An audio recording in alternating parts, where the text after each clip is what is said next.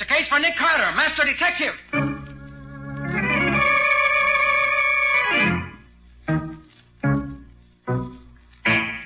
Yes, it's the case of the Poker Murders. Another case for that most famous of all manhunters, a detective whose ability at solving crime is unequaled in the history of detective fiction. Nick Carter, Master Detective.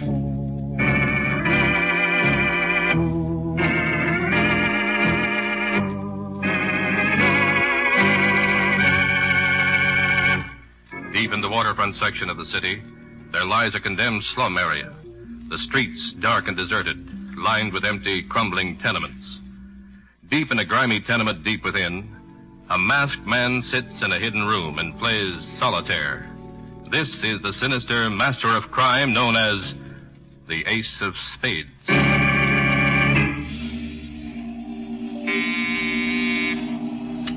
Yes? The 6 and 7 are clubs to see you, Ace. Send them in. Well, here we are, Chief. Yeah. You're 5 minutes late. I'm sorry, Ace. The cops are watching this area. We had trouble slipping in. Since when have I accepted excuses? Yeah, boss, we know. What about the other 3? Are they waiting at the rendezvous? Yes, sir. And you've both memorized my instructions? We got him down cold, Chief, but suppose there's a hitch. There won't be a hitch. The Ace of Spades doesn't make mistakes. Of course, if you make one. No, we won't, Ace. You can depend on us. All right. Now, you two had better get going. Yeah, okay. One thing. What is it, Chief? Don't forget to leave your calling cards. I don't want to disappoint my dear friend, Sergeant Matheson.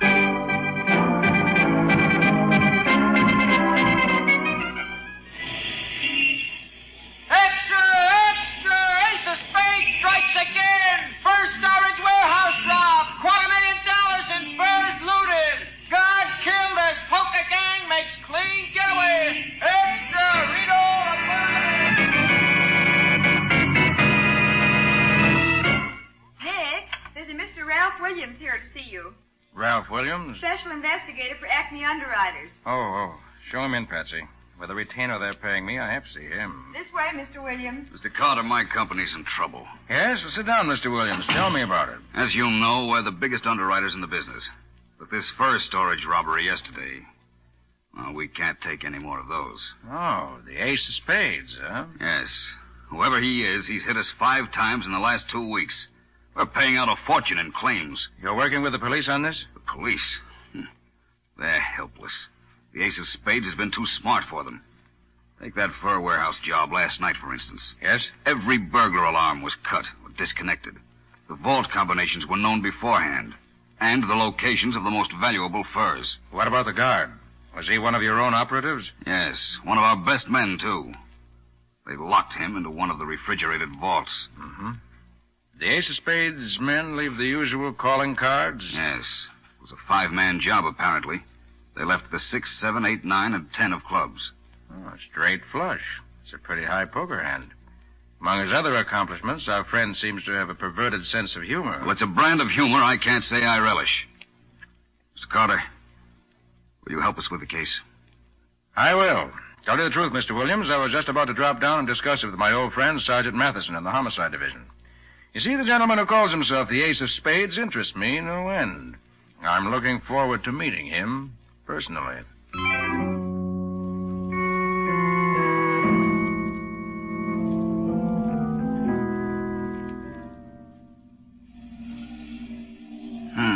Black 10 on red jack. Red 4, black 5.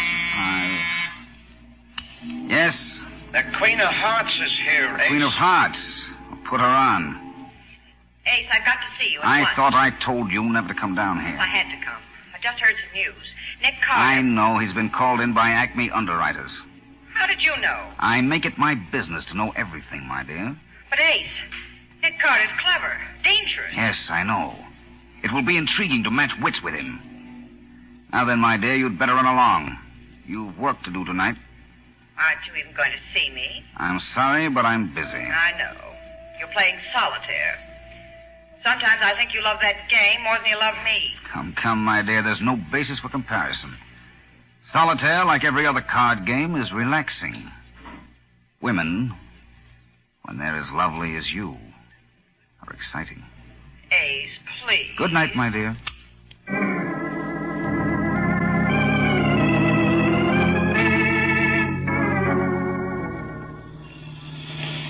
Nick, you won't be late for Rhoda Stanley's birthday party, will you? No, Patsy. You drop me at headquarters and go right on. I'll join you later. Uh-huh. Oh, it's funny the way I bumped into Rhoda after all these years. Hadn't seen her since college, and then all of a sudden I was standing in a nylon line at Trimble's, and there she was. Yes, and now we're going to a birthday party. Uh-huh. The minute she found out I worked with you, she insisted on our coming. She's dying to meet you, and, well, I promised to produce. You sure you don't mind, Nick? No, of course not, Patsy. Oh, it ought to be something. She's married to John Stanley. The banker? Uh-huh, that's right. Oh. Which is the same thing as saying she's married to $10 million. And I was the girl in my graduating class voted most likely to succeed. No, Patsy, it's a funny thing. What's funny? Stanley's Bank, the Marine Trust, is putting up the capital to tear down that slum area where the Ace of Spades is supposed to be hiding. Oh, do you really think that's where the Ace of Spades' hideout is? Could be. There are more than 200 abandoned tenements down there. And the 2 patrolmen murdered in that section seem to point to it. Oh, I won't forget those 2 homicides in a hurry. Each of them had a playing card pinned right over the bullet holes. Yes, pair of jacks. Fair sample of the Ace's grisly humor. What kind of a man can he be anyway? Infernally clever, Patsy. We know that much.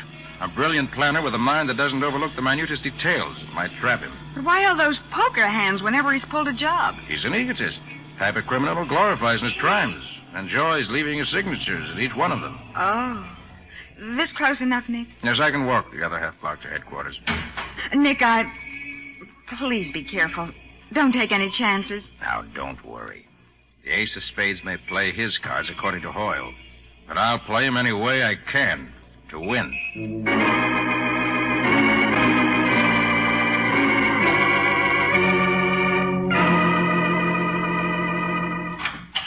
Hiya, Matty. Well, Nick.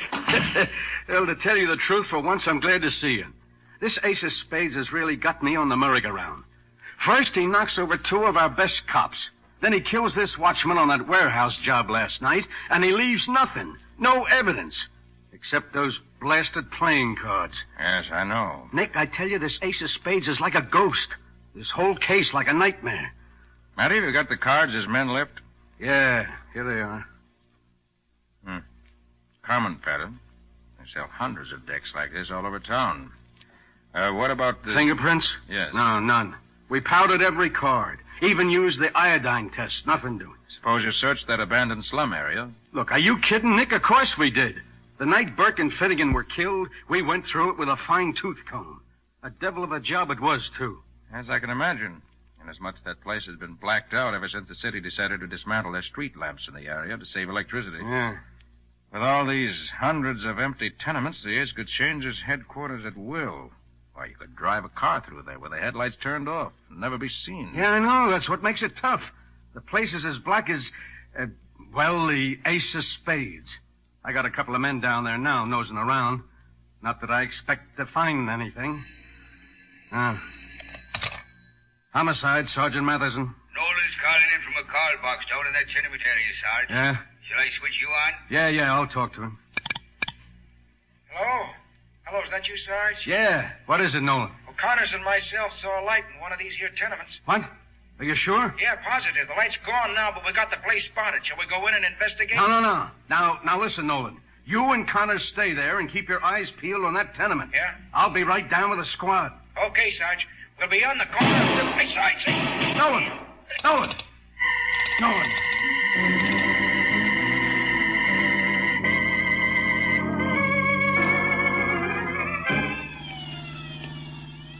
You say that call box was located at the corner of 16th Street and Avenue F, Matty? Yeah, that's right, Nick. A couple of more blocks and we'll be there. From the looks of things, you must have every cruise car on the force in this area now. Yeah. But judging by what's gone before, I don't think it's going to do us any good. Matty, just look at this area. Nothing but rows and rows of dark tenements and boarded-up stores. Yeah, Look, there isn't a whole pane of glass in the place. The streets and the sidewalks are certainly littered with this plague. Hey, Nick, I heard a shot. Take it easy, Matty. Take it easy. One of your boys up ahead just blew a tire, picked up a piece of broken glass, probably. Oh, yeah. Oh, this place gives me the creeps, I guess. Uh-oh. There's the call box that Nolan called from. Don't see anything. You, Matty? No. Nolan and Connors must be somewhere around, one way or the other.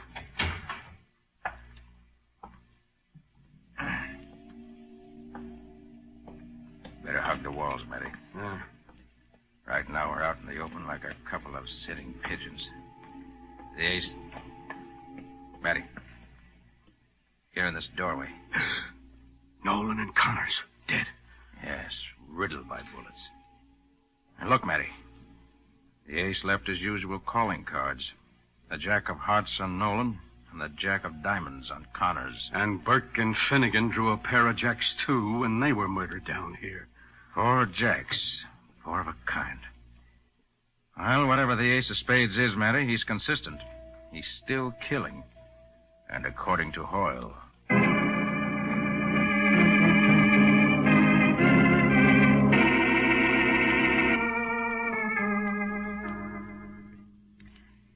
Patsy, what's happened to the master detective you promised to produce tonight? Well, I can't understand what's keeping Nick, Rhoda. He was supposed to be here long ago. Well, we won't worry about it. Let's just have another cocktail, huh? After all, it is my wife's birthday. As you know, Patsy, I'm a lucky woman to be Mrs. John Stanley. Look at the birthday present John gave me. This necklace. Oh, I've been noticing that, Rhoda. Matched diamonds, isn't it? Mm-hmm. It's a magnificent thing. Oh, that must be Nick now. I'll get it.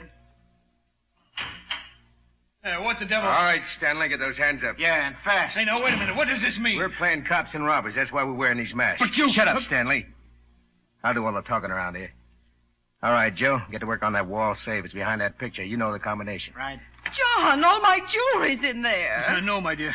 I'm afraid there's nothing we can do now. Or any other time. Pretty sure of yourself, aren't you? Yeah, lady, I sure am. How you doing, Joe? Okay. Just got the safe open. Swell. Now, Mrs. Stanley, I'll take that necklace. Oh, John, my birthday present. Will you give it to me, or do I have to tear it off your neck? Rhoda, I'm afraid you'll have to do as he says. No, I Oh, won't. Rhoda, your husband's right. We're helpless now. These men No, are... they're not going to take my necklace. All right, lady. Looks like I'll have to rip it off that pretty white neck of yours. Take your hands off my wife. Shut up, Stanley. Stay where you are. I said let her alone, you hear? Take your hands up. John! Nice work, pal. Yeah. Haven't had a chance to use that blackjack in a long time. You've killed him. He isn't breathing. Naturally, lady. That was no love tap I gave him. No. You got all that stuff out of the safe, Joe? Yeah. Everything's worked like clockwork. As the chief would say, according to plan. You'll pay for this. Both of you. That's what you think, lady. Oh, here's a couple of calling cards. Just to, remember us by.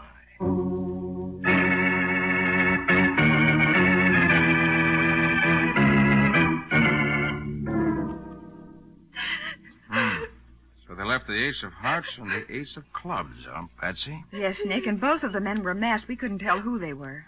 They hit John. They killed him.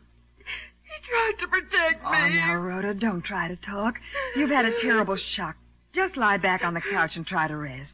The doctor will be here soon. John. I'm sorry, Mrs. Stanley. But someday you'll have the satisfaction of seeing those killers go to the chair. Nick, one of those crooks said everything went according to plan. Do you think the ace of spades planned John's murder? Yes, Patsy, I do. But it was so wanton. Whenever the ace of spades kills, he kills for a reason. He isn't the type to kill just for the pleasure of it. Now, Patsy, did you notice anything about these thugs? Anything unusual that might give us a clue? Well, no, they were both masked, about medium height, wore black gloves, and... Wait a minute, Nick. Yes? I do remember something now. When the man who hit John with the blackjack raised his arm, I saw his cufflinks. And what about them? They were little black aces of clubs. Unusual. Did they look expensive? Oh, yes, very. And not the usual kind of thing you'd pick up in a jewelry store. Probably made to order. Patsy, you're magnificent. I am, Nick? You are. You've stumbled on something we've badly needed in this case. A good lead. From now on, we're going to play a little game. A little game? Mm-hmm. Of what? A little game of poker.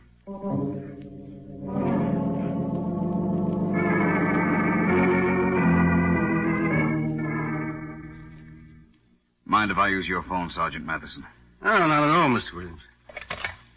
Sergeant, my company is demanding action from you and Mr. Carter here. Yes. Now, wait a minute, Mr. Williams. Frankly, we can't wait for anything much longer. You realize the losses Acme underwriters are taking? Hello. Hello, Boulevard Garage. This is Mr. Williams. Is my car ready? What? 2 new tires. I see the old ones are pretty badly cut up, eh? Well, that makes 3 new tires in all. Uh-huh. Well, all right, go ahead. I suppose it can't be helped. Car trouble, huh? Yes, but that's the least of my worries, Mr. Carter. My firm's insured the Stanley jewels along with that diamond necklace for almost $100,000. Unless you nail down the ace of spades pretty quickly. Well, might as well try to nail down a ghost. We'll do what we can, Mr. Williams. I've got a lead on him now, I think. What lead? Well, I'd rather not say until I'm sure it'll be of value. Very well. I don't care how you get the ace of spades as long as you get him. And soon. Good day, gentlemen. Goodbye. Hey, Nick, what's this lead you're talking about? I'll let you know, Mary, when and if it pays dividends. Oh, by the way, Yep. Oh, wait a minute. Homicide, Sergeant Matheson. Sergeant, is Nick there? Oh, yeah, sure, Patsy. Yeah, Nick, it's for you. Hello, Patsy. Did you find anything? Plenty. I canvassed the big jewelry stores just as you told me to do. And? After walking my feet off and talking to about 100 supercilious jewelry clerks, I finally made a strike at Rutledge's. They make up those cufflinks? Yes. Did they have a carbon of the sales slip? Yes, Nick, they did. The man who ordered those cufflinks was Frankie Morello. Morello, huh? Good work, Patsy. Go home now. Soak your feet in hot water. I'll let you know when I need you again.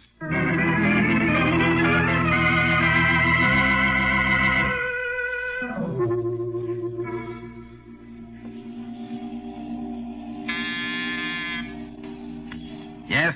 Hey, Ace of Clubs is here to see you. Send him in. Hello, Chief. You sent for me? Yes, Frankie. Sit down. Thanks. Well, Chief, how'd you like the way Joe and me pulled off that Stanley job, huh? That's an interesting pair of cufflinks you're wearing, Frankie. Little aces of clubs, eh? Yeah, pretty neat if I do say so. Had 'em made to order. That was very careless of you, Frankie. Ace, what do you mean by that? You wore them on the Stanley job. You gave Nick Carter a clue. You'll find out who you are sooner or later. Yeah, but Chief, Nick Carter's a dangerous man with a clue, Frankie. Now he hopes to get at me through you. It's going to be embarrassing to have you around. Hey, Chief, I didn't wear these cufflinks at the Stanleys. I swear I didn't. Oh, didn't you, Frankie? No, you gotta believe me. Yeah, Ace.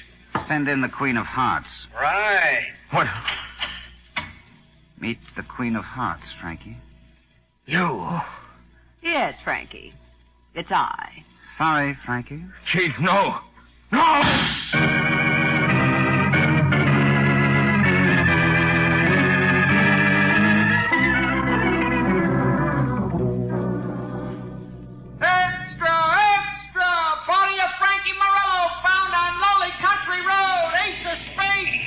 Corpse of gangster, extra, read all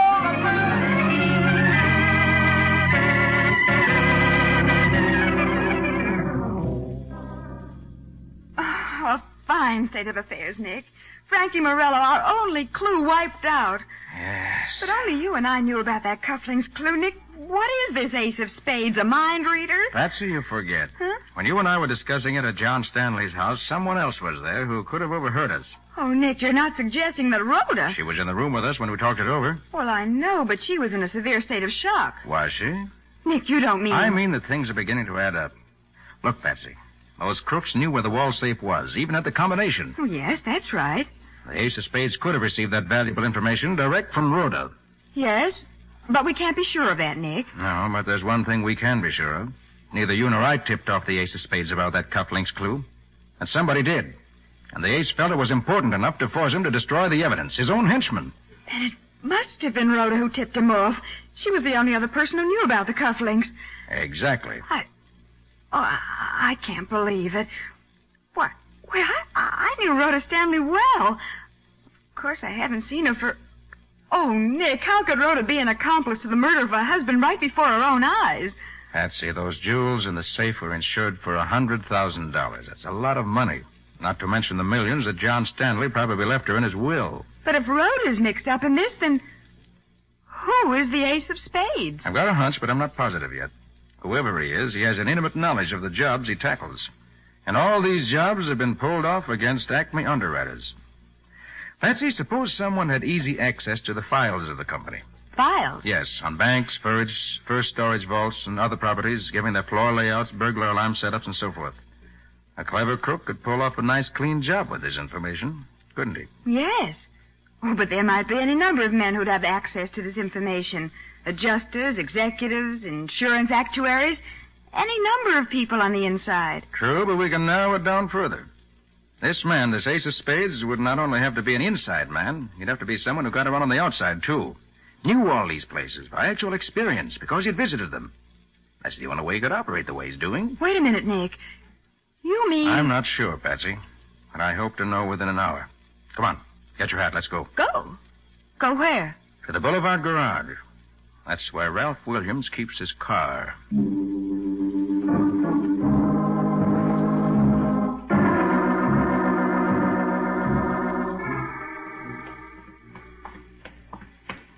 Nick, that garage attendant looked a little suspicious when you told him you were a dealer and that Mr. Williams sent you down to make an estimate on his car. I'm going to make an estimate, all right. Here we are. Nick, you still haven't told me why you're interested in Mr. Williams' car. Not interested in the car itself. Just the tires. The tires? Yes. I understand 3 of his tires were cut up so badly I had to have new ones. I think I know what cut his tires that way. I want to be sure. Well, hurry up. That attendant is keeping his eye on us. Patsy, I've found what I've been looking for. Nick, I just don't get it. Here, take a good look at all 4 of these tires. Huh? See the glass particles in the treads? There's old tires, full of them. Yes, but what do they mean? I mean that Mr. Williams has been driving this car over roads littered with broken glass. And the only place in town where there are roads like that is in the abandoned slum section. Then, Nick, what you're saying is that Ralph Williams is the ace of spades. Yes. And I'd bet every poker chip in the pot on it.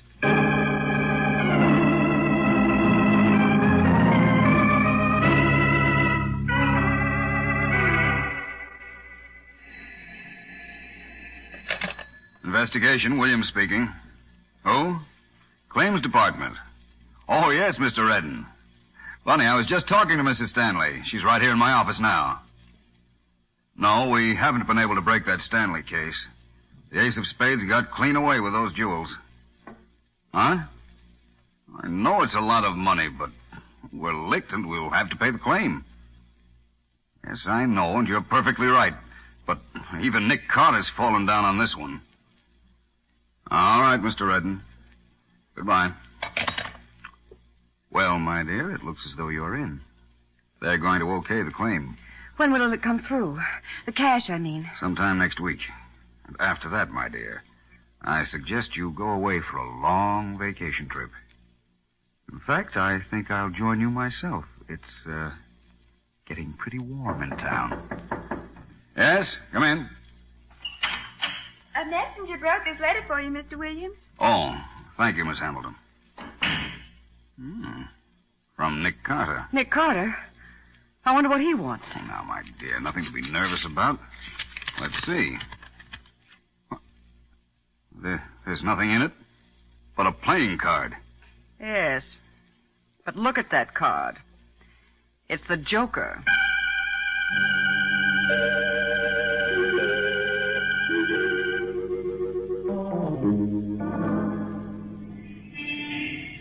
Nick, the messenger left Williams' office 5 minutes ago. I know. It's almost dark. He'll be out soon. When he does, Patsy, we'll tail him. Nick, why did you send him that Joker? Just having a little fun. In the ace's own way. But isn't that dangerous? Shouldn't we have just gone up and got him? What if he gets away? He won't. You forget one thing, Patsy. What? The loot. The ace has almost $500,000 salted away somewhere. And he's certainly not going to leave town without picking it up. That's the big reason why I sent him the Joker. He knows we're on to him now. It'll flush him out. Of course. And he'll lead us right to the hideaway. If everything goes according to Hoyle. Nick, do you think it's in one of those slum tenements somewhere? I'd bet on it. Can't think of a better place to hide anything. Here, wait a minute. Yes. Here comes Williams out of his building now. Yes, and Rhoda Stanley's with him. They're getting into a taxi. All right, Patsy. Here we go.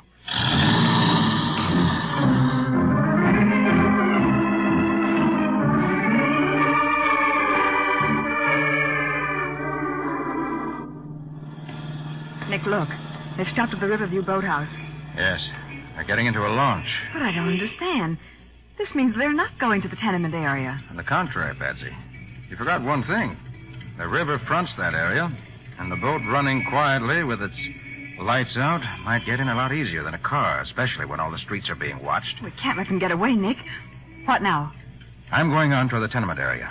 You get Matty on the phone. Uh-huh. Have him throw a cordon around this entire area, and tell him to notify the harbor police, too. All right, Nick. Now, Patsy, make it plain to Matty that the harbor police are not to stop the boat, but just keep them under surveillance. We want the ace to pick up that money before he tries a final getaway.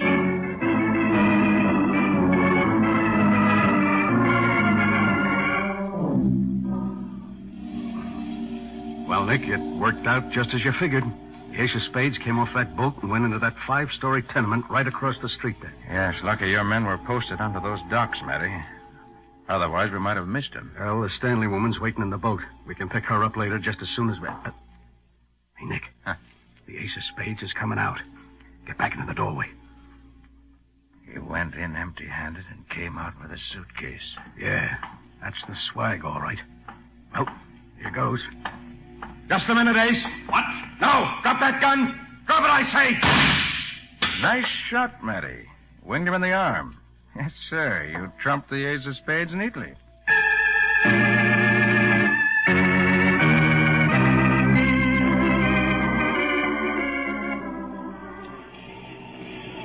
Well, Nick, they're starting to tear down these tenements today. Oh, what a place.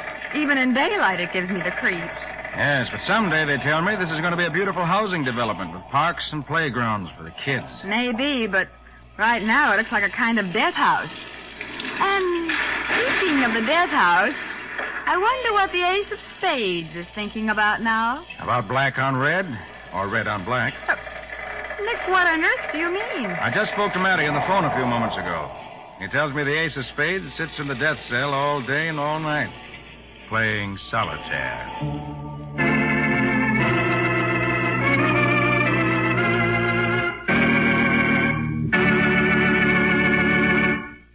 Say, Nick, how about giving us a few of the ingredients that make up your story for next week? Why, sure, Hugh. Take a beautiful young girl who's positive she's going crazy, just as her mother did before her. Then add her boyfriend, who refused to believe she was losing her mind in spite of the evidence to the contrary. Mix them together, and add a country doctor who alone knew the secret behind it all. And you have the tense and unbelievable situation with which Nick was faced. And what do you call this witch's brew, Nick? I call it The Case of the Demented Daughter.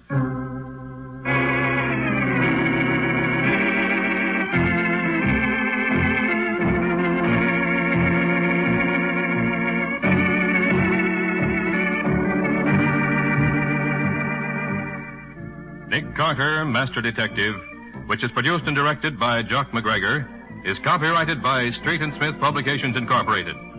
Pictured stories of Nick Carter appear in every issue of the Shadow comics. In the broadcast of Nick Carter, Master Detective, Lon Clark is starred as Nick, Charlotte Manson is featured as Patsy, Matty is played by Ed Latimer. Original music is played by George Wright. Script is by Max Ehrlich. Any resemblance in these programs to actual persons, living or dead, or to actual places is purely coincidental. Nick Carter, Master Detective, is presented over most of these mutual stations each week at this same time. This is Hugh Sanders saying so long until next week.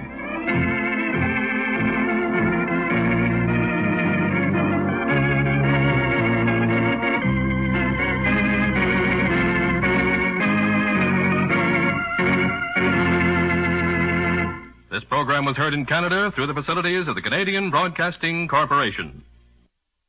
The National Broadcasting Company presents The Adventures of Sam Spade, Detective.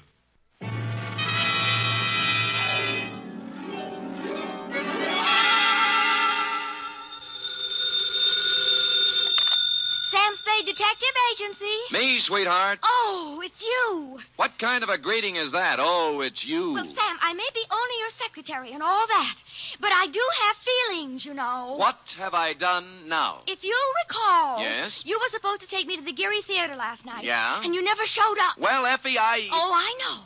You'll make up some big story like you always do. Always an excuse. No, I'll try to tell you the truth. And then... The truth? It'll probably be a story about at least 2 or 3 people being killed. Yeah? How you had to be there to straighten the whole thing out. Well, as a matter of fact... And then there'll be beautiful women with hair like carved smoke and crimson slashes for mouths. You would leave that out. Now that you mention it, Eff, And you'll throw in shooting and getting knocked out and glass keying your way into houses and anything else you can think of. Effie. Well, if you think that I'll fall for that... Effie, will you please... What's your big fat story? You've already told everything about it, but the title, I might as well add that. My big fat story is called The Shot in the Dark Caper.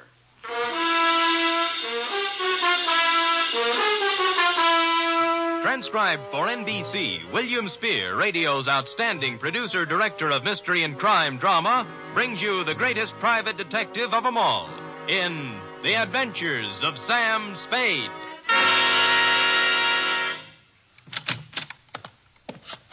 Effie?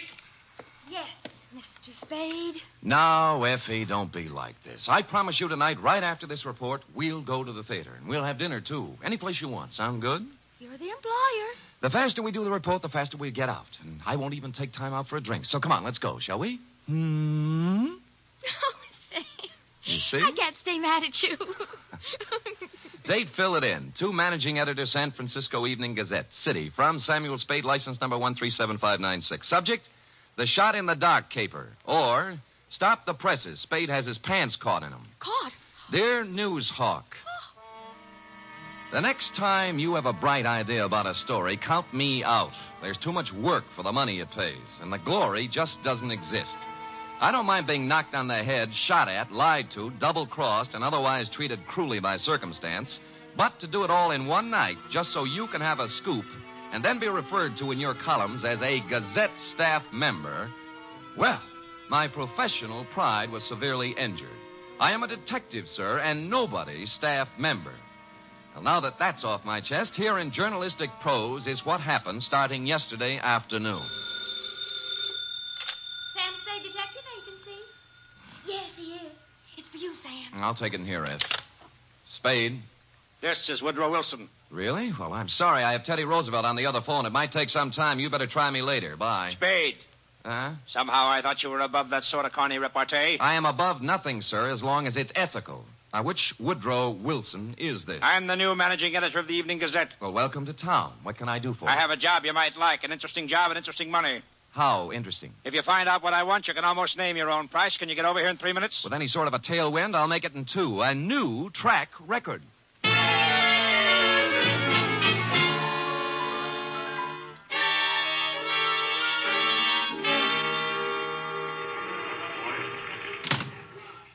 Take a seat, Spade. Now, what is this interesting job? First, let me say I don't know much about you personally, but you come well recommended. I've tried. Second, this is a confidential matter, and I want it to remain that way. Of course. I'm going to trust you as I would one of my own staff members. The police aren't to find out about it until it's all over. And if any other newspaper gets it, you might as well leave town. Woody, old boy, the man doesn't live who can say I ever double-crossed him. For money or love or anything else. I or had love... to say it so we'd understand each other. Now, take a look at this news photo. Yes? One of our boys snapped it. What do you see? A street intersection. O'Farrell, I'd say. 2 automobiles hit head-on. An ambulance, a couple of people injured, a sordid crowd. We took that picture 3 days ago, Tuesday night, routine accident picture. But this morning, when we were filing it, I looked at it again, and I noticed something startling. Look at it. It's a shot in the dark, but I smell a story.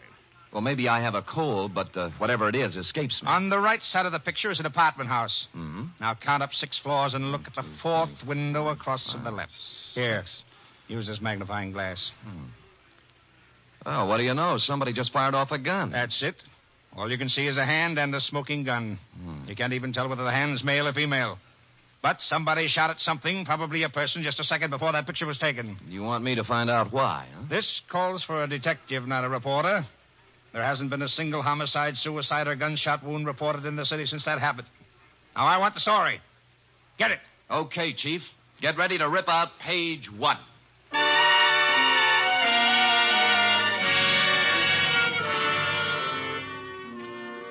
The apartment house was the Greystone. It was actually an apartment hotel and a little shabby.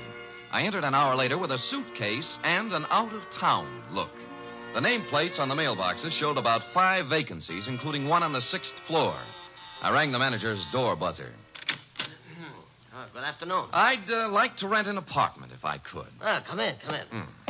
Just drop your suitcase anyplace. My name's Ed Barry. How are you? Your suitcase is leaking. Oh? We charge one price, $175 per night. Well, I don't have that kind of cash with me or my checkbook. Could I pay you tomorrow?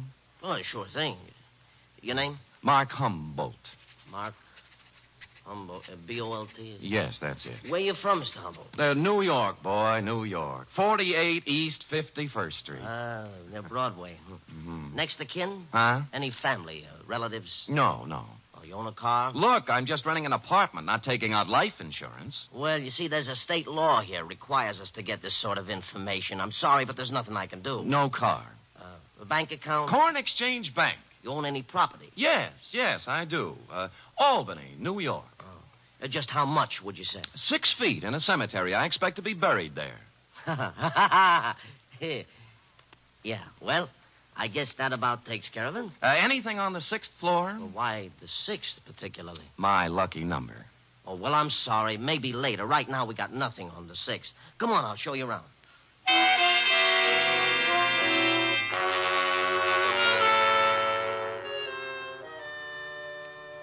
In a few minutes, I was ensconced in room 512. As he stood in the doorway, Ed Baring, the manager, scanned my luggage, my clothes, my ring and wristwatch, as if he were trying to estimate what he could get for me from a fence. After he went back to his apartment, I took a stroll up to the 6th floor. Woody Wilson and I figured the gun incident took place in apartment 608. So I counted back from the end of the corridor and found we were right. 608 was silent. I knocked, but no one answered. So I sprung the lock and went in. The place was absolutely empty. No furniture, no nothing. In fact, it was being completely remodeled. It's gonna look swell when they finish, huh? Huh? I said it's gonna look swell. Well, where did you come Oh, from? gee. I guess maybe I startled you, huh? A little. I was just coming down the hall, taking some of these groceries in, and I saw you standing there. You're new here, huh? Huh? Yeah. Here, let me carry some of those things. Well, say thanks. You're the kind of man a girl should have around. Well, I've tried to convince several of that. Oh, who are you kidding? A big, handsome guy like you wouldn't have any trouble getting a girl? Well... At least not if I was the girl. Well, you know best. My place is down here. Shall we go? Well, why not? My name's Honey Kane. What's yours? Mark Humboldt. Gee, what a fascinating name. Oh, not half as fascinating as yours. Really? Say, isn't it wonderful how fate just throws two people together?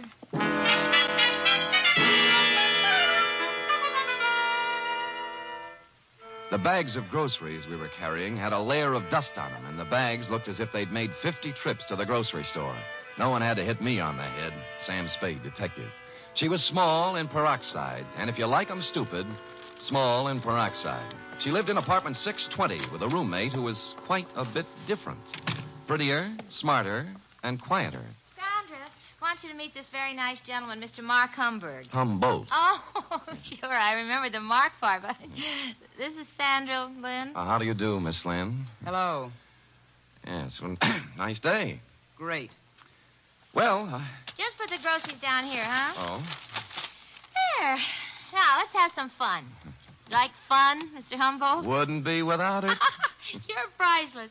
Well, come on, let's start with a drink. How about you, Sandra? No, you kids have your fun. I'm going out for a walk. Mr. Humboldt, you're supposed to be looking at me.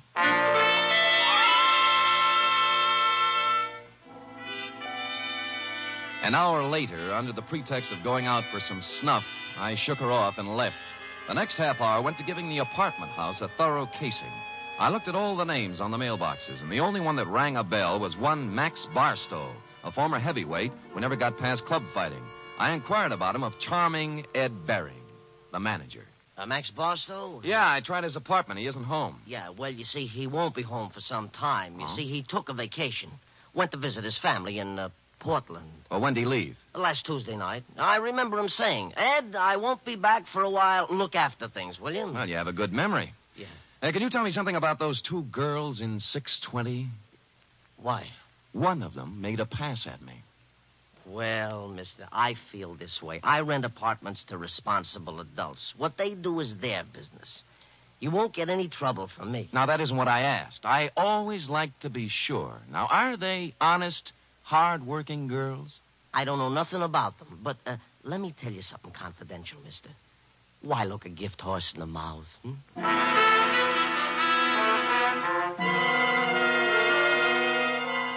Well, I gumshoed around the apartment house some more, and one thing was sure. They were making a number of extensive alterations. For example, in the basement, there was a new cement floor.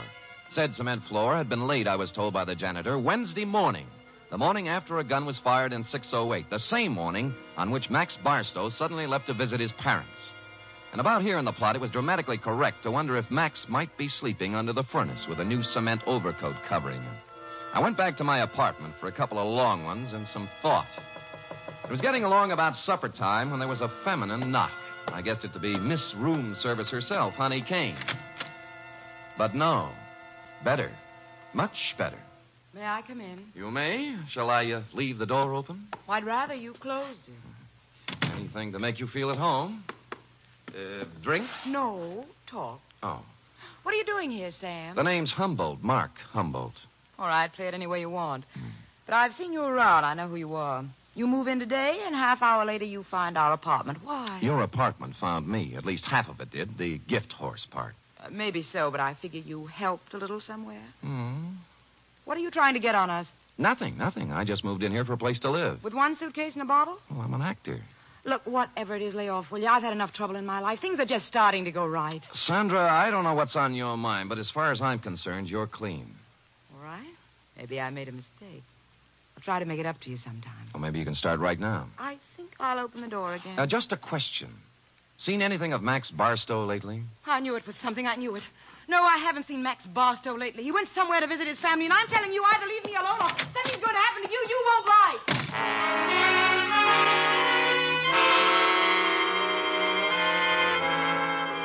She stormed out looking lovely all the way, and I sat very quietly for a minute.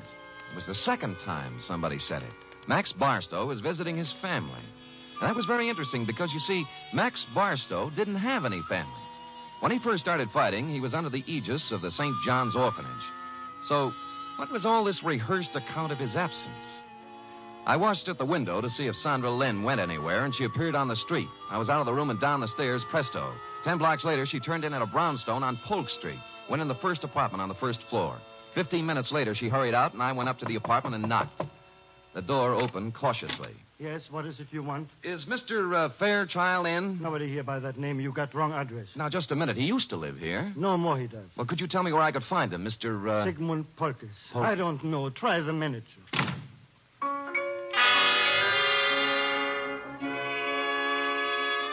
On the way out, I looked at the card on his door buzzer. It listed his apartment as belonging to a Mr. Rothschild.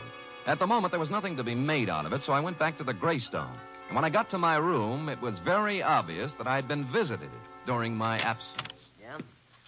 Oh, it's you. What happened to my suitcase? I'm sorry, Mr. Humboldt, but I didn't realize it before. You see, that apartment was already rented, so I guess you'll have to find one someplace else. Look, you have 4 other vacant ones in this apartment house. Give me one of those. Sorry, no vacancy. Well, then give me my suitcase. Yeah, that's the one that leaks. Just a minute, I'll bring it out, Mr. Humboldt. I'll go in and get it myself, Mr. Barry. I said stay out. I said I'll go in and get it. Right, you will.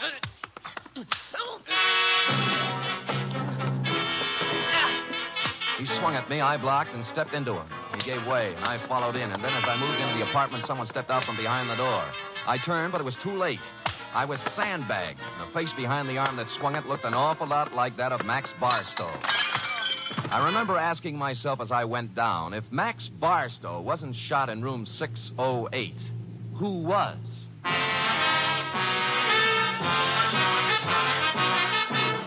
You are listening to the weekly adventure of radio's most famous detective, Sam Spade.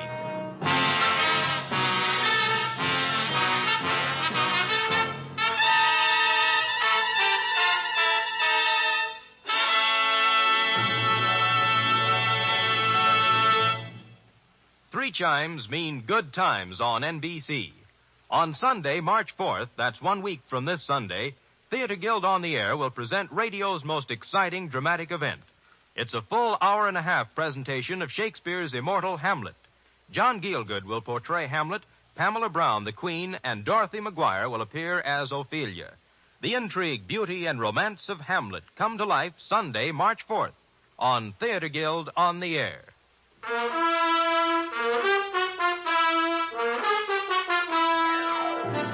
And now back to The Shot in the Dark caper, tonight's adventure with Sam Spade.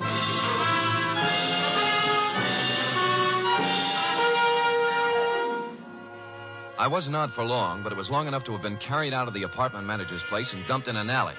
I sat up and rubbed the back of my head and discovered the boys had a sense of humor. Pinned on my chest was a note that said, "Beat it." This time, when I went back, I had my gun handy to hand. Nobody was home at Mr. Bering's apartment, so for something to do, I looked in on Max Barstow's diggings, 413. I glass keyed in and turned on the lights. And a search revealed items, a rent receipt showing Max was paid up for 2 months and intended to stay put. But more interesting were 2 phony detective badges, a policeman's uniform, and a flash camera. Couple these with a dossier on a man named Sigmund Pulkus, and I knew just what Max had been doing since the fight game stopped paying his bills. It read, Sigmund Pulkus, 60 years old, Minneapolis, just sold 2 restaurants for $175,000. Intends to retire and settle down in San Francisco. That's as far as I got when Honey poured herself on me again. Oh, Mr. Humboldt. Yeah. What are you doing in Mr. Barstow's apartment? Come in. Max, you shouldn't be here. Mr. Barstow ever found out. Honey, you can drop the act. Act? You know who I am, and I know who you are. You're part of the bait for one of the oldest rackets in the world. World? The Badger game. Who, me? You. All right, Sam. I didn't know who you were at first until Sandra told me. Now, you tell me, what are you doing in Max's room? A number of things. First of all, getting enough evidence on him to give him a free vacation on the state. Second, I wanted to see who would show up and why. Now, what's your story? I just dropped in to see if Max was here. Try again. Sam, if I tell you anything, will you leave me alone? If I can bear it. I came over to get some things from Max. You know. Where's he staying? Right across the street in the Arlington, 314. Mm-hmm. Ed Bering manages both apartment houses. Why doesn't Max stay here? Who are you working for, Sam? I'm just asking. A client. Not the police? No. Sam, I don't have a thing to do with the mark Max is working on now. Sigmund Pulkus. Some old man. Did you hear any shooting here last Tuesday night in apartment 608? Oh, Sam, I didn't hear a thing. Not a single thing. All right, get whatever you came for, but remember this. You tell Max I was here, and I'll tie you into something that'll get you Tehachapi if it's the last thing I do. Oh, sure.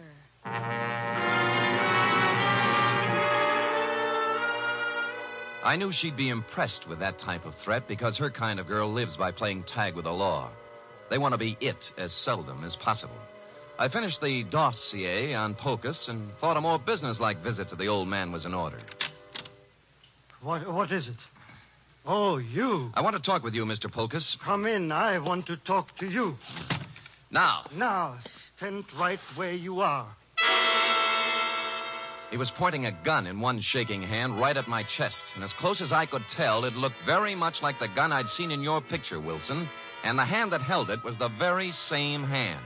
I tried to think of something clever to say. At this stage of my life, it would be very easy to shoot you, mister. Look, I came here maybe to help save you a lot of trouble. Now, if you listen to me, I know why you came here, because I killed Max Barstow.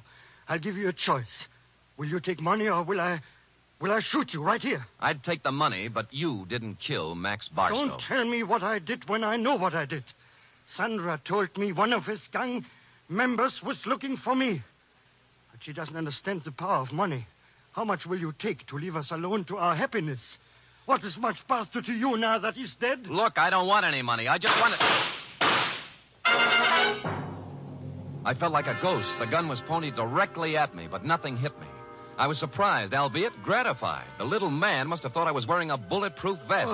He didn't look surprised, though. He just folded. I disarmed him and pushed him down into a chair. I had to do it. I had to. I couldn't let you spoil the only bit of happiness I had left in my life. Mr. Polkus, you tried to shoot me, and I'm grateful. It told both of us something. To begin with, you can't kill anybody with blanks in your gun. Blanks? I don't know blanks. Where did you get the gun? I always have guns. Always? And you don't know the difference between real bullets and blanks? You got it from Sandra, and she loaded it, right? Maybe you should know, gangster. Look, I'm a private detective. Name is Sam Spade. Now, if you'll help me, I'll help you. When did Sandra give you this gun? Last Tuesday? Yes. Did you use it to shoot Barstow? Yes. Then he couldn't be dead, could he? This gun wouldn't kill a fly. And besides, I met Max Barstow tonight, alive. I saw him fall to the floor, and blood came out of his coat with my own eyes. Mr. Polkus, you just came from Minneapolis with $175,000. You walked into a shakedown gang. They're after your money. That girl Sandra's just bait. Oh, don't speak about Sandra that way. Sure, she tried to shake me up for money, but only because that meant that Barstow make her. She was a slave. She couldn't get away from him. Why did she stage a phony murder with you killing Barstow? Oh, I don't know. I'm so confused. Tell me how it happened. Oh, Barstow posed as a policeman. He found me in Sandra's apartment. Mm-hmm. I was supposed to pay him $5,000, but Sandra told me she loved me, and Barstow was a racketeer. We were to meet in apartment 608 for to pay him.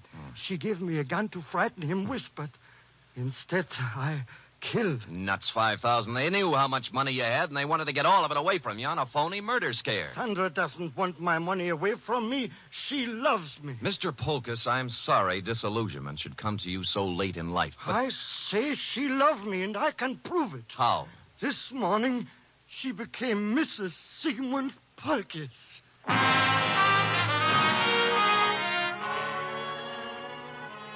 That made me sit down and think things through a little more carefully. She could have gotten his money, or most of it, without marrying him. Maybe she did love him.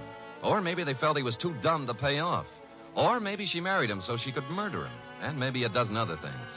His suitcases were packed, and he said that he and Sandra planned to leave town tonight. He'd been waiting for her when I came in, but she was already 2 hours late. I could think of only one place she could be. So I left poor Mr. Polkus and went to the Arlington. 314, the address Honey Kane had given me. And she was there. Oh, Sam, I'm glad you came. I was scared. I didn't know what to do. I'm scared. No, honey, quiet down and tell me what you're scared about. In the bedroom, Max, he's dead. A knife job. When'd you find him? 5 minutes ago. I was with him before, and then I went out for some Chinese food when I came back. All right. Who else was here tonight? I didn't see anybody, But what? he was awful mad at Sandra. Said she was double-crossing him, and he wouldn't let her get away with it.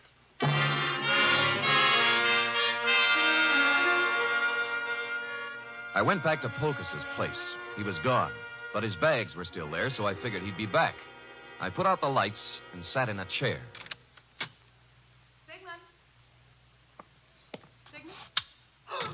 Go ahead. Ask me what I'm doing here. Where's Polkus? Well, if he's smart, he's on a train back to Minneapolis.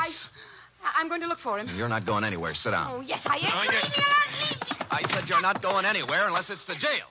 What are you playing Mr. District Attorney for? Because you killed Max Barstow. Now tell me why. Oh, don't be a joker. Max Barstow's as live as you are. I'm not talking about the phony murder staged for the benefit of Polkus. Barstow was stabbed to death a half hour ago. He wasn't. He was. I saw him. Who? You. Sam, I didn't. I saw him earlier today, but he was all right. You married Polkus to double-cross him, didn't you? You were going to skip town with the Mark. Well, sure I was, so why would I kill Max? Because he knew what you were going to do, that's why. I tell you, I didn't. I couldn't kill anybody. What did you have planned for Polkus? A shove over to the Grand Canyon? No, I love the old guy. Come on, we'll drop in at police headquarters. No, Sam. No. Sam. Nothing. I wouldn't take you with a U.S. Mint thrown in. Will you let me go if I tell you what happened? If I tell you who killed Barstow? Well, if you didn't do it, nobody could hold you. For murder, anyway. Bering. Ed Bering did it. We planned the whole thing together. It was a freeze-out on Barstow. Somehow he found out Ed had to take care of him. I didn't have anything to do with it. I tried to tell him not to. Tried to tell him not to what? Ed. I've got a gun in my hand, Bering. So have I. Which one of us is going to shoot first? You wouldn't shoot.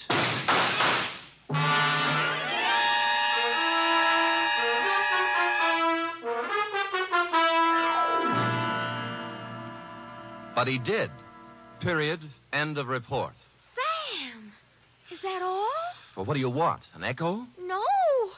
But he shot you and you're all right. Mm-hmm. Were they blanks like the other guns? They were not. They were genuine steel-jacketed bullets. But, You didn't listen carefully enough, Effie. I figured he'd shoot right away. He did, once. Just as I jumped sideways and fired 2 shots back. Did you kill him? No, but he's down with a little case of lead poisoning, though, under police guard. You're wonderful. It's true. All right, go type it up. Off with you.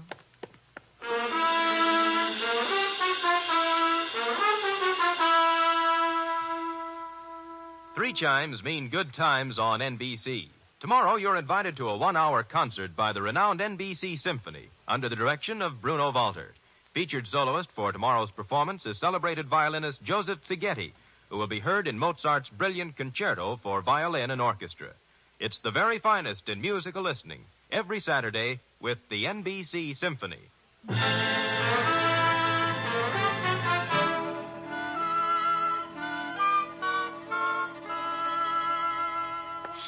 it is, Sam, but there's something I don't understand. To wit. Well, what happened to nice old Mr. Polkus?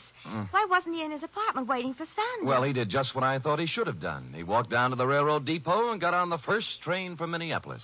Who knows? Maybe he's opened a new restaurant. Yes. And, what happened to Sandra? Well, she's being held as an accessory to murder, among other things. Well, if they were married... That's enough, Effie. That's enough. Do you want me to make everything so simple that everybody will be able to figure it out? No, but But you what? I get so confused sometimes. That's most of your charm, Effie. You know, if you were brisk and efficient and cold, we'd never have any fun, would we? I guess not, Sam.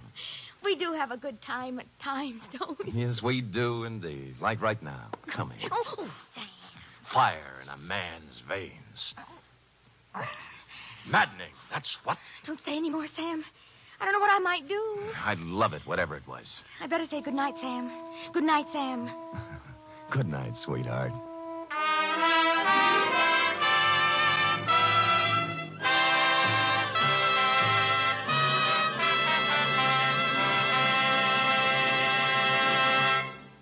Tonight's transcribed adventure of Sam Spade was produced, edited, and directed by William Spear. Sam Spade was played by Stephen Dunn. Lorene Tuttle is Effie. Script for tonight's adventure by John Michael Hayes. Musical scoring by Lud Gluskin, conducted by Robert Armbruster.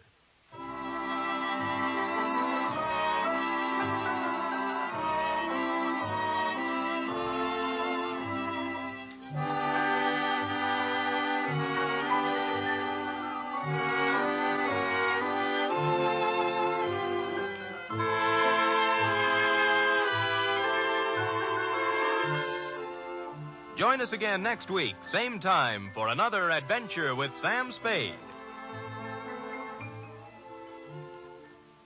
Sam Spade lives a life of peril. Well, in these days, we all live in a time of peril. Each of us is contributing something to help meet the emergencies that we face as a nation. There's one definite thing that every one of us can do to help. February 28th is being celebrated as Red Cross Day. Supported by the people and schooled by years of experience in war and peace in times of disaster, the Red Cross has now been assigned unprecedented tasks in the interest of national security and world peace.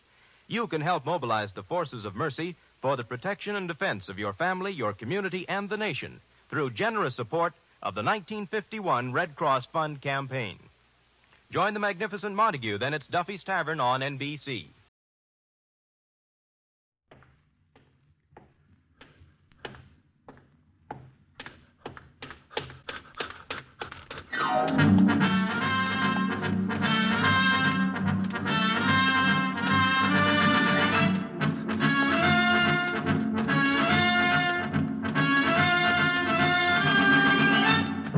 The National Broadcasting Company invites you by transcription to join The Chase.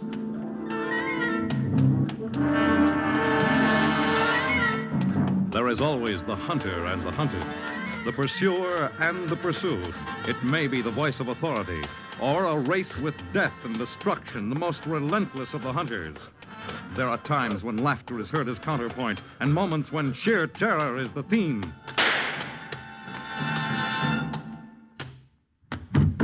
But always there is the chase.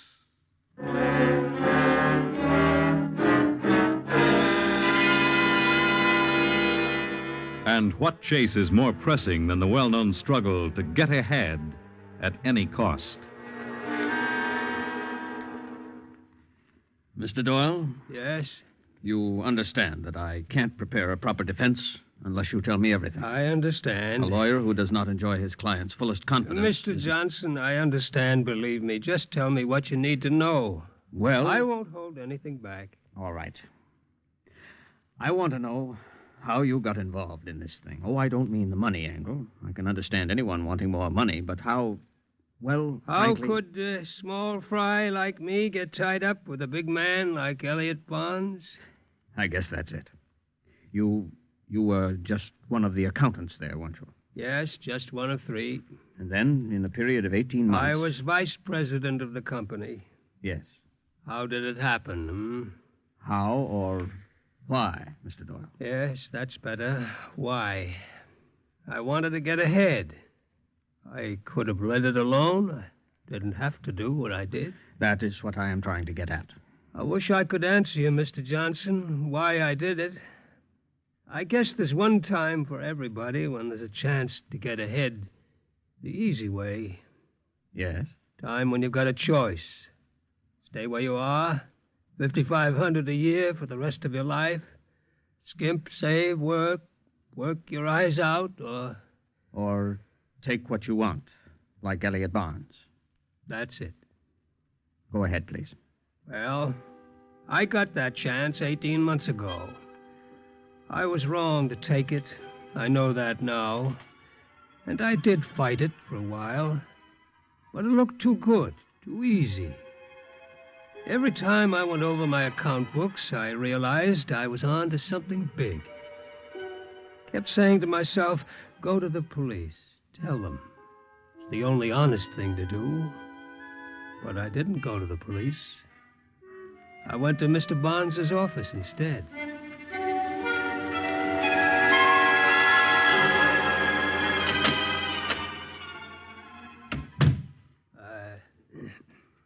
Yes? Mr. Bonds, I'd like to talk to you for a few minutes, please. I told your secretary it was a personal matter, but... Mr. Doyle, the question of raises is handled by Mr. Heller. The question of working conditions is handled by I didn't come to talk about a raise, Mr. Bonds. Mr. Doyle, I'm due in a meeting in exactly 5 minutes. I came to talk about the Bridgetown Supply Company. What about the Bridgetown Supply? I know who owns that company, Mr. Bonds, and why it was organized. Do you? Yes, sir. I know that the company is only a front, an empty warehouse on River Street. I see. Go on. I know that every contract we get from the government is padded up to 30%. Bridgetown Supply bills us for materials we never receive. $500,000 worth in the last 6 months. Mr. Doyle. $500,000 in the last 6 months, and $300,000 the 6 months before that. And the company is owned by your brother-in-law, Charles Dodson. Mr. Doyle, I'm going to give you exactly 10 seconds to get out of this office, and I'm going to call Mr. Heller and tell him you're through as of now. Oh, I don't think you will, Mr. Bonds. I think you'll call Mr. Heller and tell him that I'm to be made chief accountant at a salary of $15,000 a year. Get out. No, sir, I won't. I've taken all I'm going to take from you and the rest of the stuffed shirts in this organization. I've been here 10 years, Mr. Bonds, with only one raise. I'm tired of chasing that pot of gold at the end of the rainbow. I'm tired of being a clock-punching nobody. You're getting yours, Mr. Bonds. I want my cut. Miss Holly, make out Mr. Doyle's paycheck. I'll go to the police if you force me to. The police? Never mind that, Miss Holly. I thought you'd be reasonable, Mr. Bonds. What proof have you got of all this? Bills of lading. I took the entire 1948 file and had it photostated.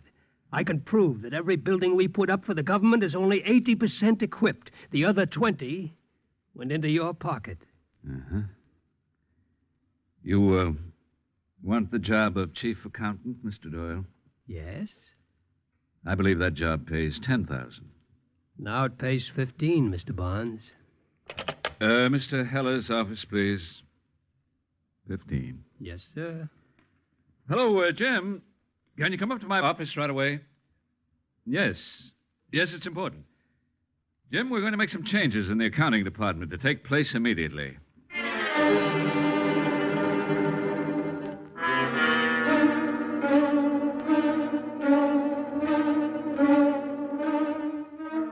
And they made me chief accountant at $15,000 a year. Sure, I was a crook now, just as much as Barnes and his brother-in-law. I was knee-deep in the whole crummy setup, but I didn't care.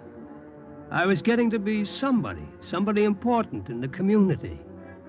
The Doyles were going places. Well, I'll tell you one place they're not going, and that's the country club. Daisy, I wish you'd try to understand. This is a matter of business. You keep your business down at the office, Elliot. I'll run our social life the way I want it. Daisy, I'm going to propose Doyle and his wife for membership in the club, and we're taking them to the dance tomorrow night. Are we? Yes, we are. And they're having dinner at our table. Oh, how nice. Paula, darling, I want you to meet Mr. and Mrs. Doyle. Mrs. Doyle designs all her own clothes out of potato sacking. Isn't that just fabulous? That's enough, Daisy. Oh, no, it's not. If you think I'm going to make a fool of myself to promote some sleazy business scheme, you're wrong. You've always used my position, Elliot. Shut this up. is one time. Shut up, do you hear me? Elliot. You and your position. Elliot, you can't talk to me like that. What do you think makes your position? I do. My money, my sleazy business schemes. That's what puts you where you are. I've got a headache, Elliot. I'm going to lie down. You can lie down as soon as you've called the club and made reservations. And if I refuse? Then you'd better tell your brother Charlie to take a trip to South America. What? Doyle knows all about the Bridgetown Supply Company, Daisy. He has photostats of the files. He knows the tie-up between Charlie and me. Elliot. That's why I made him chief accountant. He knows about Charlie. And me. He could send both of us to jail. But how is I don't know. I thought we had everything covered. Jim Heller says Doyle used to work late nights. I guess that's how he got to the files. Oh, Elliot, that's awful. Yes, it's a mess, all right. But luckily, Doyle won't talk as long as we play ball with him. Play ball? Uh-huh. You mean as long as you consent to blackmail? Call it whatever you want. Oh, isn't there any other way? No. You're sure? Positive. Charlie and I have gone over it from every angle. All right, Elliot. I'll make the reservations for tomorrow night. Thanks, Daisy. I knew I could count on you when it came to a pinch.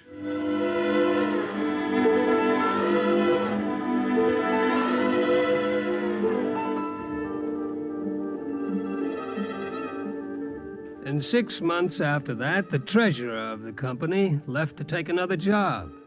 And I forced Barnes into giving me the position. Oh, I was riding high, all right. New house in Crestwood Park, Cadillac convertible, just like Barnes was driving.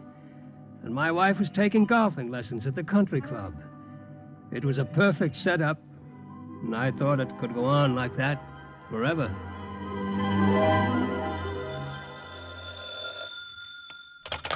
John Cooper, Inspection Division. Yeah, that's right. The Army specified copper leaders on that job, and the contractor tried to put in galvanized iron. One of our inspectors caught it, so it's okay now. Yes. Right, I'll be in touch with you. Ask Sam Davidson to come in. Hello, Chief. Nice to see you again. Hi, Sam. How's the FBI in Washington? Just fine, sir. What's the job here? A little chisel. Did Mr. Andrews tell you anything about this? No. He just said to work with you.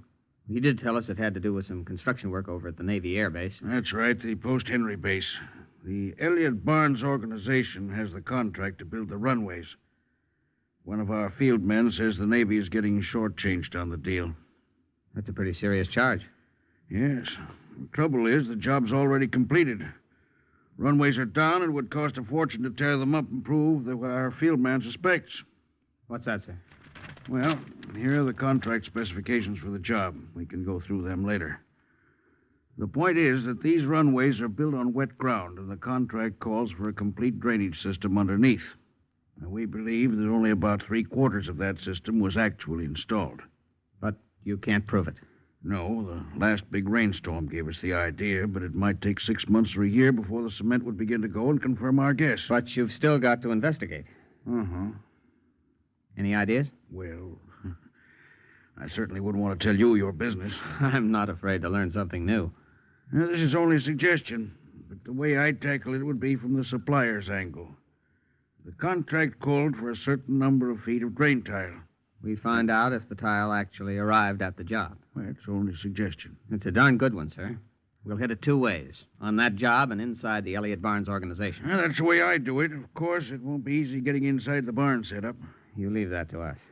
Okay, I will. We'll get in, don't worry. I bet you will at that. Once you do, I think you're going to uncover plenty. I hope so. I'm sure of it, Sam. We found out one thing in this department that's almost a rule. If a contractor chisels on one job, he's pretty sure to be trying it on another.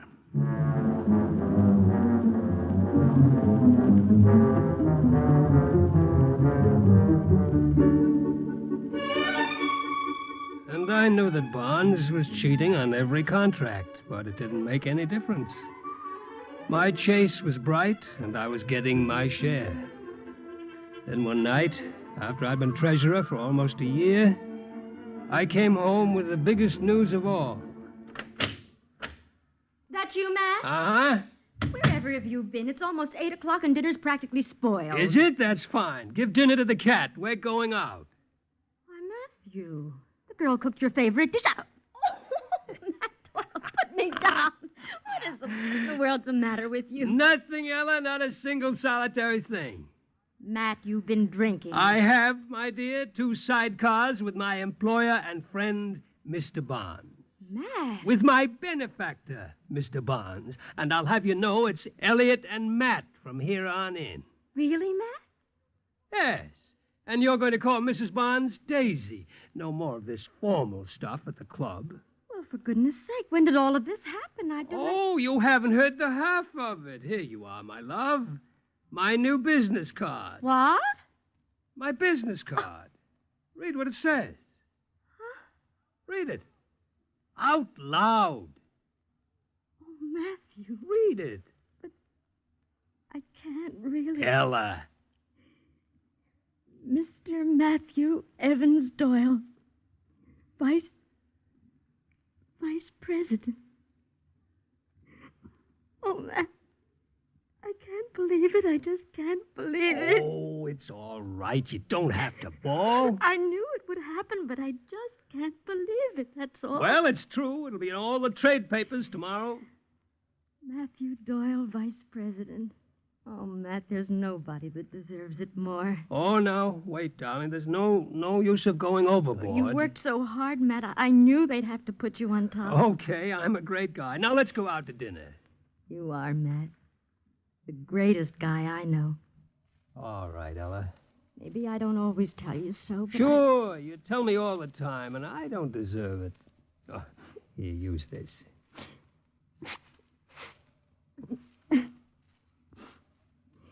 I'm very happy, Matt. Are you? Very. I'm Mrs. Matthew Doyle. Wife of the vice president. Matt, Yeah? you wouldn't be joking, would you? It is true. The truest thing you ever heard, Mrs. Doyle. And it's not over yet. I'm satisfied. Sure, you are, but not me. Took me a long time to find out how to get ahead in this game. But I've got the idea now.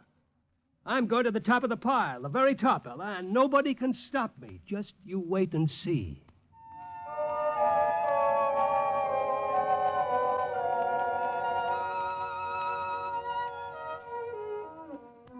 And all this time, Mr. Doyle, the Barnes organization continued its illegal padding on government contracts. Yep, it did. And you knew about this? Yep. I guess there's no use denying it when we get in court, is there? We'll talk about your defense later. You were made vice president, and then what happened? Well, everything went fine for a while. I worked harder than I'd ever worked before, but I didn't mind because I was somebody important. They were talking about me in the trade papers, how I'd made such a sudden rise. And ever so often, Ella and I even got in the social column. But it didn't last long. All of a sudden, something happened that none of us could foresee. Right out of the sky and in our laps. And there was no way we could cover.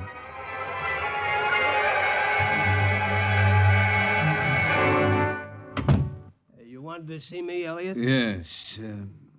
Sit down, Matt.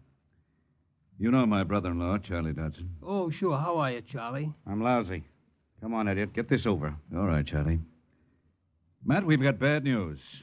For all of us.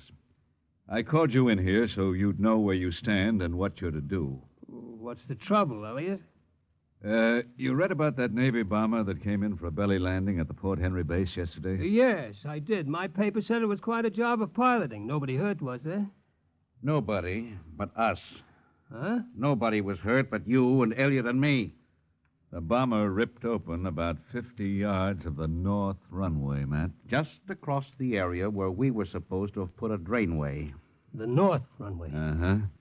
Captain Collins, chief of maintenance, was in here just a few minutes ago. The Navy is starting to ask questions. Oh, well, what'll we do, Elliot? What we've got to do is find some way to explain the lack of a drainage system. Couldn't we blame it on one of our engineers? Say that he read his specifications wrong? Don't be a fool. We're dealing with the government. Maybe we better get out of the country, Elliot.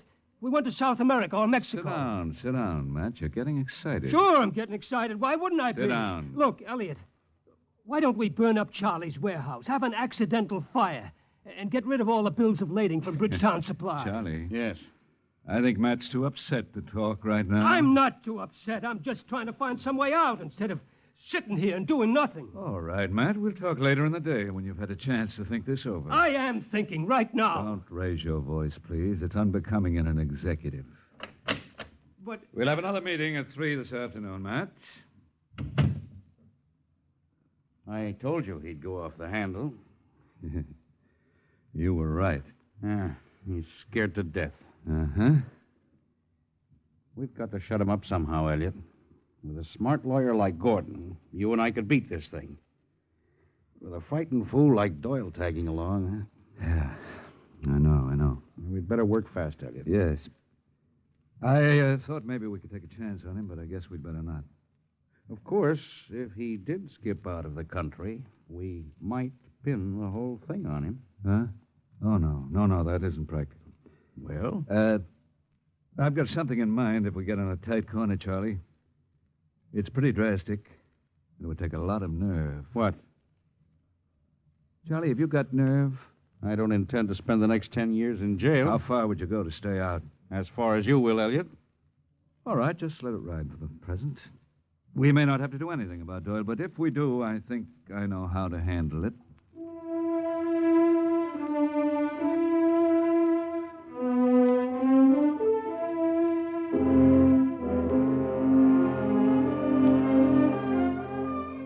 I couldn't sleep. I couldn't eat. There was no one to turn to. Elliot didn't seem to have any plan, and the Navy inspectors were asking more and more questions. Then the whole thing collapsed all at once. The FBI came into the picture. Matt, this is Agent Sam Davidson of the FBI. Oh, how do you Mr. do? Doyle. How do you do, Mr. Doyle? The government is making a check on our construction work at the air base. Mr. Davidson's going to ask you a few questions, man. Oh, yes, of course. Anything I can do to help? We aren't under arrest, are we? Matt, of course not. Oh, I'm sorry. All I meant No to one say... is under arrest, and no charges have been made yet, Mr. Doyle.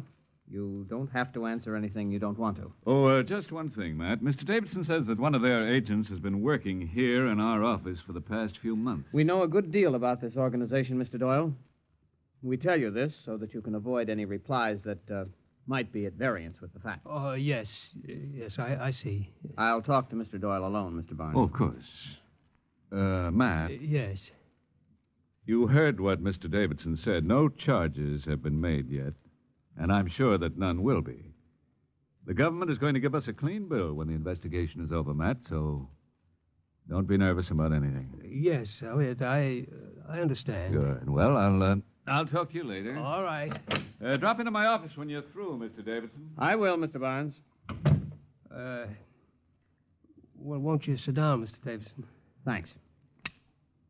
No calls for the next hour, Miss Rudley. I'm in a very important meeting. All right, Mr. Davidson, I'm ready.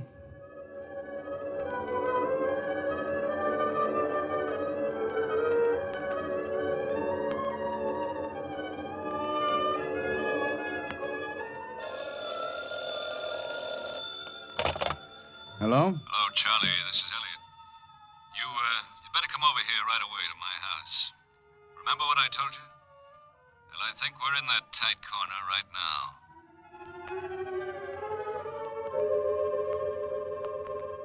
But, Elliot, how did you find out? How do I always find out? Money. His secretary wants a new fur coat. All she had to do was hold down the key on the intercom. Here's a transcript of the whole conversation. You're very clever, Elliot. Thank you, Daisy. And so is Doyle. He's still trying to get ahead at any cost. Just read that thing, Charlie. He's trying to make a deal with the government. He'll tell what he knows in return for immunity. He wouldn't dare. Oh, wouldn't he? It seems to me, Elliot, that he's involved as much as you or Charlie. Well, of course he is, but we'd never be able to prove it. He'll accept a small portion of the guilt, sure. Then he'll throw us to the wolves. What a sneaky little character. Can't you do anything about it, Elliot? I think I can, Daisy. That's what Charlie is here for. Suppose you go and mix a couple of highballs while Charlie and I talk. Of course. A double for you. And Charlie? Yes, thanks, Daisy. With water. I know. Oh. Charlie, is your boat still in commission? My boat? Yeah. Sure, it's over at the yacht basin. I won't take it out of the water for another 2 weeks. Good. I'm going to invite Doyle on a fishing trip with you and me. What? A fishing trip. I'm going to tell him we all need a little vacation while this investigation is going on. 2 or 3 days on the water will do us all good. He's enough of a snob to go in your boat anytime. I don't understand, Elliot. You remember last week I asked you if you had nerve? Yes, I remember. Have you got nerve enough to let your boat catch on fire? What? I've been down to the beach with Doyle, Charlie. He can't swim more than 10 yards. Elliot. I know. I don't like it any more than you do, but what can we do? No. You got me out of You this. said you didn't want to spend 10 years in jail, Charlie. I couldn't, Elliot. It's too cold-blooded. All right, then we'll just have to face the music. He's going to blab the whole story to the FBI. There must be some other There way. isn't, believe me. It's him or us, and we haven't got time to waste, Charlie. It's either him or us. Well, have you decided anything? I don't know, Daisy. Have we decided anything, Charlie? I don't know either, Elliot. I'll have to think it over.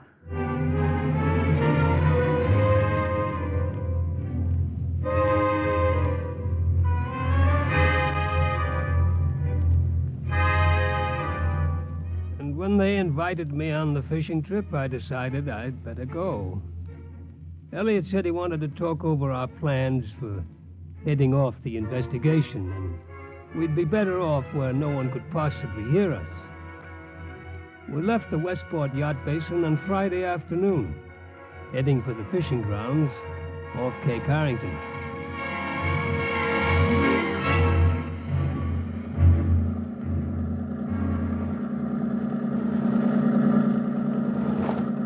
Well? Elliot, I don't like this. I didn't ask if you liked it. Did you fix up the forward hull? Yes. You soak the rags in gasoline? Now, listen, Elliot, there must be some other way. There isn't. Wait a minute, I cut this motor. Now, Charlie, I'm tired of watching you shake. Can you make it from here to the shore? Elliot, maybe if we told Don't Mac... be a fool, Charlie. Nobody'll ever know what happened. The boat caught on fire. We tried to rescue him, but we couldn't. It's the only way out. I know. He asked for this, didn't he? He's been blackmailing us for a year and a half. All right, but I'm saying... What?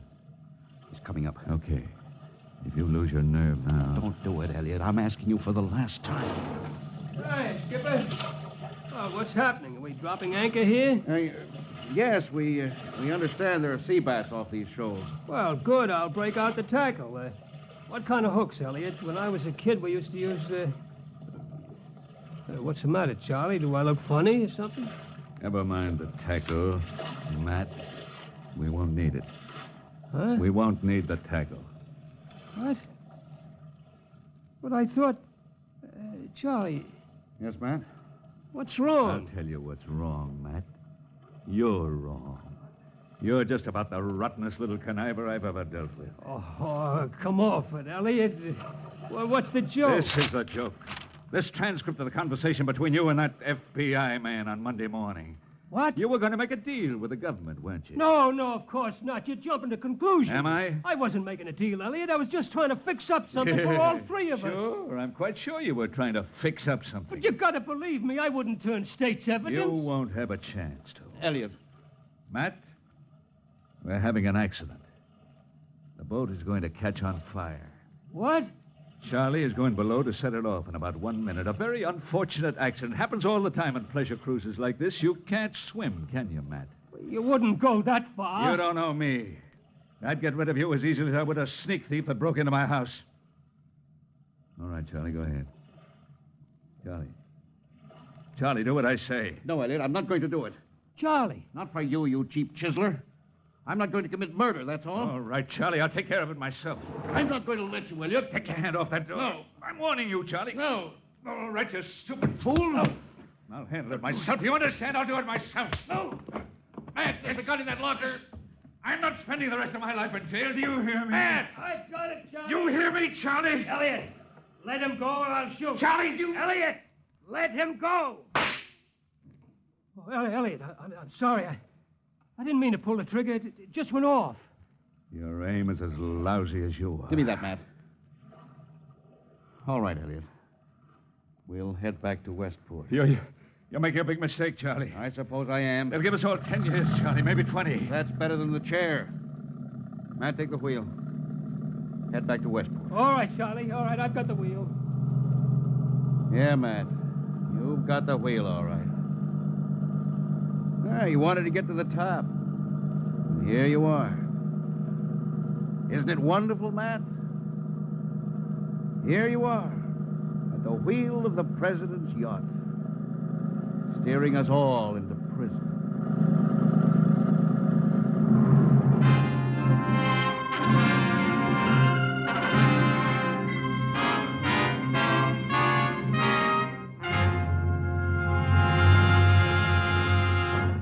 In the animal world, there is the hunter and the hunted, hound and fox, hawk and sparrow, chicken and worm. But who is to judge precisely which is the pursuer or the pursued as we enter the chase?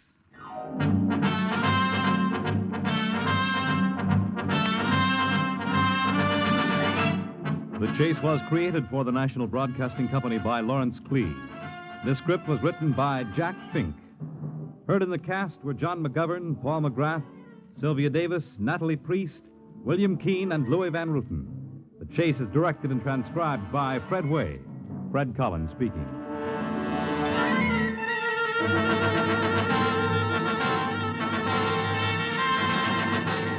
Next week, a strange concoction known as Tiger Lily transforms a mouse into a lion on The Chase.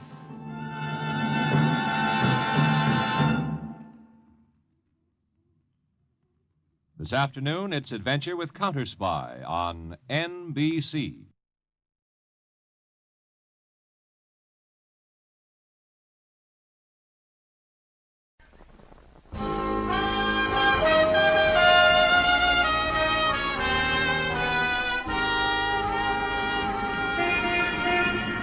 Broadway's My Beat, from Times Square to Columbus Circle.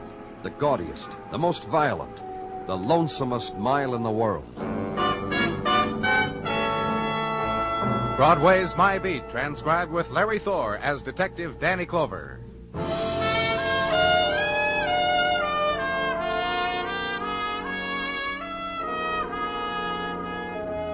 The quick twilight of winter has drained off Broadway, flowed in the side streets, for an instant lingered on the sea edge of the Steel Island, and somewhere a switch pulled, a dynamo released. The avenue strikes fire, and the night has begun. End of a winter day, and you went to the room and died with it.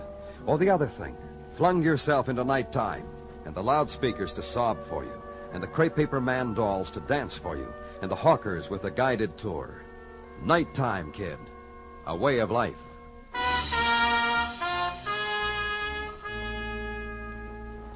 And at headquarters, the file on the day's violence, closing. The desk, clear it of empty coffee container, tray of cigarette butts. The unfinished report dealing with alley assault. Staple it, put it in tomorrow's drawer. The man who waits for you is a man of infinite patience.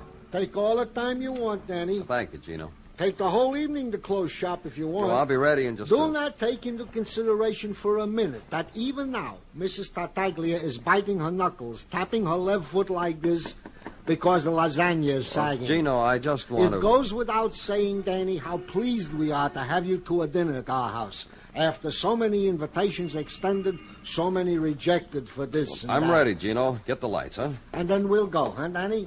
And I will stop on the way for a bottle of wine. Danny, consider you worked hard today. Consider the lights are out. Consider... Danny Clover speaking. I'm dying, man. You want to come watch? Who is this? It's running away from me, man. You come watch out, Joey Condon. Me, Joey. Where? West 49, 2312. Hurry, man, or you'll never make it. A man, Gino, hurt, dying. I'm sorry, Gino. What? Danny.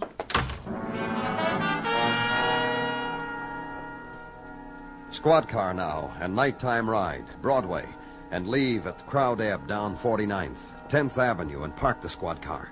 Look for an address. Find it. Rooming house available to transients and those tired enough to want to take advantage of the monthly rates. Name Joey Condon on small directory in small vestibule, room 5. Corridor. Come on in. It's open.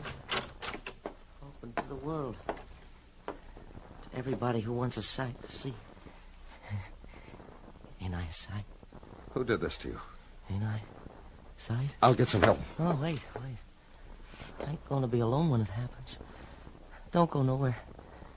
Cut like this. Just tell me who... Things that happen. Cut like this. The way it flows out of you, huh? And dreamy.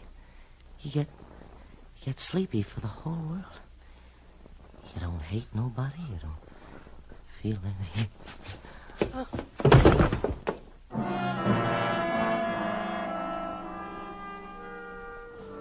Furnished room on West 49th. Cubicle of limbo.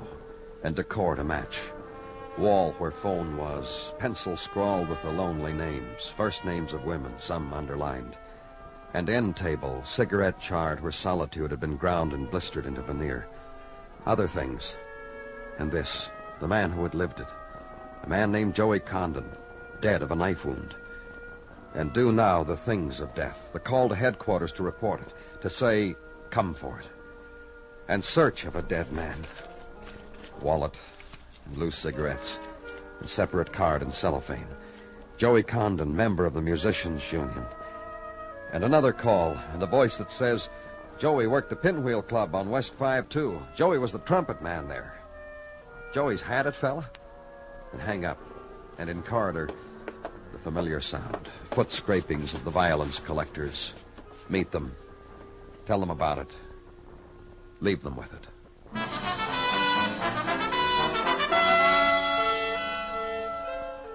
And nighttime becomes the Pinwheel Club. And the rhythm of night in the narrow room is Dixieland. The man who owns it all just can't stand still. It reaches him, he says. Every night, you'd think I'd get crass and jaded. But every night reaches out to me. What I told you, Mr. Robert... Avery. Say Avery to me. All right, Avery. What I told you, that hasn't reached you yet, huh? About Joey? Yeah, about Joey. I'll level. You're nothing. You know why? Tell me, Avery.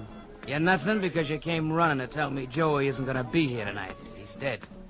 I don't need that. What? One of the boys in the band don't show up. Nobody cries. Me, who bought him, I don't cry. They don't show up. We know they got reasons. Last night was Joey's turn. To be honest with you, I didn't expect Joey for a week. What are you talking about? Last night, some people took Joey right out of the band because they couldn't stand it anymore in a public place. Had to let Joey happen to them in their own place. Who did? The Woods. Charlie Wood, Laura Wood. Went mad for the horn. Took it out of here. To a party. Last night. You know where they live, Avery? Ask the hat check girl on the way away from me, huh? She's very kindly to all. On the way away from me, huh? Nothing, man?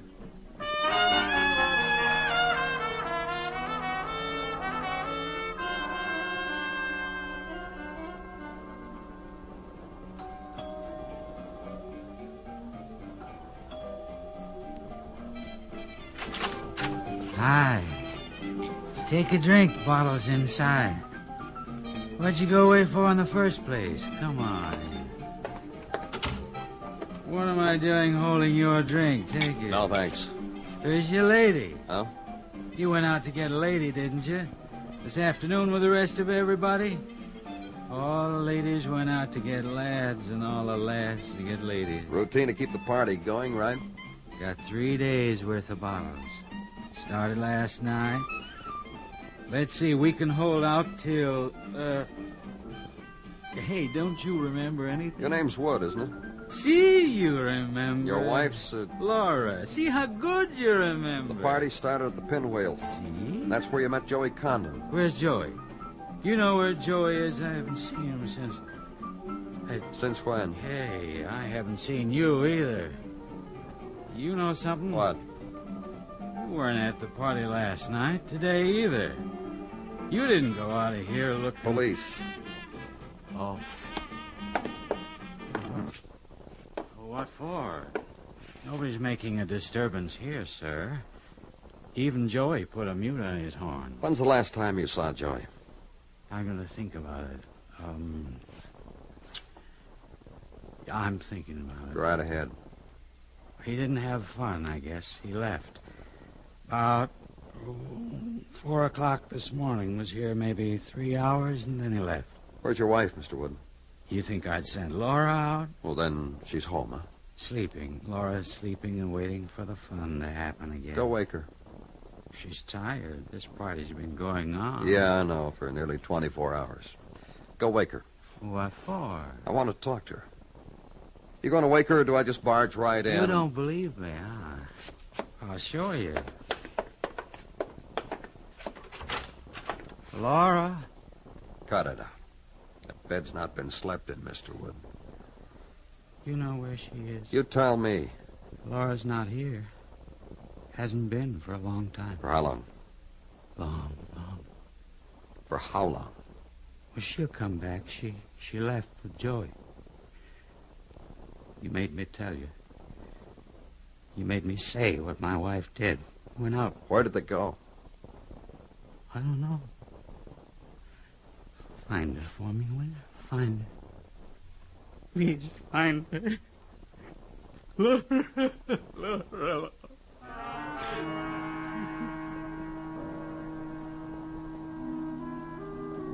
And wait for him some more. Till the time when the concern wasn't distilled from booze. Till he began to finger the old scar on his cheek. Till he could tell me this. About 5'3", blonde, 25. Wearing a mink coat and a dress, white, and a beauty mark. I'll get you a picture. And leave there. Back to headquarters and put out an all-points bulletin for Laura. And from one lead, legwork. Woman fitting description seen walking Lenox Avenue this afternoon. Cab driver reports fare answering description to Bank Street in Greenwich Village. Bartender in Greenwich Village reports selling a fifth of scotch to such person about 8 o'clock tonight. Desk clerk in Greenwich says he wasn't committing himself, but try room 312. 3 flights up and you gotta walk it, mister. Straight back to the end of the hall to your right.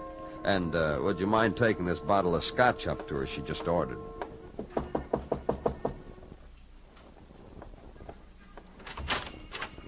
Give the bottle and hold out your hat for a tip. All right, don't take off your hat.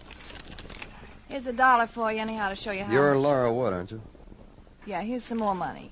Buy yourself a trumpet. Come back and play Like tonight. Joey? Nobody can play like Joey. He's dead. You sure? Sure. I wanted you to be sure before I gave you an impression. Now I'll give it to you. Joey's dead.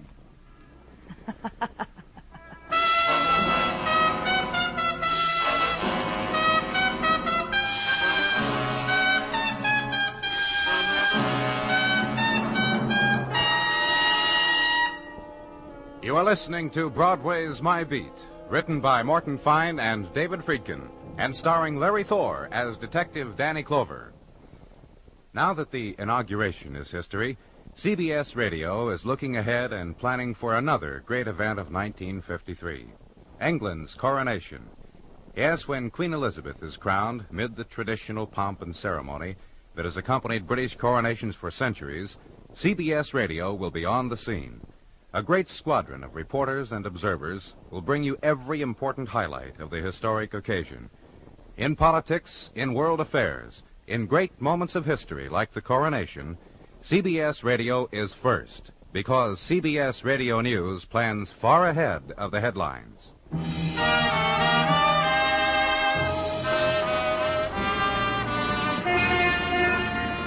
The chill wind puffs down from the river, and Broadway is a place of regret. The new dreams made for the new year show their first fray, and the golden girls are wrapped in fur coats someone else could afford. It's the time of the galoche, the noisy radiator, and the cold linoleum on the bare feet. And the mornings are filled with the numbing hours and dead cigarettes in bottoms of coffee cups. It's January's end, snow time, muffler time, the time to get an invitation from your sister-in-law Bernice in sunny California, instead of just snapshots.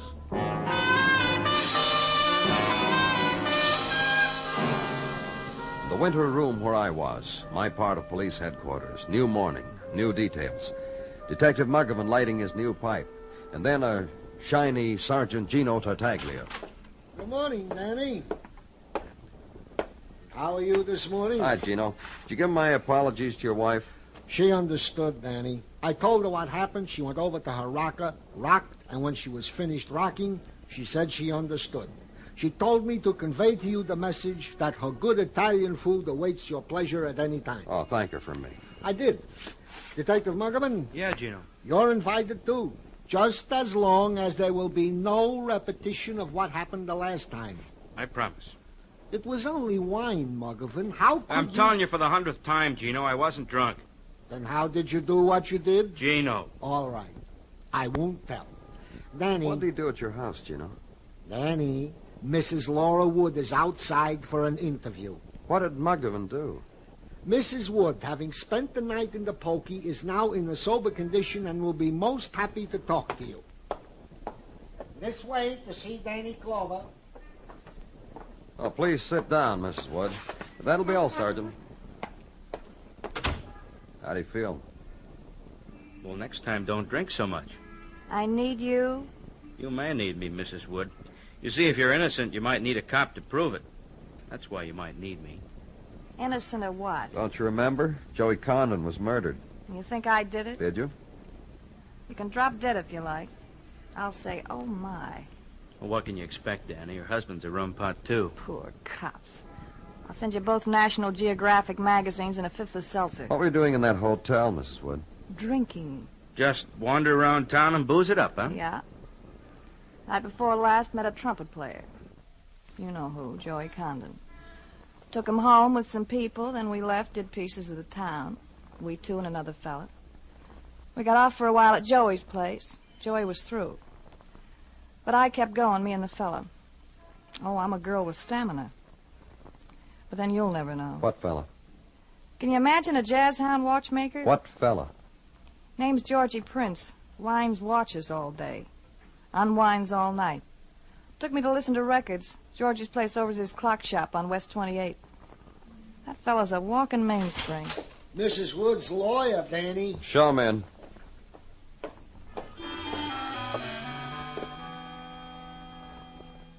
And counselor to Laura Wood is a glistening man. Curve of sun on gold rim of glasses. A newly shaven and powdered cheek. On freshly pink fingernails flying open the zipper of the briefcase. The yellowed smile. The brief legal type curtsy. The ritual of the writ and sign on the dotted line for girl. Receiver, offer an arm, and when girl murder suspect like Laura pats tenderly a counselor's cheek. Duh, baby, baby. No gleam and glisten like it anywhere in the world. And they leave. When the tenderness and light has trailed away, check a name against city directory, confirm an address, go there.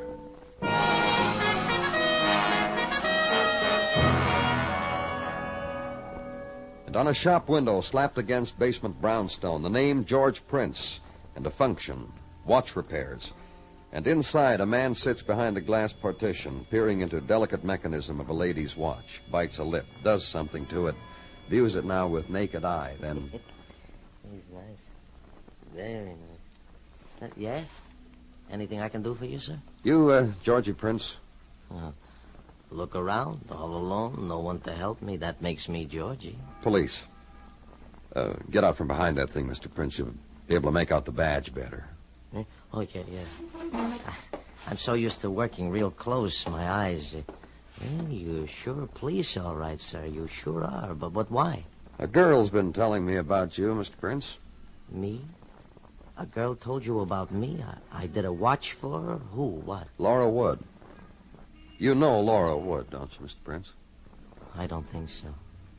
She told you about me? You were with her last night. What do you... Yes, I was with her last night. For a while, that don't make me know her. That kind of girl, you don't know her just from one part of the night. It'll take a long time. Impressed you, huh? Very, very much. And Joey Condon. Joey Condon, Mr. Prince. He was a part of last night, too. You, Laura, Joey. A very fine jazz musician. I read in the paper he was killed last night. I want to go to his funeral. It should be very big. You kill him? No, I'm a watch repairer. Nights I go places where I can go crazy, forget what I am, be somebody else. I don't kill. I've thought about it, but I couldn't kill. Last night you went to a place like that, Mr. Prince? Oh, lots of them. Lots. With Joey and with Laura. She was his. I was along because Joey said I'd give Laura laughs. Then what? In Joey's room, the three of us for a while, drinking, screaming. Then all of a sudden, it wasn't me she was laughing at, but him, Joey. And she says, you're nice, Mr. Prince. You and me, huh? It's what she said. And you left Joey's place with her? Lots of after-hour places Laura knew about, just me and her. Places I never dreamed. And then I took her back here to listen to some of my records. Around morning, she started laughing at me again. Scratches my face, hard. Runs out, leaves me standing there. Hey. What? You see Laura again, tell her I didn't mind. I didn't mind one little bit.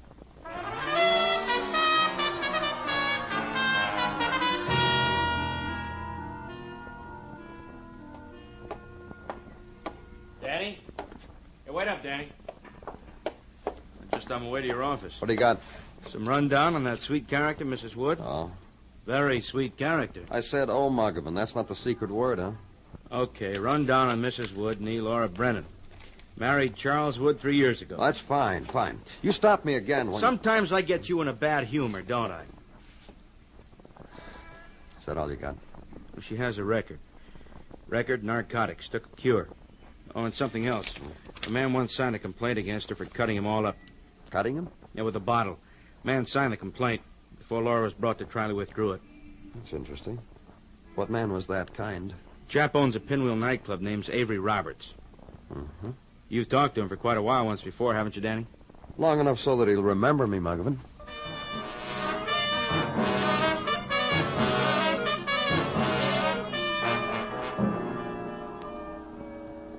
It hits you how different this joint is when it's empty, Mr. Clover. Hits me right here, between the eyes. You want to listen to me, Avery? I know. You're going to say to me, Laura. Uh-huh. I was told you signed a complaint against her. For the bottle bit? Yeah, I'll show you. I'll unbutton my shirt. See?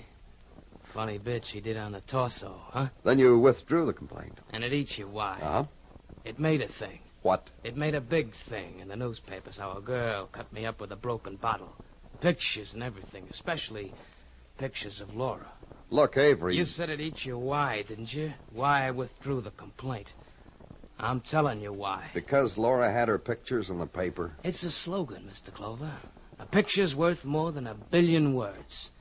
And a picture of Laura in the New York dailies and a rundown on her type excitement, it's only natural. What is? A fellow of the type Charlie Wood crowds me against the bar the next day, presses a wad of printed matter into my empty palm and says, for withdrawing the complaint against your girl. Charles Wood, her husband? Charlie boy. Avid reader of the daily papers. Student of photographs. Buyer for a lot of pain. A week later, he married it. What else? You don't get around much, do you? Just tell what else. Let me see now. There was the cutting of that little piano player in the village. That was with Laura's high heel. That was 2 years ago. There was the wrapping of a French horn around the neck of a French horn player, I forget who. And there was a scar on Charlie's face, just for Charlie alone. Solid year ago. That's what else about Charlie. Yeah. You're not coming back here anymore, huh, Mr. Clover? That's good. That's real good.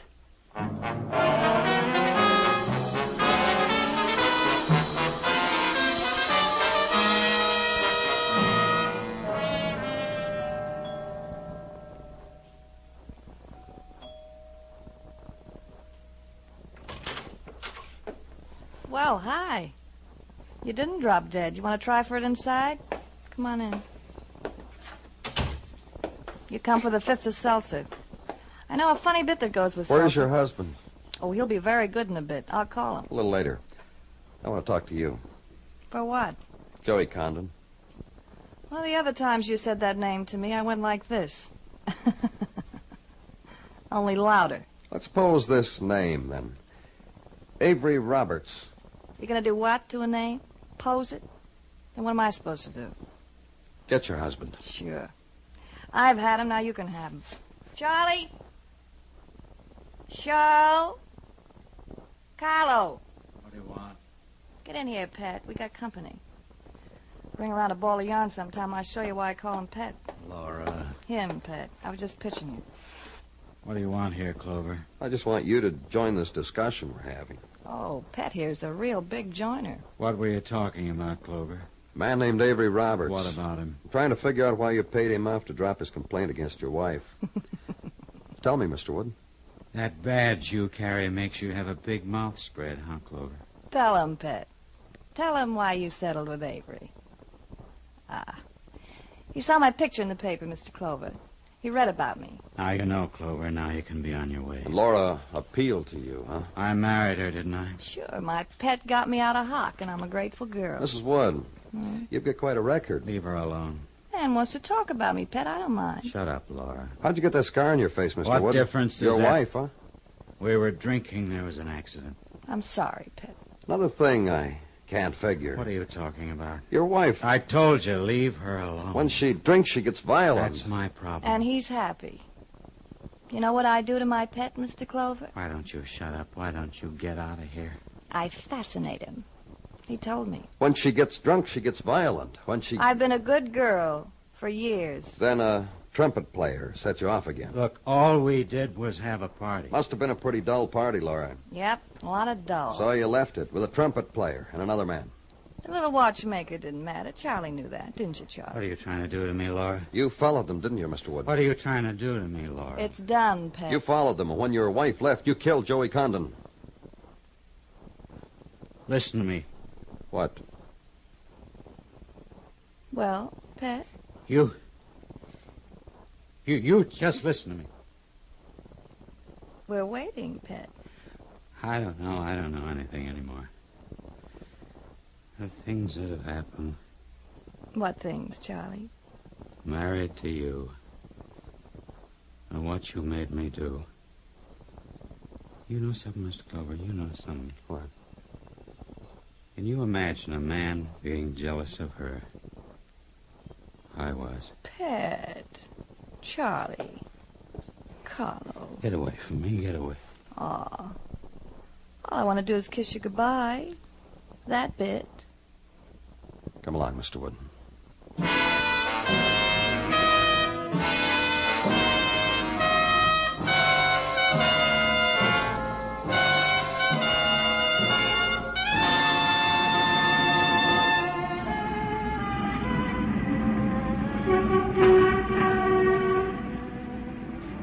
The other streets never paid off, so you walked Broadway. And Broadway is different. It twists you into the nighttime and whirls you in your puppet dance with the spinning lights, rocks you, and tosses you up in the air. bangs you against the gutter. You can't quit, because this is the street that never does. It's Broadway, the gaudiest, the most violent, the lonesomest mile in the world. Broadway, my beat.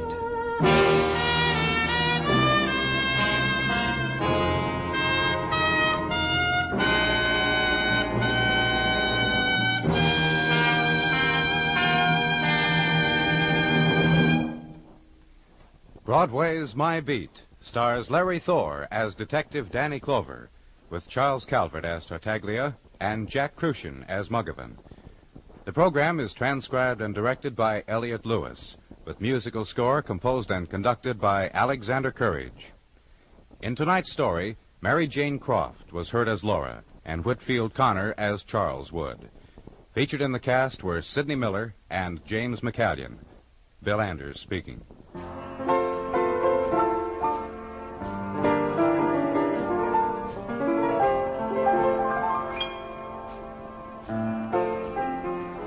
We're not lazy. A little smug, maybe, but not lazy.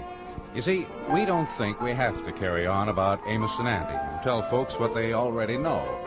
It's probably not even necessary to remind folks that the one and only Amos and Andy show is a part of the Sunday Fun Day lineup on CBS Radio. Let's face it, everybody knows, and everybody who loves to laugh listens on most of these same stations every Sunday. Stay tuned now for the Vaughn Monroe Show, which follows immediately over most of these same stations.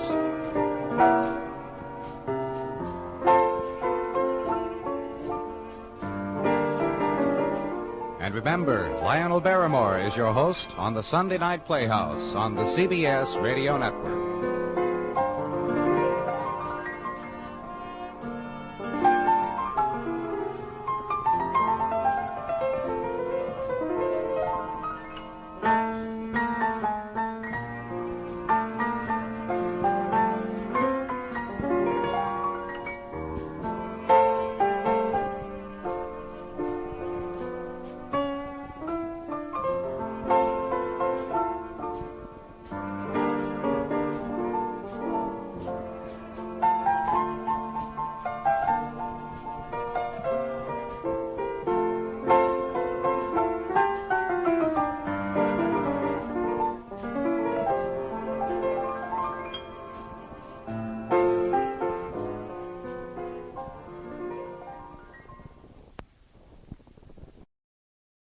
In just a moment, Suspense with Van Heflin.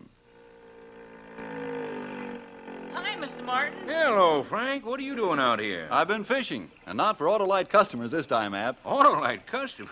No, I don't think you'll find many cars in the middle of the bay. Autolite resistor spark plugs either. No cars, but there's plenty of Autolite in powerboats. You know, more Autolite ignition systems are used in marine craft than any other brand. Old Reliable is the first thought of boat owners, too, eh? It'd be hard to get back to town if you had a breakdown out here. Yeah, we wouldn't get back to hear your suspense show if that happened. Well, tie up alongside and let's listen to it here. I've got my portable.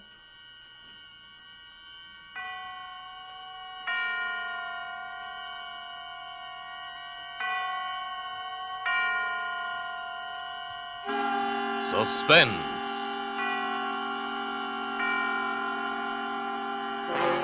Autolite and its 60,000 dealers and service stations bring you radio's outstanding theater of thrills.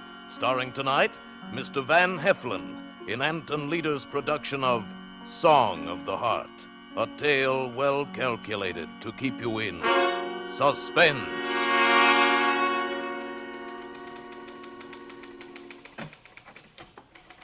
Well, you explain all that to the officer in the car, ma'am. Thank you. Yeah? Can I help you? Please. What? I have a confession to make. A confession? Please, are you the officer that I'd tell it to? Well, do, I guess. My name is Neil Wilson. I live with Aunt Alice at 265 West 19th Street. All right. So? Last night, I guess it was early this morning, I killed Tante Alice. Mike. Yes? You better get this. All right. Go on. You killed your, Tanta Alice? Yes. How? I took a pillow and smothered. Go on. Could I tell you about it? I mean, all about it? Sure. Well, I have a fine job. I'm the general manager of the Hand-S Company. I've been with them ever since I got out of school. I'm an orphan. I live with my aunt, with Tanta Alice. You live with your aunt? Yes, I don't remember my parents. They died when I was just a little boy in an accident. Tanta Alice brought me up. She was like my own mother. Why did you kill her? I guess I should start when I met Muriel Jones. That was only last Sunday at the annual company picnic. It was the first time I'd ever been to one. Usually I spent Sunday afternoons with Tanta Alice.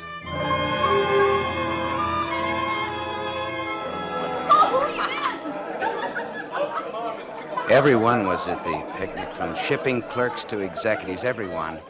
But I sat off to the side by myself, and, well, that's the afternoon that I met Muriel. Having a good time? What? Oh, yes, thank you. Isn't it a lovely day? Yes, it is. I'm Muriel Jones, accounting department. How do you do? I'm Neil Wilson. Yes, I know. Do you mind if I sit down here? Oh, no, please do. Thank you. It's really a beautiful day, isn't it? What are you staring at? Well, I didn't... Don't you like my blouse? Oh, yes, very much. I wasn't staring. It's a present. Gift from a friend. Oh, really? Mm-hmm.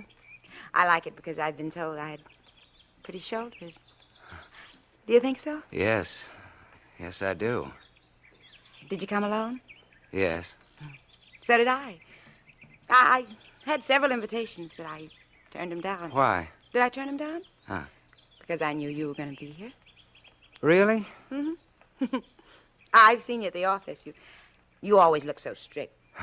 I wanted to meet you and see if you were. Well, I'm flattered.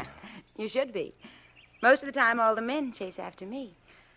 This is the first time I ever did anything like this. Got a cigarette? Oh, yes, I'm sorry. There you are. Thanks. Match? Yeah. Thanks. Don't you smoke? Well, not just now, thank you. Would you like to take me home? Well, yes, I would. Should we go now? All right. Aren't you going to help me up? Oh, yes, I'm sorry. Why, Mr. Wilson, how strong you... You smell of sunshine. What a pretty speech. Do you always kiss young ladies when you first meet them? I never have before. Never met a young lady like me before, have you? No, I haven't. Don't kiss me anymore here. Take me home.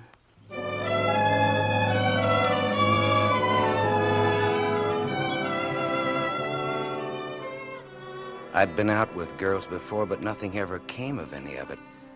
I'm too introverted, I guess, to make the first move, and the ladies that I'd known previously were not the kind who'd make the move for me.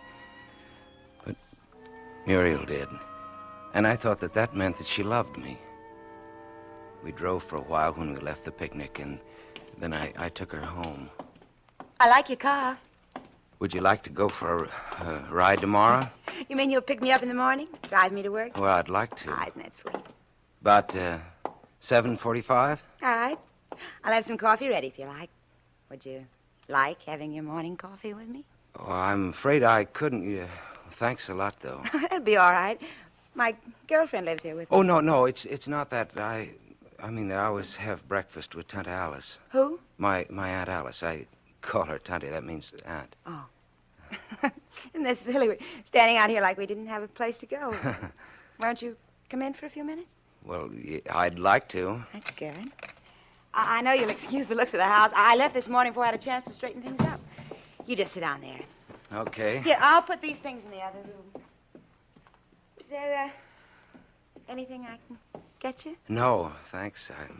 It's very comfortable. That's good. This is nice. You're beautiful. Thank you. Just for saying nice things like that. Muriel. Muriel, What? I've never known anyone like you. You're just saying that. No, that's true. Do you believe in love at first sight? Yes? So do I. I knew a girl and a fellow once who got married 3 days after they met. That was love at first sight, wasn't it? Yes, I'm sure it was. Is that the way you feel about me? Yes, it is. I knew the first time I saw you it would be like this, didn't you? I hoped it would be. Give me a kiss. Will you marry me? I'm Mr. Wilson. How sudden. No, will you marry me? I should be delighted.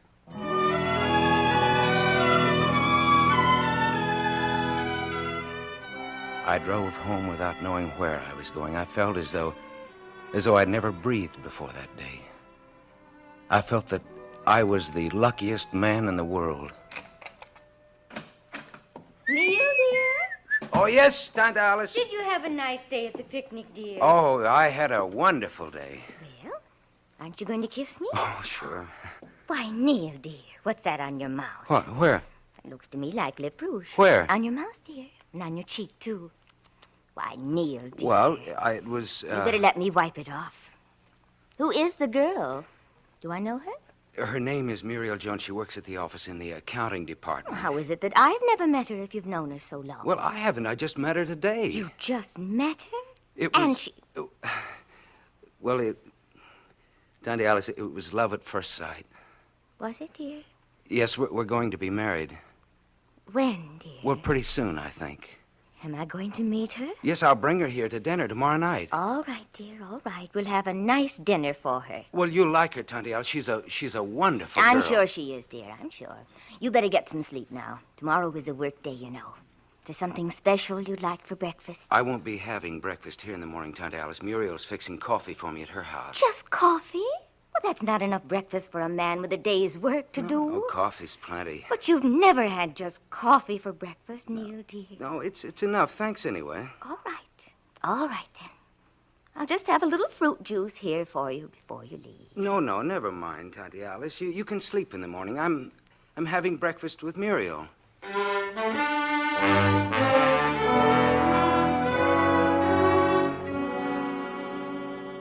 I don't know what time it was when I woke up that night. I'd been dreaming of Muriel. I remember the street lights were out. What woke me was some music from downstairs.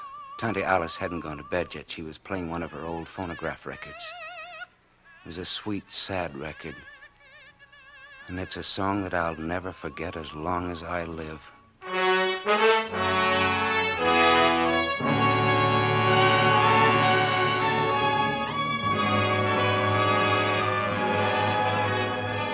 For Suspense, Autolite is bringing you Mr. Van Heflin in radio's outstanding theater of thrills, Suspense.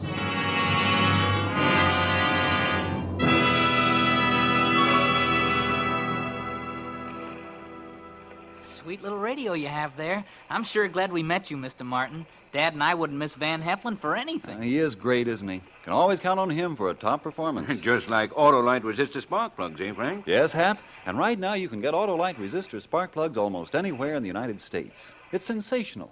Why, no other spark plug will give and maintain such performance.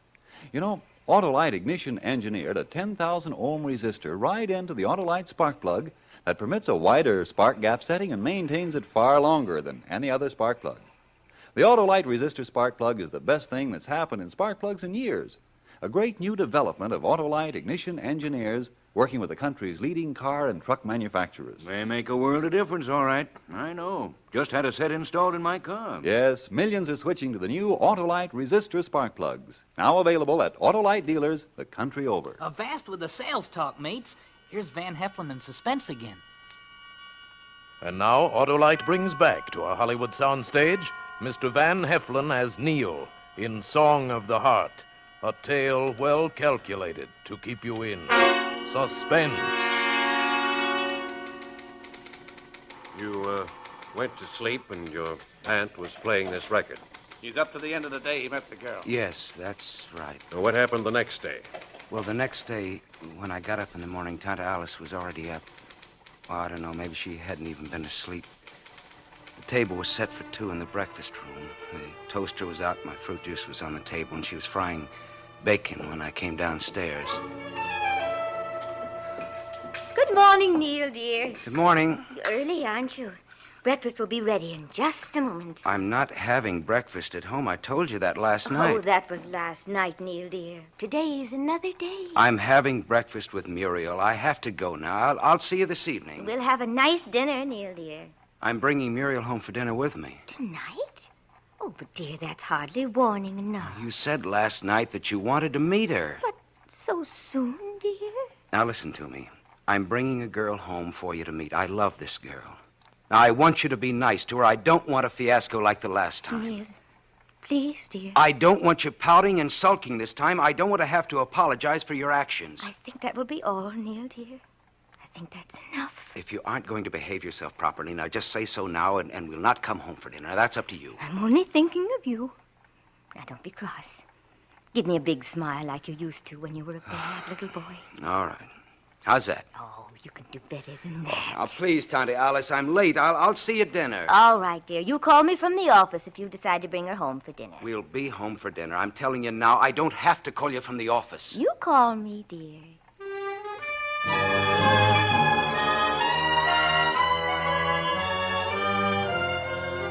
You see, the last time I tried to bring a girl home, Tante Alice had acted just the same way. She'd behaved so badly that I'd never done it again.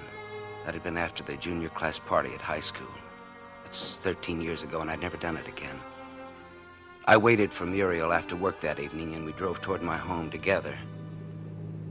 Hold your head still so I can kiss you. Let's get married tomorrow.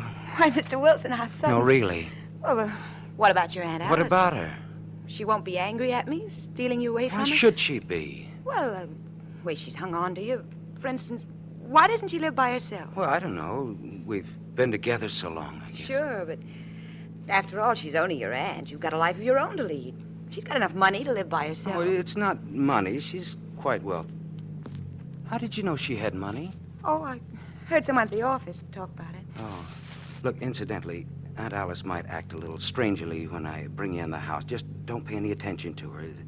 If she tries to do anything or say anything to upset you, promise me that now. Huh? I promise you. I can understand her being upset at someone taking you away from her, though. After all, takes one to know one.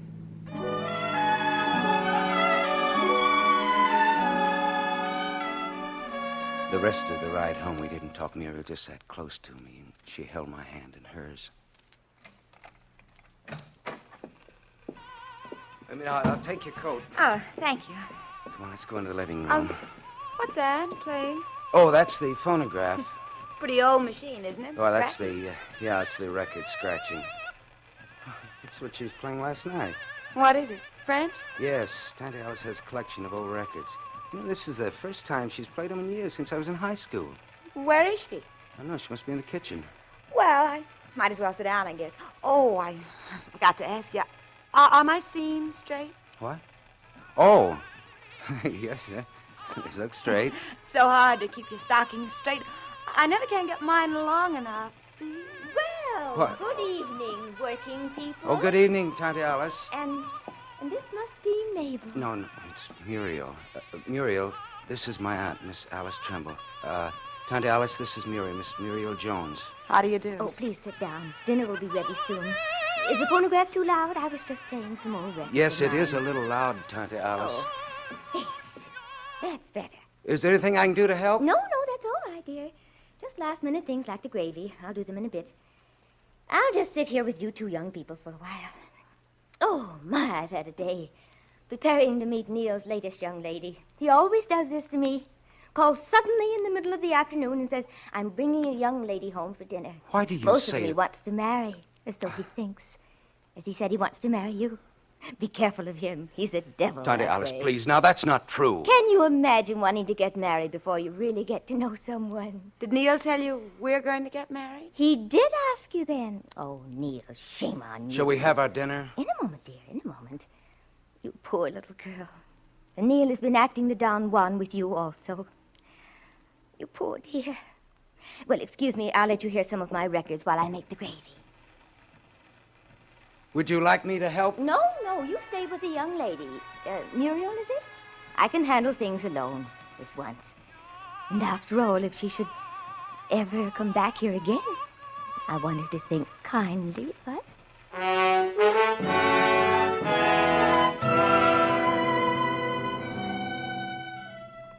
Wasn't that a nice dinner? Very nice, thank you. Did you enjoy your dinner, Neil, dear? Yes, it was very nice, Tante Alice. Mary, would you like a cigarette? Thanks. Neil, dear, don't you think you should take the girl home now so that we can go to bed? Well, you can go, Tante Alice. We'll sit here for a while. Well, all right. I'm very tired. Good night, young lady. I do hope you stop in and see us again someday. I'm always delighted to meet Neil's friends.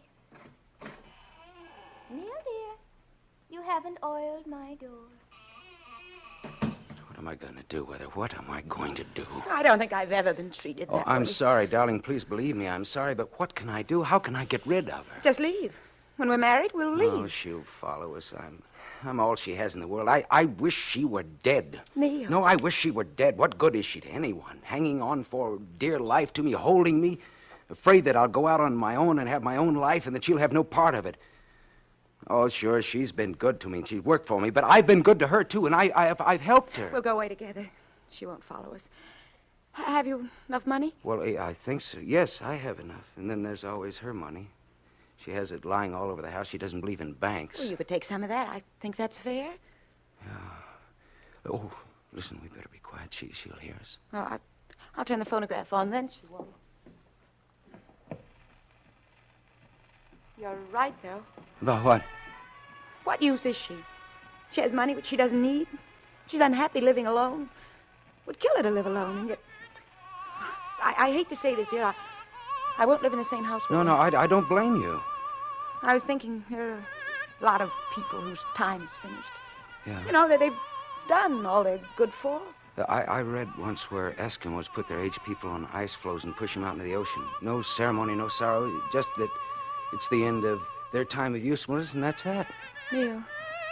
You know, it would be doing her a favor. She wouldn't know. Well, you did say she wouldn't live long without you, Neil, that she'd probably die of loneliness. She's never been alone. And if she is going to follow us, like you said, then I'm sorry I can't marry you, Neil, and that's hard for me to say because I love you.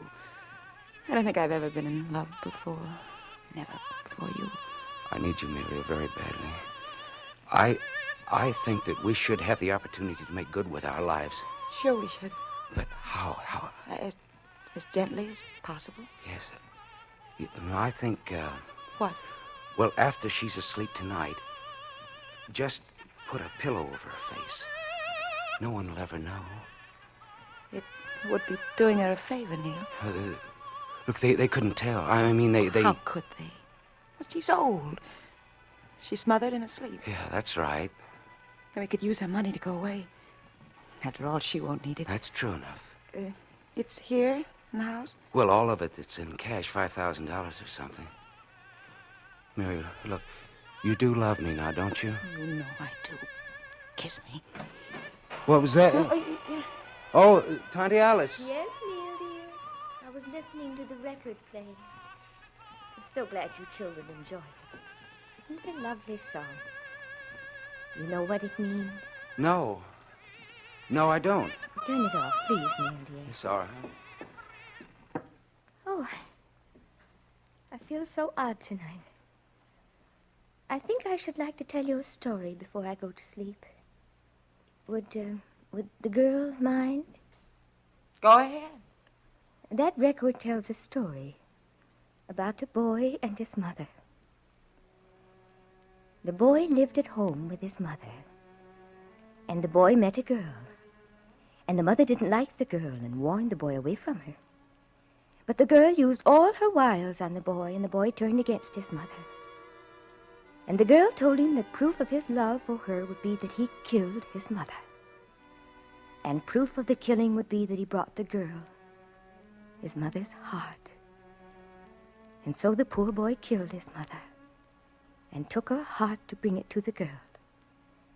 And on the way, he stumbled and fell, and the heart escaped his hands. And before he could get to his feet again, or even see if he was injured from the fall, The heart spoke, and the heart said to him, "Are you hurt, my son?" I cried when I heard that song the first time. Such a sad. You'd better go to sleep now. It's late. Good night, Neil, dear. Sleep well. Sleep well.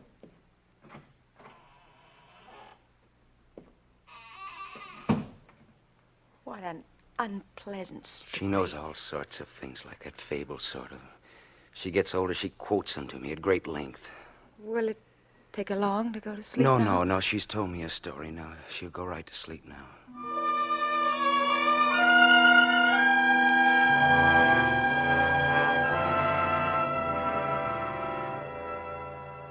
We sat there and waited, not saying anything, not touching one another, just waiting.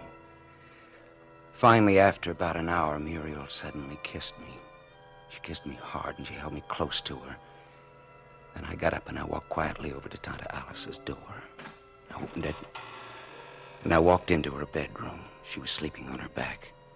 I took a pillow from her chaise, and then, just as I was about to put it over her face, I thought I saw her eyes move. Waited. No, I was mistaken. She was sleeping soundly, just as she always did. I lowered the pillow softly over her mouth and nose, and I held it there. Watched her chest until there was no movement from her breathing. Then I opened her bureau drawer and took out her money box. And then Muriel and I left the house. All right? Yes, all right. And don't feel badly. You did a good thing. It's just like a mercy killing. It was for her own good. I know that. We've got each other now and a whole life to live together without any interference. I know. I'll drive. Poor baby. You're upset. All right. Can I have the keys? Yes, right here. Oh. What? Did you take the pillar off her face? Oh, no, I forgot. Run back and do it. You can leave the box on the seat. Hurry now.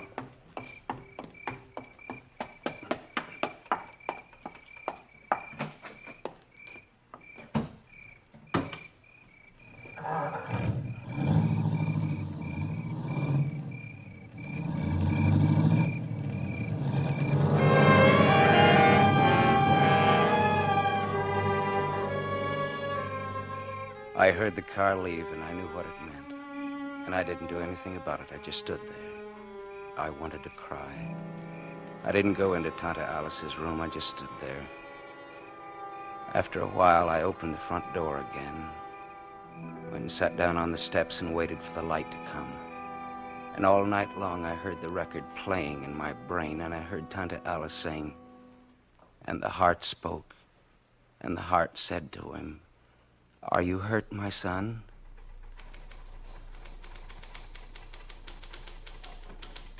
That it? That's it. I'll type it up for him to sign. All right, Mike. She's driving my car, but I don't care. I mean, if you want to catch her, she's driving my car. We'll catch her. What do I do now? You come with me. Funny you're coming in here this morning. Although, of course, we'd have had a routine investigation anyway. Because the pillow was still on her face? Well, yeah. Although she might have had a heart attack, or the pillow might have smothered her without her knowing it. Most accidental deaths are pretty strange. Much stranger than the planned ones. No, I meant that you didn't look at the room very closely when you went in there to kill your aunt. Yeah, in here. What do you mean that I didn't look at the room very closely? Your aunt was a pretty smart cookie, and I guess she was really looking out for you, warning you with that song, anticipating what you were planning. We were over there this morning. The door was open, the prowl car spotted it, and went to see what was cooking. Must have been after you left to come down here. They found your aunt's body, but they turned in a sort of routine report. Routine? Yeah. This case looked open and shut. Because right next to the bed on her night table, in her own handwriting, your Tante Alice left a suicide note.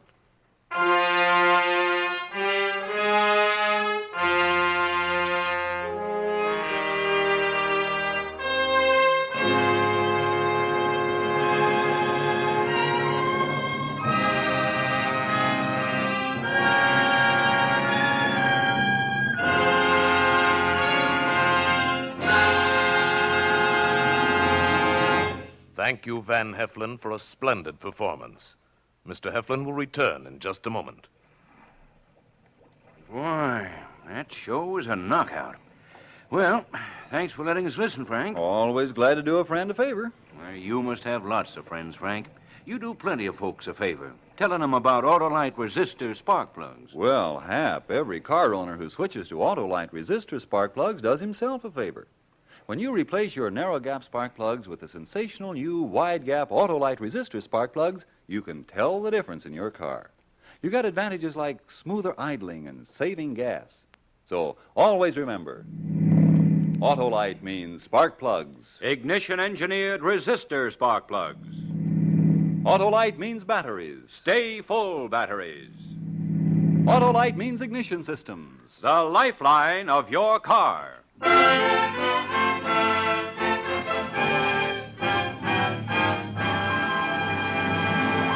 And now here again is Mr. Van Heflin. It's always a great pleasure to join Tony Leader and his fine cast of suspense actors on radio's outstanding theater of thrills. And speaking of thrills, there are plenty in store for you next week when Suspense brings you wonderful Madeleine Carroll in The Morrison Affair, another gripping study in Suspense. Mr. Van Heflin appeared by arrangement with Metro-Goldwyn-Mayer, producers of Julia Misbehaves, starring Greer Garson and Walter Pidgeon. Lorene Tuttle played the part of Tanta Alice, and Betty Lou Gerson was Muriel. Tonight's suspense play was written by Elliott Lewis, with music composed by Lucien Morawick and conducted by Lud Gluskin. The entire production was under the direction of Anton M. Leader. Next Thursday, same time, you will hear Madeleine Carroll in The Morrison Affair.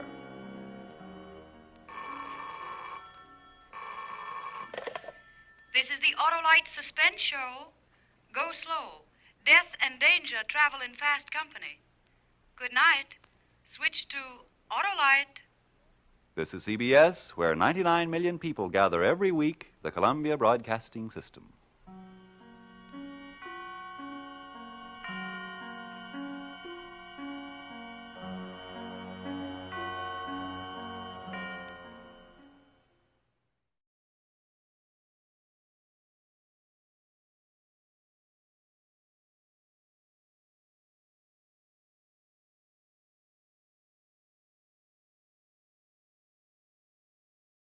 The Signal Oil Program, The Whistler.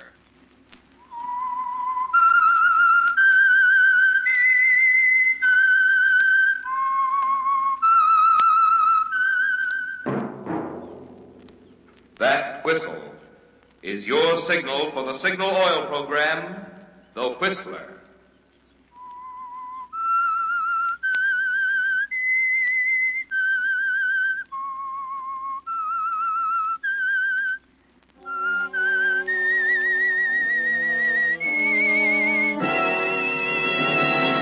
I am the Whistler, and I know many things, for I walk by night. I know many strange tales hidden in the hearts of men and women who have stepped into the shadows. Yes, I know the nameless terrors of which they dare not speak.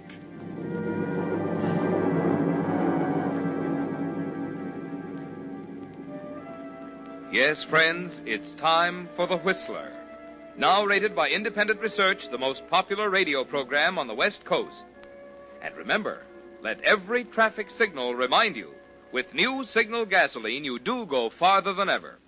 Look for the familiar big yellow and black circle sign that identifies those popular Signal service stations in 7 western states from Canada to Mexico.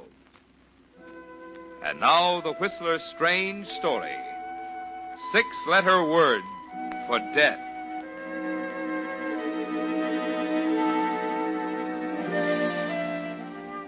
Thursday night was the climax.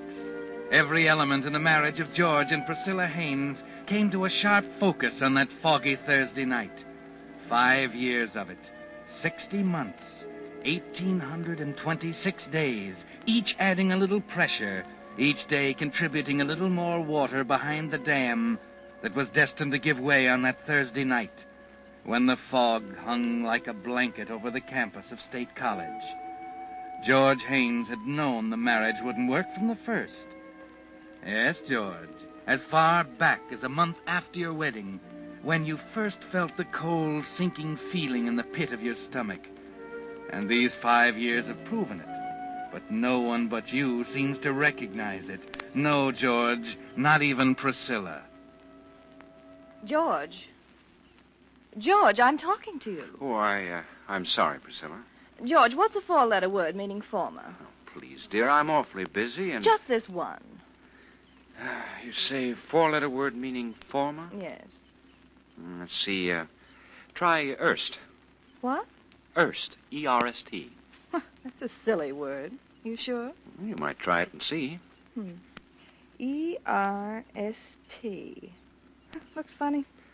Now, I've got to get to this lecture for tomorrow, dear. Let's see.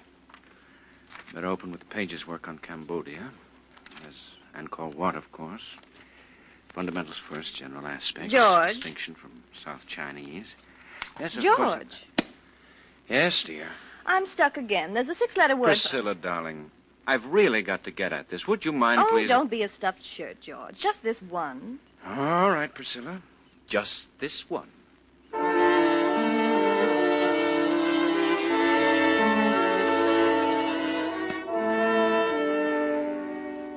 No, George. No one seemed to recognize the real trouble. The president of State College, Dr. Dawes, didn't get it either, did he, George? There was no way to explain it to anybody. Tell me, George, what's wrong?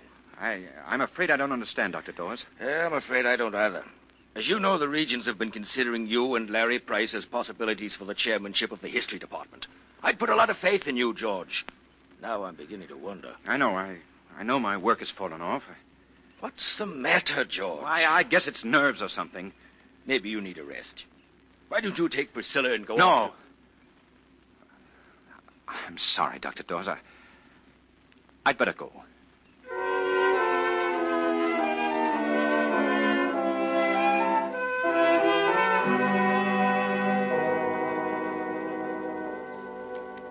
Darling, I'm glad you're home. Hello, dear. Larry tells me you've declined the faculty dinner. I told him there must be a mistake, George. Surely we're not... It's not a mistake, Priscilla. My work is in such bad shape that I've got to get down to business. But everyone will be there, dear. Larry and Dan and all the rest. They'll think something's the matter. But don't you see, Priscilla, my work is more important. Oh, so that's it. Your work is more important than my happiness. You don't care, do you? You just as soon wrap yourself up in those stuffy... All right, we'll go. I can't understand why we have to go Priscilla, through this. please.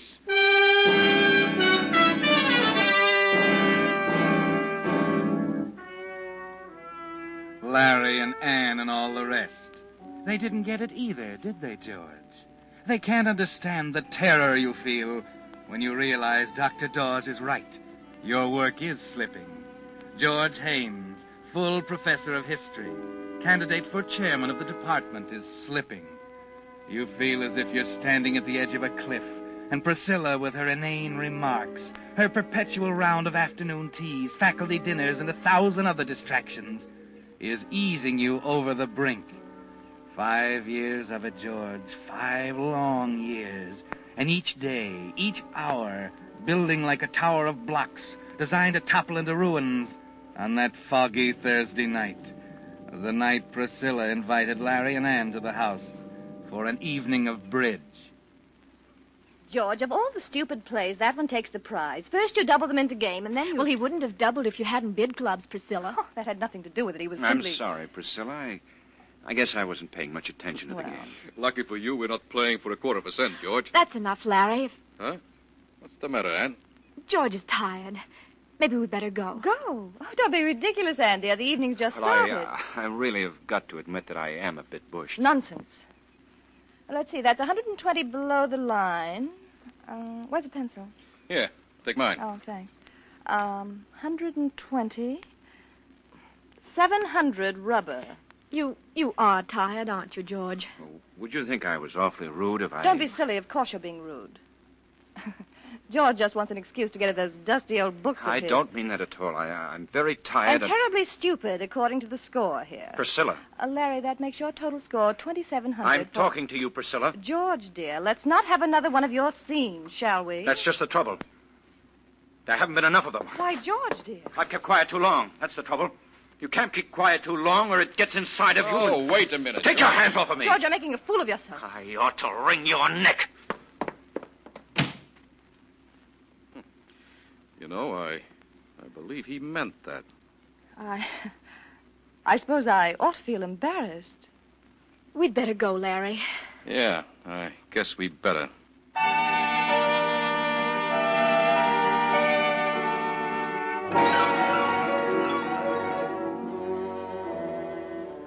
So the blocks toppled, didn't they, George? You've spoken your piece, told Priscilla you could wring her neck, and you almost feel as if you could, don't you? She won't speak to you now, and for the first time in 5 years, the house is silent. Larry and Ann have gone home to the house next to yours on Faculty Row.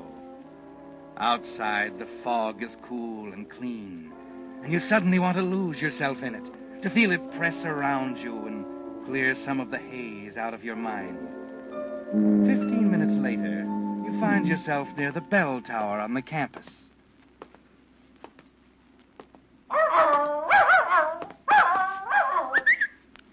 Here, boy. Here, come on. That's a fella. Well, where'd you come from, fella, huh?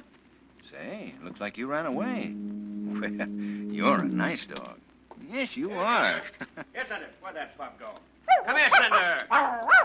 Oh, hi. Hello. I see his name's Cinder. Oh, thanks. He slipped his leash in the fog. Well, Cinder's a good name for him. Black as ink. Haven't had a chance to do much with him. Only had him a couple of weeks. Well, I'm quite fond of cockers, particularly black ones. May I ask you where you got him? Certainly, at the Coldwater Kennels, about 3 miles from here. There you are, boy. Well, we better run along, Cinder. Thanks for catching him. Not at all. Night. Good night. Cute cocker.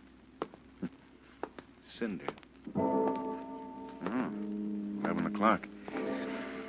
That air's good. Well, better be getting back.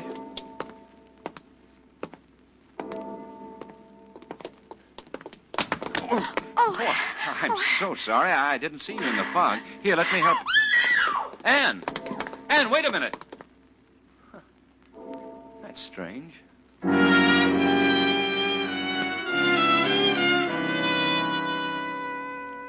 Yes, George, that was strange, wasn't it? You're sure it was Anne, as sure as you could be of anything in that fog. But why should she run from you? Why should she scream when you reached out to help her? You're puzzled as you turn and start for home, and worried. The fog takes on an ominous quality, closing in on you, causing you to hurry faster and faster as you get closer and closer to home. It's been a strange evening. The quarrel with Priscilla, Anne's terror when she ran into you. Then, 10 minutes later, as you arrive back at the house and open the door, it suddenly takes on a horrible meaning. Priscilla? Priscilla?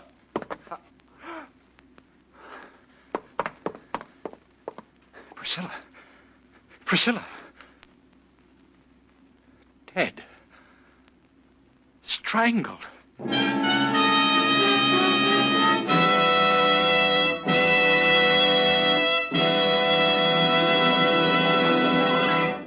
With the prologue of tonight's story, 6-letter word for death, the Signal Oil Company brings you another strange story by The Whistler. A friend of mine, who was never too keen about babies, recently became a papa himself. When I dropped in the other night and found him, of all things, bathing the baby, he grinningly remarked, "Well, it's different when it's your own." Well, friends, right there you have the reason why you just naturally get a different brand of service, more conscientious and more thorough, from a man who has his own money in his own business, such as your Signal gasoline dealer. It's why, for instance, when a Signal dealer lubricates your car, he takes no chance of forgetting some hidden part. Instead, he uses the famous Signal check chart that specifies which of Signal's 9 specialized lubricants each point should have. And he checks each point against the chart not just once, but twice, so not one part can be missed. Incidentally, while you're having your signalman lubricate your car, don't forget what engineers of the American Petroleum Institute have proved. That every 1,000 miles is also time for clean motor oil. To get the best performance and longest life from your motor, be sure you get today's super quality pure paraffin base oil. Signal 4-star motor oil. And now, back to the Whistler.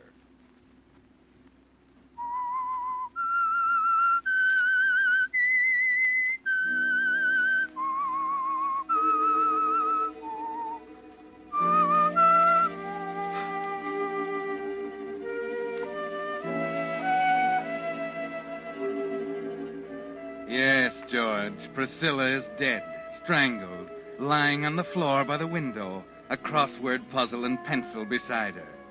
For 15 seconds, all you can do is stand there staring at her. Then, terrified, you pick up the phone. Operator, get the police. Hurry.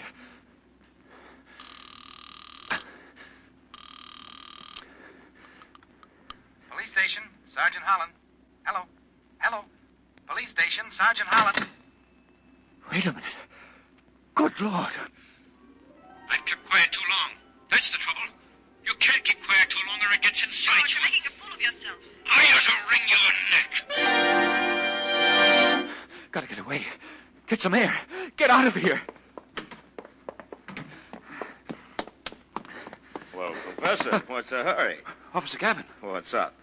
Well, nothing, officer. Well, what's the matter? You look pretty worked up. But there's nothing wrong. Nothing at all, officer. Good night, Gavin. Hey, wait a minute, Professor. Huh. That's funny.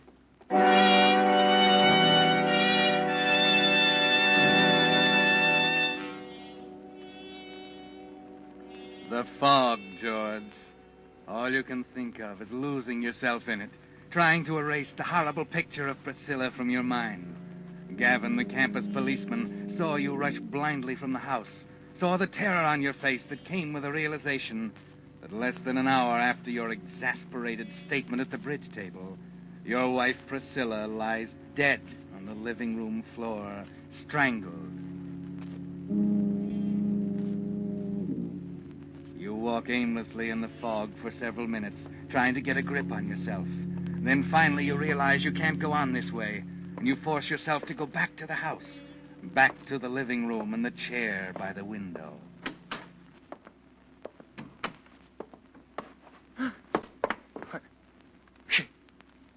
She's gone.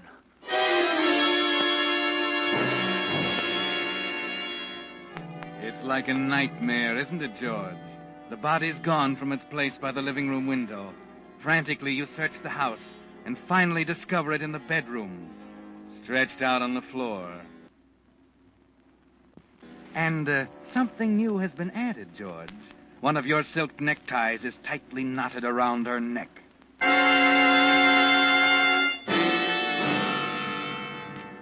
Well, George, it's clear now. You're being framed. The minute it takes your fumbling fingers to take off the necktie seems a year. And you can almost hear the police outside as you burn it in the stove. And then you dash next door to Larry's.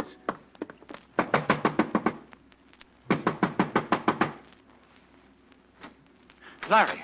Well, George. Larry, you've got to help me. I don't know what's behind it, but... What's the matter? What are you staring at? What's that in your pocket, Larry? Huh? Oh, this? Yes. My pencil. Why? Your pencil? Yeah. What's wrong with that? Say, what's happened, George? Tell me. Nothing, Larry. Nothing.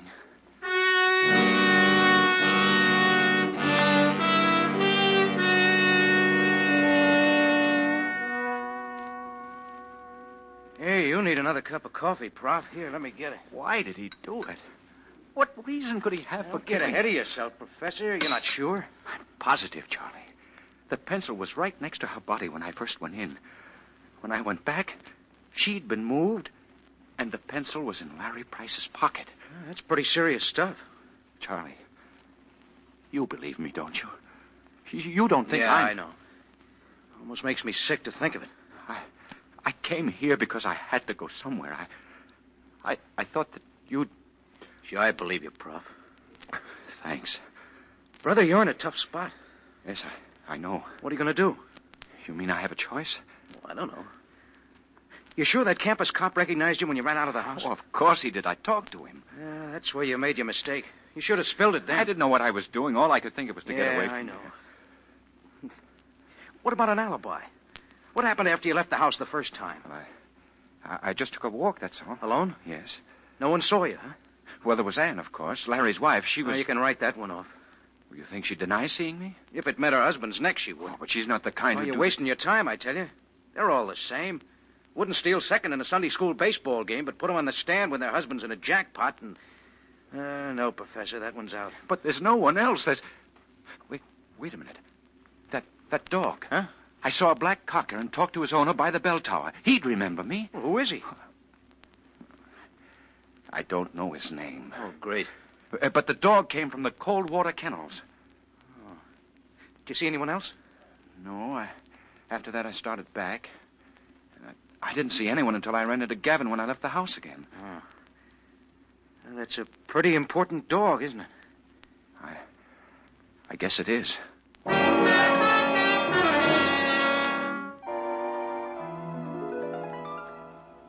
I'm awfully sorry. I would have telephoned, but the telephone... But the telephone was disconnected. Now, look. It's 1 a.m. in the morning, and I have no intention... Wait a minute, will you? I told you this was a matter of life and death, or we wouldn't have come. My good man, the cold water kennels deal exclusive in Cocker Spaniels. Over 100 dogs we have. More than half of them are black. How in thunder do you expect But me he to... said he bought in 2 weeks ago. Look, we've sold 30 dogs in the last 2 weeks. You don't know the man's name, don't even know what he looks like. You come here and get me out of bed at 1 a.m. in the morning and expect me to make miracles with a sales record. It don't make sense. All right, Mr. Coldwater. Come on, Professor. Believe me, I'm sorry, but if you only had something else to go on... Wait a minute. The dog's name was Cinder. Does that help? Yeah, there was a man. Wait. Called him Cinder. I remember now. Uh-huh. Who is it? Got it here. A man by the name of Morgenstern. He's new here. Staying at the Penn Hotel.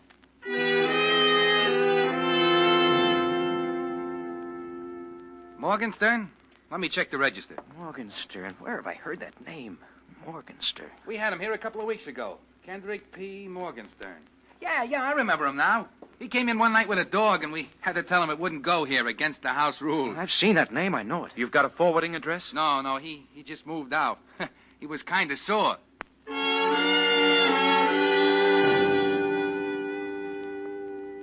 It's 3 o'clock, Charlie. Yeah. Kendrick P. Morgenstern. I remember seeing the name. It's such a funny handle. Well, try and picture it. You sure you saw it? Oh, yeah. Well, was it printed or written? Maybe a sign on a store window? It was written. I remember the K was funny. Well, it was a signature then. You saw him sign his name. Sure. It was a check. That's right. He came here to cash a check this morning. Wait a minute. You sent the deposits? No, I didn't. Where is it? In the safe. And it's got his name and an address on it.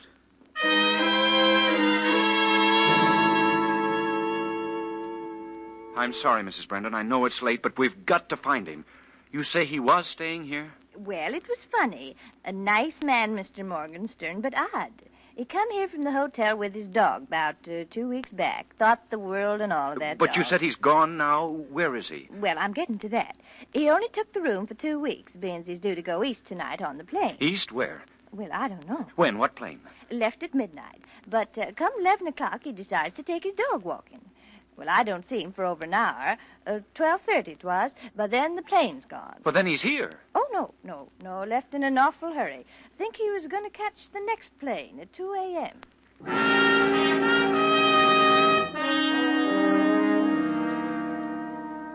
But I've called all the other lines. Haven't you a record of a canceled reservation on the midnight flight? Very well. Thank you. Something's haywire somewhere, Prof. Oh, it's useless, Charlie. Nothing else I can do. What time is it? 4:30. You better go home and get some sleep. All right, it's okay. Gosh, Prof, I hate to give up. Well, there's one chance left. What's that? Ann Price.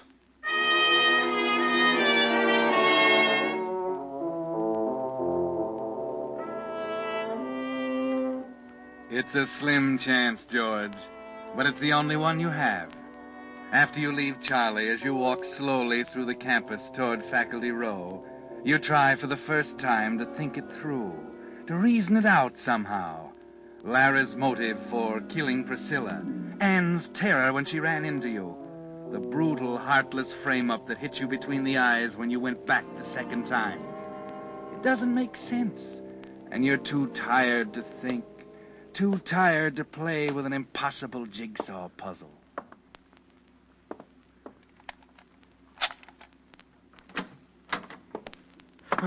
Professor Haynes? Why, yes, sir. Schultz, Homicide Squad. You know Mrs. Price, I believe. Hello, Ann.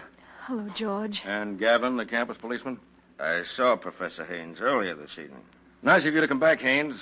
There are 9 squad cars out looking for you right now. All right, I'm here now. What do you want? Why did you burn that necktie? Well, I didn't know that... It was used to kill your wife, Haynes. We found some of the ashes. Some of the threads were left on her neck. You tossed it in the stove, didn't you? Well, I'd rather... Did you burn that tie? Yes. Yes, I did.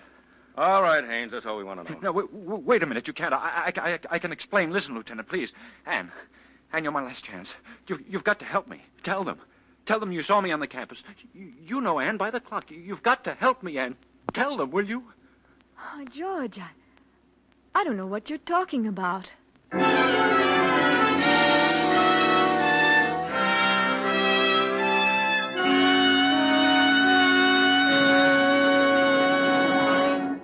The Whistler will return in just a moment with the strange ending of tonight's story. But now, in honor of the Boy Scouts of America, our sponsor, the Signal Oil Company, has asked me to bring you a special message.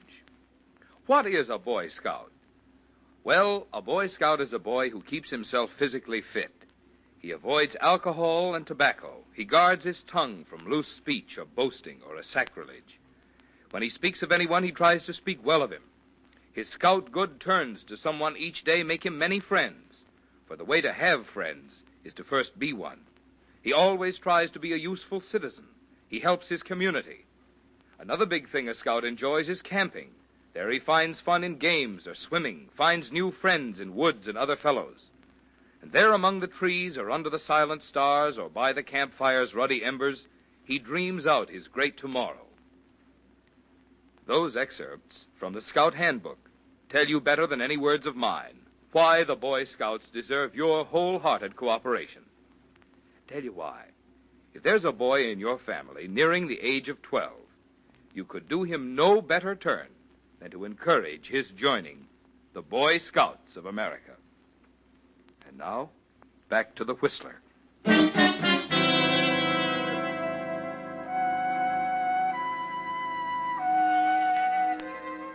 So that's it, George. Anne denies it. She didn't see you. Charlie was right, wasn't he? Women are wide-eyed and righteous until the chips are down, until something close to them is at stake. Then it doesn't seem to matter. You stand there quietly, looking at her for a minute. Then your knees begin to get weak and you sit down. You wonder for a moment where Larry is, and decide he's probably somewhere rehearsing the testimony he's going to use against you at the trial. Then suddenly you're too tired to wonder anything. George. Please, Anne. You don't need to say any more. Oh, I know it sounds ridiculous for me to say I'm sorry at a time like this. I should have known it was coming. It's been written all over his face for the past month. What? Who are you talking about? Larry. Perhaps I'd better explain, Mrs. Price. You see, Haynes Price was in love with your wife. Why, that's ridiculous. Oh, it's true, George. It came to a climax yesterday afternoon. She refused to go away with him. That's fantastic. It's true, George. Oh, don't you see? That's why Priscilla was so unreasonable last night. But how long? Oh, months. I thought Larry was acting strangely last night after we got home. And then when I saw him leave the house, I followed him and... She saw the whole thing, Haynes. Good Lord. Oh, all I could think of was running. He knew I saw him and followed me across the campus. I ran into him at the bell tower, but he was so surprised. Well, Anne, that was I. What? Why, I thought it was Larry. That's why I... Of course. You were frightened. Well, anyway, I went to the police, and Lieutenant Schultz came right out. Apparently, Price returned after she gave him the slip and realized his only out was to incriminate you. He moved the body, planted the necktie, and so on. But how could he expect to get away with it? He wasn't thinking very rationally, Haynes. Oh. Now, that's another thing. When Price knew the jig was up, he ran for it. Took off across the campus in the fog. We had every available man out looking for him.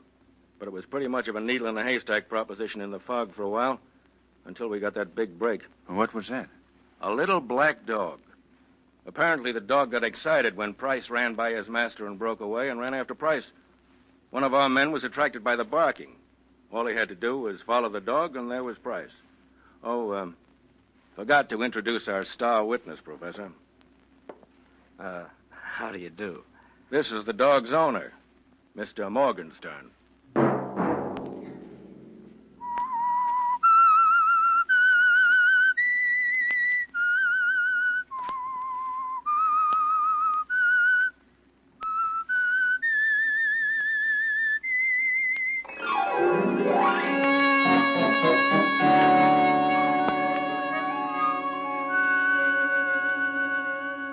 Next Monday at 9 o'clock, The Whistler will bring you another strange tale.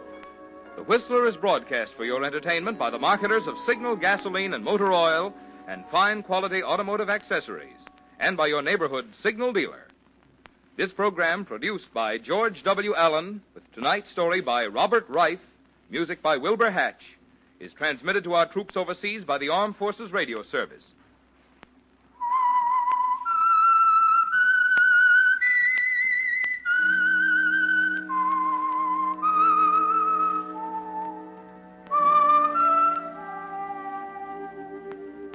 That whistle is your signal for the Signal Oil program, The Whistler. This is Marvin Miller speaking, reminding you to look for those familiar yellow and black circle signs that identify those popular Signal Oil stations in 7 western states from Canada to Mexico. This is CBS, the Columbia Broadcasting System.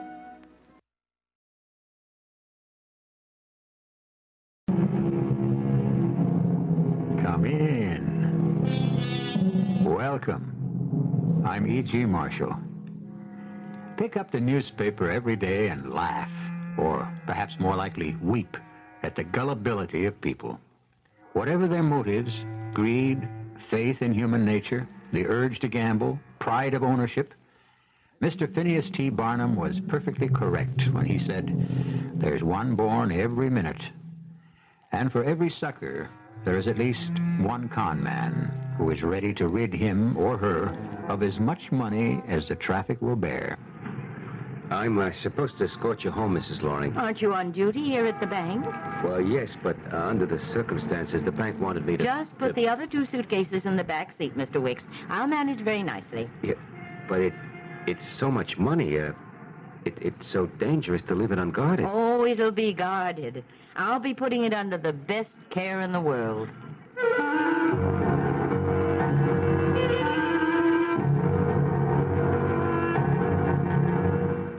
Our mystery drama, The Burning Whirlwind, was written especially for the Mystery Theater by Ian Martin and stars Michael Tolan.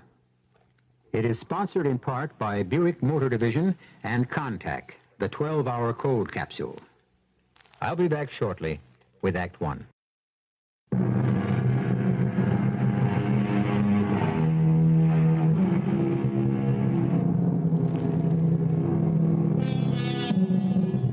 It was probably the biggest day that the Eastern Branch of Channing Bank and Trust Company would ever have. The morning the money arrived by armored truck. $8 million in small bills, enough to fill 4 large suitcases.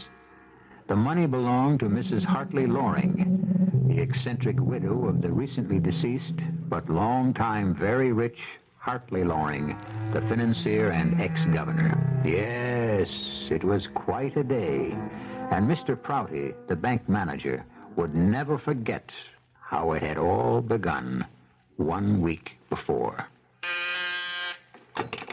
Prouty speaking. Who? Oh, Mrs. Hartley Loring. Yes, yes. I was shown right in. Oh, dear, I knew I should have changed my razor blade this morning. Be right there. It's Mrs. Hartley Loring. I know. Well, my dear Mrs. Loring, this is a pleasure. Won't you come in? Thank you. That'll be all, Wicks. Yes, sir, Mr. Prouty. Won't you sit down, Mrs. Loring? Thank you.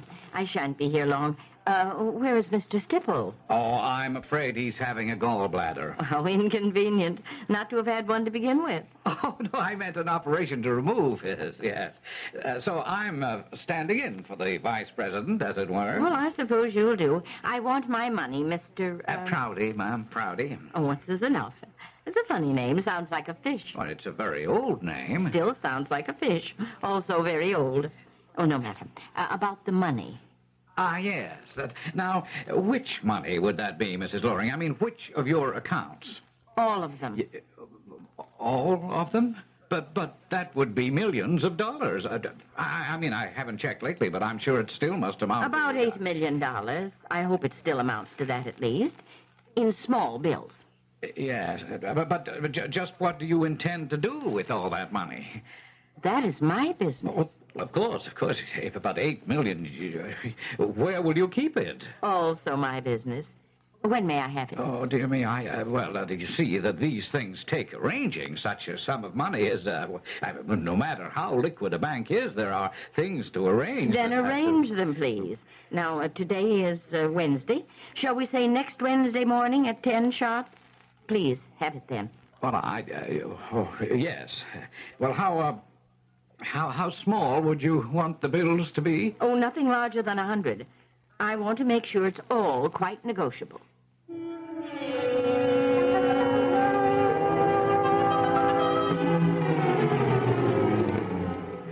$8,300,887.28. Splendid. And now put the rest of it into the last suitcase, and I'll be on my way. Yes. The 28 cents? Oh, I'll put that in my pocketbook. I can use the quarter for the toll on the way home. Oh, yes, ma'am. All right, Wicks, you can get the guards from the armored car to load those.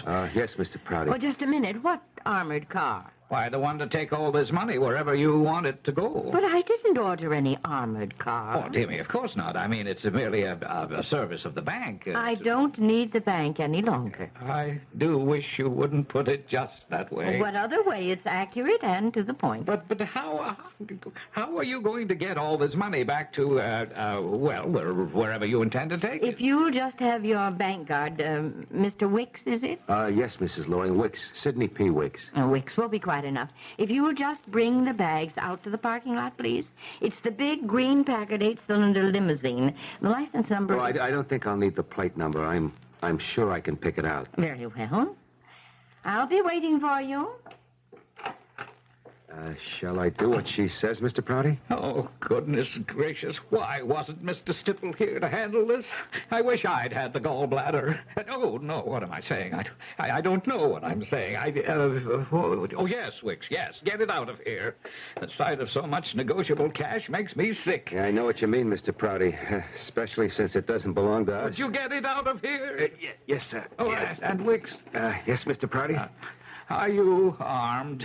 Why, yes, sir. You better ride with her and see that cash get safely to where it's going. How do I get back? Well, if you have to, take a cab. Thank heavens there's enough left in a checking account to cover that.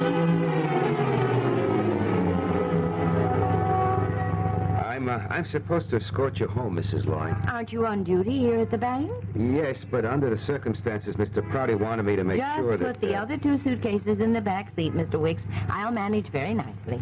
But it's so dangerous to leave all that money unguarded. Oh, it'll be guarded, all right. Don't worry. I'll be putting it under the best care in the world. Well, please let me see you home just the same. It's Mr. Prouty's orders, and I wouldn't want to disobey them. Very well, Mr. Wicks. If you insist. Climb in. Well, wouldn't you like me to drive? Not at all. I never feel safe with a man driving. Come on, get in. Men are much too excitable and so easily distracted. Hang on, here we go.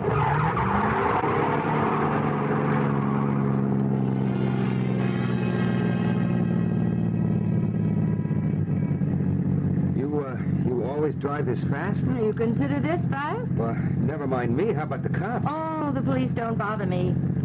They know I've been driving for over 50 years. Never had an accident. Somebody up there must like you, Mrs. Lorry. Of course he does.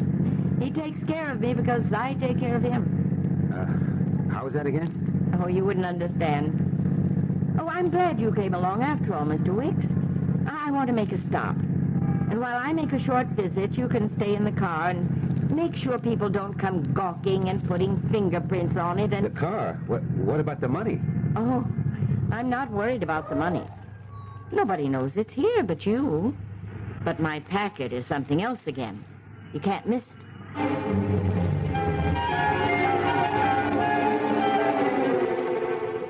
Well, Wicks, well, you certainly took your own sweet time about getting back. I couldn't help it, Mr. Prouty. She stopped somewhere on the way home and told me to wait in the car. She was gone like for an hour. Oh, where? I don't know. I was scared to leave all that dough lying around to go find out. She just went to some old house, climbed up the stoop, and then disappeared in the door. And she didn't take any of the money with her? No, sir. You got it home to her house, safe? Yes, sir. That's where it is now. Yes. Did you carry it in yourself? Yes, sir. And where did you put it? Well, I just left the suitcases in the hall like she told me. Why, she didn't put the money away somewhere? Not that I saw. Oh, dear me, dear me. Is she alone in that house? It looked like it. Well, then, you're the only witness that money got back to her house safely. I guess so. That is one screwy old day. Oh, why did this have to happen to me? Why couldn't Stifel have been here to handle it? I tell you, they've had me on the carpet downtown as if it was my fault that the bank had lost all her deposits. I've just been sick with worry. I'm sure they're going to hold it against me, and I was counting on promotion. I tell you, just thinking of it makes my blood race, and I feel pain. Hey, what is it, sir? I can't. Holy Toledo. Hey, somebody get a doctor fast. It's Mr. Prouty. I think he's had a heart attack. Hey, Sid! Hey, Sid! You calling me, ma'am? Yeah, you. Are you Sid Wicks? That's right, but I don't think sure you know me. What are you giving me? Candy Kiss. Candy Kiss? Mm-hmm. Is this a rib or... Hey, not little Candy Kiss, a belly dancer from the Carnies. Oh, in person, not a picture. There's a little more of me now than in them days. What are you going to do? A lot of years gone by. Hey, you're looking pretty good, Sid. So are you, Candy. Don't badmouth yourself. Oh, maybe there's a little life in the old bag yet. Hey, are you with the cops or something? The cops? Nah. Well, I seen you coming out of the precinct house, so Oh, no. That was about one of my bosses at the bank. Dropped dead of a heart attack today. No kidding. A robbery or something? No, just, well, it seems like he had a history of heart trouble, and all of a sudden it just come over him. Death due to natural causes. That's the way they list it. Here today, gone tomorrow. You never know, huh? Oh, that's life. How come you thought I was a cop? Well, you got a uniform on. Oh, yeah, that. I forgot. I'm a security officer at the bank, see? Oh, so that accounts for you wearing the uniform. Yeah, that accounts for it. So, how does it go for you, Candy? What am I going to tell you? Up, down, then more down. That's a long story. But I got a little grift going for me now, so maybe I shouldn't complain. Still in the business, huh? What's your line? You remember Madame Chanda with the Carney? Oh, the fortune teller in the medium? Yeah. Well, she died back here a few years ago. Well, she would have been pretty old. Oh, you ain't kidding. Anyways, the last few years she was, crippled with the arthritis and stuff. And anyway, she knew things were kind of tough with me, so I moved in with her, and she trained me. I took over her store when she died. How about that? Yeah. So you're still in the old game, huh? Oh, more or less. You sound like you miss it. You said it. Best years of my life. Oh, you were some spieler in your day. Yeah, I could ballyhoo pretty good. The best. I never thought you'd drop out. Well, the breaks, kid. Yeah. Hey, my place is just around the corner here. Do you want to come on back for a cuppa and a heart-to-heart? Why not? Maybe you could read me a free fortune in the grounds. I use instant.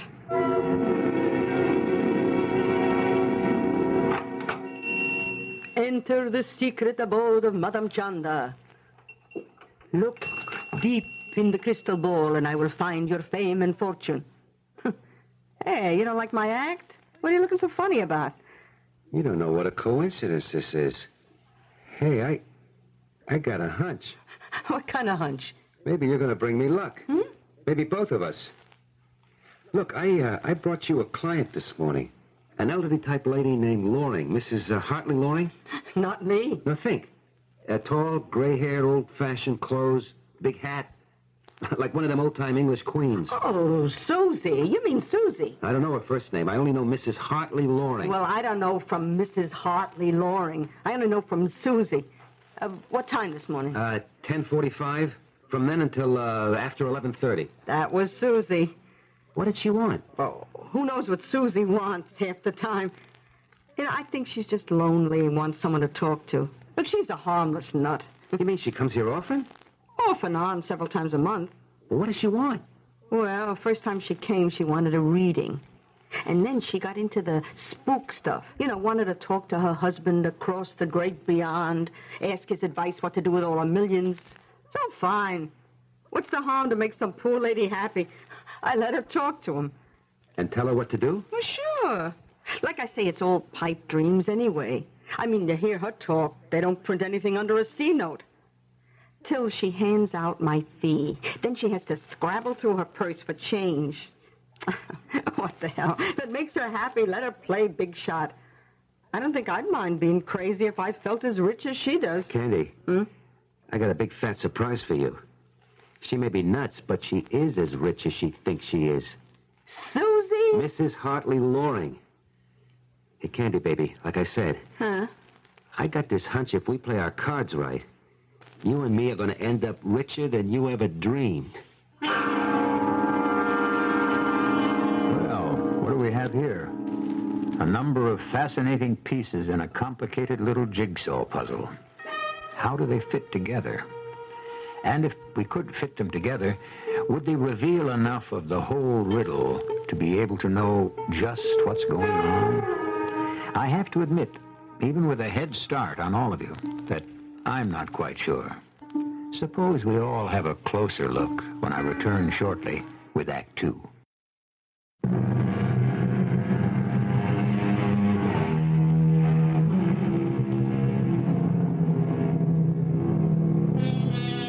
I believe it was Winston Churchill who said something to the effect that Russia was a riddle wrapped in a mystery inside an enigma.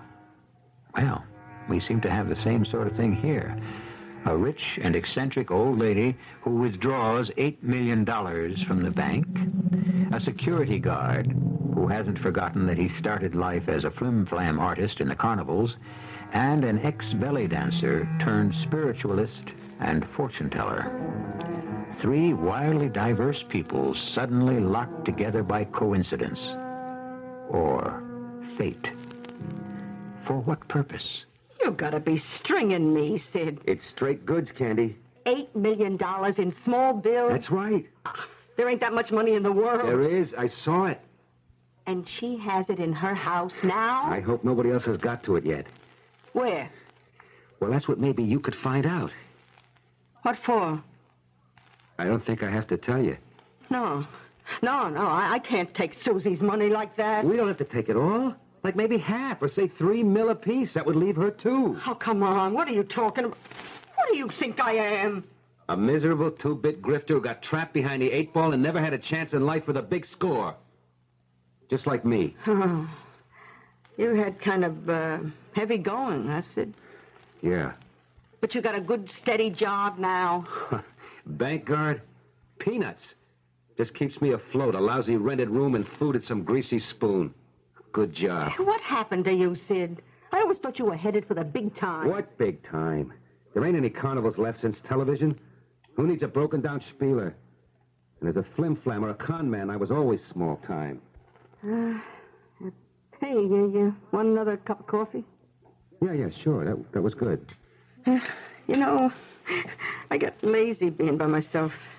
Instant coffee all the time, you know. Here, I'll heat it up. You know, when there were others around, I always made it right from the bean. Grind fresh and all. I was proud of my coffee. Yeah, you get lazy being alone. Don't I know? I mean, I've been that way all my life. And so's the old lady. Who? Her, Mrs. Loring, you know, Susie. So she's what? Alone. She hasn't got anybody. You're the one that said it. Oh, yeah. You see what I mean is all that money? She's old enough to kick off any day. Where do you want it to go? The state, federal taxes, some charity? Oh, maybe she's got relatives somewhere. If she has, does she need you to have just someone to talk to, like she said? If she has, where are they? They don't keep her company. Do they deserve any cut? Oh, yeah, I dig you, but...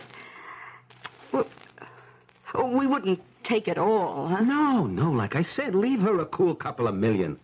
Her age, how's she going to need more? Yeah, of course, there's no guarantee she'll be back to see me. But if she don't come, I'll find a way to get her here. Yeah, and just what is it I'm supposed to do? Look, Candy. Yeah?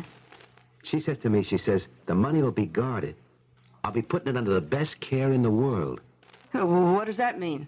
That's what I want to find out. But if it's like a vault or something, how could you get at it? If it is, you got to find some way to con her into getting it out of there. And keep her busy while I heist it. We got a deal? Well, maybe I'll think about it. Oops, here I go, letting the coffee boil over. No, here, I'll get it. Now, you sit still. It's kind of nice. I ain't used to be waited on. Want me to pour? Hey, would you? Sure. This is real cozy. All the comforts of home? Yeah. Cream? Sugar? How do you take it? Regular.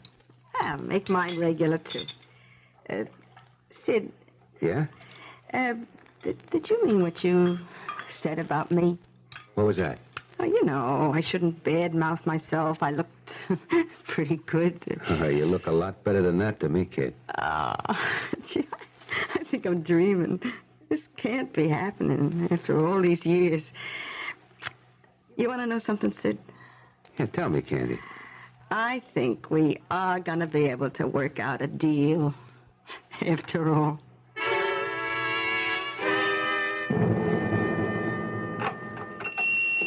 Who is it? It's Susie, Madam Chanda. Susie? Just one moment, little one, and I will bring you the presents. Oh, forgive me. I was in deep meditation. Oh, I'm sorry, Madam. You must forgive me, but this is really urgent. Urgent? What can be so urgent? I have not seen you for almost a week. Yes, matters of great import, you see. Decisions to be made, and then, of course, my time is not quite my own. It is not? Why? Oh, I am under the command of someone greater than I. Greater than all of us. Can I have a sitting right away? A sitting? For what purpose? I've got to reach Toto. Toto? It's my husband. Hartley, Mr. Loring. In the hereafter, I need some advice from him. Oh, Susie, I am not sure that today... But it's urgent. It's quite urgent. You've never refused me before. You know you put me in touch with him. The medium knows nothing, Susie. She is an instrument only through which you may find communication with the other side. Well, you've served as that before, even though I do wish... What do you wish, my child? I wish I could talk to my husband directly, instead of going through that tedious little twerp Merkin. Merkin? It's the leprechaun voice that is my contact with the supernatural and my beloved Toto. If only I could speak to Hartley directly. Is it that important? Well, it concerns a great deal of money. And Toto was always better about money than I am. Of course, he knew so much more because he made it. A God-given talent. And therefore, render unto Caesar those things which are Caesar's. Huh? I do not follow you. I want to give it all away. Back to where it came from. And I want Hartley to tell me how, and if I am doing the right thing. Yes. Well, we must make every effort to reach him. But some things cannot be done immediately. I need time for preparation, for Deep meditation for preparing to gird myself for this projection beyond the stars. All right. How long? How long? Oh, let me see. Today is Tuesday. Let's say Saturday. That is a good day for the planets to conjoin in the house of your rising star. It is? It seems so far away. We must all learn the virtue of patience. Why? Because only through patience can those of us who deserve achieve what we desire.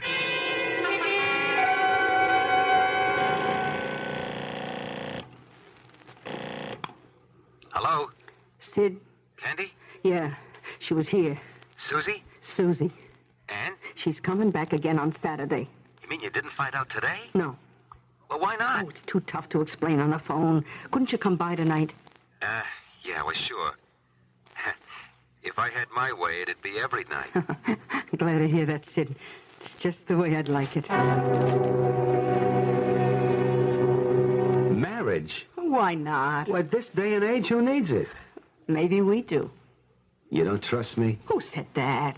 No, I just figure if we're gonna break any laws, look at how good it is we couldn't be forced to testify against each other. Who said we wouldn't have to testify? Oh, just looking on the safe side, in case. But it ain't only that. Well, what? What? I don't know. It's just to have things nice, old-fashioned. You know, I mean, like a ring and all for me, and maybe a church wedding. After all, it's only fair. With the dowry I'm bringing and all. The what? The hope chest, like. How many girls you gonna find can maybe put your hand on $5 or $6 million? But we could just split down the middle. I don't want to split. Do you? Well, Now, you listen good, Sid Wicks. Once I ate my heart out over you, and you walked away from me. I'm gone again, okay, but this time, I'm not letting you off the hook. Okay. We'll get the license and all by Saturday. And now for the jackpot question. How do you get her to tell you where the dough is stashed? Oh, she won't tell me. I'm in a trance. I don't know what's going on. I'm a medium. Oh, yeah. We can't have her sicken the cops on you when the money disappears. Oh, don't worry. She won't. The way I'm going to set it up, she'll know where the money went. And it'll be A-OK with her. Now, here's the way the gaff is going to work. What time is it? Oh, now, don't get in an uproar. She'll be here any minute. Are you all set? I'm as set as I'll ever be. It's a good thing her husband was a governor. I remember his voice pretty good. And I may not be able to promise you a clean government, but by the Lord, Harry, I promise you the dirty linen will be washed in public. How do I sound, Candy? Like him? I wouldn't know. I never listen to them politicians. Oh, what's the diff? There'll be so much filter on the sound system. You could talk in like Billy Graham and come out sounding like Rocky Graziano. Oh, wait a minute. That's not good enough. Oh, sure it is, honey. Don't you know anyone comes looking for a voice from the beyond? They make it sound the way they want. They want to believe. That's the only way any con game works. Now, you better get in the closet. She'll be here any minute. Okay. You sure this is going to work? Oh, one thing I learned from Madame Chanda. Big time, small time. A sucker is still a sucker. If you've got as much faith as they have, it's a lead pipe cinch. Well, there it is. The trap is set, all ready to be sprung. And the innocent victim is about to put her foot in it. Strange feeling, isn't it? That these are such amiable crooks, one is almost tempted to be on their side. Are we to be lulled into thinking, even for a moment, that crime should pay? I'll return shortly with Act 3.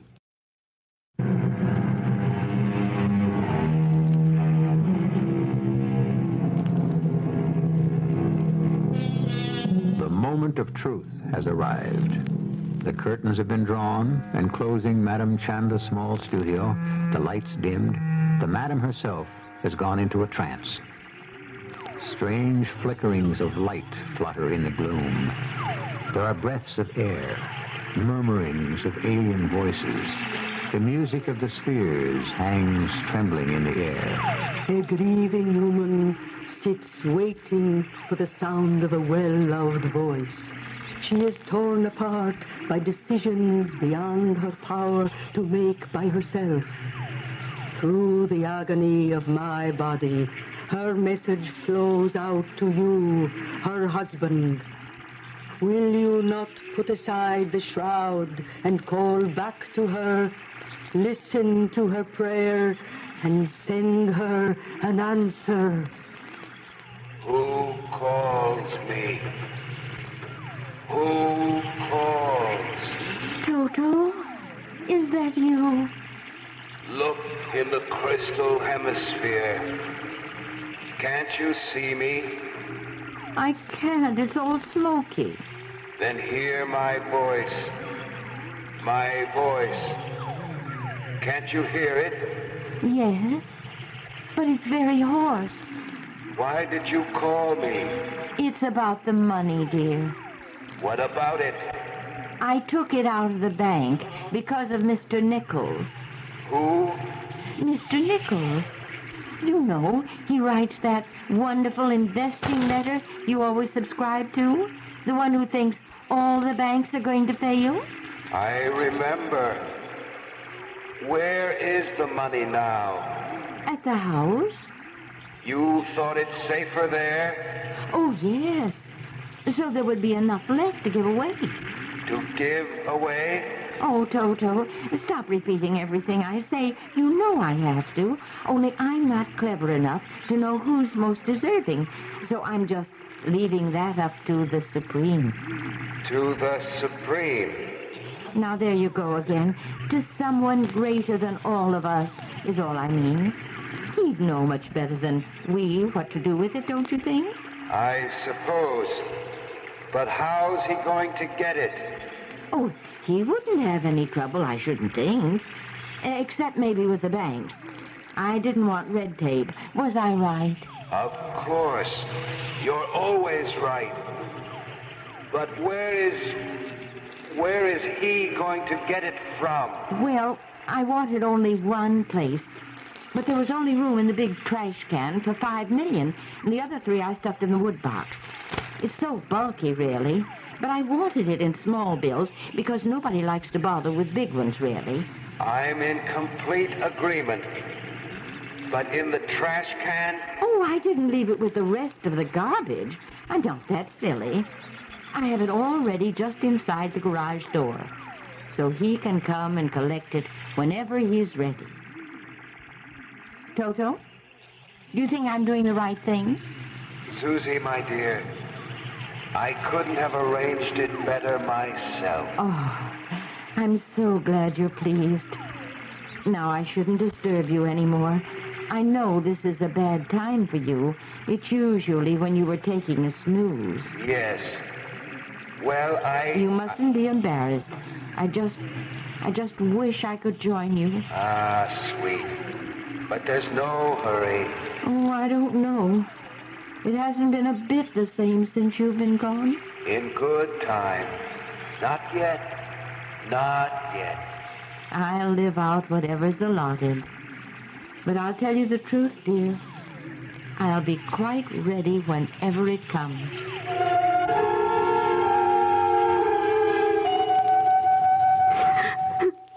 Hey, come on, Candy. What's the matter with you? Oh, I don't know. Just leave me alone. We're sitting on top of the world. Everything's falling into our hands.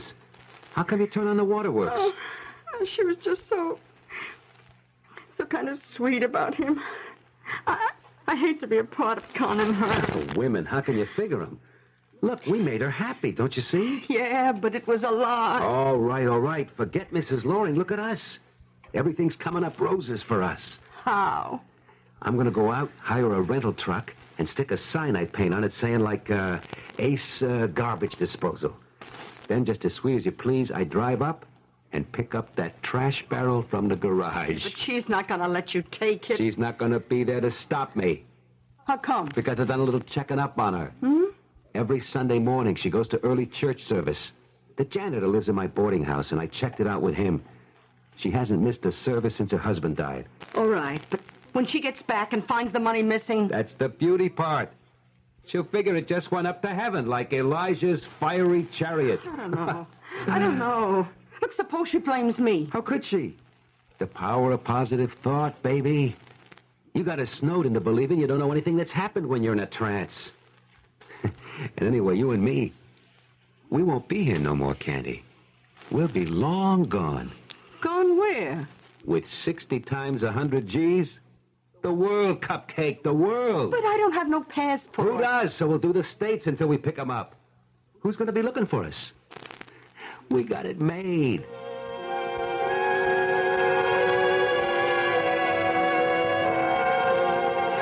I don't see why you had to drag me along. I got to have a lookout. Besides, I may need help loading the garbage can with all the money. Yeah, is my hair all tucked into the cap? Yeah. I don't see why I had to wear this loose old shirt of yours. Candy, sugar, without it, you couldn't pass for a man. No way. I must look terrible. I wouldn't worry. Nobody's going to see you. I hope. Hold it. Shh. What is it? She's starting the car.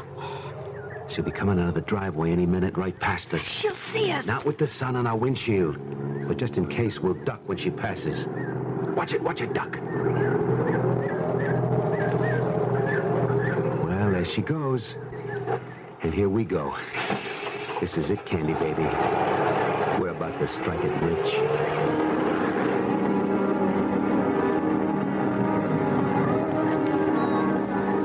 Come on. Suppose someone sees us. You know the house can't be seen from the road? Let's go. The garage door is open. Yeah. And look, there's a big trash can there. I'm so excited, my palms are sweating. Can you imagine, Candy, that... What is it? I tripped on something. It's a Bible. A what? A Bible. Oh, Susie, she must have dropped it getting into the car. See, suppose she comes back. Come on, let's get out of here. Not without the dough. Oh, never mind the dough. We can get that. Holy cow. It's here. The money's here, just like she said it was. Come here, Candy. I don't want to see it. I just want to run before something... Now, without the $5 million? Give me a hand. It's her. She came back. Well, get back in the shadows. Maybe she won't see us. She's coming in. She just came back for the Bible. Let her find it, now. What? I still got it in my hand. Well, then throw it out before... No, hold it. It's too late. Oh, now, where on earth did I drop my Bible? Must have left it in the house. I'll just put the light on, so... Sid, what did you do? Well, I had to stop her before she recognized us. What did you hit her with? I don't know. The first thing that came to hand is this spade. Oh, Sid, her neck's at such a funny angle. I never meant... I only wanted to... Oh, yeah. Yeah, she's dead. Oh, let's get out of here. No, wait. Wait, not without what we came for.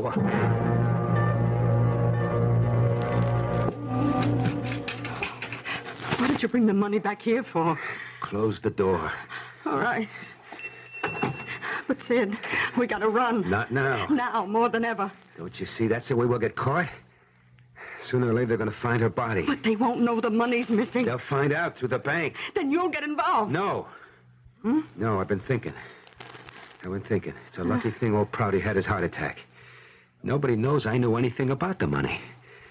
And anyways, I'm going to have an alibi. How? Well, we got married this morning, just like you asked me, didn't we? But that was before we went to Susie's house. That's right. So before we left, I set her watch back an hour to right about that time.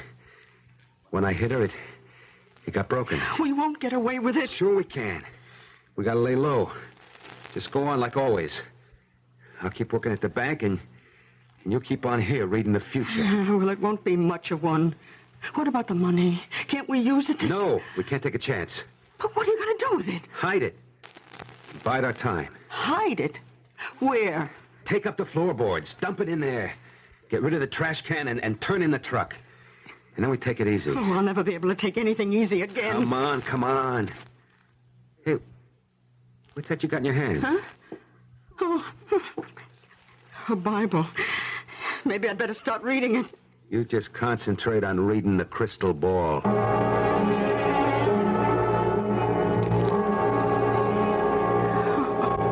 Oh, God, forgive me. God, forgive us. Candy. Candy. Who's that? Susie calling you. Come, look in the crystal ball. Oh, no. Oh, forgive us. Forgive us. I'm so sorry. So am I, Candy. That money was meant for the Lord. It is His, not yours. Yeah, but don't you see this? There's no way to return it now without us getting involved. Are you so sure? Look in the Bible. The Bible? My Bible. Where I have been reading. The passage I have marked. See it? Yeah, I guess, like, right here. 2 Kings chapter 2, verse 11. You see it? Yeah. What does it say? And behold, there appeared a chariot of fire, and Elijah went up by a whirlwind into heaven. I don't get it. Remember what Mr. Wicks said, prophesying in his ignorance. What? That when I got back and found the money missing, I would figure it just went up to heaven like Elijah's chariot. Yeah. Yeah, he did say that. There's your answer, Candy. And there's the fireplace. If you want to seek forgiveness, set the money afire. Burn it, Candy. Burn it.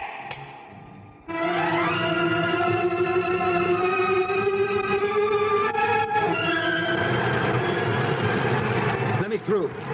Hey, watch out. Let me through. All right, buddy. This is as far as you go. You can't get through. Well, that's my building. Don't matter. You can't get through the fire line. What happened? That's some dame burning paper or trash in the fireplace. Set the chimney on fire. Whole building's going up like a torch. Paper? My wife, Candy. Get out of my way. Hey, watch it. You can't go in there. I got to. I gotta get to this. There's no one left in the building. They already brought the woman out. Officer, why didn't you tell him his wife was dead already? Who had the chance? Crazy guy. He'll be going to a crisp.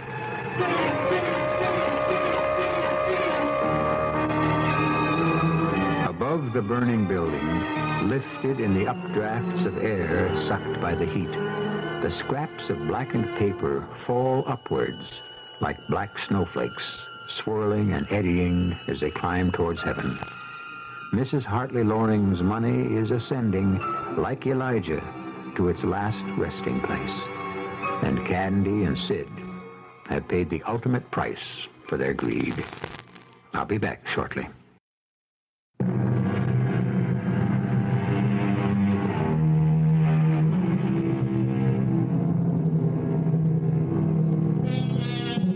Suspension of disbelief.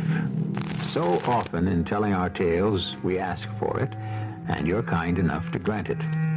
I mean, can you honestly believe that a woman would withdraw $8 million from a bank and keep 5 of it in a trash can? Fortunately, we don't have to ask you. If you read the papers, you must have read the news story on which this tale was founded. Our cast included Michael Tolan, Mary Jane Higby, Bryna Rayburn, and Ian Martin. The entire production was under the direction of Hyman Brown. And now, a preview of our next tale. Final chapter. We drove ourselves from the garden, but it was always possible to return. Up until now. Now it looks as though we may have planted seeds in the dead soil of a lost world. A world that may have to go on, if it goes on, without us. Well, we don't just sit here with our heads in our hands, do we? I mean, can't they be stopped some way? Any suggestions, Bob? The time may have come for all of us to fold our tents. We, as opposed to they, may have to give up this little piece of real estate we call the world. It may only be a matter of days. And meanwhile? Meanwhile, we prepare to get out just as fast as we can. Not only from this place here, but from the entire planet. Radio Mystery Theater was sponsored in part by True Value Hardware Stores. This is E.G. Marshall inviting you to return to our Mystery Theater for another adventure in the macabre. Until next time, pleasant dreams.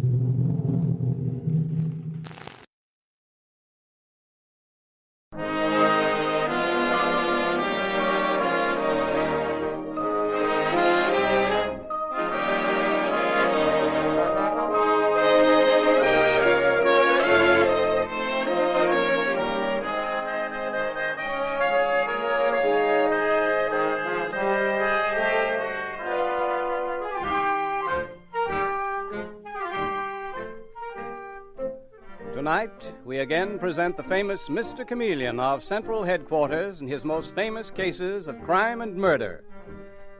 Now let me tell you just who Mr. Chameleon is. Born of a well-to-do family and a college man, he tried from childhood to live up to the name he bore, Chameleon, by taking on the color of whatever situation in which he found himself, finally entering the police force where he became known as Chameleon, the man of many faces, the underworld's most dreaded man. Throughout this series, the listener invariably knows who Mr. Chameleon is, no matter in which disguise he appears. But the criminal he's tracking sometimes does and sometimes doesn't. Tonight we give you Mr. Chameleon in Mr. Chameleon's Pet Murder Case.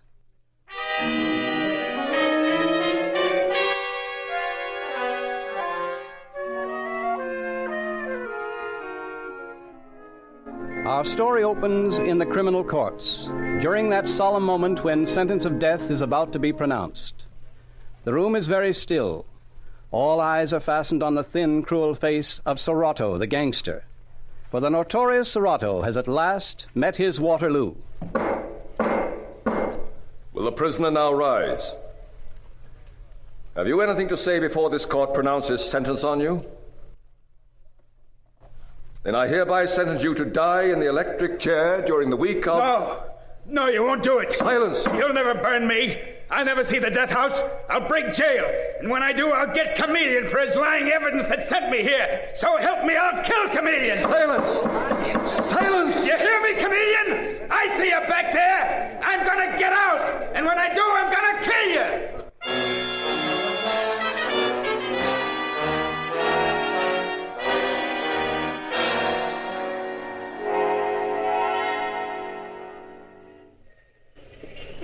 Well, I'm a policewoman, Mr. Chameleon, but I never heard anything like the voice of that man Serrato in the courtroom.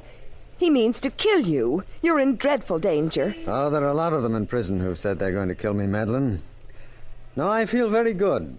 When you put an end to the career of a mad dog like Serrato, well, it makes you pretty proud to be a cop. But suppose he did get out. Maybe that's just a woman's way of looking at it. Let's go out to dinner tonight. And, incidentally, I've always wanted to ask why a beautiful girl like you ever got the idea of being a cop on. My father was on the police force. He was killed by a hoodlum just like Serrato. Oh, I'm sorry. I didn't know that. Very few people know. But I adored my father. Madeline, look, about dinner. Dinner? Would it spoil your appetite to dine with me? Oh, don't be silly, Mr. Chameleon. I'd love it. Good. That's a date. Are you going to come as Mr. Chameleon or in one of your impersonations? I just want to be sure I'd recognize you. Just Chameleon. I'll go home and dress and pick you up at 7:30. You and I are going to celebrate Serrato's conviction.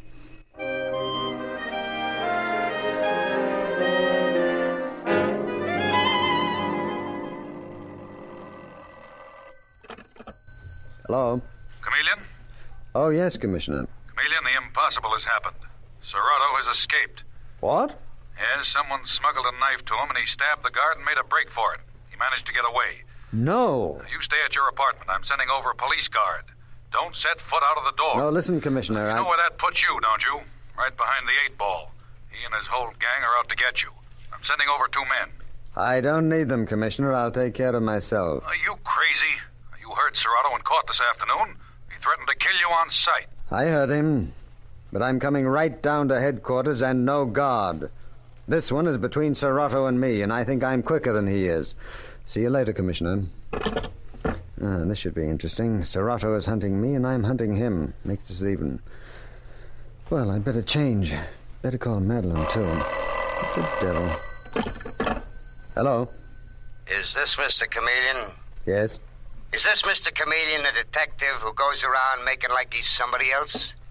What do you want? Who is this? Never mind who this is. I just thought you'd like to know we've got Madeline Evans. You don't need to look for her. You can't find her.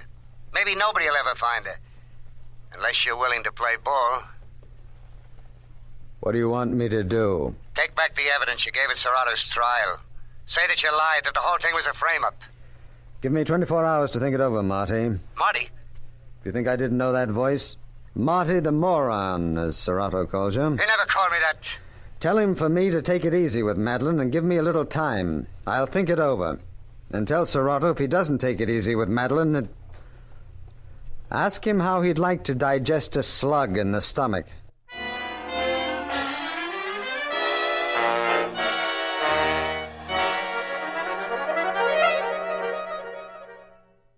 Chameleon, I'm telling you, your life isn't worth a nickel.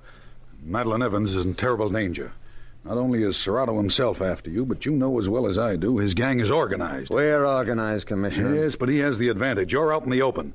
You can't see him, but he can see you. Now, if they could kidnap Madeline when she was on her way home... They won't try that with me, not yet, Commissioner. Not as long as Serrato thinks he can make a deal with me. Who is it? Tom Smith. Come in, Tom. Commissioner, you know Tom Smith, the Daily Chronicle. Oh, yes. I told him to come over here. I have a favor to ask of him. Anything you say, Mr. Chameleon. Is there a story in it? Yes. Big one, eventually. Right now, Tom, I wish you'd do me a favor. Yeah? Write a story saying that there are rumors that new evidence has been unearthed in the Serrato case. Say, is this on the level? You just write the story, Tom. You can quote me. I'm not sure that the evidence which convicted Serrato was correct. I am working on new evidence, unquote. Hallelujah, this really will hit the headlines.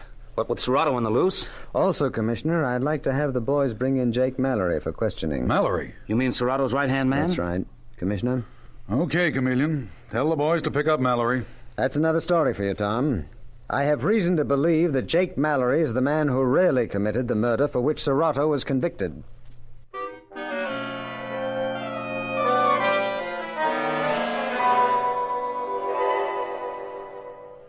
Read all about it. New turn in Serrato case. Rumors, a new trial. Read all about... Paper, mister? No, thank you. I'll borrow my friend's. All about the Serrato case. Read all about... Well, how about it, Detective Sergeant Arnold? Can I look at the headlines? Mr. Chameleon, what is this? You don't think Jake Mallory committed that murder, do you? That, my dear Dave, is a leading question. I refuse to answer. But we had to let Jake go this afternoon. We couldn't hold him. I expected you to let him go. Dave, you know Lily McCarty when you see her, don't you? Serrato's girlfriend. Oh, yeah, sure. She lives right in this block. But listen, Mr. Chameleon... I think I'll go and pay a call on her. And I'll go with you. No. No, Dave. Now, don't worry about me. Until Madeline is safe, I have to move in a certain way. I know exactly what I'm doing. You know, Mr. Chameleon, there's something about you that always gets me. What do you mean, Dave? The way you change. Ordinarily, you're an easygoing guy with a fancy education who's just as much at home on Park Avenue as at Central Headquarters.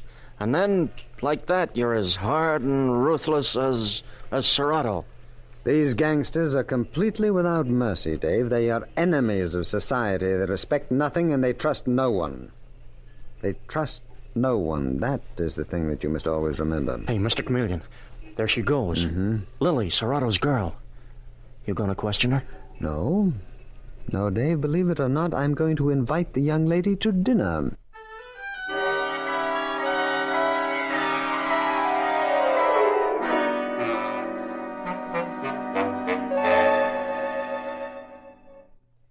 What do you mean you and me should have dinner tonight? You think I'd be seen having dinner with a copper? Why, Lily, I thought you might enjoy having an evening out. No, not with you I wouldn't, Chameleon. I wouldn't go with you if you'd take me to the St. Regis. Funny you should happen to mention the St. Regis. That's what I was going with Madeline Evans. Where is she, Lily? I don't know where she is. I don't know where Serrato is either, so help me. I'll meet you at the Montmartre restaurant at 8. I won't be there. Oh, yes, you will. I have enough on you to send you up for life. I know perfectly well that you were mixed up in the Rockman killing and the Millerstown holdup. I have got plenty of leads if I want to follow them up. Then why don't you, Chameleon? You meet me at dinner tonight, or something very strange may happen to you.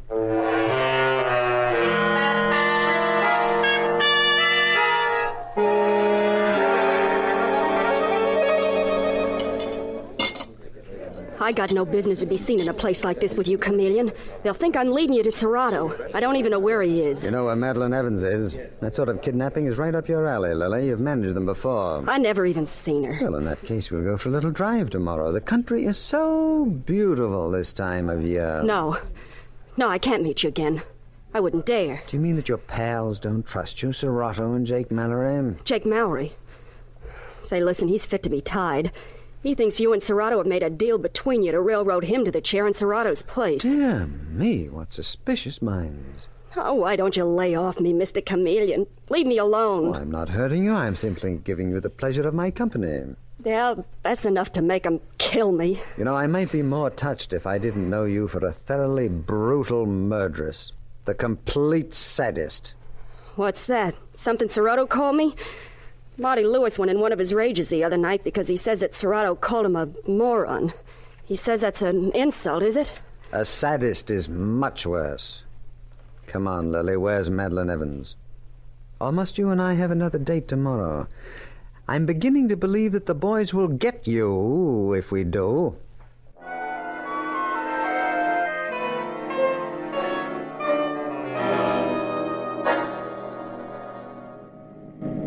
Mr. Chameleon, there's a car behind us. I'm sure it's following us. Relax, Lily, and enjoy the countryside. Oh, I shouldn't have come with you today. Now they'll be sure I'm talking. Tell me where they've taken Madeline Evans, and I'll turn the car around and take you right back to the city.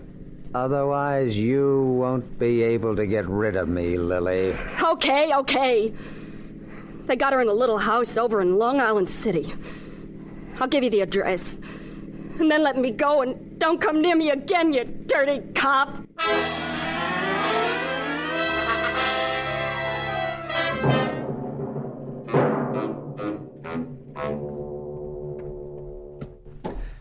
This is the place, Dave. You all set? Yeah, Mr. Chameleon. We've got men posted at either end of the street. These crooks won't get away. If they're still here.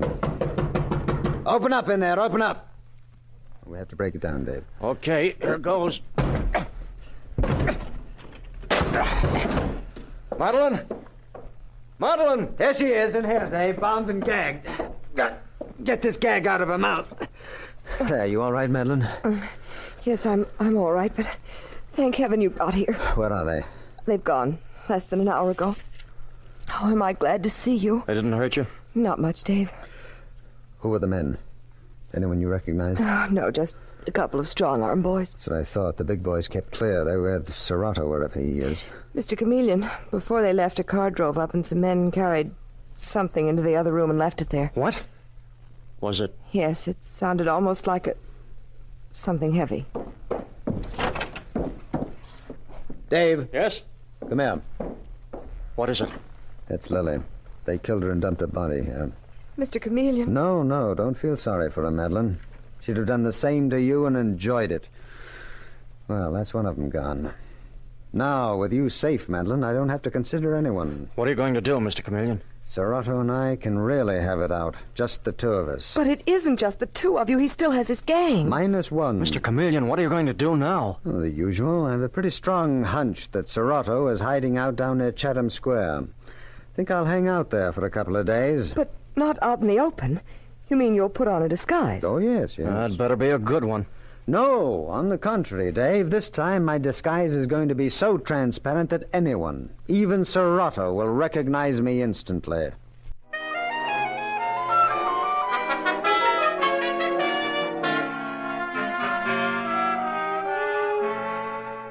Mr. Chameleon will return in Mr. Chameleon's Pet Murder Case in just a moment.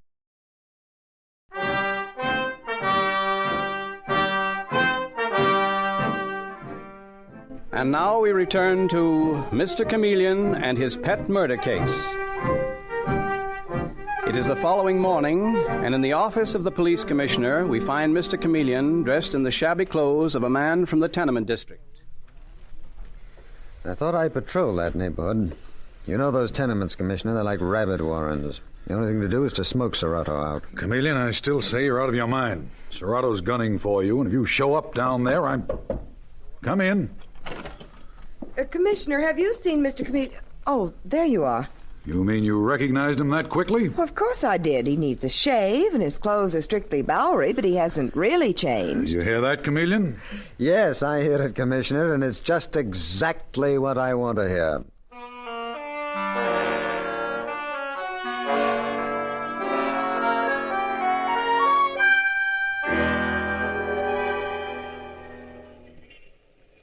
Give me a dime for a cup of coffee, mister. No. Oh, please, mister. I'm kind of down on my luck. Beat it. Did you hear me? Beat it. Hey, who are you? Oh, me? I know you. You're Chameleon. What are you doing down here dressed like a bum? You can't fool me. I know you're Chameleon. Well, good for you, Marty. So you're not a moron after all. Well, don't call me that. I'm as smart as anybody. Too smart to let anybody see me talking to you. What's the matter, Marty? Serrato watching you from the window? Which one's he watching from? Get away from me. There's been too much talk that Serrato's crowd is running out on him. If they see me with you, Chameleon, they'll... Marty, don't you try anything. If I'm found dead, the police have orders to bring you in. Me? Why me? We've got plenty on you, Marty, so it's healthier for you if I stay alive. Okay. But keep away from me. Well, all I want to do is walk along a ways with you. I always enjoy talking to you.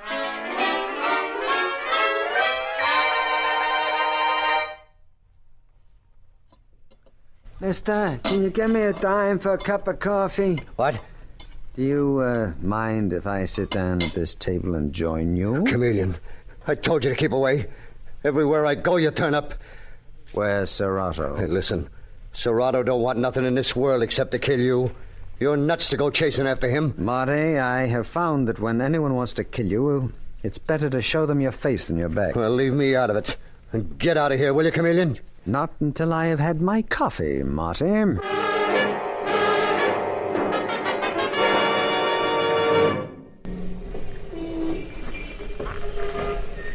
Hey, give me a dime for a cup of coffee, mister. Huh?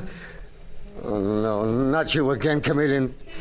Yes, you leave me alone. Why, Marty, have you been drinking? You know Serrato doesn't like that. They've been tailing me. They think I'm singing to you. Save your tears, Marty. When Rockman was murdered, he cried and pleaded too, and you just sat there and laughed. Where's Serrato? I won't tell you, Chameleon. Everybody's run out on him except me and Jake Mallory. But I ain't gonna squeal. Not even if Serrato is a dirty so-and-so. I told him that to his face. My, you're getting reckless, Marty. Well, good night. Pleasant dreams.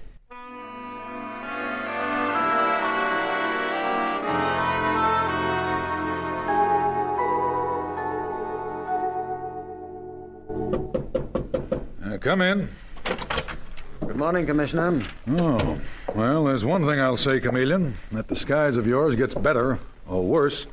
You're beginning to look like a real Bowery bum. I'm beginning to feel like one, too, Commissioner. This keeps on much longer, You know, I often think that the first requisite for a detective is patience, not courage. You'll need plenty of courage today. What do you mean?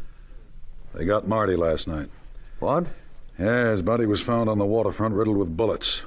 You did your work well, Chameleon. Good. I've no pity for the martyrs of this world. They live by the gun and they die by the gun. Well, that leaves Serrato. And Jake Mallory. That's 2 of them. 2 against 1 is still an uneven match, Chameleon. Let me send Dave Arnold with you today. Nope.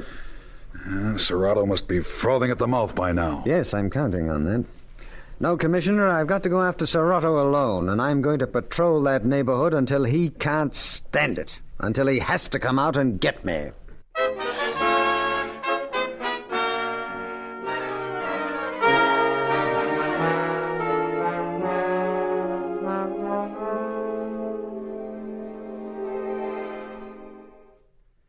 Look at him, Jake. The nerve of the guy. Who's he think he's fooling with that phony disguise? Nobody, Serrato. Nobody? He thinks he's fooling me. No. Are you screwy? Of course he thinks he's fooling me. No. Just stop saying no. Your yes men are gone, Serrato. I took care of the last one last night. Remember? Are you trying to tell me that Marty didn't have to go, the rotten little squealer? Well, anyway, he's gone, along with Lily. Now I'm going to speak my little piece, Serrato. Oh, yeah? Yes. I don't like what's going on. I don't like you blowing your top over Chameleon.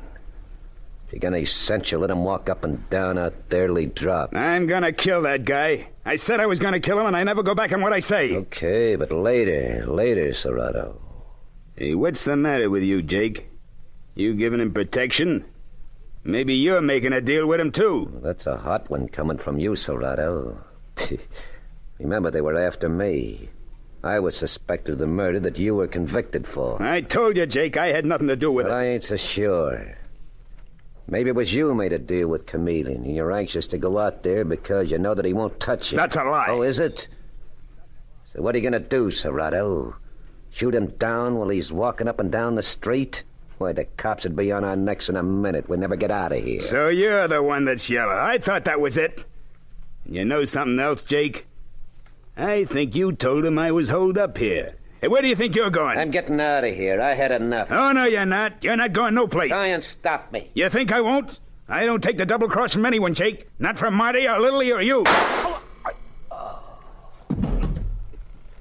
Jake, you blasted fool. I didn't want to do that. Not to you. Now there's nobody except Chameleon out there. Except Chameleon. And I'm going down and get him right now.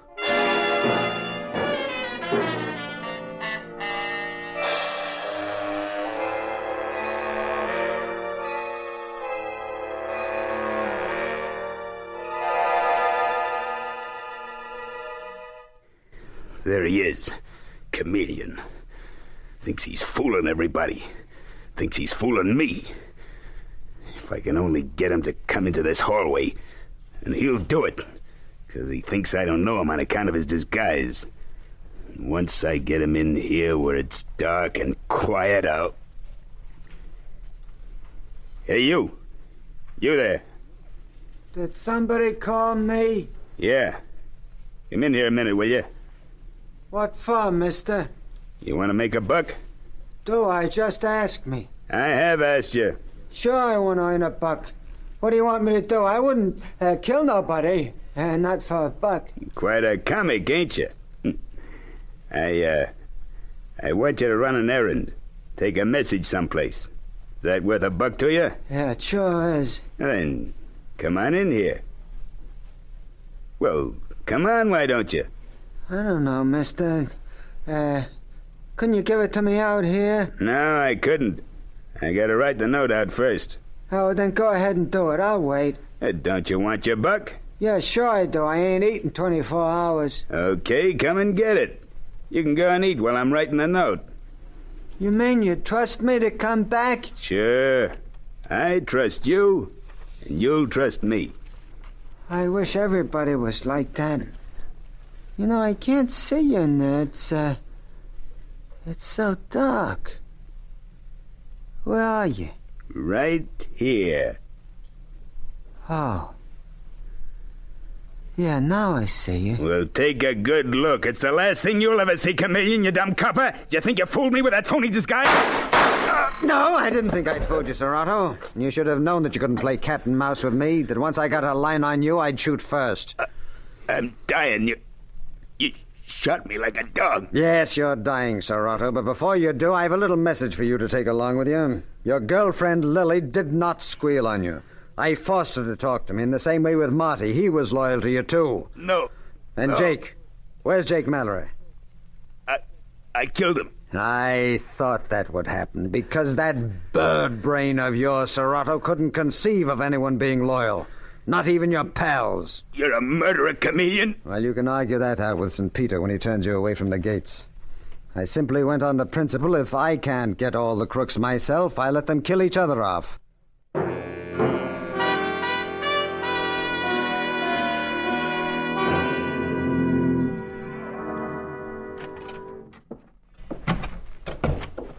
Are you busy, Mr. Chameleon? Oh, hello, Madeline. No, I was just looking over the records of these criminals that I murdered, according to Serrato. Lily, petty larceny, grand larceny, murder. Marty Lewis, assault and battery, arson, murder. Jake Mallory, he really had brains, which made him the most corrupt of the lot. And as for the late Serrato, well...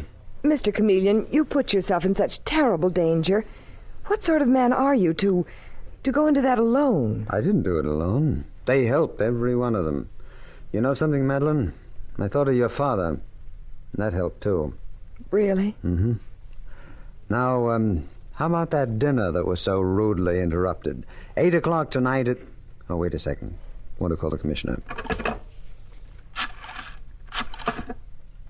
Hello? Commissioner Chameleon. Yes? What is the fee the public executioner gets up at Ossining? I don't know. $100 maybe. Why do you ask? I want to send him my check. You see, I'm afraid that I did him out of his money. 8 o'clock, Madeline. 8 o'clock at the St. Regis for dinner.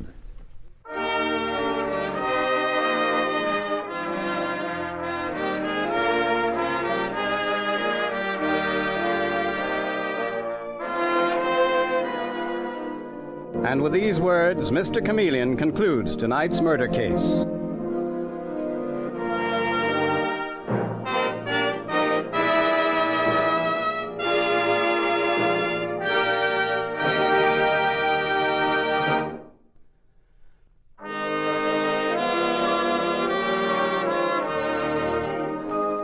Listen next Wednesday night at this same time for Mr. Chameleon, the Man of Many Faces. The part of Mr. Chameleon is played by Carl Swenson, with dialogue by Marie Baumer from the original story by Frank and Ann Hummert. Music directed by Victor Arden. Your announcer is Howard Claney.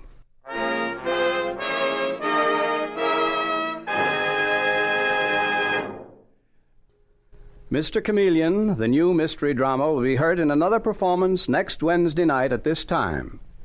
This is CBS, the Columbia Broadcasting System.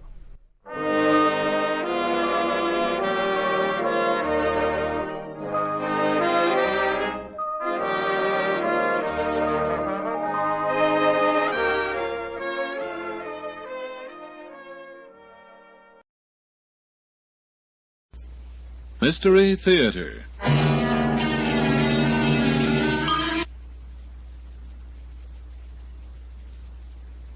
Mystery Theater.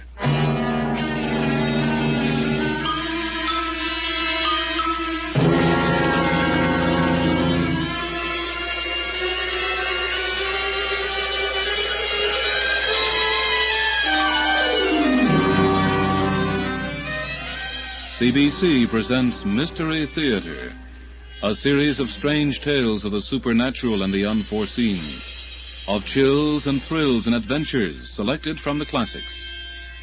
Here then, the story of The Monkey's Paw by W. Jacobs, in radio version by John Bethune.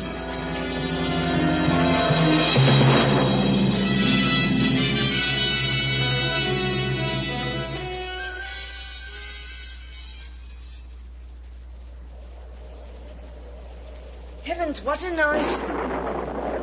Herbert, Yes, Mother? you better wear your muffler when you go off to work.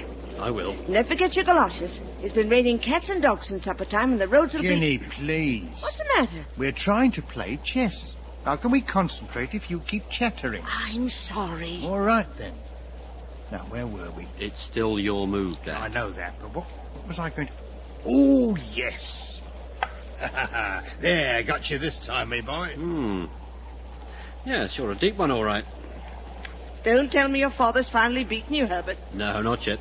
He's overlooked his king. Oh, I see it. Here, let me have that back. Not on your life. Why not? All rules of the game, Dad. I don't know with your scientific rules. You turn what ought to be an innocent relaxation into some Don't sort talk of a... so much, John. How can Herbert concentrate if you keep chattering? It's all right, Mother. Oh, listen to that wind, would you? I'm listening. I should hardly think Sergeant Major Morris would come tonight. Oh, he'll turn up. Can't say I blame him if he don't. That road out there's like a bog. Check. That's the worst of living way out here. Your friends can't even come to call. Mate. Lovers Lane, Fulham. Of all the miserable, out-of-the-way places to live, this one takes the bun.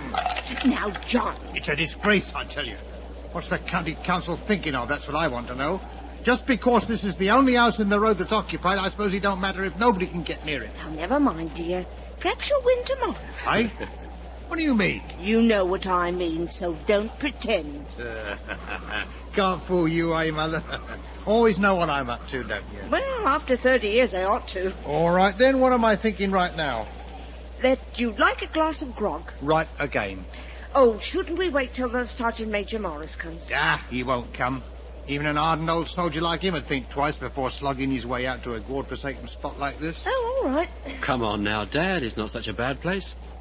Leastways, it's not one of them stucco villas. In fact, it's one of the few old-fashioned houses left near London. Home-like, I call it. Oh. And so do you, or you wouldn't have bought it. And a nice job I made of that, too. £200 still owing on. Oh, don't worry. I'll work that off in no time.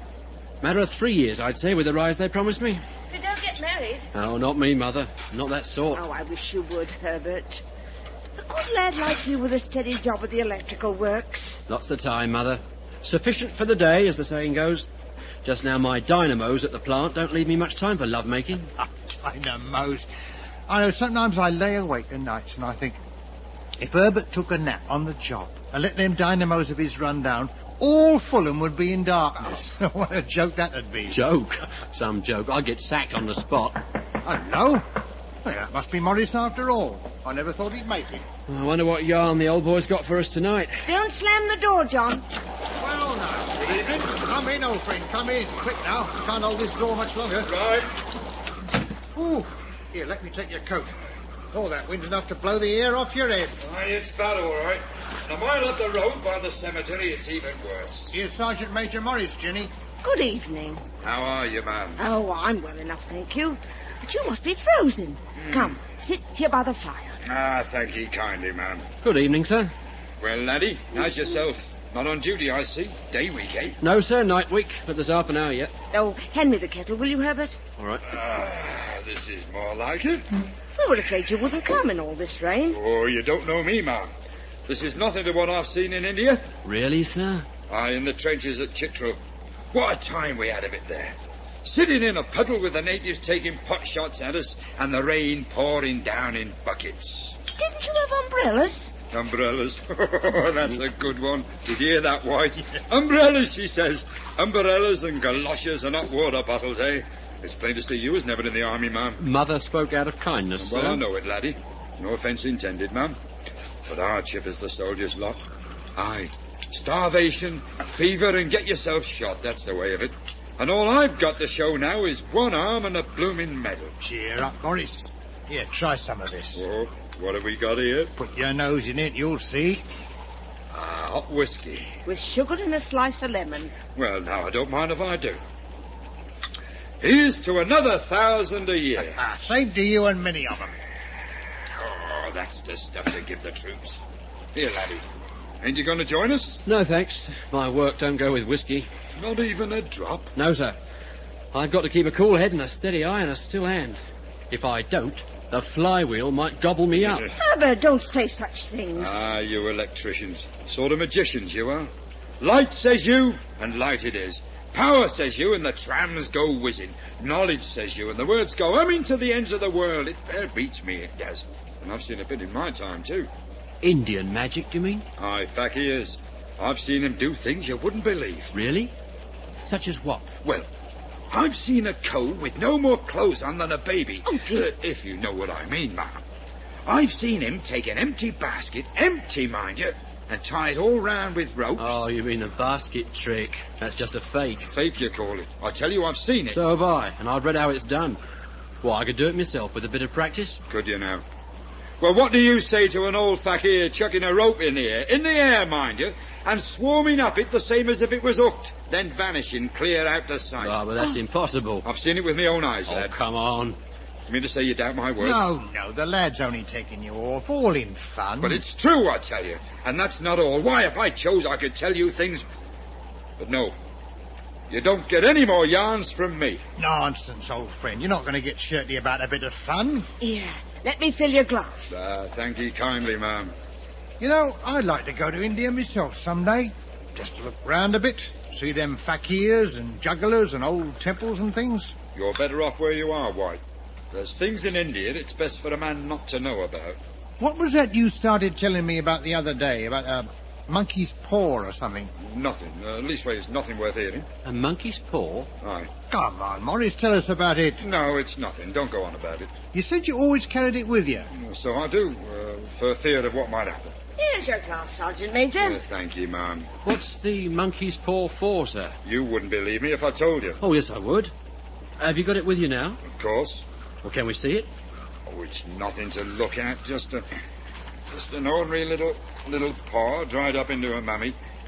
Here you are. Oh, it's dirty. Give us a look. Oh, it's all dried up. I said so. And, what might there be special about it? That there paw has had a spell put on it. Oh, dear. Give it back to him, John. Oh, here, take it. Who was it put the spell on it? An old fakir. A very holy man he was. Used to sit all doubled up in one spot. Cool. Sat like that for going on 15 years, thinking of things. And he wanted to show that people was ruled by fate. That everything was cut and dried from the beginning, as you might say. That there weren't no getting away from it. And that if you tried, you'd catch it hot. Don't say. So he put a spell on this bit of a paw. Why a monkey's paw? Oh, it might have been anything else, but he took the first thing that came handy. Aye. He put a spell on it and made it so that 3 people could each have 3 wishes. Oh. But mark you, though those wishes were granted, those 3 people would have cause to wish they hadn't been. But, how could the wishes be granted? He didn't say. It would all happen so natural, you might think it was just a coincidence, if so disposed. Why haven't you tried it, sir?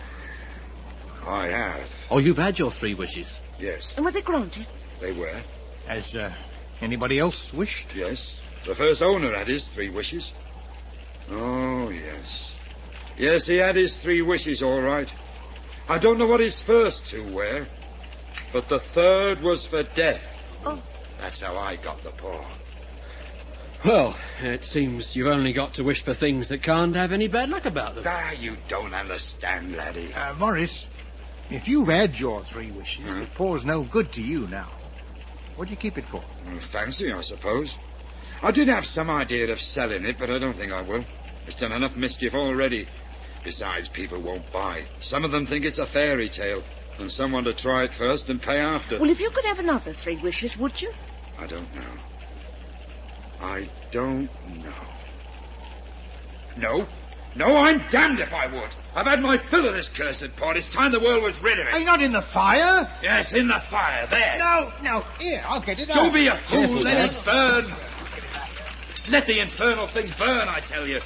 Not if I can... got it. There we are. Is it burnt? No, it's just singed a bit. Chuck it back again, man. No! If you don't want it, give it to me. Not I. My hands are clear of it. I threw it on the fire. If you keep it, don't blame me for what happens.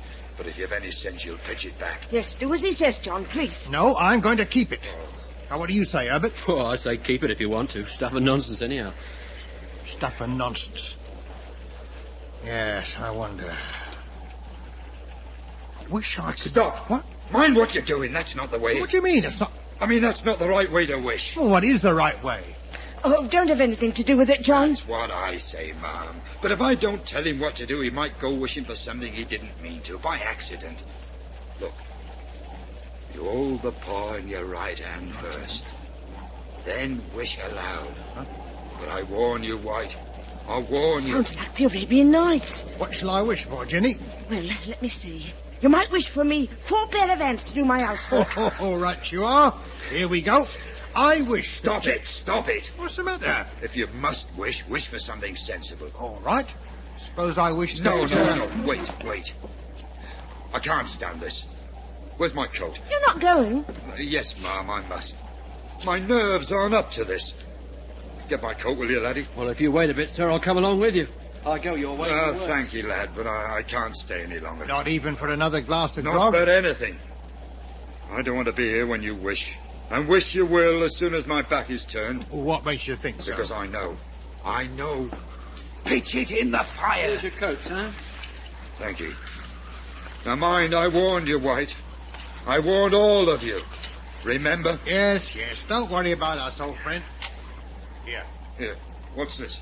For the monkey's paw. No, I'll take no money for it. Oh, yes, you will. Well, good night, all. Good night, Sergeant. Well, what do you make of that? Poor old Sergeant Major.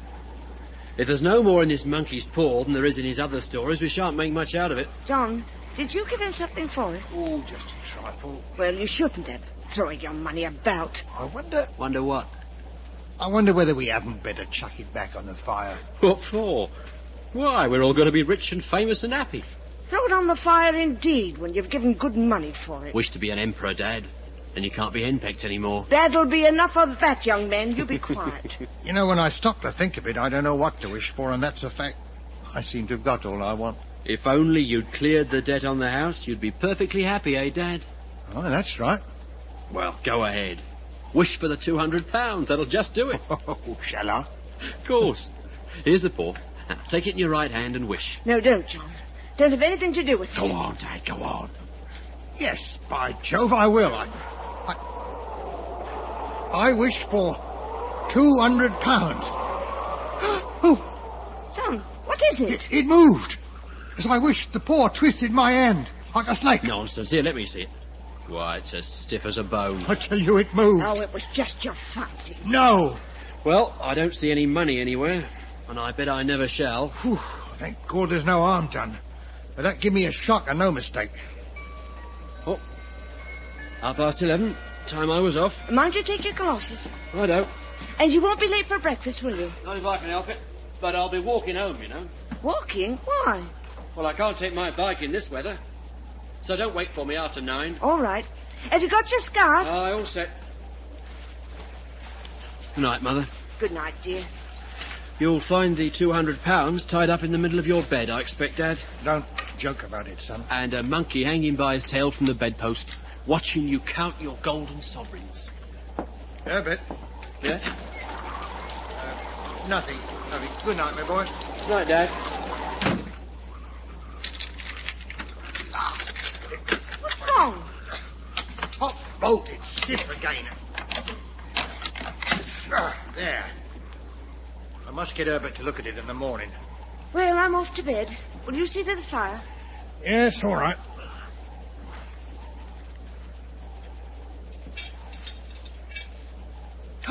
Hey, Jenny! What's the matter? John, what is it? It's nothing. I just saw faces in the fire. Oh. Well, come along to bed, dear.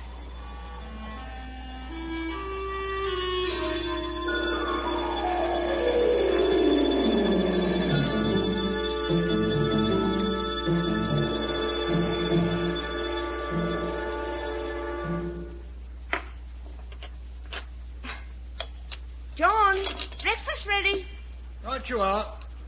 No sign of Herbert yet? No, he hasn't got his bicycle.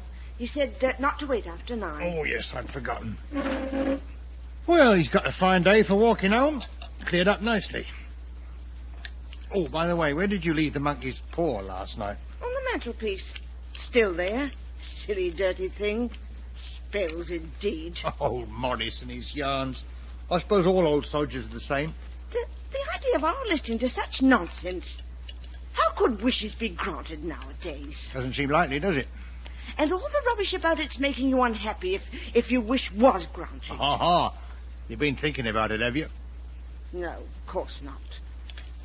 But, how could £200 hurt anyone? Well, I suppose it might drop on your head in a lump. Don't see any other way.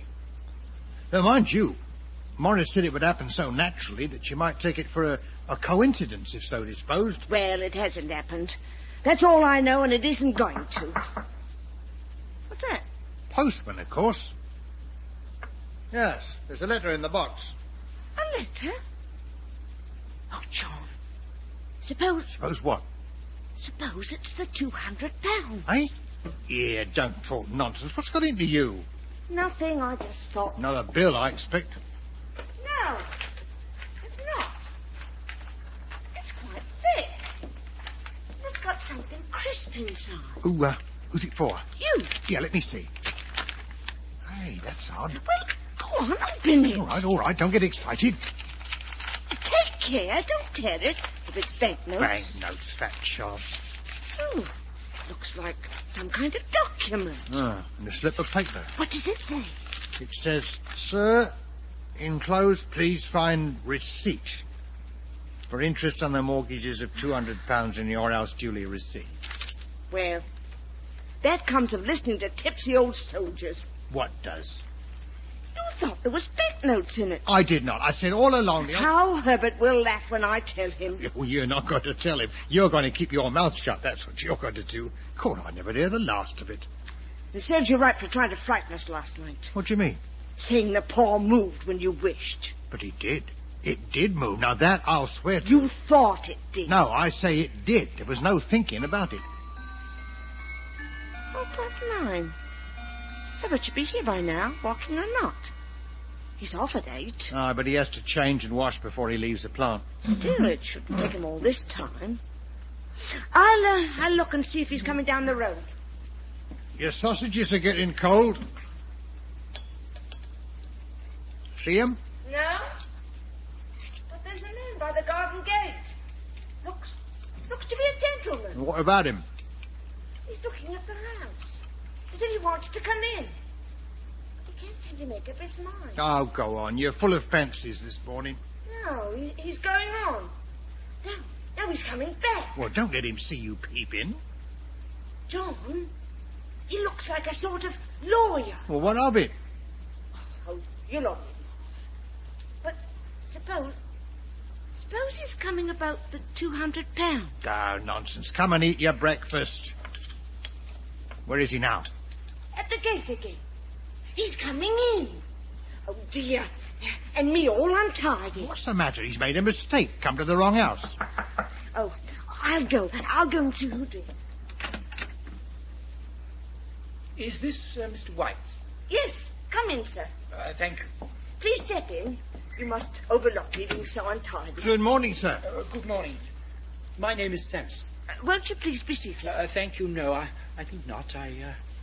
You, wanted to see me, sir? Oh, yes. Yes, I've come from the electrical works. Oh, then it's our son Herbert you want to see. He'll be home soon, if you care to wait. No. I was asked to call. That is, the company sent me to... Is anything the matter? Yes, I'm afraid so. Herbert, what's happened? Is he hurt? Now, Mother, don't jump to conclusions. Let the gentleman speak.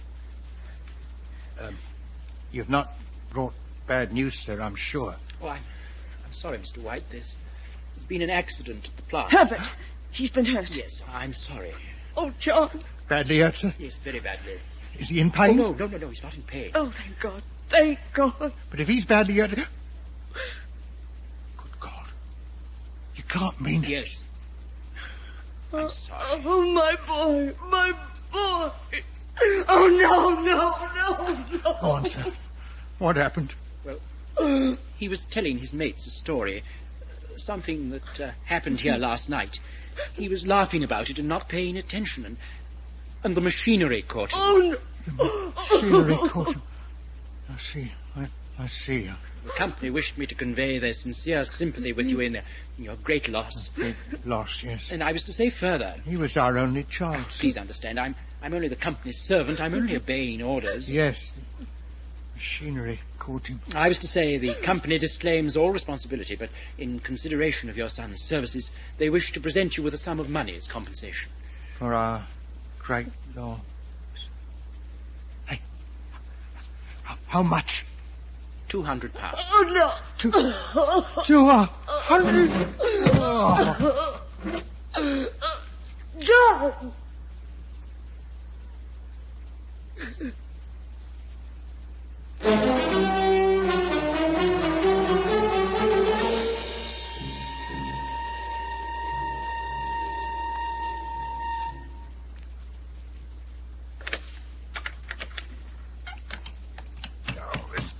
Bolt gets stiffer every night. There. Well, that's that.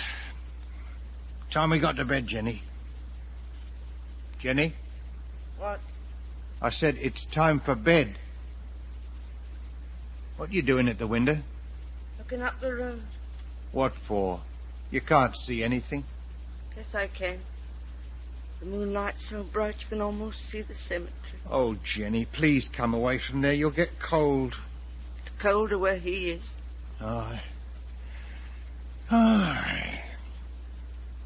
Is it only a week since we laid him there? I don't know. We don't take much account of time now, do we? Why should we? He'll never come home again. There's nothing to think about now. Or to talk about. He took all our hopes with him. And our wishes. Aye, and all our... John. Hey? What on earth's the matter?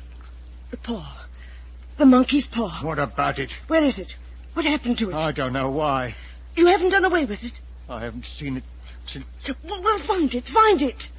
Well, it was here on the mantelpiece the last time I... Oh, yeah, here it is. Oh, thank God. Why didn't I think of it before? Why didn't you think of it? What are you talking about? The other 2 wishes. What? We've only had one. Oh, wasn't that enough, Jenny? No. We'll have one more. Don't you see? We'll wish our boy alive again. Good God, woman, are you bad? We had our first wish granted. Why not our second? Jenny, you don't know what you're saying. He's been dead for more than a week. When they showed him to me, I only knew him by his clothing. If you weren't allowed to see him then, how could you bear to see him now? I don't care. Bring him back. Take the paw and wish. No, I daren't touch it. You must. Here, take it. Now wish. Jenny, please. Wish. Oh, God, forgive me. I wish my son alive again. Oh, what's happened? I can't see. The candle's gone out. But how could it? I didn't... Wait. Listen. Jenny, where are you? At the window. Shh. What do you see? Nothing. Oh, thank God.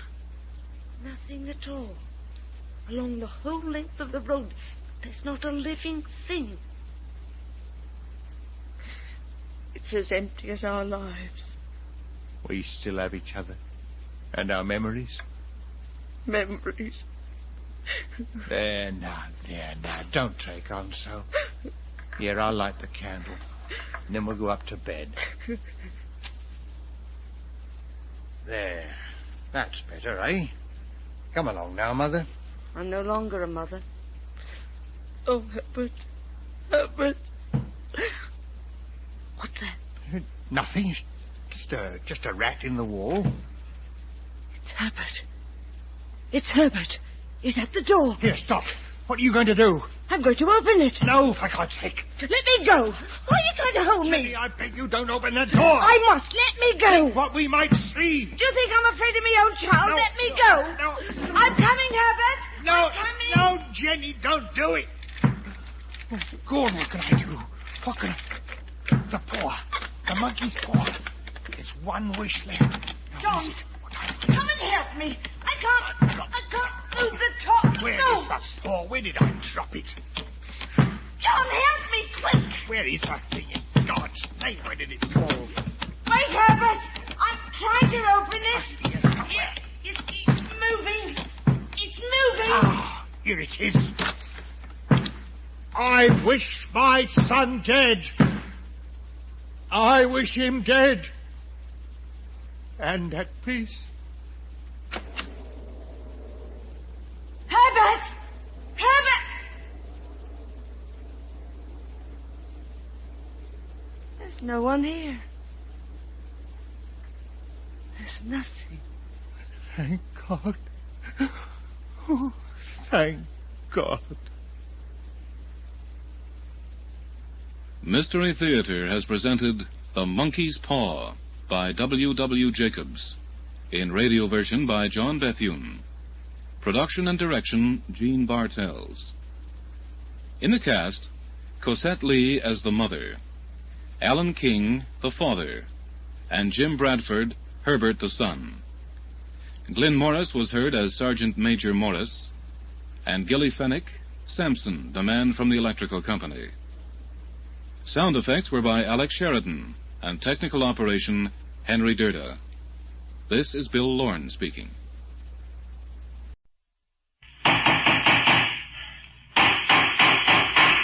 What's the matter? What is it? It's a case for Nick Carter, master detective.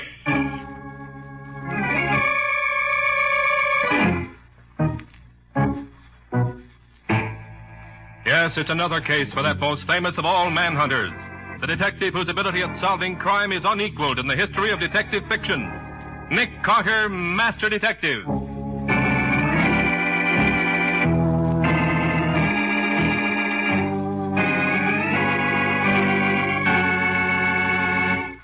But, Phyllis, it's true. I know it's true. But it's not true, June, darling. Don't you suppose I'd know it if you were going crazy? But why do I hear these noises all the time? Why am I so cold when it's really warm in here? Why Listen, June, you're just working yourself up over nothing. Now, why don't you Alex relax? told me my mother acted the same way, Phyllis. My husband didn't mean He that. said Mother heard noises like thunder in her ears. He told me that she was cold and shivering no matter what the temperature was. Alex told me that. Well, even if that's true, it doesn't prove... It does. I'll kill myself before I let them take me away. I won't go to an asylum. I won't.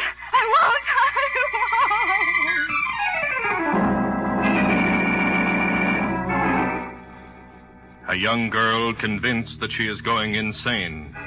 A fiancé who is not convinced, who doubts that it can be true in spite of the evidence. An appeal to Nick Carter, Master Detective. The uncovering of a strange and unnatural plot. Not for money, not for power, but for hate.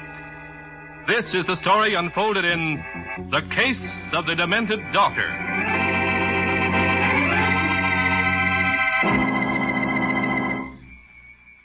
That must be Randy Wyatt. I made a date for him to see you at 10:30. Is Mr. Carter here yet? Yes, he is. Won't you come in? Thank you. Mr. Carter? Yes? I'm Randy Wyatt. Your father and mine used to be pretty good friends. That's why I'm taking the liberty of asking you to help me now. Why, no liberty at all. Come in, sit down. Thank you, sir. What seems to be the trouble? Well, last night I got this note from the girl I'm engaged to. She sent my ring back with it. May I see it? It's no use, Randy, darling. I'm doomed. And I won't have you burdened with an insane wife. So this is goodbye. Your heartbroken June. I tried to call her as soon as I got the note, but the housekeeper wouldn't let me talk to her. Said she was too ill to come to the phone. Well, have you seen any signs of this insanity she speaks of? I know, and I don't believe it. There's been something funny going on somewhere. She's been a little more nervous than usual when we've been out together this past month, but that isn't insanity. You say when we've been out together. Does that mean that you don't see her at home much? Well, for the past month, she seemed to prefer to get out of the house. Doesn't want to stay home anymore. Well, have you seen her at home at all? Well, I was there one night about a week ago. Her sister Phyllis and her brother-in-law, Alex Benson, were out, and we spent the evening there alone. Did she seem to be the same as usual? Why, except for one little thing, yes. She complained that she felt cold, almost shivery. The house was cold even for me. The thermometer said 78, but it wasn't as warm as that in there. But the fact that she was cold when the thermometer said 78 seemed to prey on her mind. I tried to tell her the thermometer was wrong and that I was chilly, too, but she insisted I was just being nice to her. I see. Well, is she any reason to be afraid of going out of her mind? When I was waiting for June the other night, Alex, her brother-in-law, warned me that she was acting queer. Said he felt I ought to know. Told me her mother died in the Harrah Hill Sanitarium. I tried to laugh at him, but he insisted he and Phyllis had seen definite symptoms. Uh-huh. Anyone else live there with June beside Phyllis and her husband? The housekeeper, Miss Everett, cook, and a maid. They must have plenty of money. Oh, yes, June's father was a rich man, and he left his entire estate to be divided between the two girls. How long ago did her mother go to the sanitarium? Let me see.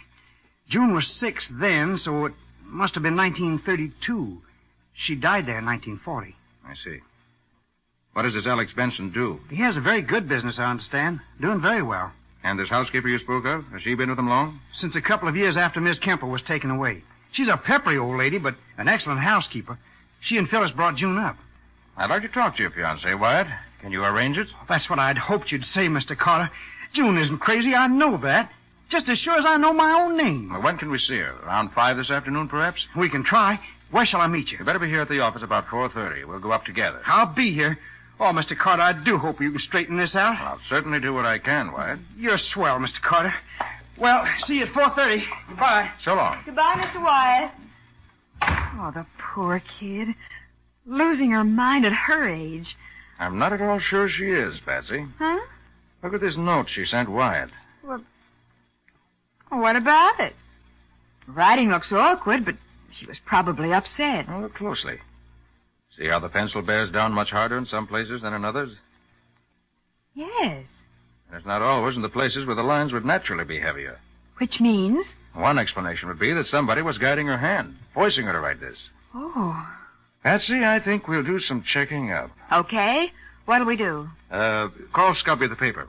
Ask him for a full report on both Phyllis and Alex Benson. Uh-huh. The society doings and any other information he may find in the morgue. Yeah. Also tell him to check up on Alex's business and financial ratings. All right. Anything else? Yes, I want you to call in the housekeeper. Give her some excuse. Find out all you can about her. I'll tell you what. I'll pretend I'm making a checkup of the conditions under which housekeepers work for some magazine, say. That'll do it. Good. While you do that, I'm going down to the surrogate's office and take a look at the father's will. If there's any conspiracy going on, there's very likely to be money involved. Okay, Nick. See you here as soon as I get the dope on Mrs. Everett.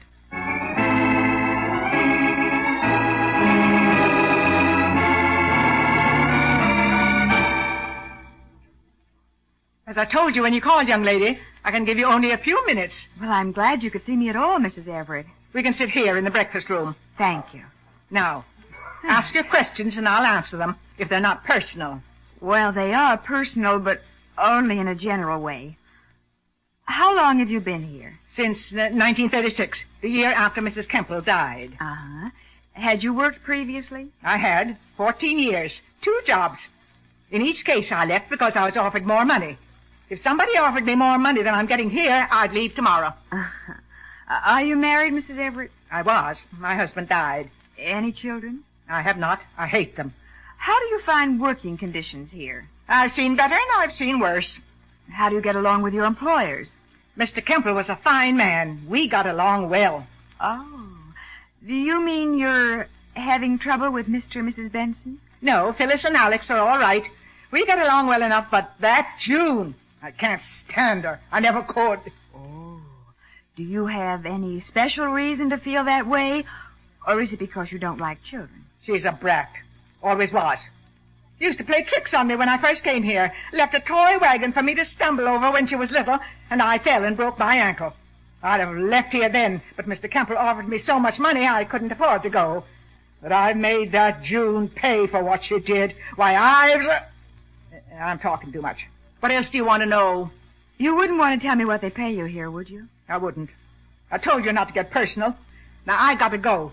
Good day. Goodbye, and thank you, Mrs. Everett.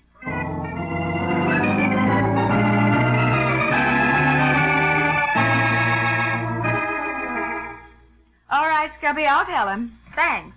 Goodbye. Oh, hi, Patsy. Hello. How'd you make out? Here's a typewritten report of my interview. I didn't like that Mrs. Everett at all. Oh, so she doesn't like June, huh? Mm-mm. Well, good work, Patsy. That covers it. You really like it, Nick? I do. Get your hat. We're taking a ride out to Harrah Hill Sanitarium where Mrs. Kemple died.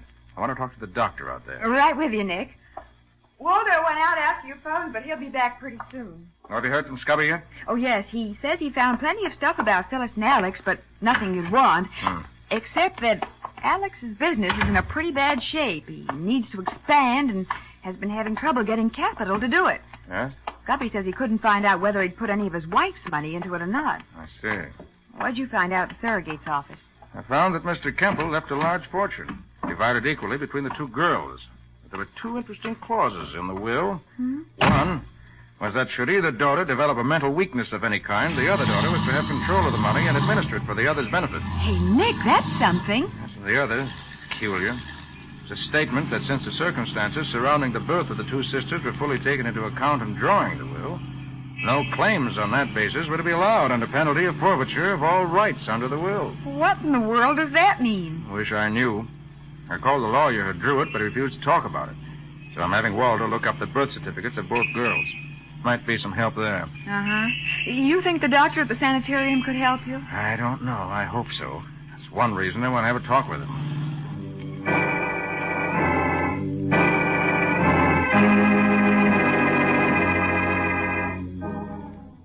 I'm sorry I can't be of more help to you, Mr. Carter, but my knowledge of the Kemple family is limited to Mrs. Kemple herself, as I said. Doctor, tell me, did Mrs. Kemple know what was happening to her?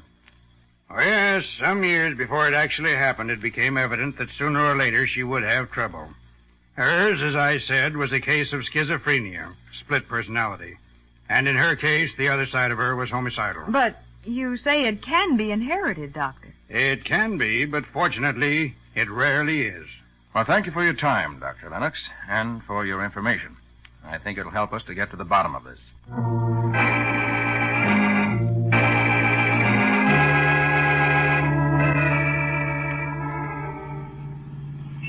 Turn left here, Mr. Carter. The Kemple place is halfway down the next block. Nick, did I hear Waldo telling you he could find only Phyllis's birth certificate? That's right, Patsy. No record of June's birth at all. Oh. Wyatt, do you know where June was born? No, I don't. Oh, by the way, Mr. Carter, I tried to get in touch with June to tell her we were coming, but the housekeeper wouldn't let me speak to her. Said she was asleep. Darn that woman, I don't trust her at all. Is this the house? Yeah, that's it. You'll have to wait in the car, Patsy. Mrs. Everett knows you. Right, Nick. I hope we can get in. Oh, I think we'll manage somehow.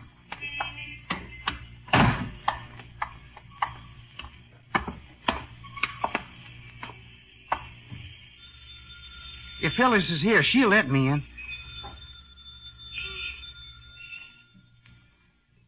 Maybe there's nobody here.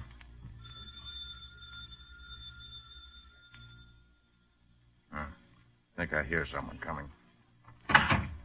When there's somebody sick in the house, you ought to know better than to make so much noise. Mrs. Everett, I'm sorry, but we must see June Kemple at once. She's in her room and in no condition to see anyone at once. Who are you? This is Mr. Nick Carter, Miss Everett. Please let us see June. What's a detective doing here? I'm not here as a detective, rather as a friend. May we see June? Very well. She's in her room. You can go up, but make it as short as you can. She's sick. Thank you. Come on, Mr. Carter. I can't understand Miss Everett's dislike for June. She never has a good word for her. Some people are like that, Wyatt. Some people just don't seem... Randy, help! Help! That's June. Come on. Oh, Randy. June, honey, what's wrong? I couldn't open the door. I couldn't make my hands open the door. It was probably stuck, June. No, it wasn't the door. It was me. My hands. Why, what do you mean by that, Miss Kemple? It's just the way my mother acted when she was sick. Alex told me about it last night. She couldn't make her hands do what she wanted. I tried to open my door, and I couldn't. I just couldn't. I had to try and try before I could get it open. Oh, Randy. It was like a nightmare. A horrible nightmare. Come now, honey. Don't cry like that. I just can't stand it. Please, honey. Wyatt? Look here. Oh, what is it, sir? Notice this? Why, well, that's wax, isn't it? It is. Wax that someone stuffed in the latch of a door to make it difficult to open. Not impossible, just difficult. Then there is a plot to drive her insane. I knew it. Either that or a plot to make her think she's insane. Nothing very mental about a piece of wax and a door lock. Listen, June, honey, marry me right now. Let me get you out of this house. You'll be safe once I get you away from here. No, Randy, I can't. It wouldn't be fair to you. Listen. Someone just came in. I'm glad you got that. Randy Wyatt and the detective are up talking to June, and she shouldn't be seeing anyone. She's sick. I tried to keep them out, but I couldn't. I'll go up and see what they're doing. Is everything all right, June? Yes, Miss Benson. There's nothing wrong with June. I'm surprised you felt you had to see her when she's so ill. Miss Benson, this is Mr. Carter, a friend of mine. How do you do? I wanted him to see June. Well, now that you've seen her, you better go. Come, June. I'll take you back to your room. You better lie down and be quiet. All right, Phyllis, but it's no use. It's no use. Well, Mr. Carter, I guess we... Yes. Come on, White. I'm sorry that Phyllis seemed a little abrupt, but we're really very much worried about June. As I told you, Randy, she's exhibiting all the symptoms her mother had just before she was taken away. Alex, this is Mr. Carter. He knew my father years ago. How are you, Mr. Benson? How do you do, sir? Mr. Benson, do you happen to know where June was born? June? Yes. But, no, I don't think I do. Oh, wait a minute. It seems to me I've heard Phyllis say that she was born in Barnstable. And where's that? Well, it's about an hour out of the city, I believe, on the River Turnpike. Phyllis, wasn't June born in Barnstable? Yes, she was. Oh, Alex, I don't know what we're going to do with that girl. She's possessed with that one idea. And since Mother... Oh, I don't know what to do. Come on, Mr. Carter. We better get out of here. Yes. Our work is finished here. For now.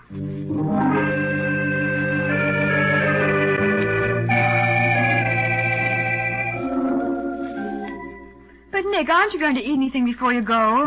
We'll grab a sandwich and a cup of coffee on the way. Why, oh, Sim Carter, But, you Nick, have to go... what are you expecting to find in Barnstable? June was born there. If her birth certificate doesn't give us a clue to that clause in Campbell's will, I'll find somebody there who can. Patsy, you wait here at the office for me.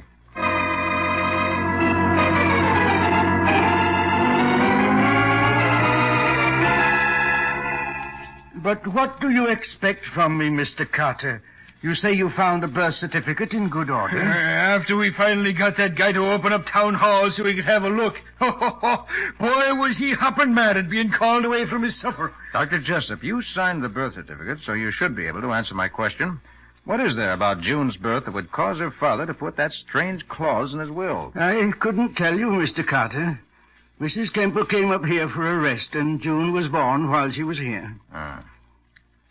Dr. Jessup, suppose I should tell you that I think someone is trying to make June think she's losing her mind because her mother did. Would that stir your memory? Losing her mind because her mother... Oh, no, that's impossible. Why, pardon me, I must see who's at the door. Certainly, we'll wait. It's strange that they should come to the back door. Nick, he knows something. Sure as you're a foot high, he knows something. Yes, Waldo, I think he does. And I think he's going to talk. Nick, sounds as if he's in... Dr. Jessup, what's wrong? Dr. Jessup. You're right. See Leona Perkins. She... Look at Nick. He was shot twice, right through the chest. So I see. But we didn't hear no shots. Silencer, apparently. Waldo, see if you can spot anyone out there. Right, Nick. I'll get him. Oh, poor guy. I hadn't come here when... Waldo! Waldo! Did you... It's no good, Nick. I thought I saw a guy hiding in the trees there, so I took a couple of shots at him. I guess it was just shadows. You ought to know better than to go shooting off that old 44 of yours blindly that way. But, Nick, Waldo, you stay here. Call the sheriff. Tell him what happened. I'm going to find Leona Perkins before someone tries to eliminate her, too.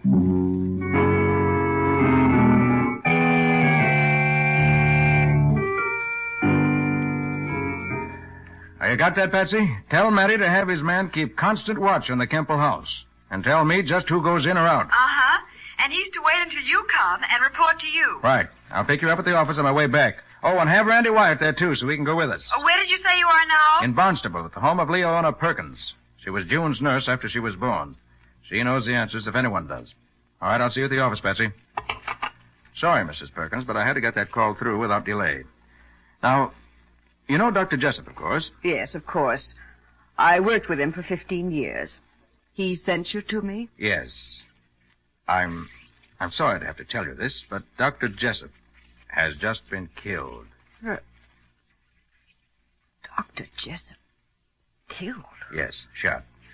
By someone who wanted to keep him from telling me what I came to Barnstable to find out. Dr. Jessup dead. I can't believe it. Before he died, he told me to come to you. That you would tell me what the mystery is about June Campbell's birth. Why are you asking these questions, Mr. Carter? Because June's sanity is in danger. June insane? She can't be. Why not? Her mother was, I understand. Died in the sanitarium. Then you understand wrongly, Mr. Carter. Her mother is perfectly sane, and she's still alive. Alive and well. What's that you say?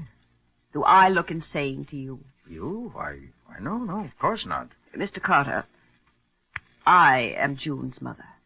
You are June's mother? I am. June is really my daughter. Miss Perkins, I'm afraid I don't understand. Why was she brought up as the Campbell's child? Mrs. Campbell had one daughter, and she wanted another, desperately. But she knew she was gradually going out of her mind, and she was afraid if she bore another child, it too might be susceptible to the same dread disease.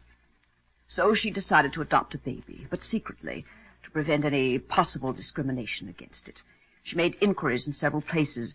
Dr. Jessup heard of her search and came to me. How did he happen to come to you? He was my doctor. My husband had just been killed in an accident, and my baby was to be born in 3 days.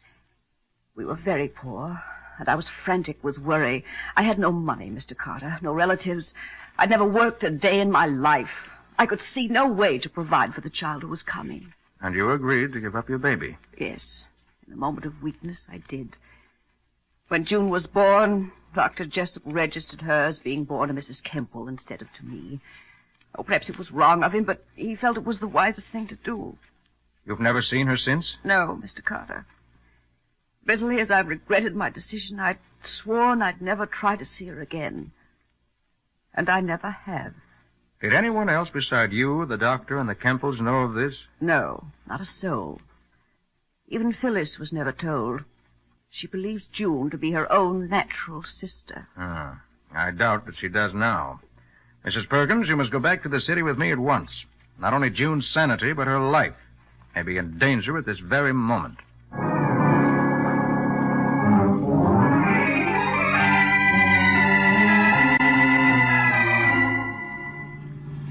And you say you found some real evidence, Nick? The best in the world, Patsy. I found Mrs. Perkins here. Well, I don't understand, Nick. You'll know the whole story in a few minutes, just as soon as we get to the Campbell's house. Is it a plot against June, Mr. Carter? Is she really all right? Yes, Wyatt, I believe so. It'll take time to get her back on her feet, but basically she's as sane as you or I. But who would want to do a thing like this? Could only be one person. And how she found out about it, I don't know. But she did, obviously. Mr. Carter, how much further? I promised once I'd never see June again, but now That's one promise that is better broken than kept. Well, here we are. Oh, that must be Matty's man across the street. You three go in. I'll be with you as soon as I get his report.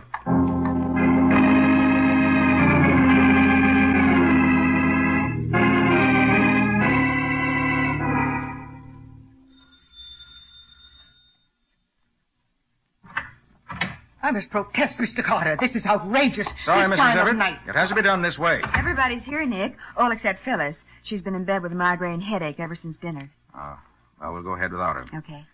June, Yes. you say various things happened to you that seem to indicate that you're losing your mind. Yes, Mr. Carter. Just like my poor mother when she was losing her mind. How do you know about your mother? Why, Alex told me. Alex told you. Mr. Benson, may I ask if you knew Mrs. Campbell? Why, no, I didn't. She died before I met Phyllis. And how do you know how she acted while she was going to pieces? Well, I've heard the story from Phyllis. Complete with details? Why, yes. Recently? Why, I guess she has told me more in the last few weeks than she ever did before, but what are you getting at? I won't let them take me away. I'll kill myself first. I will. Steady, June, steady. That won't be necessary. There's nothing wrong with you mentally, and there never has been.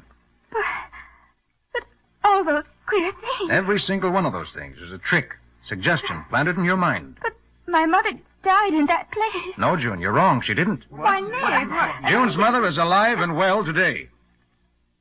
I'd like to introduce her to you. Mrs. Leona Perkins. Nick, this is the most fantastic story I ever heard. Are you sure? I am. I have positive proof. Dr. Jessup's story and Mrs. Perkins' story, which can be backed up with documentary proof. And if you want something you can see for yourself, look at June's little finger. I've just now noticed how she has the same peculiar little crook at the end of it that Mrs. Perkins has. By golly, Nick, you're right. It's just the same. You're my mother. My real mother. Yes, June, darling. Your real mother. Oh, Mother. Mr. Carter, who in heaven's name would want to do this to June? A person who was afraid that she might be susceptible to the thing that killed her mother, and consequently hated the person who wasn't. A person who wanted to prove that it was someone else, not her, who was the weak one. Carter, do you realize what you're saying? Unfortunately, Benson, I do. But you mean that Phyllis... Phyllis? Oh, of course he doesn't, Alex. That's sheer nonsense. Mrs. Benson, didn't you help June write the note that broke her engagement to Randy Wyatt? Yes, at her request. After you talked me into doing it. And didn't you suggest that June heard things and felt things, and then when you got her believing she did, didn't you suggest to Alex that those things were a sign of mental weakness? She did. I can tell now. She was always asking me if I didn't feel this or hear that. I thought she was trying to help me, but... I was trying to help. Where have you been the last 2-3 hours? In my room with a headache. No, you weren't. You drove to Barnstable, shot Dr. Jessup so he couldn't tell me the secret, and came back here. My man saw you come in. You sneaked in the back door and up to your room, changed your shoes because they got muddy in the doctor's backyard, and then you came down here to brazen it out. Randy, if you look, I'm sure you'll find the muddy shoes in her room, and you'll find the motor of her car still hot. And probably you'll find a gun in her car, too. I'll take a look right now. Stay where you are, all of you. You may find the muddy shoes, but I've got the pistol right here, and I'm going to kill you all. You're a pack of sneaking... Better take her away, officer, before she hurts someone. Officer? I'll take it. I'll take it. Nick! All right. No harm done. Alex, take her upstairs. Keep her in her room. Yes, Mr. Carter. Come on, Phyllis. Sure. Lock me up. Just the way they locked my mother up. You think I'm crazy, but I'm not. I'm as sane as any of you. I'll show you. How could you do such a thing, Phyllis? Why should you hate me so? Why shouldn't I hate you? I've hated you from the moment I found those old letters of Father's after he died. Those letters from Dr. Jessup, which gave away the whole story. Dr. Jessup said he hoped I'd never suffer as my mother did. Said he could understand how pleased Father was to know that there was no possibility of you having inherited any tendency to a mental weakness. I knew what he meant, and I hated you for it. I wish I'd killed you long ago. Come, Phyllis. You'll feel better in your own room. Mrs. Everett, will you come with us, please? Of course, Mr. Benson. Take your hands off me. What a terrible thing. Yes. If she'd never found those letters, this whole thing might never have happened. They not only turned her against June, they planted the fear of insanity in her own mind. And the hate and the fear together grew into a phobia that was too strong for her. Mr. Carter, I don't know what to say. If there's any way I can repay you, you have only to name it. Oh, yes, Mr. Carter. I feel as if a load had been lifted off my heart. This is a wonderful thing you've done, Mr. Carter. A wonderful thing. God bless you for doing it. Nick? In the excitement, I forgot. Forgot what? Waldo. Well, what about Waldo? Waldo is being held in Barnstable on charge of killing Dr. Jessup. What? Yes. He called just before you got back. Said he'd try to explain what happened, but the sheriff didn't believe him. Especially since 2 shots had been fired from his pistol, and 2 shots killed Dr. Jessup. Oh, poor Waldo. I suppose the more they questioned him, the more excited he got that he finally talked himself right into his cell. Well, you better do something about it, Nick, before Waldo goes crazy. Before he... Okay, Patsy. May I use your phone, June? Certainly. Poor Waldo. Oh, operator, I want the sheriff's office in Barnstable. Yes, the sheriff's office, that's right. I want to talk to the sheriff himself.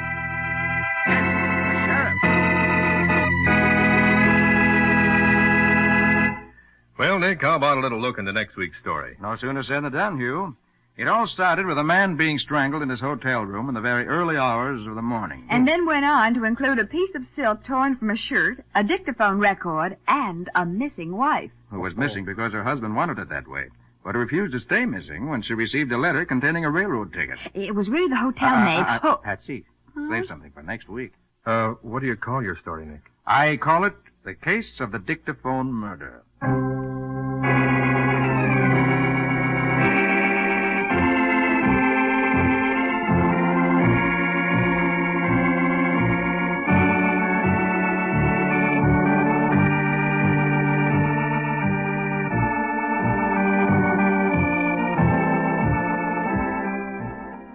Nick Carter, Master Detective, which is produced and directed by Jock McGregor, is copyrighted by Street & Smith Publications, Incorporated.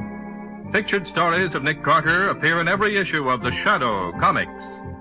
In the broadcast of Nick Carter, Master Detective, Lon Clark is starred as Nick, Charlotte Manson is featured as Patsy. Original music is played by George Wright. Script is by Jock McGregor and Peggy Mayer. Any resemblance in these programs to actual persons, living or dead, or to actual places is purely coincidental. Nick Carter, Master Detective, is presented over most of these mutual stations each week at this same time. This is Hugh Sanders saying so long until next week.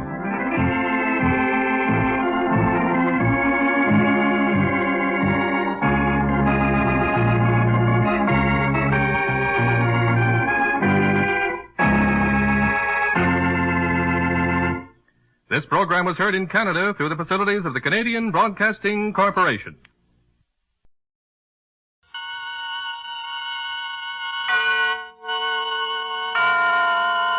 Autolite and its 96,000 dealers present Suspense.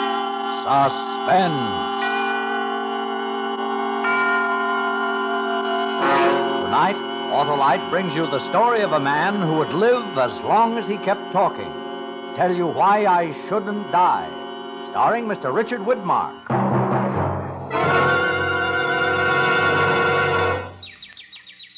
Hi, Hap. Spring fever? Yeah, Harlow. I just can't get going. Well, too bad you aren't an Autolite Stay Full battery, Hap. The battery that needs water only 3 times a year in normal car use. Some starter, eh, Harlow? You bet, Hap. Thanks to its rare, right, and rugged pep and power.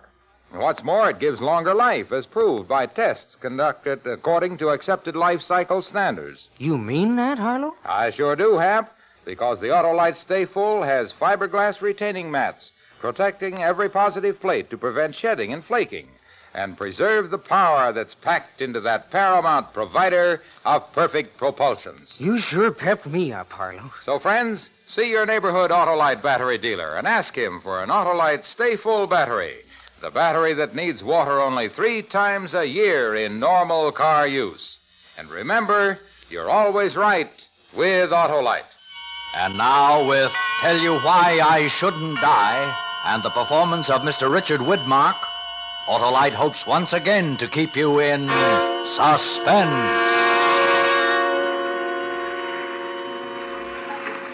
All right, Nat. Make you a pitch.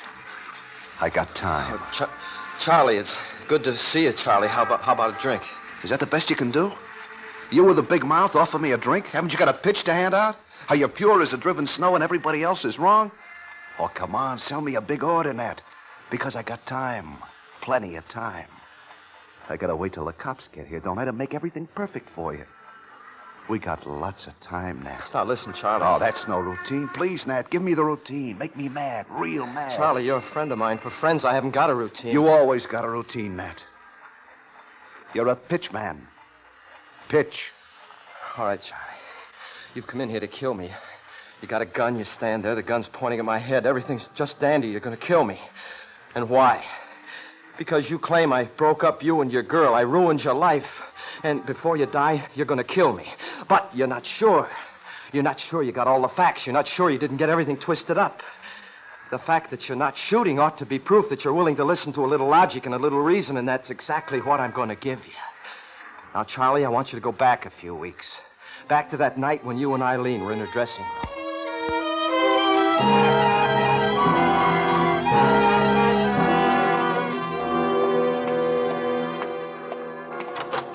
Sorry to bust in here, kids, but there's a little thing I'd like to take up with Eileen. You don't mind, do you, Charlie?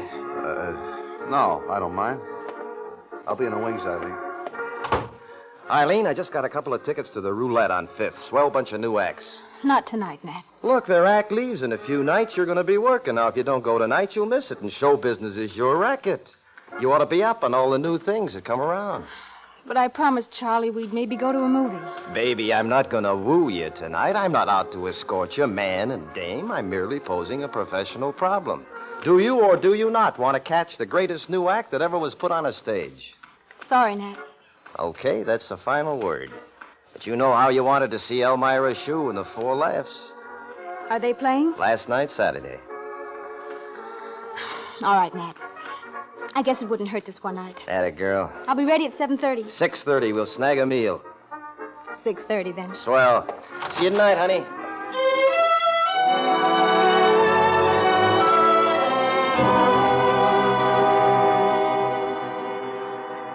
Now, it's true, I took her out. Just a second now, Charlie. Put that gun down for a second. Let me finish. There, that's it. You see, it was a purely professional evening as far as intention is concerned. However, that does not alter the fact that something happens between a man and a woman. I'd be a fool to tell you I didn't feel a great deal of affection for her that evening. I did, but it is also true, my friend, that it takes two to make a romance. Eileen came along very nicely. Now, let me ask you something, Charlie. Would you want a girl as your wife who was as susceptible to romantic pressure as Eileen was? Can you honestly and truthfully and with any sincerity say yes to that question? The answer's obvious. Of course not. To continue. After the show, I took her up to her place. We had a drink. She turned down the lights. She turned on the radio. She did, mind you. I just sat there. Then she came over, sat down next to me.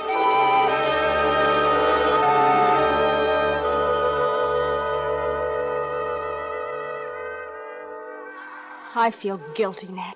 Guilty as sin. Why did you lie to me about that act being at the roulette? What's the difference? You had a good time. Why feel guilty? Well, you know. Charlie, all alone. You love him? I think so. I'm almost sure. I just want a little time, that's all. Eileen, you're kidding yourself. How do you mean? You don't love him. You never could love him. He hasn't got any class. He used to be a fighter. He's got a crease in his schnoz. You're miles above him. He's gentle, he's sweet, he's kind. Look, you talking about a man or a house dog? More than that. I never met anybody like Charlie. He worships me. He'll do anything for me. I mean it, Nat. He actually worships me. Unhealthy. I don't know. Look, would you indulge me for a moment? Strictly for demonstration. Depends. What? I'm going to put my arms around you. Like this. Okay, so far so good.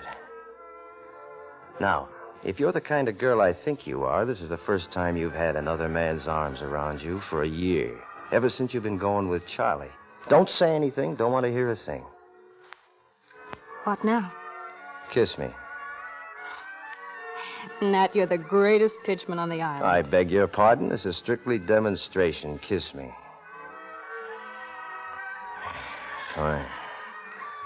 Now, I've been frank with you. I want you to be frank with me. Was that A, better? B, worse? C, similar to Charlie? Don't answer right away. It was better. Oh, Nat. Eileen, you don't want Charlie. No. You want me. Yes. You want me more than anything else in the world. Yes. Eileen, I'm nuts about you. Oh, kiss me.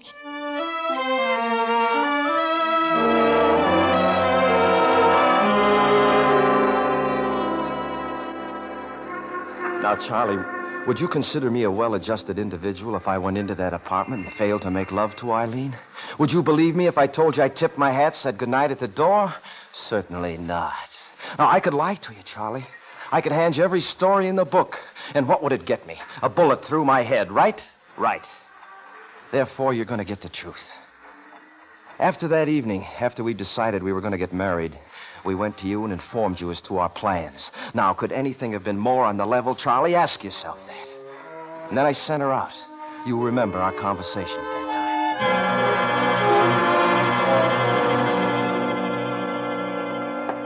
I'm going to break your neck. Hold it, Charlie. Now, you listen to me.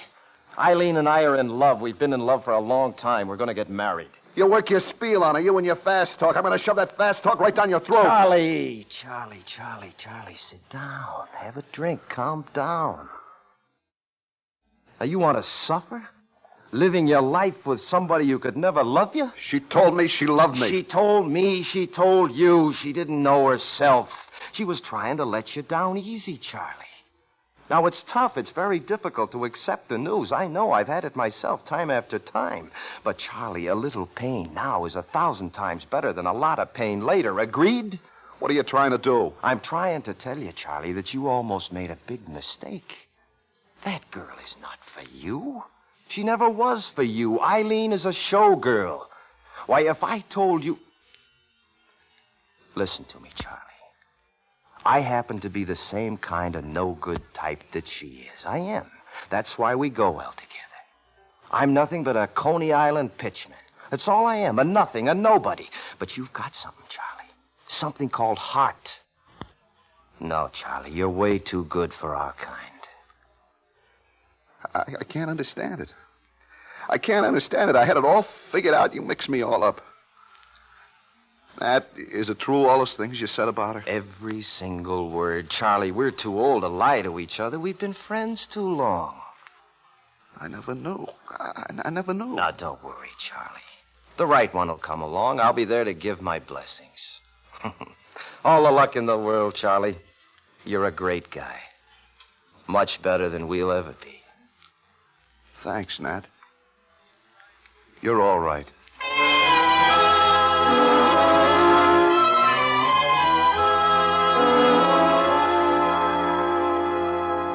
We went to Reno to get married, as you know. Now, I could tell you she ran away with somebody else. I could tell you she decided not to go through with it, but nothing of the sort was the case. I left her in Reno. And why? Because I suddenly realized I wasn't really in love with her. You see, the night before, I happened to meet this girl at the bar of the Dorwick in Reno. This other girl was your type, Charlie. And all the time I was with her, I said to myself, you ought to bring this girl back for Charlie. This is the girl for him.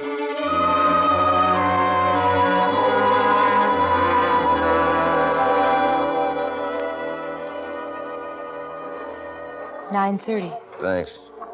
Another drink? No, I'd better get going. At 9:30? I'm supposed to meet somebody. You just got your papers today, right? Yeah. I'm a free woman as of tonight. Then who you running to meet? Another entangling alliance? What's the point? Out of the frying pan into the fire. Oh, this is just friendship. Mm-hmm. That's how it begins. But you'll be worse than the other one. What about you? Me? You don't have to worry about me.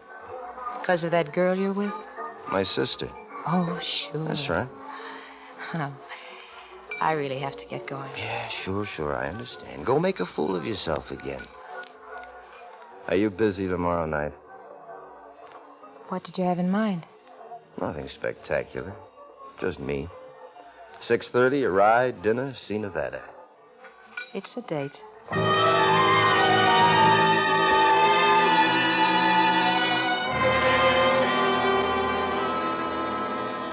So we traveled around. Sure, I knew she had money. I'm no fool, Charlie, but you can't buy affection for money. That's one thing you learn in life. She'd have to have more than money as far as I was concerned. And I was as honest as anybody could be with Eileen. I sent her home to you. To you, Charlie. The fact that she didn't go back to you had nothing whatever to do with what I told her.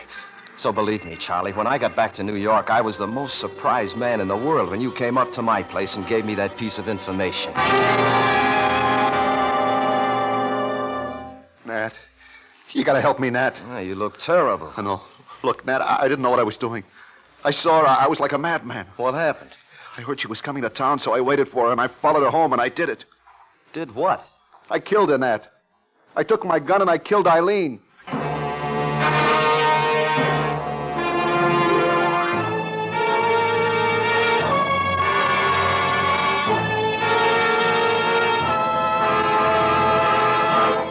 Autolite is bringing you Mr. Richard Widmark in Tell You Why I Shouldn't Die. Tonight's production in radio's outstanding theater of thrills, Suspense.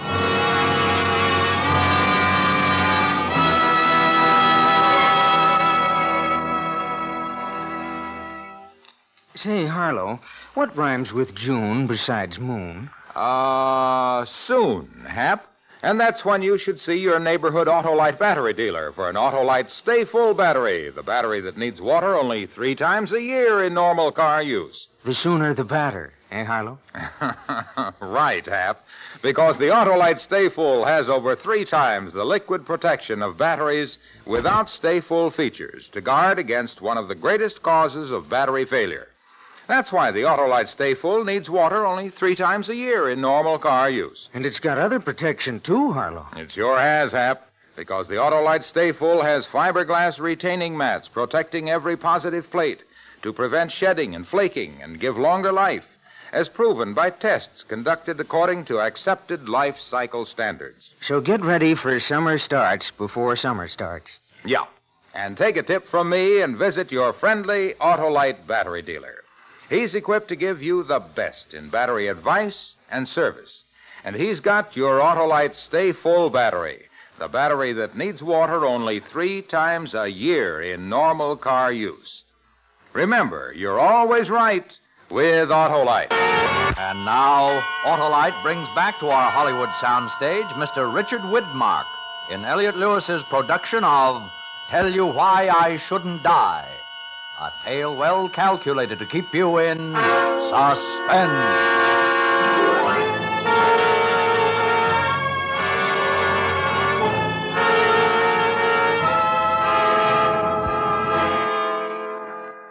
Charlie, when you told me that you'd killed Eileen, all the anger rose up in me. But then when I saw you as you really were, a poor, scared guy who needed help, I pitied you, Charlie, as I pity you now. And even in your desperation, I still pitied you, even though you said things that hurt. Yes, Charlie, hurt deep down here.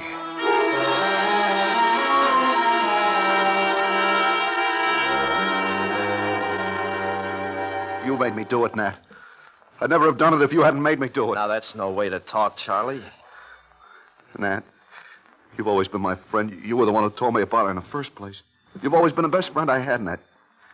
You gotta help me. Charlie, you're not going to like what I'm going to tell you to do. I can't give myself up. They'd kill me. They'd try me for murder. Charlie, there's no other choice. There is. A friend of mine owns a boat. Now, the same friend of mine, he told me that you were going with a girl in Reno who had some money.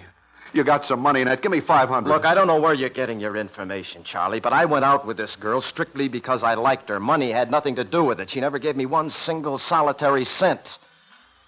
And besides, do you think I'd allow you to become a fugitive? Do you think my conscience would ever let me alone, knowing that I sent you out into a life of hiding? Don't give me a pitch, Nat. All I want is $500. You got a nice apartment. You got a silk dressing gown. Now, don't tell me you ain't got $500. All right, Charlie. Just to show you I've got nothing but a soft heart, this'll put you on... What ship did you say? The Marianne Frederica. Yeah, that's right. All right, this'll get you on. $500, Charlie. You don't deserve it, you know that. Thanks, Nat. I'm sorry I talked that way. Now get out. You bet, Nat. I'll never forget this.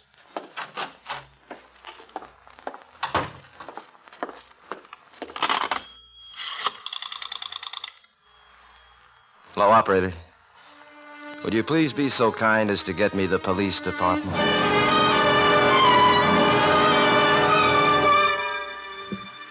Wait, Charlie. Please give a guy the right of explanation. Now, let's look over the facts.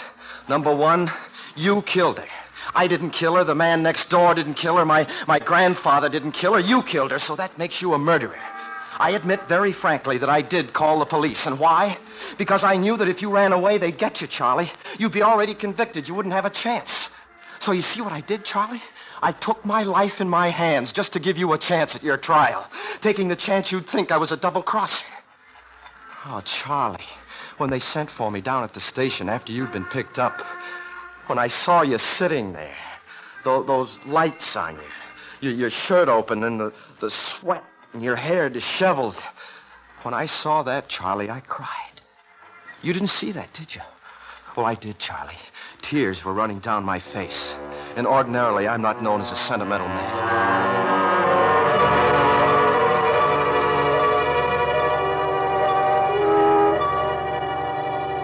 Recognize him?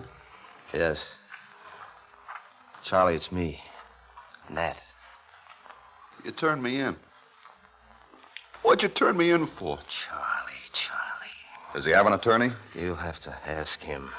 Lieutenant, could I talk to you alone? Sure. Come on out here.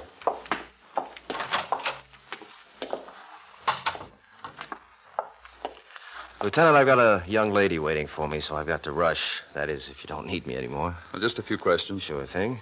But before you begin, could I make a small statement? It may be repeated in court. That's just what I want. Well, I went with Eileen for a long time. Took her to Reno. We were going to get married. And she came back here when we decided not to go through with it. I was going with this other girl, Barbara. We're in love. I had nothing whatever to do with the crime. All right. What was Charlie to Eileen? He was in love with her. He came to my apartment tonight, told me he'd killed her. He asked me for money to get aboard a boat. I gave it to him to save my own life. I saw he was desperate. Then I called you. That be all? That'll be all for Charlie.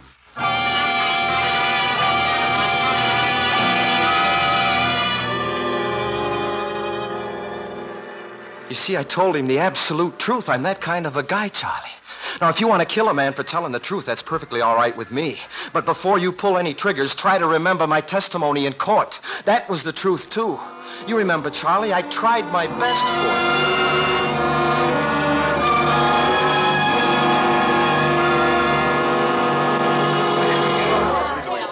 And now, Mr. Driscoll, will you tell the court what your relationship was with Miss Eileen Bishop? I certainly will. Be more than happy to. It was love. I loved her. She loved me. It was that simple. But things like that break up. You made love to her when she was engaged to the defendant? She made love to me. But you acceded to her advances. Mr. Bjornson, Eileen was a very lovely girl. But if for one moment I had even one inkling that she loved Charlie, the defendant, never for a moment would I have considered forcing myself into such a relationship. Mr. Driscoll, you're a salesman, aren't you? A pitchman. I sell gadgets at Coney Island. You're a pretty fast talker, aren't you? I plied my profession since I was a boy. My father was a pitchman. Did you ever sell the defendant anything? No, sir. I don't sell merchandise to friends. On the contrary, Mr. Driscoll, you sold the defendant the biggest bill of goods of your life. That will be all.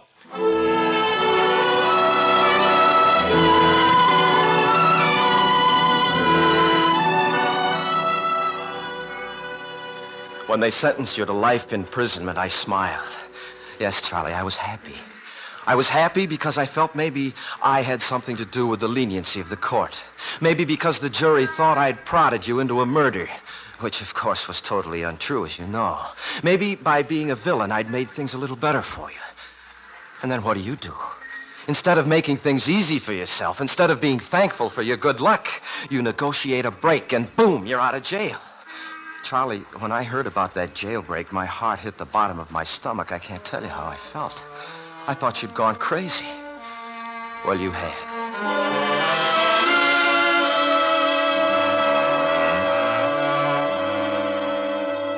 What are you going to do, Nat? I gotta get out of town, Barbara. He'll be after me first thing.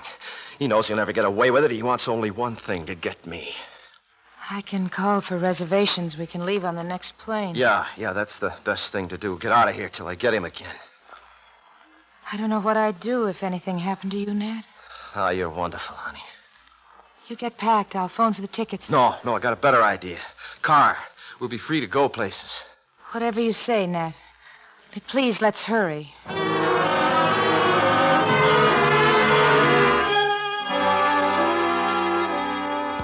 I was hoping so hard for you, Charlie. You'll never know. Because killing me would guarantee your death, Charlie. And I felt bad enough about the whole thing, let alone have my death be the cause of yours. What is revenge? A moment, and then the suffering begins. So Barbara and I left for the South. We got as far as South Carolina, near Charleston, when Barbara told me the news.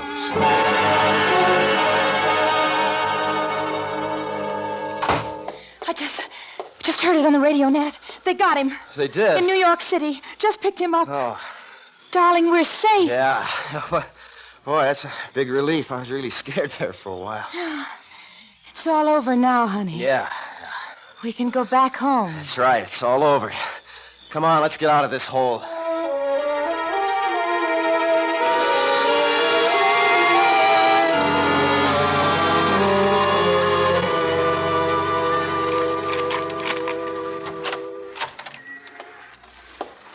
Feels good to be back, huh? Feels wonderful. Come here. Oh, baby, what would I do without you?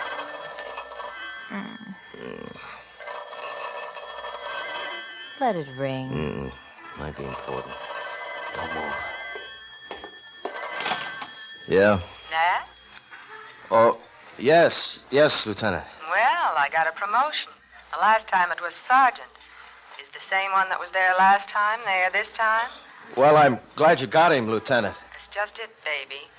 I was just wondering if you were still in town. No, I'm back now that everything's all right again. I don't know what you mean, baby doll, honey, sweetheart. If I was really the lieutenant, I'd tell you that Charlie is still on the loose and liable to show up at your place any minute. What? That's right. Better pack up, or they'll be packing you up. Bye, sweetheart. So long, Lieutenant, and thanks for the information. All right. You're hurting me. What's a big idea? What? He's loose. He's still loose. What's a big idea? No! Stay away from me. You want to get me killed, don't you? Sure, he's loose. He's loose, and he's going to get you, Nat. Right here. That's a sweet trick, getting me back to town, back to the apartment. How many other lieutenants have you talked to lately? That was Lieutenant Day. Stop it! I could hear her voice cracking all the way over here. For once, you're not going to talk yourself out of anything, Nat. Charlie's going to be here soon. I'm going to call the police. Too late, Nat. You left town. The police didn't have anything to protect you. We're gone. This place was empty, remember? What? Go on, Nat. Talk. Talk loud and fast. You're going to need every word. I'm getting out of here. You're going to wait here till he comes. Get out of my way. Nat! I never knew I could hate anybody as much as I hate you. Smooth, fast talk. Shut up! You broke me, Nat. Like you broke Eileen, like you broke Charlie, like you broke everybody you ever met. Get out of my He's way! He's coming up the stairs. Hear him, Nat? Out of my way! Talk yourself out the back way. Go on, Nat. Talk. What? Charlie! Get out, lady. Get out of here. You didn't get out of town like I expected, Nat. You just sat up here waiting. All right. Make your pitch. I got time.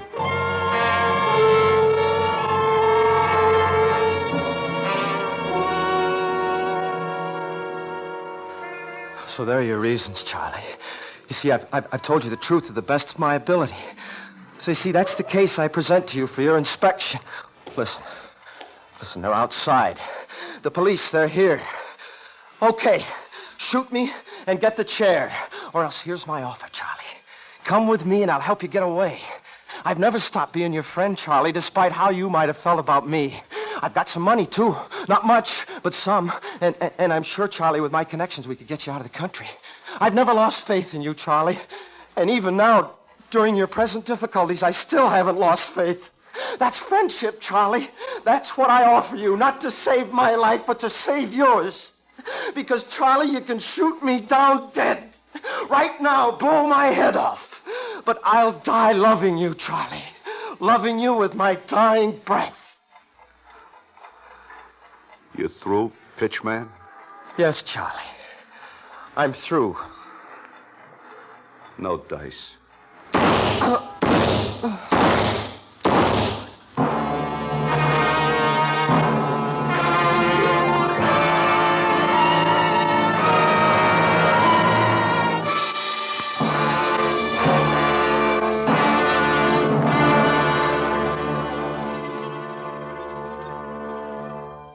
Suspense. Presented by Autolite. Tonight's star, Mr. Richard Widmark.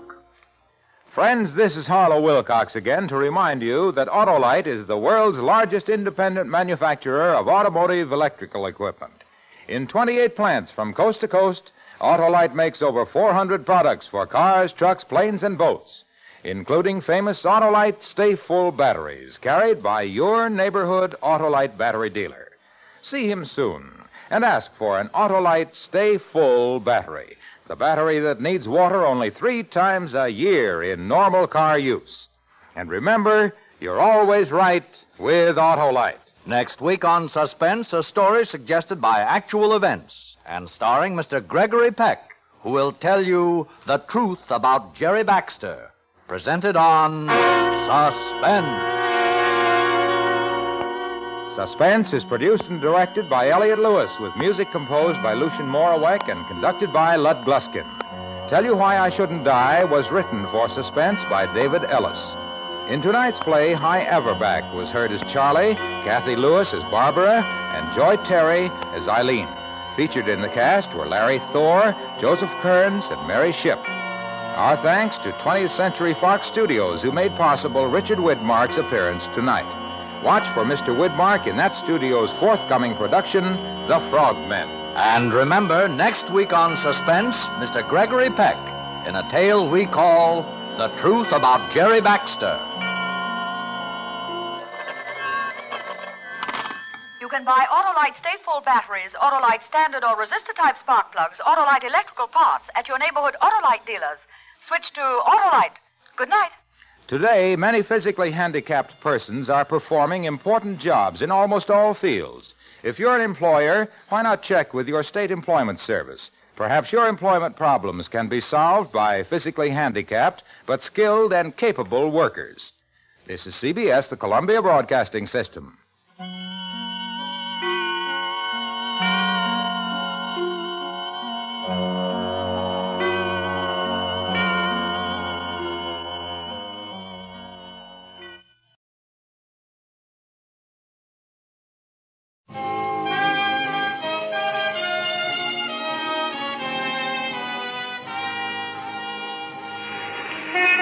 Broadway's My Beat, from Times Square to Columbus Circle, the gaudiest, the most violent, the lonesomest mile in the world.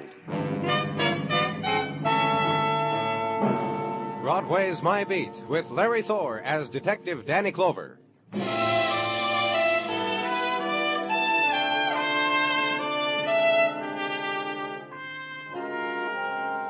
The February winds spin, dance, race in the morning avenue, and Broadway lurches in their wake, and hands are frozen to early editions of newspaper, and winter lies against cheek and mouth, and search the headlines for what the winds are taking to die with them, and search memory, too, for January images sworn to remembrance, ice on masks of freighter bound for the tropics, and further back, deeper in memory, the holiday time and the holiday women, and they dance by now in chill embrace of winter wind, and solace is the corner coffee stand and the donut, and waiting a little way up the street, the time clock.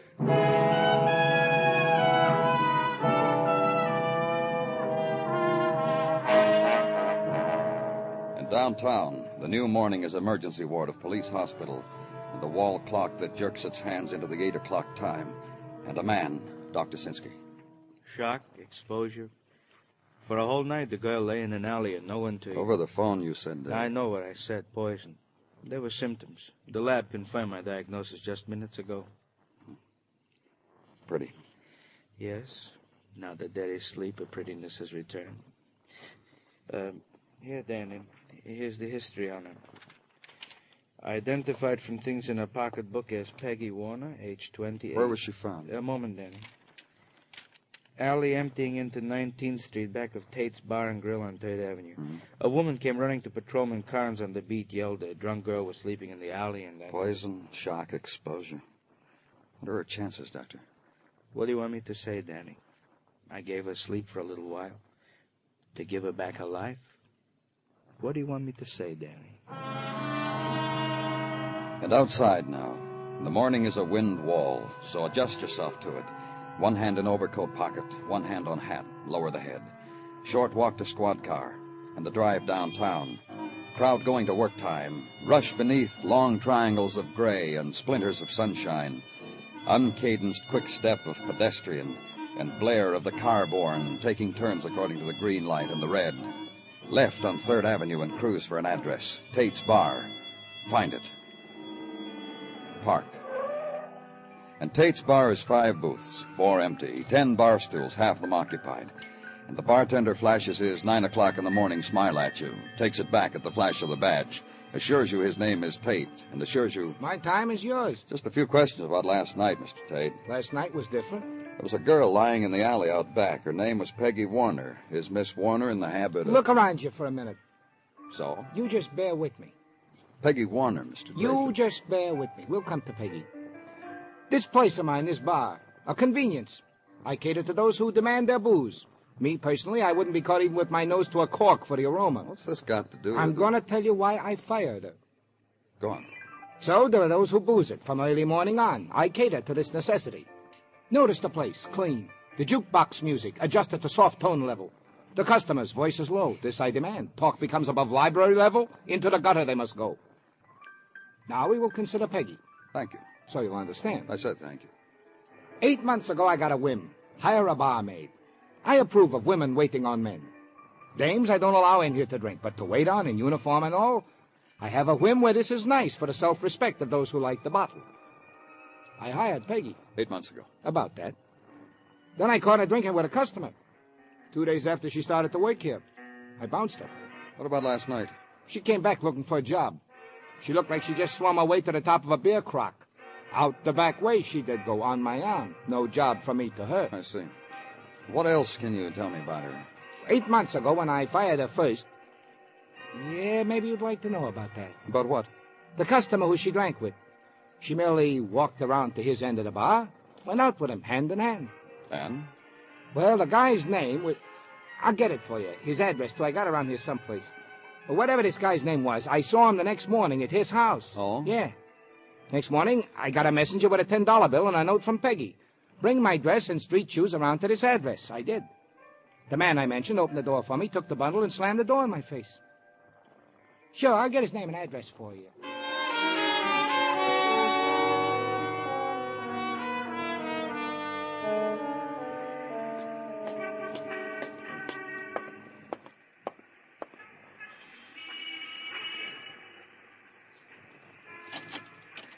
Yes? What do you want? I'm from the police, Danny Clover. And please be brief. You've chosen a very bad time. A woman's morning is quite crowded enough without... Charles Blake live here? Charles Blake, I was given this address. Charles is my husband. Do I have to stand out here and discuss it, whatever you... No, Mrs. Blake. Well, then let's go inside. I'm chilled to the bone. Here in the hall will do. Just let me warm myself at the register a moment. Ooh. Now, what's this about Charles? I want to talk to him. Where is he? In his office, maybe? Out with one of his clients, maybe? What do police have to do with Charles? A girl was found in an alley early this morning. There you go again. I've read how you people do things. Make it sound big. Toy with it. Act smart and fresh and knowing... You'll let me finish, Mrs. Blake? What alley? What girl? Some girl Charles is supposed to know? Something you found in an alley and right away... What girl? Peggy Warner, girl your husband... Oh, Peggy. That one? Funny, Mrs. Blake? I just like a girl like that. Where else but in an alley? Strikes me funny I was so right about her. Do you mind? What else did you feel about her, Mrs. Blake? That she had a fresh mouth and she was sloppy and lazy and had to be yelled at to make her do things. She was our maid, you know. I didn't know. Oh, yes. Charles brought her home one evening and said to me, standing right there, he said, Martha, I've brought you that maid you've always wanted. And Tom, my son. Tom said, you've always wanted one, Mother. Let's try it for a while. And I thought about it, and I said, all right, Charles, all right, son, if you both think we need one. And was she drunk when you people found her? She was poisoned. She's dying. And I tried it. For 2 weeks, I really tried it, honestly, but I just couldn't bear her anymore. Sloppy and just fresh-mouthed, and we paid her off and dismissed her, and... Oh, excuse me. Hello? Yes, Tom. Where are you? Oh, no. No, I don't think so. I'd rather you didn't. Not here. You tell your father... Not now, Tom. You and your father are not to... Now, you listen to me. Your son, Mrs. Blake? Just a minute, Tom. Yes, it's my son. Do you mind waiting He's with his father? Why, yes. He's with Charles, and I don't see any need for them to traipse all the way up here from downtown just to... You're right, Mrs. Blake. As long as they're downtown, just tell them to drop in at headquarters right away. Ask for me. Now, go on, tell him, Mrs. Blake. Tom? Yes, there's someone with me, a Mr. Clover from the police. He wants you and your father to go to police headquarters right away. Well, I don't know, son. I don't know. I'll tell him. Son? Tom? He hung up. They'll be there? Yes. Mr. Clover? Yes? That girl. It's all she was, what I told you. It's all she deserves.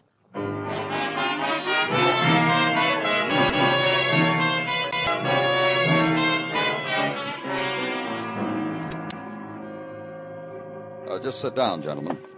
What's this all about? What are my father and I doing in a police station? Pop, I told you... Take it easy, son. Mr. Clover must have a reason. What do you do for a living, Mr. Blake? I'm a tax consultant. What about you? I used to help out my father. I'm on my own now. And he's very good, Mr. Clover. Look, Mr. Clover, my father and I were on our way home. Either one of you know a girl named Peggy Warner? Come now, Mr. Clover, surely you asked my wife the same question, and surely she told you that Peggy once worked for us. Tell me about her. Of course. She worked for us, maid. She was unsatisfactory as a worker. She was fired. Who fired her? I don't remember who fired her, Tom. What is all this? A maid waved a dust mop around our house. She was found in an alley, poisoned. Suicide? Well, for one thing, she's not dead yet. For another... I still don't get this at all. We haven't seen Peggy since last summer sometime. July, around then. That go for you, too, Mr. Blake? Of course. Now tell me about how you first met her, Mr. Blake. How do you know it was I? About Tate's Bar. Tell me about that. I'll be glad to. My office was nearby. I stopped in for a quick one at Tate's Bar. Peggy waited on me. I drank to her health. She told me she wished she could drink to mine. I bought her a drink. She drank it. The boss saw her, fired her. You figured it was your responsibility to take care of her, is that it? Not to take care of her, to see that she got located again. Listen, you. My mother had been screaming for a maid, so my father brought her one. Peggy was a lousy maid, that's all. And I'll tell you something else. My mother didn't like the way she took too long to clean up my room. That make you happy? No sense making up lies, Tom. There's nothing... Who's lying? I say. Well, that's about it, Mr. Clover. All we can tell you honestly now. My son and I were having a beer together. My wife is expecting us. She'll worry. Sure, go home. If I need you, you'll be there, won't you? Of course, but why should you need us anymore? Let's get out of here, Pop. And son walks away from it. Opens door for father. Grins. You want to make a production out of it, Pop? Let's get out of here. Come on, Pop. The man said... Pop, you listening? For a little while longer, the father sits in silence, then rises, walks past the boy, into corridor, without waiting, without a word to him. And boy winks at me and closes door.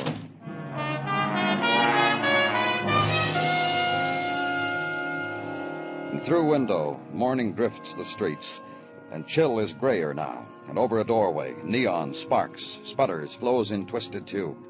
A man looks up, enters, and brief flurry of wind people on Winter Street. Danny? Danny? Come on in, Doctor. I've just come up from emergency ward checking my patients. That girl this morning. Peggy Warner? Yeah, her too. Well, what about her, Doctor? This about her. The question you asked of me this morning? What question? You said, what chances, Doctor? I didn't have an answer for you then. Now I have. Now there's nothing to ask anymore. She's dead. Peggy Warner is dead. When you look through your window, what do you see, Danny? Tell me about it.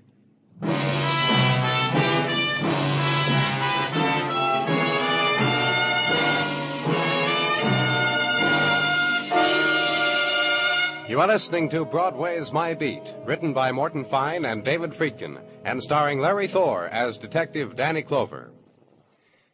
You've heard about the devastation spread in Holland by the hurricane. No doubt it touched your heart, in common with all Americans. And if you've been wondering what you can do to help these brave people in their hour of desperate need, please listen. The State Department and the Executive Office of the President suggest that you send immediately a check to CARE, C-A-R-E, CARE, New York. Holland's greatest need is for blankets. CARE can send more, faster, with your dollars. To relieve an immediate pressing need, make your relief money for Holland go farthest by sending your check to CARE, New York.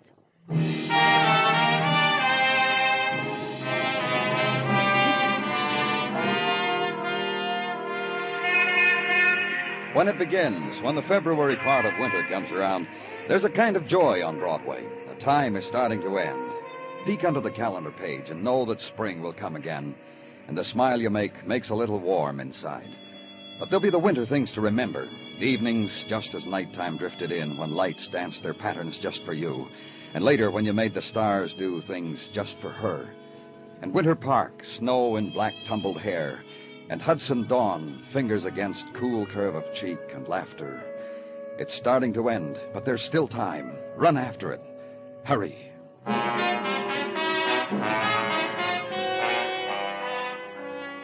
The rush of new morning at police headquarters, the way it happens always, but with minor variations according to the vagaries of Sergeant Gino Tartaglia.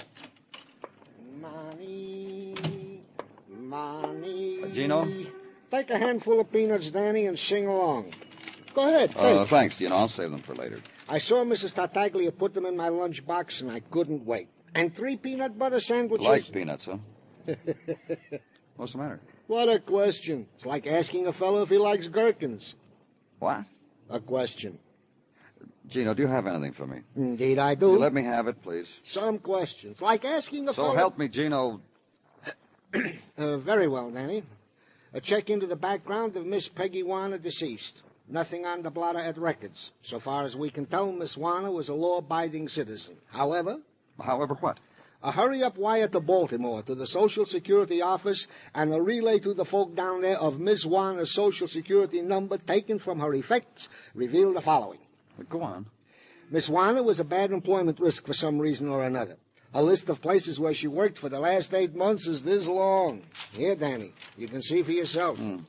After the bar job, she was employed as a waitress in the village tea shop. Then as an elevator operator at a fancy dress shop on Park.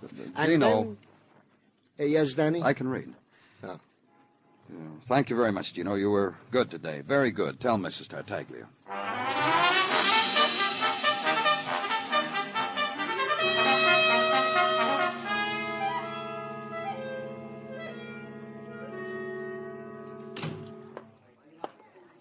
There'll be a very small wait for a table, sir, so if you'll just give me your name. Danny Clover. Danny Clover, with 1 L, of course. You see? There you are in big block letters on my pad, right under Mrs. Trafer and party of 3.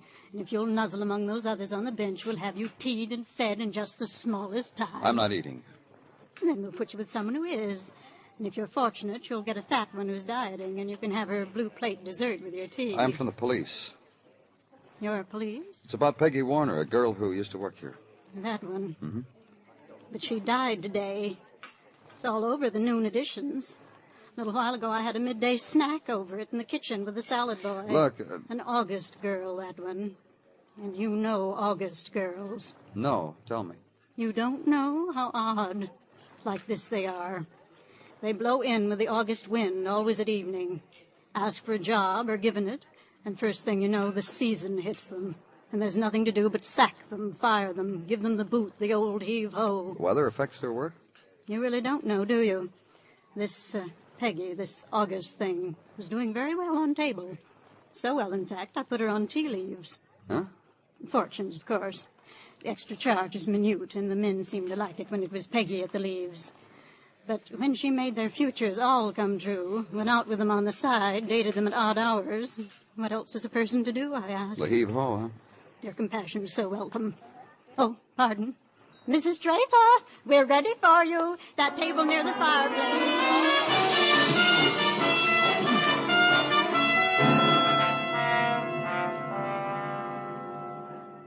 Peggy Warner, is that the name? That's right. She worked here in this dress shop, didn't she? Why? What about her? What about her is that she's dead. Why is because I'm a policeman and I'm asking. Miss Warner worked here. She ran the elevator. I was floor manager in the college shop at the time. I remember her. I'm glad you do, because I want you to tell me about her. There are only 3 floors here. There's not much to tell. She lasted 3 weeks here, Mr. Austin. How come such a short time? She's dead. That's right. And there's an investigation. That's right. Murder? We're pretty sure of it. I see. She nearly cost me my job. That's why I signed the complaint slip against her for personnel. It was on my account she was discharged. I know. That's why the manager of this place sent me to you for a fuller explanation. Sometimes cheapness attracts a man, I'm sorry to say. You? I took her out a few times, 3 beers and a second-run movie each time. And goodbyes each time, not good night. I didn't like myself. So you had her fired? I couldn't stand her around. I'm thinking of marrying a lovely girl who... Well, I had to get rid of Peggy. I did. Now she's dead. Now I can stop looking for her. And leave him. And 2 other places where a girl, now dead, had worked, had been fired, had made other brief impressions. Usherette in a theater on West 125th Street. Handled uniform and flashlight real clever until one day showed an early matinee movie lover to a loge seat. Sat down in the empty one next to him right through second feature, newsreel, animated cartoon. Candy intermission also while the lights were up. Also laughed loud through very sad passages. Fired. Turned in flashlight and uniform. And a 5 and dime on East 26th Street. Lon changed several men customers till one day she did it to lady store detective. Laughed right in her face. Fired. And the home insulating firm where Peggy Warner had been hired as house-to-house canvasser had made a house call. After an hour, phoned the home office, said she thought she needed a vacation. Our canvassers work on a volume basis. Fired. The life work, the employment rundown on Peggy Warner. And forget the rest of the list. Go back to headquarters. And a man in your office waiting for you. You been hustling, Danny? Gino said you've been waiting. He said Detective Muggavan had something for me. You got something, Muggavan? I've been making a routine rundown on Charles Blake. Figure maybe I could save you some legwork. Oh, tell me. Charles Blake, you remember, the big-hearted fellow meets a girl, buys her a drink, gives her a job in his own home, a maid for the wife and kid. I remember. What about him? Well, Charles has been separated from his wife 6 months now. A stunner, huh? Go on. He hasn't lived in his home. Kindly folk, neighbors, clients, very glad to cooperate with you boys of the police department, that type. They told me. Told me other things. And you'll tell me, huh? It's what I knew you'd ask, Danny. Yeah. They told me how Charlie Blake didn't deserve a nice home like this, a nice wife, how Charlie was a chaser, also a hunter. All right, he hasn't been in his home for 6 months. You find out where he has been? You got that list Tartaglia gave you? Places where Peggy Warner worked? Yeah? Give it to Oh, me. look, Muggavan, I've been through the list. Oh, just give it to me, huh? Thanks. Now, come over here to the wall map, Danny, a map of the city. I'm encircling some spots on it while I waited. Here. Oh, what about it? Places where Charles Blake has opened a tax consultant office in the last 6 months. Sometimes with living quarters, sometimes a rented room right in the neighborhood. A wanderer, huh, Danny? Yeah. Now check these against the addresses of places where Peggy Warner worked. Here, West 125th Street. Charlie's office here. This one, Mrs. Teamy's Tea Shop. Charlie here. Bank Street in the Village. Charlie's office on Bank. This one. Get a squad car, huh, Muggavan? That's why I waited, Danny, so you'd tell me to do that.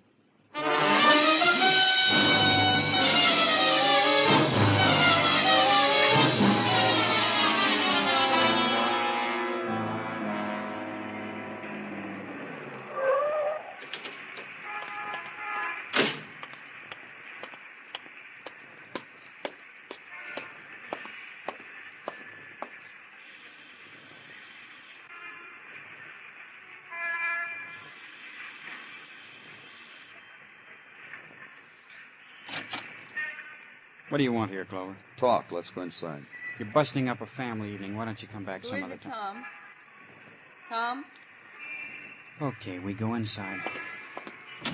Who... Oh. Hello, Mr. Clover. Good evening. Something you want, Mr. Clover? Where's your husband? Pop? What do you want with Pop? Where is he? Mother. Get him. He's upstairs. Still about that girl, Mr. Clover? That's right. I don't understand what gives you the right to come here, into our home, order people to do things that Mrs. Blake, you're an intelligent woman. This has got murder in it. It's not a matter of ordering people. It's a matter of getting things done. Right now, all that has to be done is to talk to you and your husband and your son. And then what? We'll know who killed Peggy Warner. I'll tell you something, Mr. Clover. I'm beginning to get the impression that you're a ridiculous man. What do you want, Clover? I'm sure your son just told you. It's still about Peggy. Oh, he's hinting, Charles. Hinting around that you, me, Tom, one of us had something to do with that girl's death. How does it feel to be back home, Mr. Blake? Tell him. It feels... I'll tell you how it feels. Look, Pop. Leave your father alone. I just want him to watch out what he's saying, that's all. I'm glad I'm home, Clover, that's all. And I'm glad he's home. What about you, Tom? You kidding? He's my father. Is it just a coincidence that your father came home after the paper screamed a girl named Peggy Warner was found dying in an alley? You've been nosing around, haven't you? Which one of you poisoned her? All right, then we'll go on. You brought Peggy into your house, Mr. Blake. Then she was discharged. Then you kept following. Set up your place of business close by her. Wherever she All went, right, you... all right. Listen. What? It happens, that's all. So it happened to my father. But you threw him out of the house when it happened, didn't you, Mrs. Blake? He's back now. It's over. The girl is dead. My husband suffered. I suffered, and my son. We'll be a stronger family for it. Did you kill her, Mrs. Blake? Tom? Mr. Blake? What makes you so sure one of us killed her? You, because you couldn't get her out of your blood. She wrecked your family. She was wrecking your life. Tom? All right. She was... You know what kind of a girl she was. I knew. I knew the second day she was in. Shut up! Oh, sure, Pop. Go get angry. That's an emotion, too. You can have it.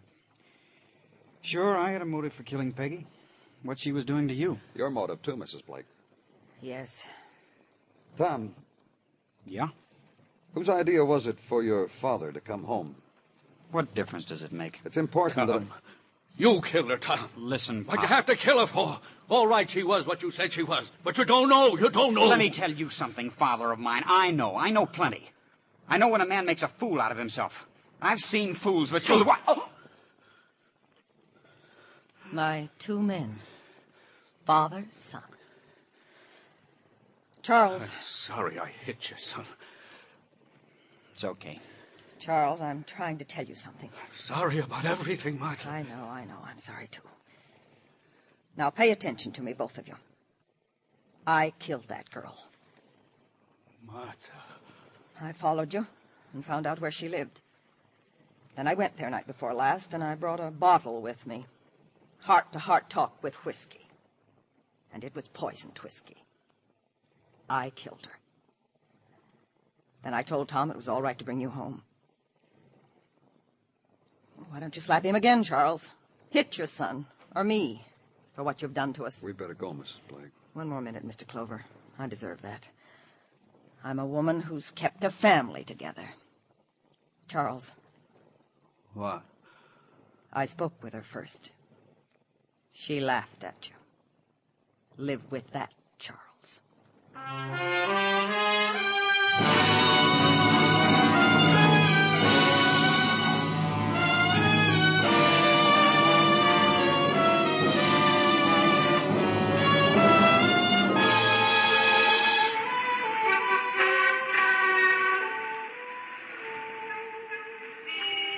In the minutes before dawn, Broadway lies huddled in a dreamless sleep.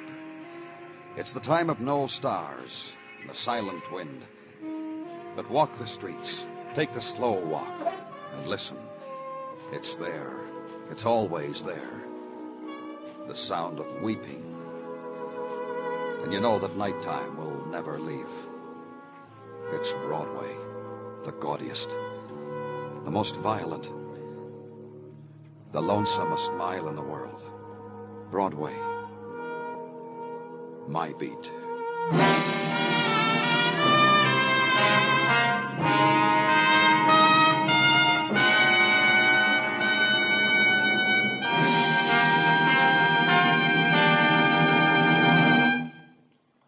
Broadway's My Beat stars Larry Thor as Detective Danny Clover, with Charles Calvert as Tartaglia and Jack Crucian as Muggavan.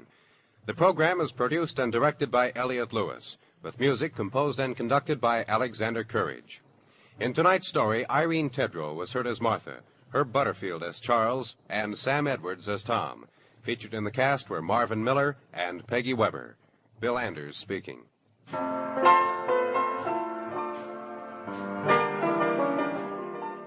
A tiny island paradise off the African coast, covered with colored tropical fruit and vegetation, inhabited by brilliantly plumed tropical birds, becomes a scene of fear and violence in tonight's episode of Tarzan, Lord of the Jungle.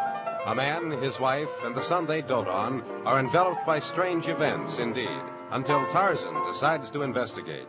Don't miss Tarzan on most of these same CBS radio stations. Stay tuned now for the Vaughn Monroe Show, which follows immediately over most of these same stations.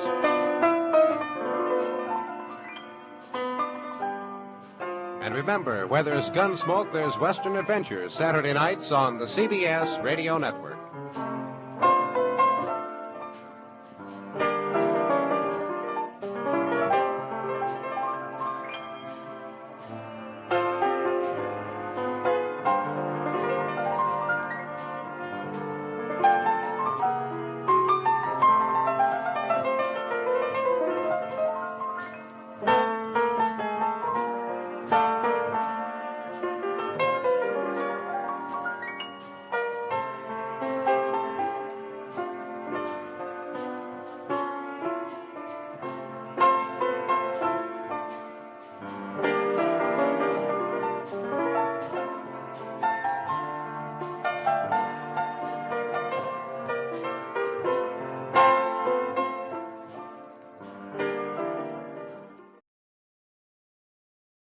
Signal Oil program, The Whistler.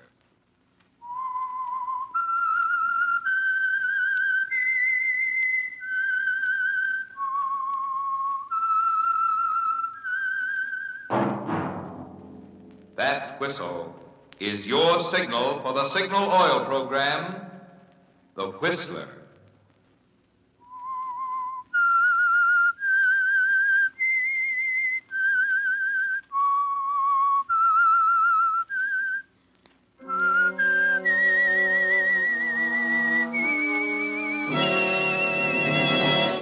I am the Whistler, and I know many things, for I walk by night. I know many strange tales hidden in the hearts of men and women who have stepped into the shadows. Yes, I know the nameless terrors of which they dare not speak.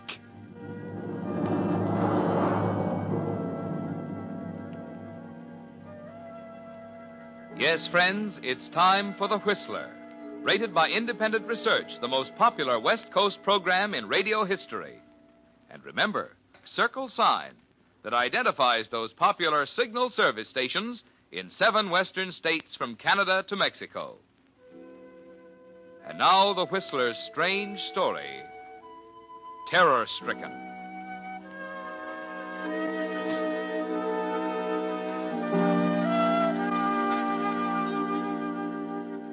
Fear can become a terrible thing.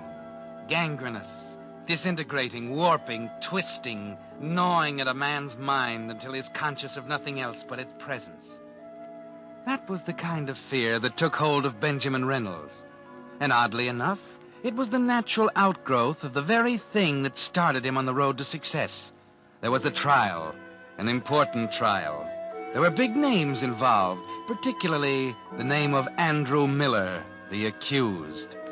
And at that trial, 10 years ago, young Benny Reynolds, investment clerk, just out of college, became Benjamin Reynolds, star witness for the prosecution. And he was a good witness. Investment bankers in San Francisco and Wall Street in London glanced at the headlines and commented that this time, because of Benjamin Reynolds, Andrew Miller and his crowd were washed up for good. They were right. Order, please. Order in the court. Will the prisoner face the bench?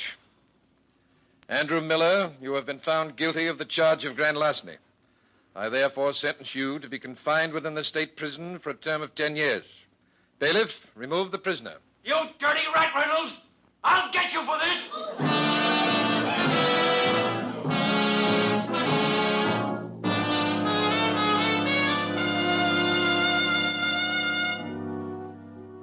Yes, Benjamin, that was the big break.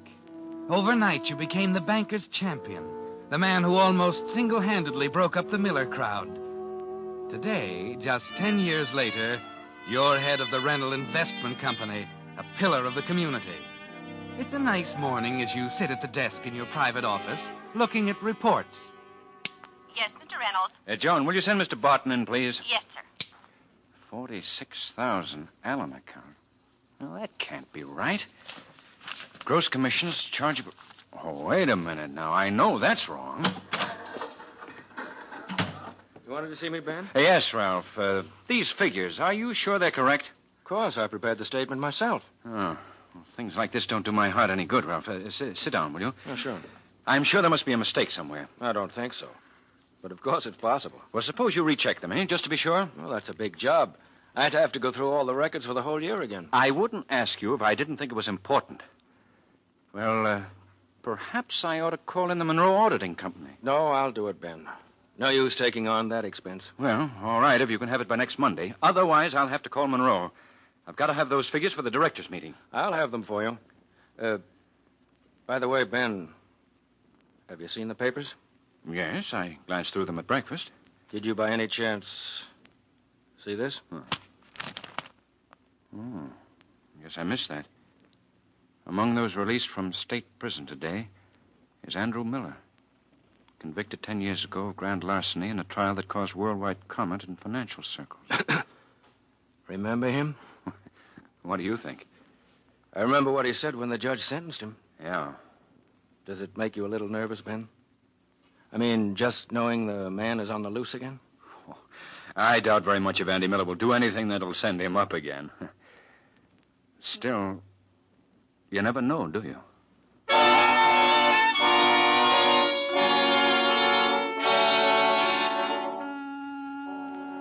No, Benjamin, you never know, do you? Andy Miller wouldn't think of making good on his promise. Or would he? Somehow you can't concentrate. Find yourself thinking about it, wondering, walking to the water cooler in the corner of your office every 5 minutes, wiping perspiration from your forehead until your handkerchief is soggy. And the next morning, it's worse as you answer your morning mail. Your order for 100 shares of Consolidated Power and Light at the market, thereby acknowledged, and... Say, that was Consolidated, wasn't it? I think it was Southern California Edison. Oh, yes. Make it Edison, then. And, will be executed immediately. Very truly yours. Let's see. We took care of McDonald. And, what's this? You rat. I'll get you, and don't forget it. Why, he had the nerve to sign it. What's the matter? Where's the envelope to this thing? Why, Vera takes them off and... Get Vera in here right away. Well, she's out on an errand for Mr. Barton. All right, then, get Barton. Yes, sir. And don't forget it. Andrew Miller. Of all the crust, You sent for me, Ben? Yes. Take a look at this. Same words he used at the trial. That guy must be crazy. He signed it himself. What do you make of it? I don't know. Didn't lose any time, did he? I think he's trying to bluff you. Or maybe he didn't write it. Oh, he wrote it all right. I don't know. It's pretty fantastic after 10 years. But in view of the threatening tone, I'd certainly check to see if it's genuine. Yes. Yes? Vera's here, Mr. Reynolds. Send her in, please.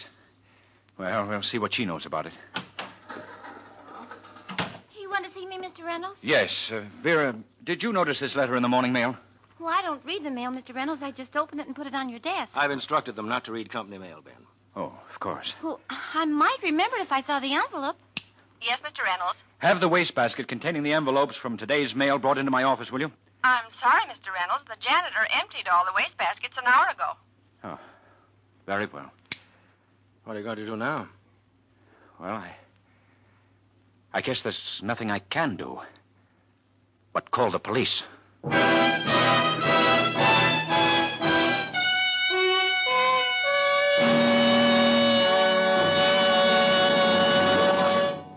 With the prologue of Terror Stricken, the Signal Oil Company brings you another strange story by The Whistler.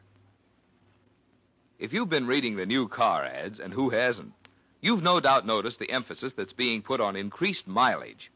25 to 30 miles per gallon from some of the new models. Now, why do you suppose this is? Is it because folks today are interested in making dollars go farther? Well, partly. But even more so, they're interested in the increased engineering efficiency which makes that greater mileage possible. Yes, and right there you have the reason why Signal Oil Company is so proud of the fact that you now go farther than ever with new Signal gasoline. You see, Signal's improved mileage is the result of increased power, amazing new power. The same power that gives new Signal gasoline quicker starting, faster pickup, and quieter, higher anti-knock. That's why we say, look to your speedometer for the final measure of gasoline quality. You'll find that the super-powered new gasoline that gives you peak performance is also the gasoline that now helps you go farther than ever. New Signal gasoline. And now, back to the Whistler.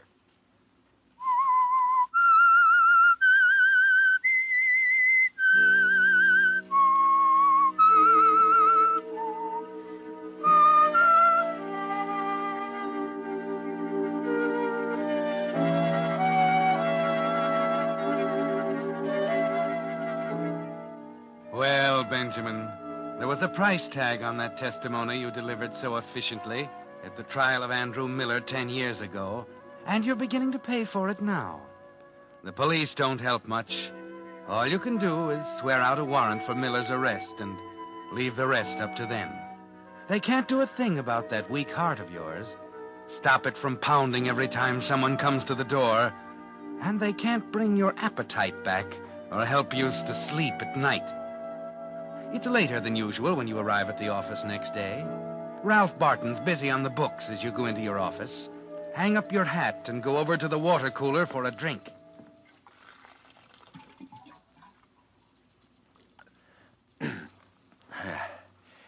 I guess I'd... Help! Help! Yes, Mr. Reynolds.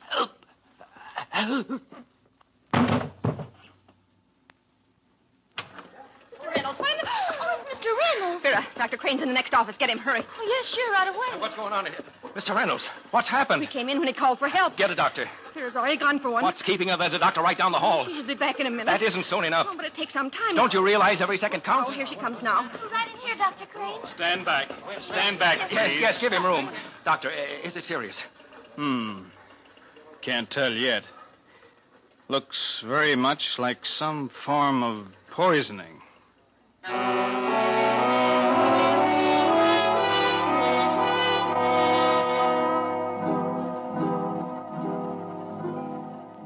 Well, that was a close call, wasn't it, Benjamin?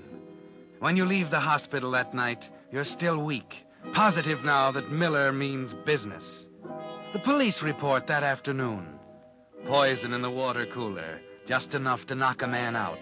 No fingerprints. No way of knowing how Miller could have entered the office without being seen. Nothing they can tell you except to carry on as usual. For the next 2 days, you find yourself waiting for it, tense, expectant, but nothing happens. And you begin to relax a little, to believe what the police lieutenant said about Miller being too smart to try it again. Perhaps they're right, Benjamin. Perhaps what you need is a change, a dinner out with your wife, Sally, at a restaurant on 6th Street. Ben, dear. Ben. Oh, I'm sorry, Sally. I was thinking. Oh, please try and forget it, darling. Oh, the whole thing's ridiculous. The man wouldn't have to take a chance like that. Oh, there must have been a mistake at the bottling company or something. Of course, dear. Now let's forget it, huh? But you're as fidgety as a cat. No, I'm not. But I am hungry. Ben, do you mean it? Of course I do. Why? Oh, because you've hardly touched your meals the last few days. Oh, well, let's order, huh? I'm starved. Well, what'll we start with? Well, what about a shrimp cocktail? Wonderful. Then mixed green salad? And a sirloin for 2. Medium rare. Oh, Ben, darling. Oh, darling, are you all right? I'm the manager. You hurt? No, I'm all right. It missed me. See there in the wall? Good Lord. Well, I don't know how. Who did it? Oh, I don't know, sir. It came from over there somewhere. Well, don't stand there with your mouth open. Call the police. Well, of course, right away. Come on. Come on, Sally. Let's get out of here.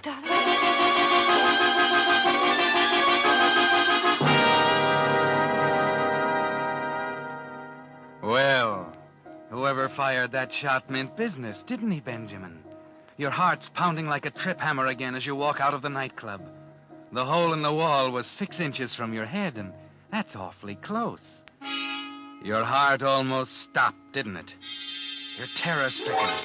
You jump at every sound. And then you wonder why Miller doesn't come right out and kill you. But you remember he's had 10 long years to plan his revenge. No, sudden death would be too easy. He wants to make you suffer. Of course, sleep is out of the question. Even the powders the doctor gave you have little effect on your frenzied nerves. You imagine all kinds of things as you lie there in bed. Ben. Yes? Ben, why is he trying to kill you? Please, Sally, let's not talk about First the poisoned water and the trip to the hospital, then that shot tonight. it. Yeah. Oh, but Ben, the police will catch him. Soon he can't talk. I just hope it's soon enough. Oh, sure. Oh, that's the door. I wonder who in the world... Oh, no, lie still, darling. I'll get it. No, I'll get it. Yeah. Hold your horses. I'm coming. Oh. What do you want? What do I want? Yes, that's what I said. What do you want? I'm calling for the remains of the dear departed. Are you drunk? No, I don't think so. Now, look, it's cold here at the door. Hurry and state your business, please. I did. I was sent to call for the mortal remains of... Man alive, will you talk sense? I haven't time for foolishness. This is 1620 Runyon Avenue, isn't it? Yes, it is. Then it's the right place. Who sent you, anyway? The Gold Hills Mortuary. Now, do you understand? No, I don't. There must be some mistake. The party on the phone was very explicit. He said 1620 Runyon Avenue. The remains of the late Benjamin Reynolds. That's not funny, mister. I'm Benjamin Reynolds. Oh. Now, get out.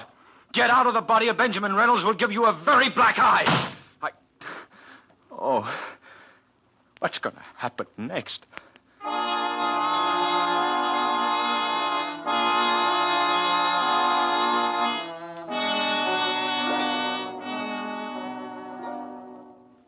How much more can you stand, Benjamin, before your heart gives out completely? You can't eat. You can't sleep. You almost jump out of your skin at the slightest sound. Miller is getting his revenge. He must be enjoying it immensely. Sally makes you rest all day Sunday, but you're still befuddled. You can't even talk straight anymore. You stutter. Monday morning, you decide to walk to the office. You want to try to think. Yes, that's it. Walk and try to think. Look out! Officer! That blue sedan tried to run this man down! Hey! What's going on? The guy in the blue sedan tried to run over this man! Are you hurt, mister? No. I'm all right. The devil you say. You're shaking like a leaf. Soon as my nerves quiet down, Them that saw it seemed to think it was a deliberate attempt to kill you. Yes, I think so, too. Any idea who might be trying to kill you? Sure. Andy Miller. Okay. Now I got to make a report of this. What's your name? Benjamin Reynolds. Benjamin Reynolds. Oh, you better see a doctor, Mr. Reynolds. You're in bad shape. I'll be all right. I better send you home in a cab. You're in no condition to walk.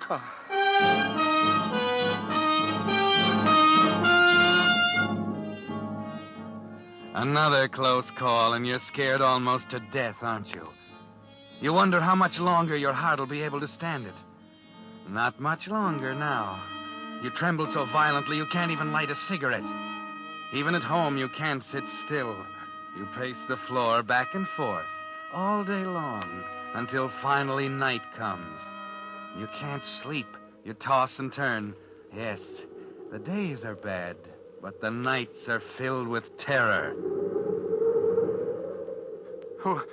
Who's there? Bendy. I said, who's there? Oh, it was nothing, honey. What's that? What's that? Oh, stop it. Who are you? Why don't you answer? Oh, it's only the shutter. Oh, Ben, don't be so jumpy. Yes, of course. Oh, only the shutter.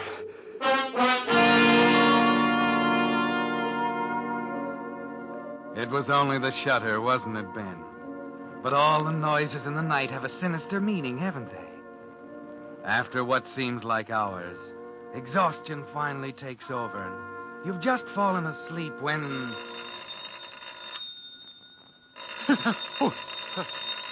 Who's at the door at this hour? Ben, dear, don't be frightened, darling. It's not the door, it's the phone.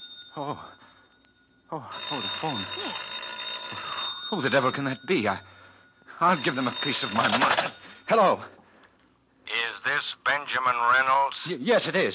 What's the big idea of calling me at this hour of the night? Don't you know? No, and I don't care. Oh, yes, you do. You got a letter the other day, remember? Andrew Miller. Why, how'd you guess? I'm going to get you, remember? Say, wait a minute. You haven't much time left to live, Wait. Reynolds. It's coming tomorrow. But... Hello? Hello! Oh, hung up. Oh. Operator. Trace that call quick, please. What is your number? Morningside 1024. On hurry, please. 1 moment, please. Oh, hurry. What number did you call? I didn't call any number. They called me. Do you know the other party's number? No, I don't. That's why I asked you to trace the call. Please hurry. There is no one connected with your number now. I know. They hung up. Can't you hurry? I want to trace the call that was connected with his phone, please. I'm sorry, but after the other party has hung up, it is impossible to trace the call. Oh, very well. Say, I wonder if my hunch... Let's see.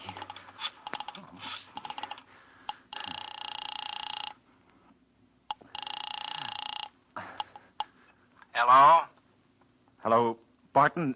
This is Reynolds. What the deuce makes you call me at this time of the night? Barton. Andrew Miller called.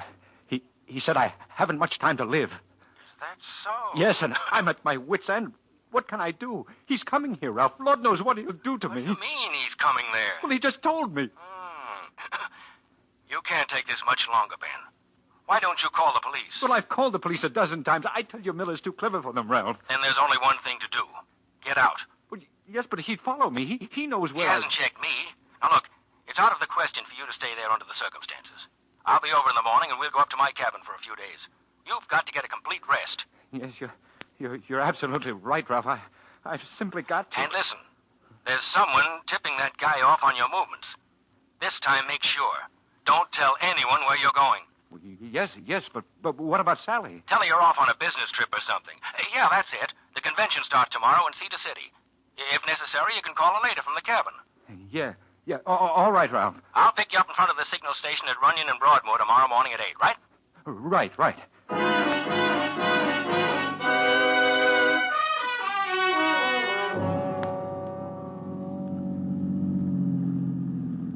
How much farther, Ralph? About 14 miles. Hey, the old heart's banging away again. Doctor said 6,000 feet was my limit, you know. Well, we'll stay pretty well under that, boy. Oh, good. Boy, look at that view. You can see all the way back to... What's the matter? So that's strange. There's that car again. You don't suppose he's following us, do you? Oh, probably one of the natives. I don't know. Wait a minute. You don't think Miller... You're sure you didn't tell anyone where you were going? Well, positive. I will have to call Sally later, though. Yeah, sure. Hey, here's the spot where I always stop. You can get a good view clear back to the valley. How about it? Oh, great.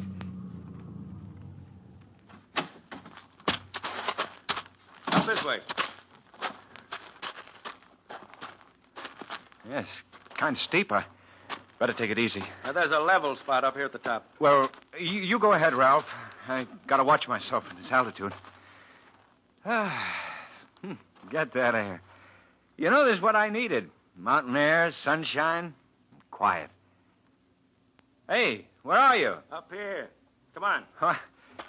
This is a real inspiration, Ralph. How'd you think of it? You mean this? Whew. I mean getting away from everything like this. One sniff of that air and a fella forgets he ever had any worries. And look over here. Hey, now, take it easy.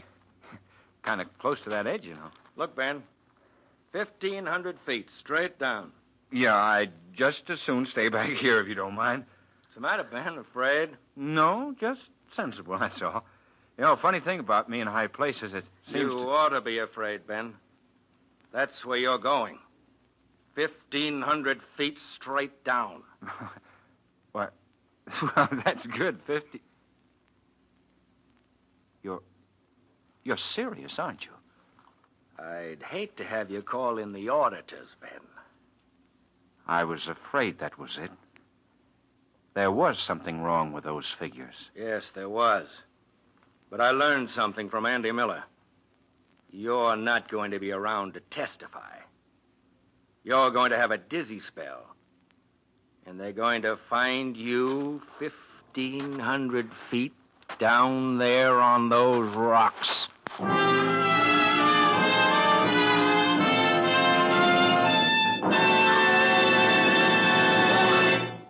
The Whistler will return in just a moment with a strange ending to tonight's story.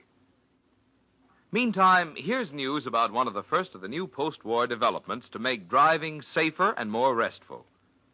You know how our bright western sunshine glares off pavements and off the windshields and polished chromium of other cars, causing eye strain that makes you squint and get headaches?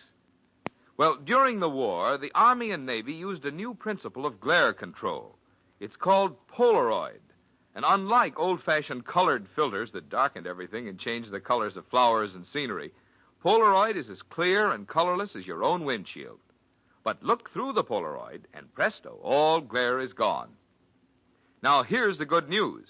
This same Polaroid principle has been made into a visor for your car, and they're for sale for the first time on the Pacific Coast at your signal dealers. The Polaroid visor snaps onto your present visor in a jiffy. It's smart-looking, and it flips out of the way when you're not using it. If it's sunny tomorrow, drive into your signal dealers for a demonstration. When you see the wear and tear it saves on your eyes, my bet is you'll want to buy one of these Polaroid visors now to make your summer driving more pleasant. And now, back to the Whistler.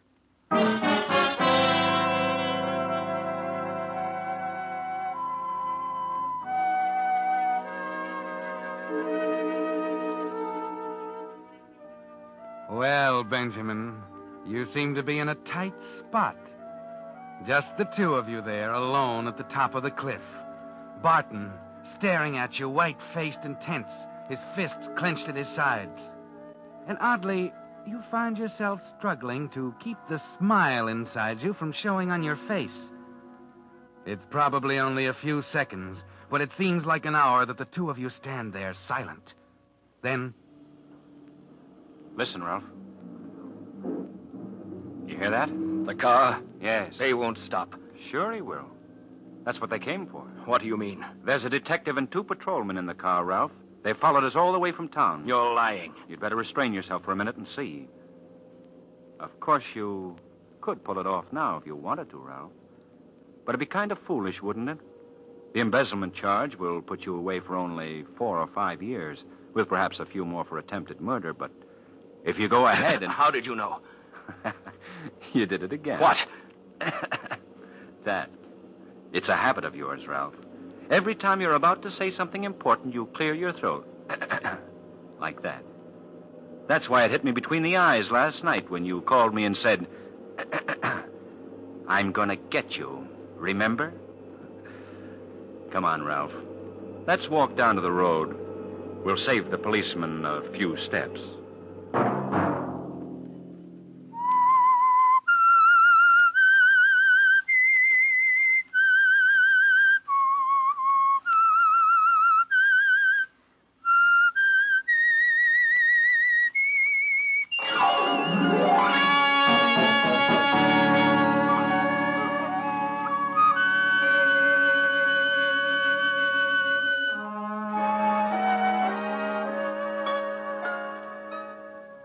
Next Monday at 9 o'clock, The Whistler will bring you another strange tale.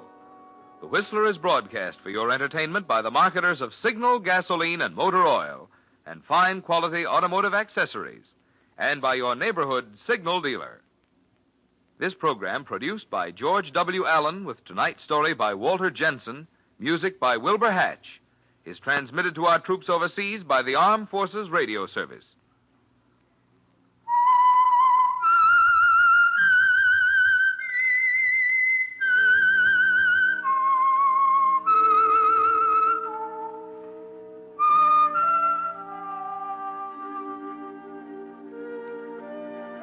That whistle is your signal for the Signal Oil program, The Whistler. This is Marvin Miller speaking, reminding you to look for those familiar yellow and black circle signs that identify those popular Signal Oil stations in 7 western states from Canada to Mexico. This is CBS, the Columbia Broadcasting System.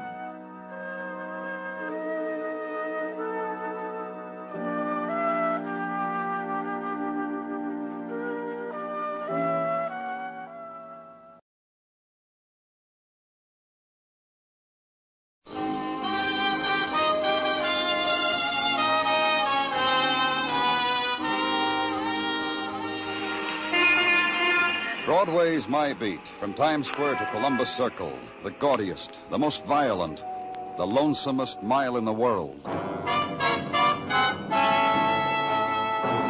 Broadway's My Beat, with Larry Thor as Detective Danny Clover.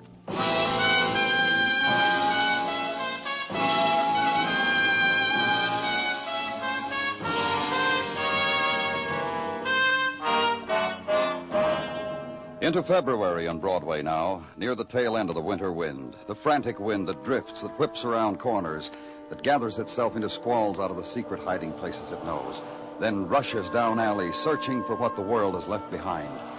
And things happen. Earmuffs bloom under turned-down hats. Discarded newspapers wing low, then scurry over pavements and wrap themselves around hurrying feet. And home suddenly becomes where the coffee is. Wind of February. Beauty and nylon on a street corner. And above it, where I was, where Detective Dennison was, on top of Hotel Marquis. Platform over the street ringed by neon advertising rates and a Roomba band. Platform also serving the purpose of catching the body of a man who jumped or was pushed. Hold the light over here a minute, Danny. I want to take a look at his wallet. Thanks. Name's Artie Blanchard. Home address upstate, Utica. Money in his wallet, too? Let's see. Hey, look here.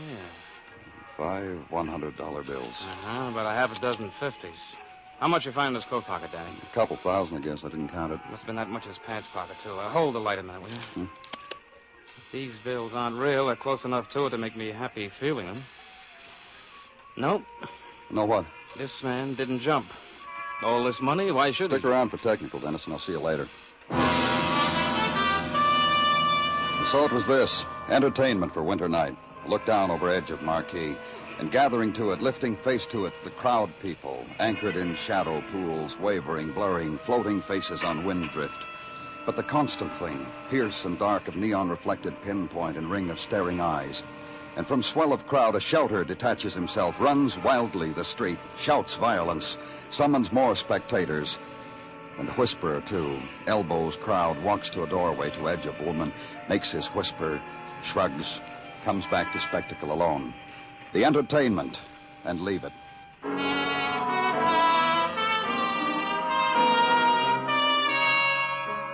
Back into hotel now, and to hotel manager who offers his services freely. The use of himself, his master key, his shock. I can't get used to it. Happens on and off in this hotel. Last time, 6 years ago, a young girl.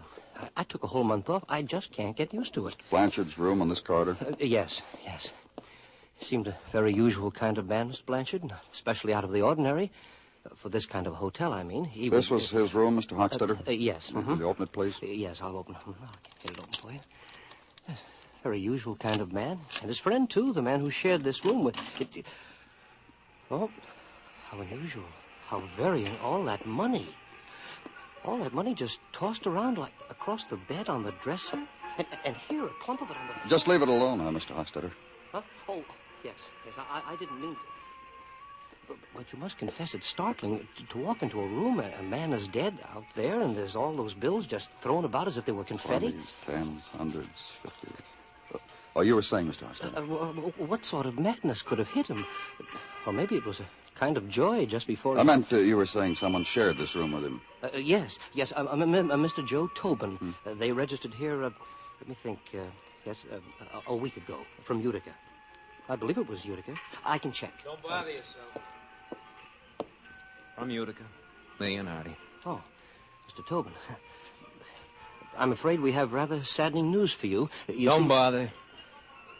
I know about Artie. Lobby dames are all excited with his name. What happened to him? One of your bellhops spread the word. You police? Uh-huh.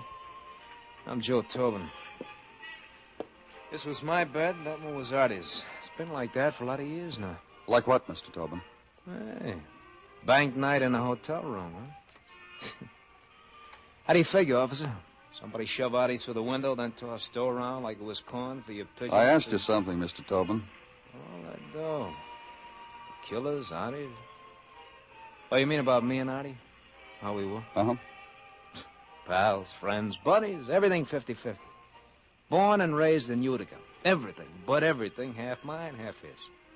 Finally kicked together 10 grand, come to this large town to buy a filling station. Artie had a brain. He said, filling station, Joe, in a year, double our investment. That's how we were. Everything 50-50. Except... Except what, Mr. Tobin? Except up to the point where it got squeezed out of him in a hotel marquee. That's where I cut out. I don't die. I go back to Utica and live. You scared of something? That what happened to Artie can happen to you? How do I know what happened to Artie? Maybe it could, but it won't. Utica's nice. Man can live there nice with $5,000 in the kick, real nice. Another question. Where were you tonight? Where have you been?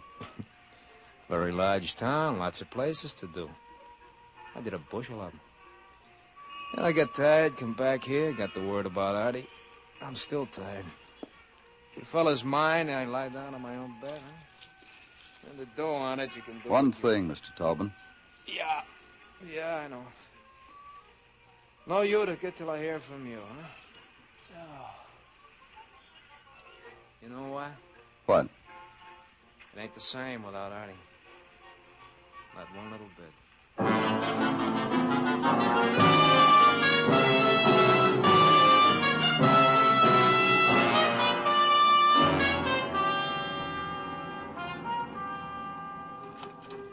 Danny? Good morning, Gino. Yeah, what's the good word? Danny, if I am green this morning, blame it on my chlorophyll. That's a good word? On my soap, Danny, for I am not a greedy man. What are you talking about? This morning, before you came in, I counted $25,000, of which not a cent belonged to me. So if green is the color of Tartaglia, blame it on... That's how much money Blanchard had with him, at $25,000. On his person, plus what was found in his room. $25,212, of which not a sou is counterfeit. You know the last time I saw that much money, Danny? Well, please tell me. When I visited my cousin Kendall. The one from Baltimore? That's right. The one with the bad table manners. The wealthy Tartaglia. He opened his safe for me once for my birthday and showed me. Can you imagine a man who can't even write his name Gino. and ask him for the time of day? You think he'll give it to you? Gino, please. With him, it's always just before 3 o'clock so we can go to the bank and cash another check. With him, it's all... Danny Clover speaking. This is Mrs. Miller. Yeah? Mrs. Dorothy Miller, 1612 East 27th. Yes, Mrs. Miller. What can I do for you? I read this morning that Mr. Blanchard is dead, that you found him on his hotel marquee. Well, that's right. What about it? I was with him last night. My address is 16... I have it. I'll be right there. Of course you will. Bye.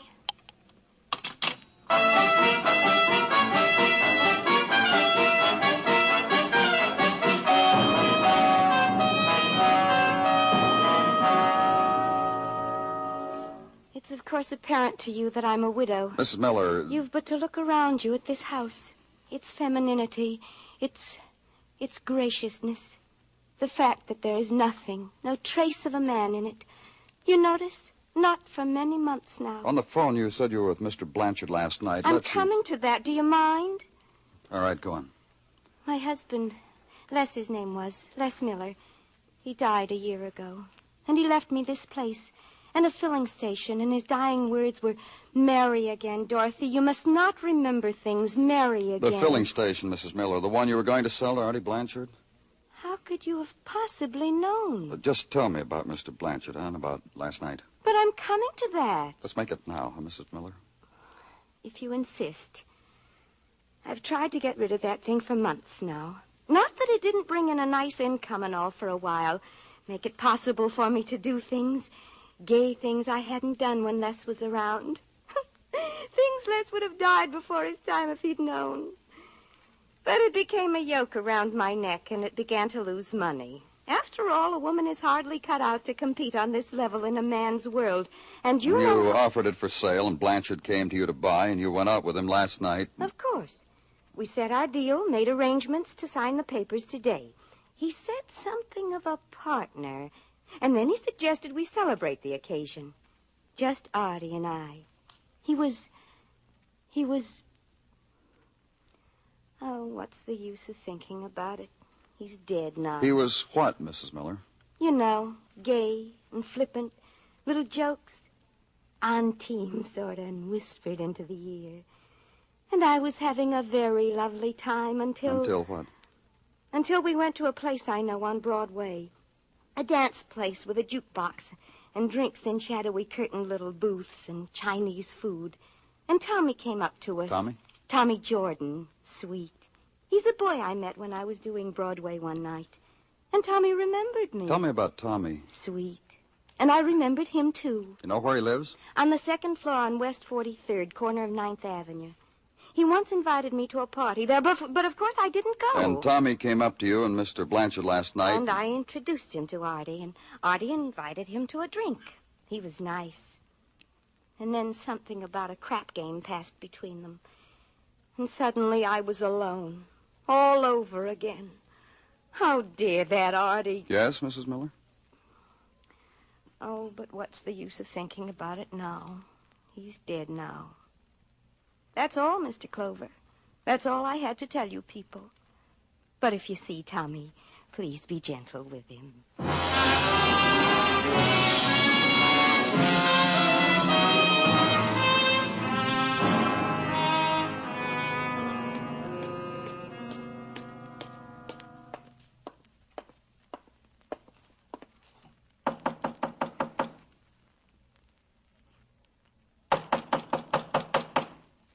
Who is it? Tommy? Open up, Tommy. Who is it? Police, open the door. I don't need any. Go away. Come on, Tommy. Okay.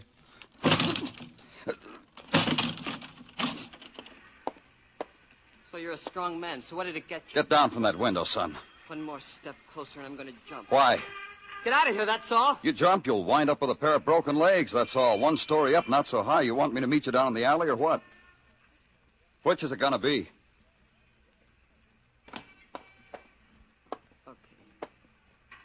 Okay. Now. That's right. Now we'll talk. Don't hurt me. Nobody's gonna hurt you.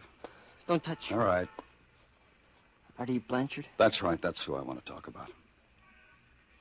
I'll tell you everything. I started it. I'm just a punk, and I started it. I talked to a man, and he's dead. A punk, me. Started it. Just a punk. And he's dead.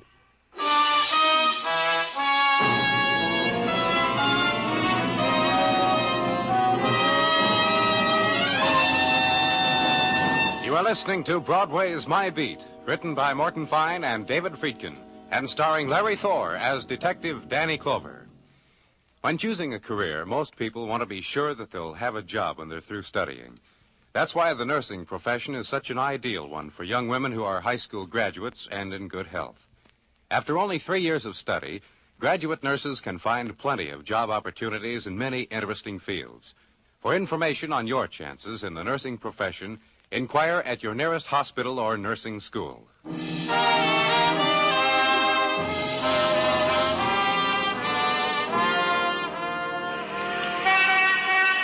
A finger of February sun traces the scars of a doorway, stains them gold, and Broadway listens and walks carefully the winter of a room, opens softly to whispering of sun. This could be what was waited for, longed for, held in wind-driven solitude. When delight will be measured once more in heat shimmer and slow drift of white cloud, when a million suns will fling gold against pavement and lie on the cheeks of summer women. So throw wide the door, and you were mistaken. And mid-afternoon of February is the pallor of a Broadway boy named Tommy Jordan. And the room of Tommy Jordan, room of peeling wallpaper and light bulb shaded with photo from movie magazine and grimy souvenirs of his street, leather pillow, stack of magazines. Room where I was, and Tommy, and in a little while, Detective Dennison. You want something, Sonny? Cigarette? Glass of water? Name it, Sonny. It's yours. Go somewhere and die, huh? Oh, just worried about you, kid. The way you look. Last time I saw you, you were fancier. Younger, too. How old are you, Tommy? Older, like he said. I'm 19 since the last time he picked me up. You're going to let me talk? Sure, Tommy. You said you wanted to talk about Artie Blanchard. I didn't kill him. It's like I told you. Maybe I pointed a man on the way, but I didn't kill him. All right, kid. No argument. You're a punk, and you did something that got a man tossed out of a hotel window. That's a place for a man to die, on a hotel marquee. So we're agreed on everything. Take now. it easy, Dennison. Tommy? Last night I got word there was a crap game to be had on for fun lovers. Well-heeled fun lovers. When the word hit me, I found someone. Hit him with... Artie Blanchard? Him. Funny the way he walked right out on that Mrs. Miller. People like to know about things like that. I touched their shoulder. whisper to them about it, and they leave women. Where was the game? You know, I've been so nervous and excited since I read Artie was dead. Everything else just ran out of my brain. I clean forgot where the game was last night. Maybe this you'll remember. Who else was in the game? All I know is Artie. He gave me 50 for the tip. Look, Tommy, not forgetting you're 19 and all, and you're pale and nervous and just a punk kid with dirt in your ears. Answer it, Tommy. Oh, look, what difference is a phone call now? Here, talk. Hello? Yeah? Yeah, this is Tommy. Listen. Give that receiver, give it to me. You want to say something, Tommy? Uh-huh. That's a good kid.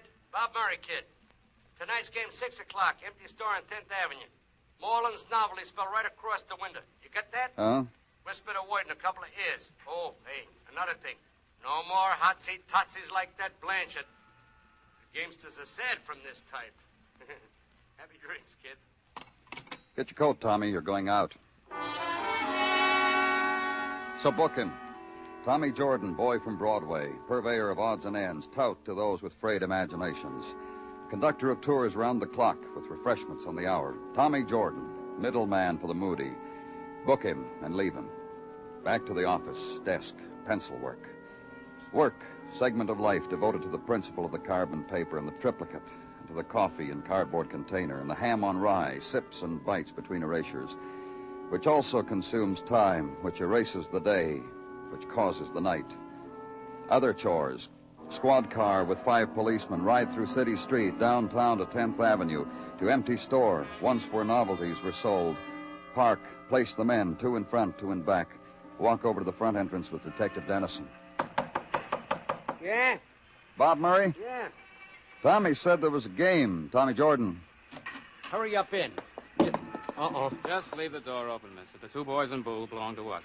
They're getting cold. Yeah. Come on in, fellas. Now, let's all of us go in. Such a good game we're having. Where do you guys have to louse up In the back. Yeah. Come on, I'll show you. You guys, I swear, Fellas. A raid, boys. That's nice. It's real nice. Open a back door for them, officer. Take them downtown. I'm sorry, fellas. You stay here, Murray. Snap it up, boys. Snap it up. Wait for me, Dennison. I'll give you Murray in a few minutes. Just a little game. Yeah, maybe a couple thousand on that table. So, we're in that income tax bracket. So? So tell me about last night's game. What game? No different. About a man named Artie Blanchard. He win. He's dead. Yeah? So I don't read the paper, so? You kill him? I'm a hard loser, mister, but not that hard. How much do you lose? 12 G's, more or less. How much did Blanchard win altogether? I don't know. Cleaned everybody. Artie had a hot fist all night. Who was playing? Just a small game. Yeah, I know, but who? Well, let me see. Teddy Webster. The Lucas brothers, me, and Artie. That's all. You know where I can get in touch with these people? You're asking for my cooperation, huh? I asked you something. Wait, sure. I'll tell you where. I'm glad for the opportunity to help.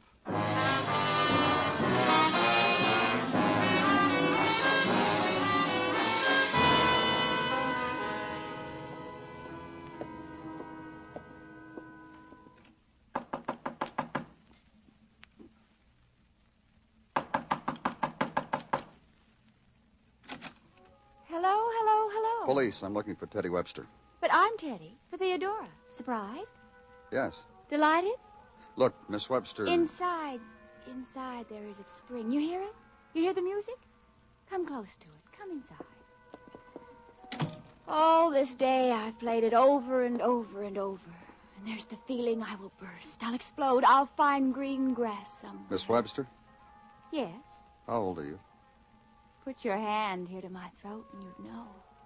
18, I've been told. Only at 18 is it like... Sounds crazy to say this. Then you must say it. Were you at a crap game last night? Exciting. The shadows and the green table. Very, very exciting. A man named Artie Blanchard. I lost to him. And I think I kissed him on the cheek for it.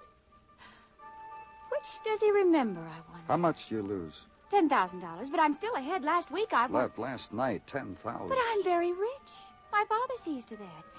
And he lets me have this place alone, and he understands the things I want. Miss Webster. Yes. Artie Blanchard was murdered last night. Dead? But when I left him at the game... Which did he remember, I wonder? My kiss? I'm sure of it, the kiss. Let's go, Miss Webster. I'm under arrest for gambling? That'll be exciting, too. Very, very, very.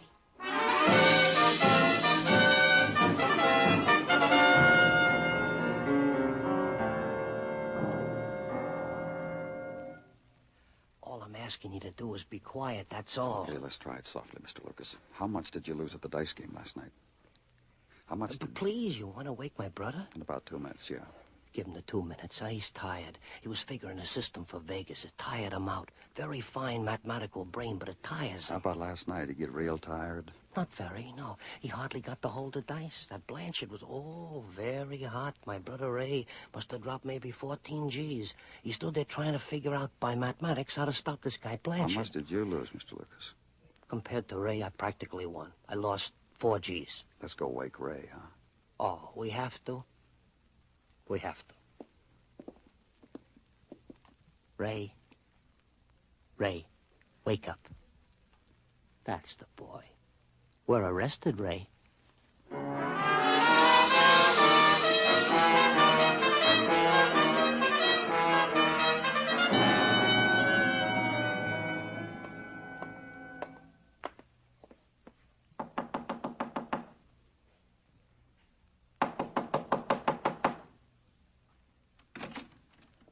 Oh, hi, boys. Good evening, Mr. Tobin. This is Detective Dennison. Hi, how are you? Well, come in out of the draft. Hey, it's on the dresser. Well, I'm not going to tell anybody, boys. Pour yourself a drink. No, thanks. Well, what can I do for you? A few questions. Then what I can do for you is a few answers. Huh? Then I can go home to Utica. Anxious to get back, huh? As soon as you give the word. What are you going to do when you get back? Get warm, my way. Tell us about it. You got an eat about how it is in Utica? As a matter of fact, yeah. Tell us, huh? You kidding? Look, Tobin, all this time we've been trying to be real subtle. What we really want to know is what you're going to do with all that money. My 5G. I hadn't thought about it. Might be a business. But you'll miss Artie, huh? Oh, sure will. Lots and lots. Nobody to go 50-50 with anymore. Nope. What are you going to do with the other 20,000? Get him. You got me with a question. What are you going to do with the other 20,000? Hey, Clover. Huh?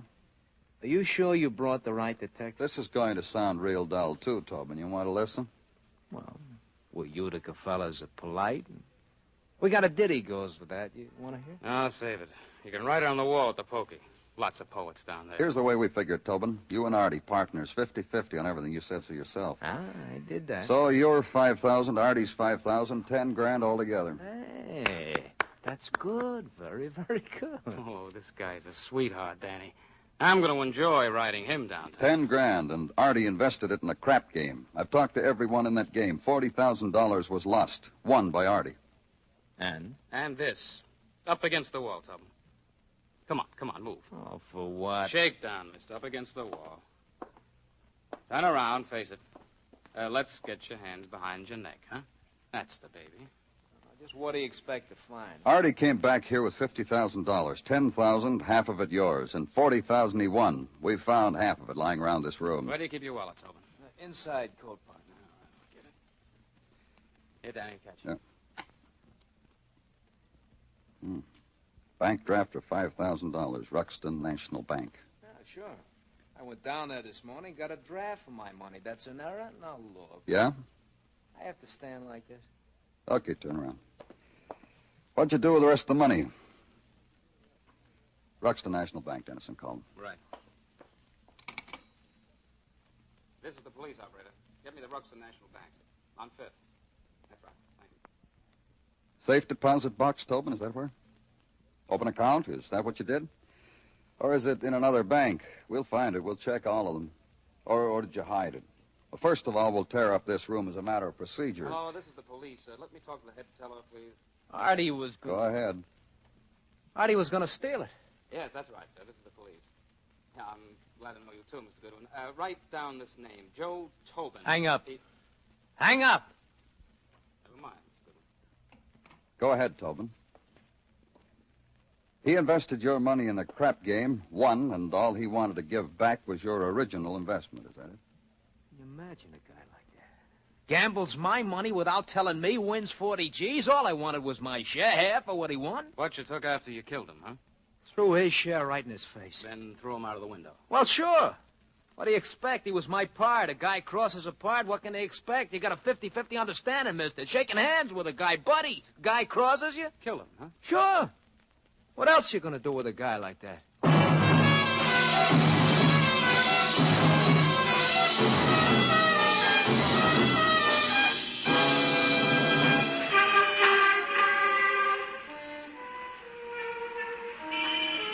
Broadway's given up now. The night is dying, and it's becoming another day. And for an hour, the Fury lies sleeping. Then an engine will start, and a horn will blow, and people will run out from under the earth and beckon over their shoulders and start the Fury all over again. It's Broadway, the gaudiest, the most violent, the lonesomest mile in the world. Broadway. My beat.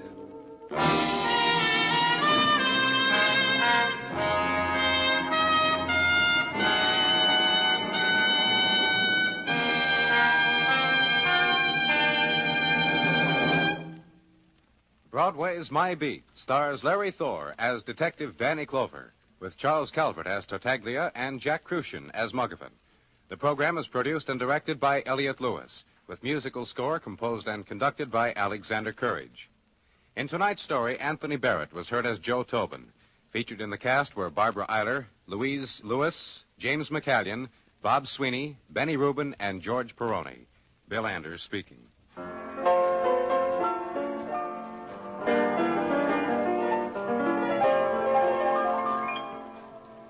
Every Monday at the Star's address, CBS Radio presents the Dean of the Drama programs, Lux Radio Theater, over most of these same stations. This Monday night is no exception. For Screenland personalities and another full adaptation of an outstanding motion picture, be sure to be listening. Monday nights, it's Lux Radio Theater on CBS Radio. Stay tuned now for the Vaughn Monroe Show, which follows immediately over most of these same stations.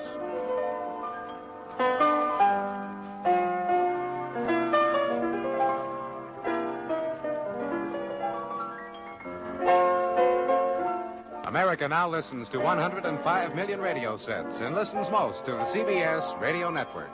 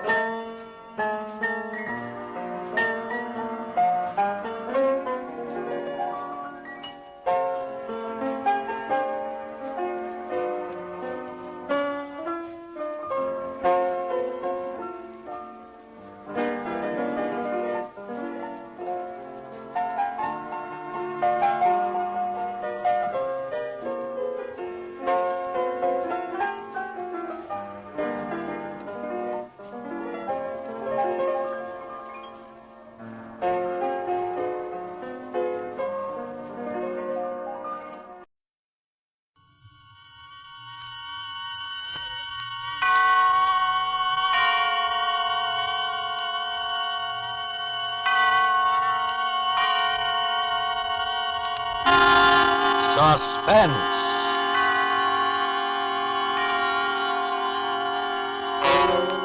Autolite and its 96,000 dealers present Mr. Danny Kaye in I Never Met the Dead Man, a suspense play produced and edited by William Spear.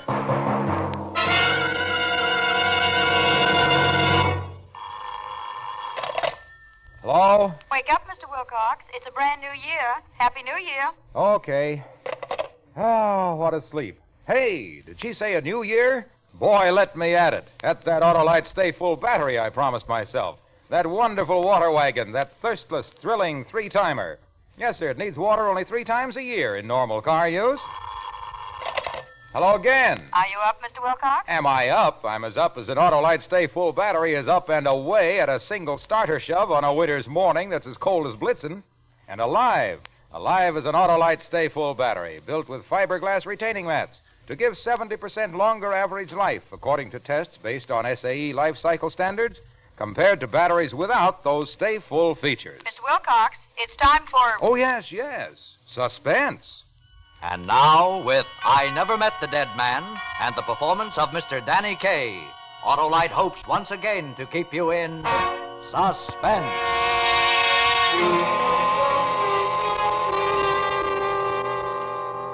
I never even met the guy. I was just walking along humming on an empty side street on New Year's Day. Hey,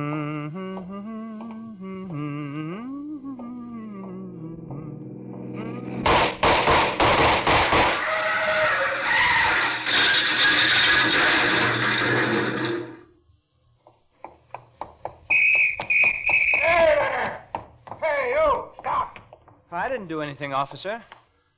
Oh, nobody ever does anything. Why they pay us cops a salary, I don't understand. Well, you know me, Mr. Callan. Joe Wyckoff. I was on my way home from the plant. Running home, boy? No, I wasn't. Bullets were flying around here. Somebody killed that man in the car. Sure. Somebody.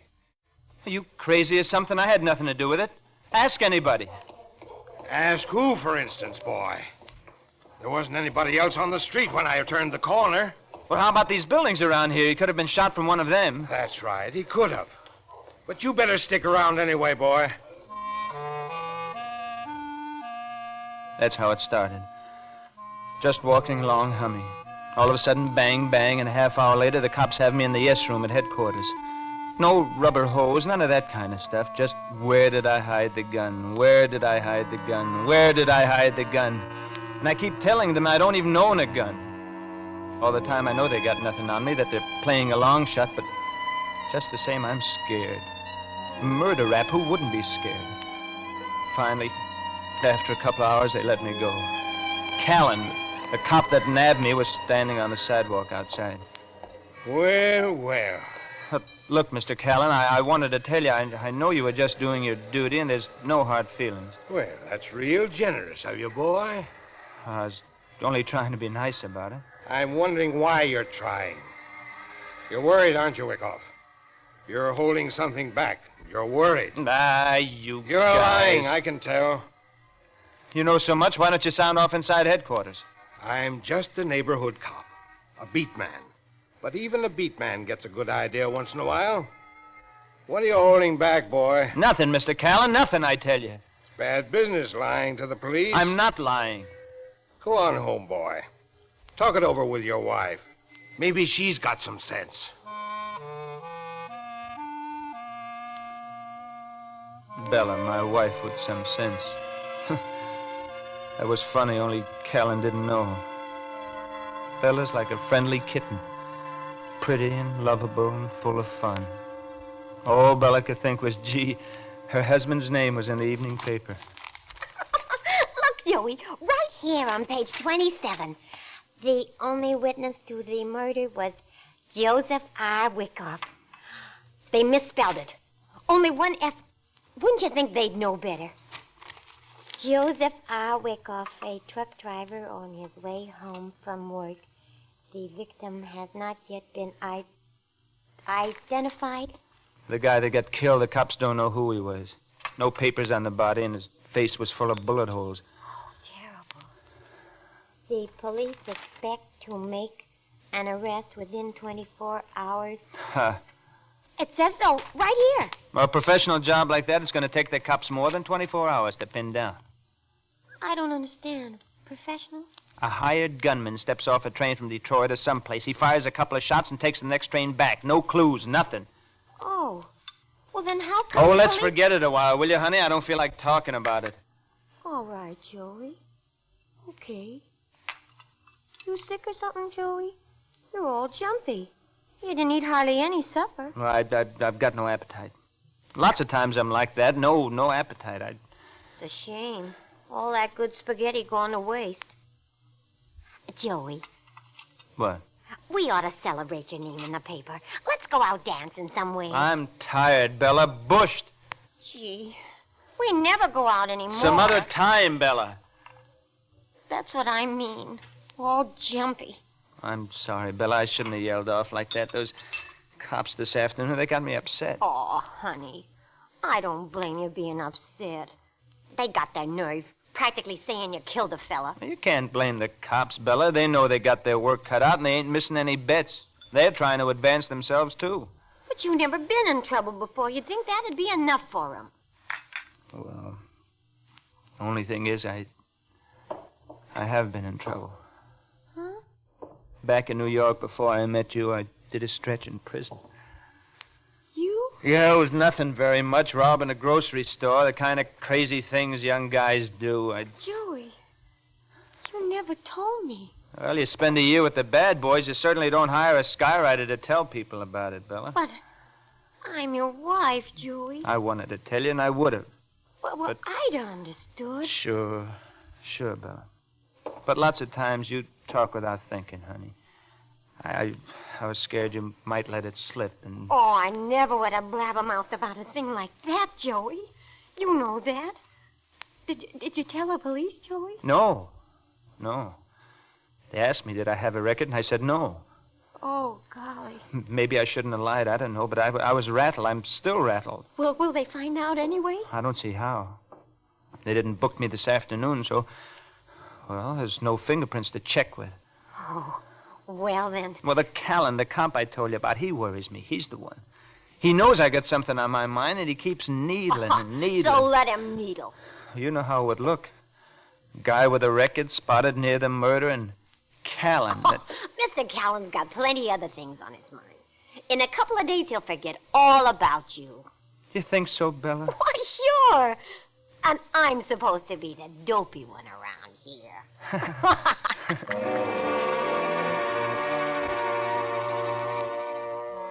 I got to thinking maybe Bella was right.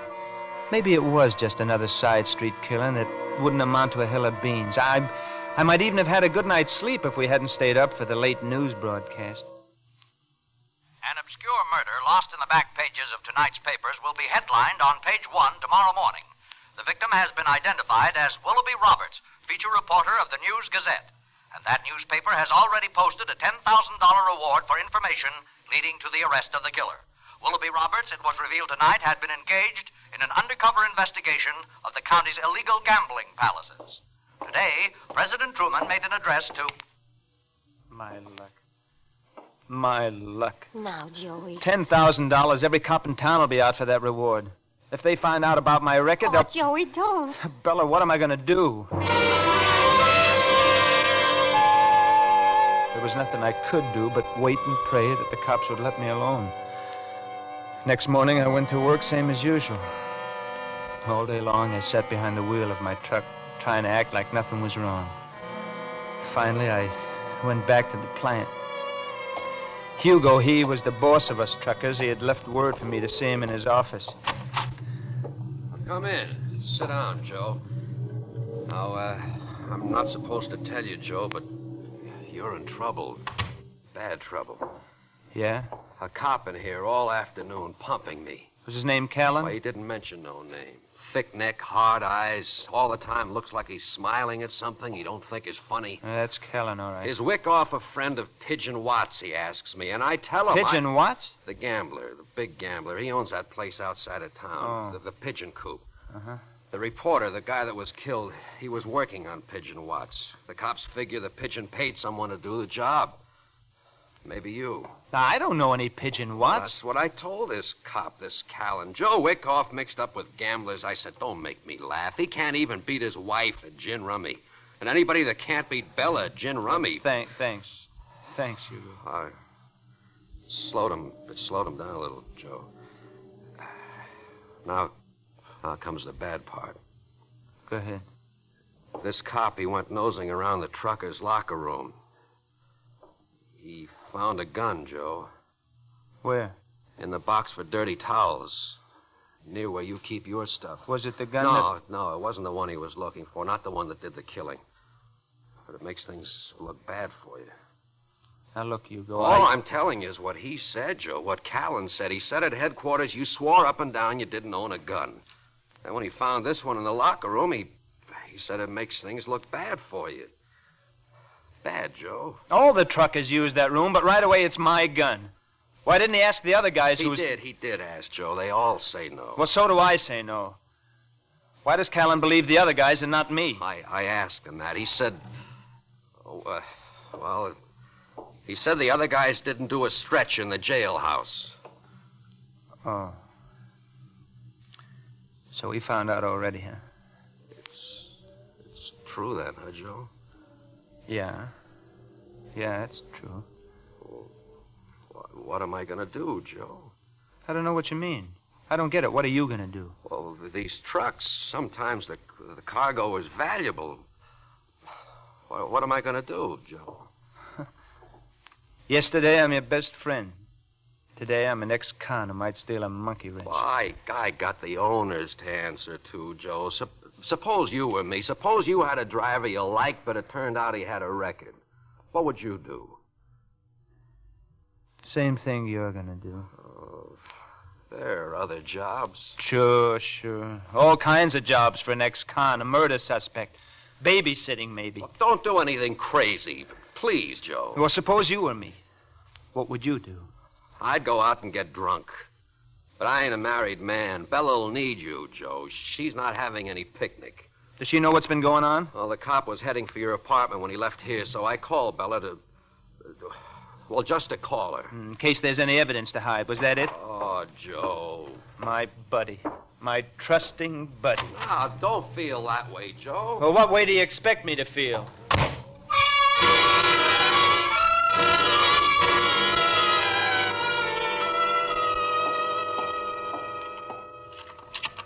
Who's there? Who is it? It's me, hon. You all right? Oh, Joey. I've been so scared, Joey. A policeman, that Mr. Callan, he only just left. It was awful. Oh, now take it easy, honey. Take it. Everything will be all right if you'll just take it easy. He kept asking me, did you know Pigeon Watts? And I kept saying no, and all the time I had these things in my pocket. Things? I was afraid they'd fall out and he'd see them. It was awful, Joey. What things? Well, these chips or whatever you call them. But these are gambling chips. I found them in your bureau drawer just before Mr. Callan came. They all got a pigeon marked on them, and I figured you wouldn't want nobody to see them. So I hid them in my pocket. Wait a minute. I don't get this. It doesn't make sense. On account of the bird on them, the pigeon. I knew right away you must have got him at Pigeon Watts' gambling house. So I hid him. I never saw them before. Never. Oh, we better drop them down the sewer or someplace where nobody will find them. Bella, look, listen to me. I never saw them before. Oh. You believe me, Bella, don't you? Sure, I believe you. Bella, why were you looking in my bureau? Oh, don't ask me that, Joey. Why, Bella? Why were you looking? Please, Joey, don't. Oh, listen, it's raining. Why? All right, Joey. It was on account of all the crazy things that have been happening. Like about you having been in jail. And then Hugo, your best friend, he sounded so funny over the phone when he said they found a gun in your locker. Near my locker. Not in, near. Near, then. I was scared Mr. Callan might find something else when he got here. So I searched all through the apartment. And you found these chips from Pigeon Watts' joint? Yeah. Oh, Joey. You think I'm mixed up in this murder, don't you, Bella? Oh, no, Joey, no. It's just that I don't know what to think. What does that mean? Oh, I guess I'm kind of dumb, like you're always kidding me. And all these crazy things happening. I don't know what to think. First Callan, then you go, and now you. Gee, you're sore, Joey. I can tell just by looking at you. You're sore clean through. Yeah, I'm... No, Bella. Maybe it's better you're honest. Then I know where I stand. But... Maybe it's good I'm sore. Maybe now I'll get off the dime. Off the dime, Joey? Bella, I want you to listen to me now. Did you go out today, Bella? Did you go out at all for shopping or anything? Well, but just a few minutes at noon. I went in to talk with Mrs. Manelli and 4G, just gabbing. Well, try to remember now. Did you leave the door open, the apartment door? Yeah, I think so. Then somebody could have sneaked in here and planted these gambling chips while you were gone. I guess so. Sure. But who'd do a thing like that? Somebody who wants the $10,000 reward. Somebody who wants it bad enough to frame an innocent guy. Joey. I'm a natural. I'm an ex-con. I happened to be right there when the shots were fired. I would be But Joey, who? Who's framing you? I don't know who. But whoever it is, he got these chips from Pigeon Watts' joint. Where are you going, Joey? To have a talk with Mr. Pigeon Watts. Maybe I can get some information out of Mr. Pigeon Watts. Just a minute, Joey. I'm going with you. I thought I was so smart. If I only hadn't gone on with it. If I'd only just stayed there, let the cops arrest me, convict me, burn me, anything, just so it wouldn't have ended up like it did.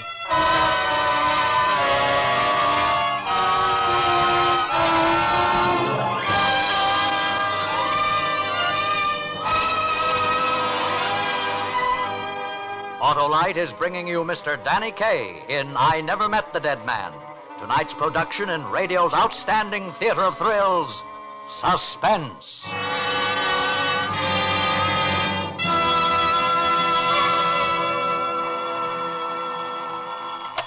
Hello? Mr. Wilcox, it's cold outside. Button up your... Overcoat's the word, my girl. And friends, Autolite Stay Full batteries don't need overcoats. Anywhere, anytime, any place.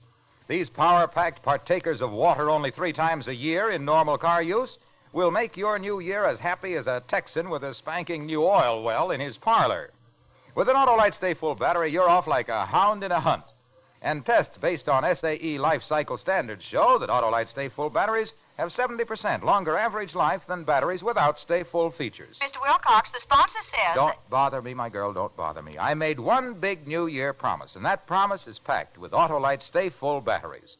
I'm bulging with Stay Full battery buildup, and by and by... No, not by and by, right now. Why don't you visit your Autolite battery dealer and buy yourself one of those wonderful Autolite Stay Full batteries? The batteries that need water only 3 times a year in normal car use. The new year will really treat you right when you switch to Autolite. And now, Autolite brings back to our Hollywood soundstage our star Danny Kaye in I Never Met the Dead Man. A tale well calculated to keep you in suspense. I was a lot more scared than I let Bella know when we drove through the rain to Pigeon Watts' place.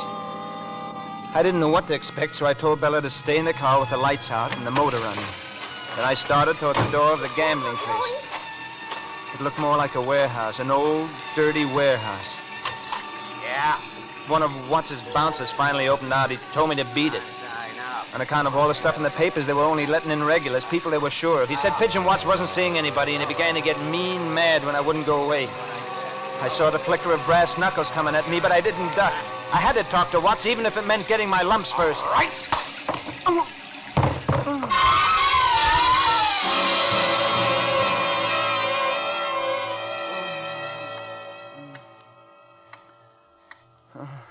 Still feel like a hard guy? No. No, sir, I'm not a hard guy. I just wanted to see Mr. Watts a few minutes. You're seeing him? My name is Wyckoff, Mr. Watts. Wyckoff. You the one that saw the reporter get it? Yes, sir, Just a second. Nobody bother me a while. All right, hard guy. What's on your mind? Well, it's like this, Mr. Watts. And I told him the whole story. Everything that had happened, and he just sat there and looked at me. No expression at all, just sat there and looked at me. It was like talking to a chair or something. Even when I showed him the gambling chips Bella had found in my bureau drawer, it didn't seem to mean anything to him. 2-bit chips for the piker trade. Anybody could have walked out of here with a handful. Sorry, I can't help you. I gotta have help. The cop I told you about, he really thinks I killed that reporter. I don't blame him. There's a good frame. Nothing obvious about it. Just little things pointing to you. Good frame, all right. A very good frame. But I didn't do it. Honest, I didn't. I know you didn't, but there's nothing I can do to help. Sorry. What makes you so sure I didn't kill the guy? Nothing I can do. I just asked why you're so sure I didn't kill him. Because I know who did. Because I paid an out-of-town torpedo 1,500 rockets for the job. Well, You then. expect to tell that to the police? Well, you've got to, Mr. Watts. I could get the chair for this. So could I. You or me. Then you won't do nothing? No. It's a tough break for you, like I said. I'm sorry, but that's the way the ball bounces. If you think I'm going to take this lying down, you're crazy. Maybe you're not so tough as you think. I've got a couple... Yeah? Our friend's getting hard again. Outside with him, Roy. I'm not going anywhere. You're the man outside. No. Hey, look. I don't get no pleasure slapping people around. Outside before... Hey, a raid. Yeah. Should I open up? Let them pound their way in this time. Maybe you'll talk for the cops, Mr. Pigeon Watts. What'll I do with this monkey pigeon? Why a raid? I mean, why right now, this minute? Who cares why? They're here, and I'll that's... tell you why, Wyckoff. It's so you and I get pulled in together. You got a car outside? I'm staying right here. The cops ain't brainless, Wyckoff. They're pretty sure I ponied up for that killing. The only place they went wrong, they figured I paid you for the job. They'd have faced us both before this if they could have found any connection between us. So what? So this, if they nab us together in this raid, it takes care of the connection. He's right, hot guy. Now will you get out of here? But how the cops know I'd be here? Whoever's framing you planted those chips so you'd come in. He even knew when you'd come, and he tipped off the police a $10,000 phone call. Yeah. Yeah. Now beat it. Open the window, Roy. You're all right, Watts. You can think pretty fast. You just told me the answer. I think I can find the guy now. That's fine. Go on, kid. Out the window. It's 2 stories down. All right, it's 2 stories down. I can make it. So long, hot guy. Oh! Oh, my leg. Get over back. My leg. I'll make it. I gotta make it. I gotta know. I gotta know who's the guy.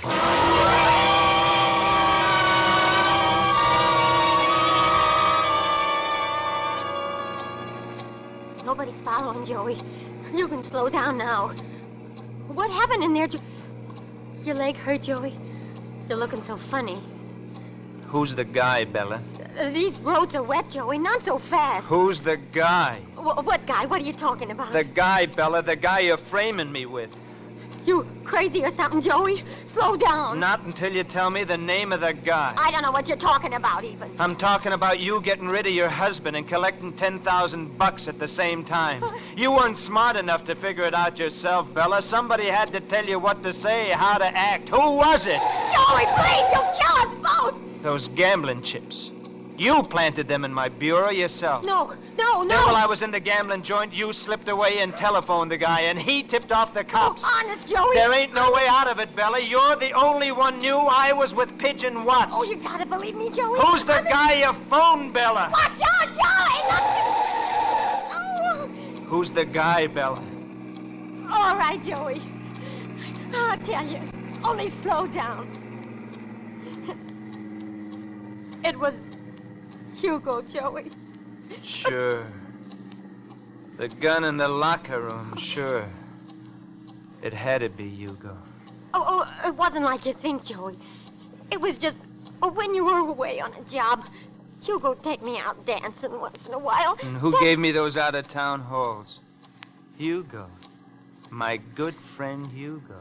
When I blabbed to him about you having been in jail, he got this idea of telling Officer Callan. I didn't think what it would mean, Joey. I just didn't think. And then when it started, there didn't seem any way to stop it. You know I love you, Joey. Crazy kid. Can't we start all over, Joey? Like it never happened? Crazy kid. Please, Joey. Please. I won't never see Hugo no more. Oh, Joey, please forgive me. I forgive you. Crazy kid. Oh, Joey. Oh, my God!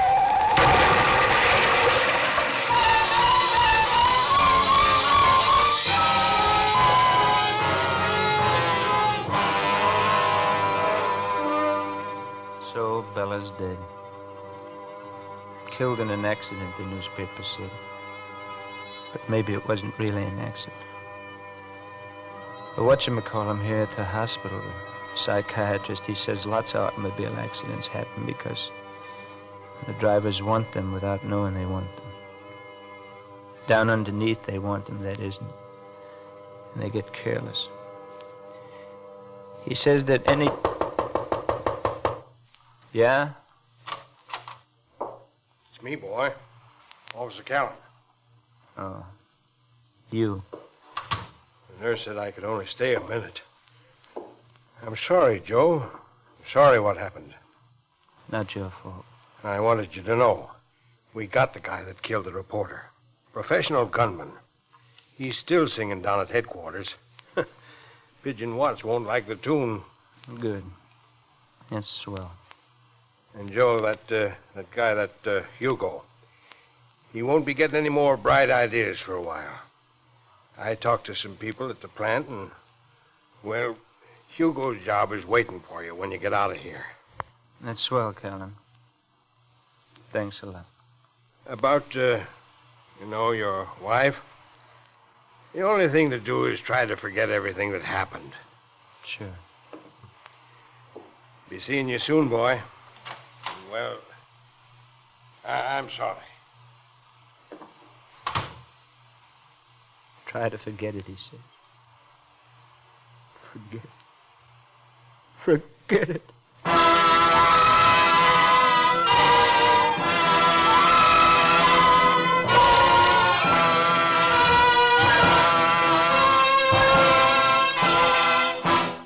Suspense, presented by Autolite. Tonight's star, Danny Kaye. Hello? Mr. Wilcox, did you make your New Year's resolution? I promised myself the pleasure of another year of telling about Autolite Stay Full batteries, the batteries that need water only 3 times a year in normal car use.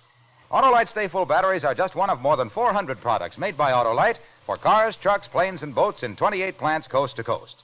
These include complete electrical systems used as original equipment in many makes of America's finest cars. Batteries, spark plugs, generators, coils, distributors, starting motors, and bullseye sealed beam headlights. All engineered to fit together perfectly, work together perfectly because they're a perfect team. So don't accept electrical parts supposed to be as good. Ask for and insist on Autolite, original factory parts at your neighborhood service station, car dealer, garage, or repair shop. Remember, you're always right with Autolite.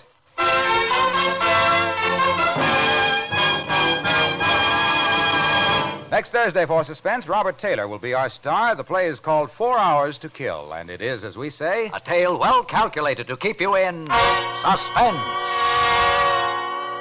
Tonight's Suspense play was produced and edited by William Spear and directed by Norman MacDonald. Music for Suspense is composed by Lucien Morawek and conducted by Lud Gluskin. I Never Met the Dead Man is an original radio play by William Bruckner. Danny Kaye can currently be seen in the Warner Brothers Technicolor production, The Inspector General. You can buy Autolite Stay Full batteries, Autolite resistor or regular spark plugs, Autolite electrical parts at your neighborhood Autolite dealers. Switch to Autolite. Good night. Tuberculosis, one of our most dreaded diseases, can be cured. The sooner it's detected, the quicker and easier the cure. Protect your own and your family's health. Get chest X-rays at once. This is CBS, the Columbia Broadcasting System.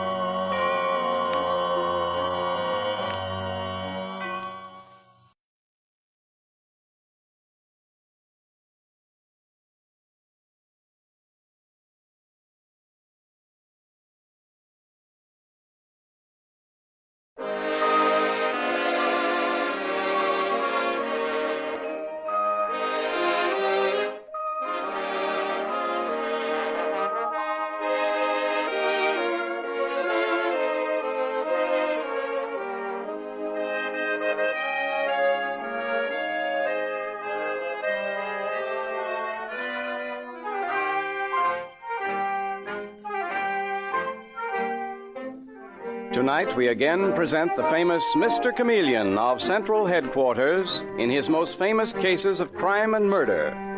Brought to you by the makers of genuine Bayer aspirin. Now let me tell you just who Mr. Chameleon is.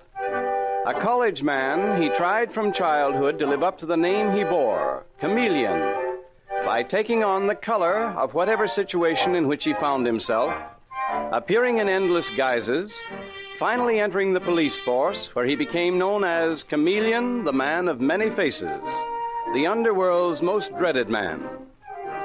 The listener invariably knows who Mr. Chameleon is, no matter which disguise he assumes. But the criminal he's tracking down seldom does. Tonight we give you Mr. Chameleon in The Case of the Dance of Death.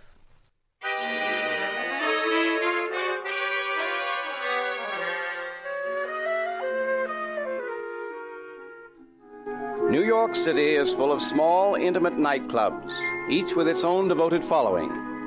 And the Club Savoy is considered one of the best, noted for its discovery of talented performers. And one of the most talented, Claude Berkeley, is now in the spotlight on the tiny dancing floor. He stands there, young, attractive, smiling. And a roll of the drums announces his specialty, tap dancing without any musical accompaniment. And as the drum beat stops, he begins to dance.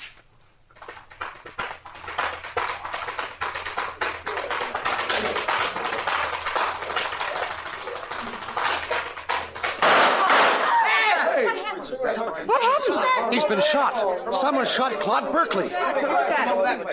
He's dead. He can't be. Yes, he's dead.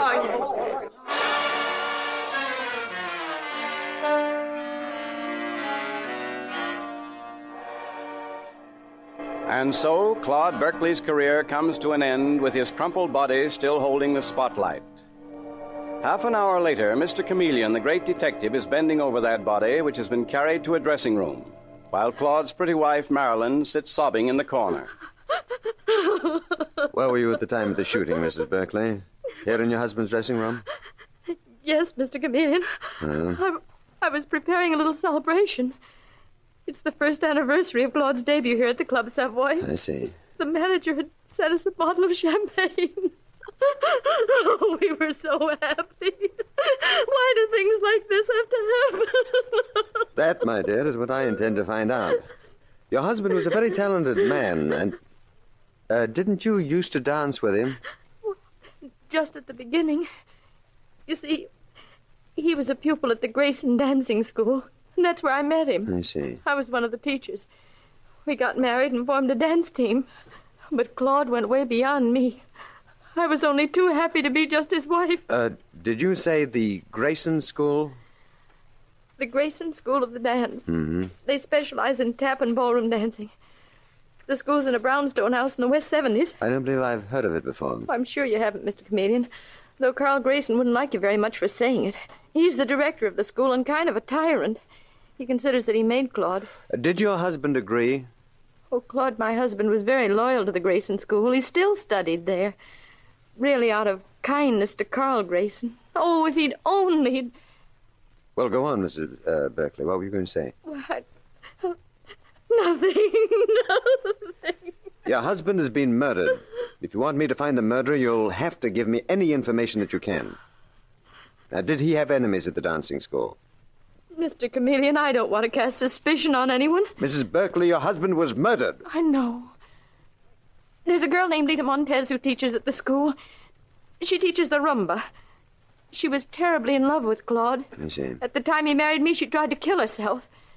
Lately, she's been following him and making scenes. Claude didn't know what to do about her. Is Lita Montez her real name? Oh, I don't know, Mr. Chameleon.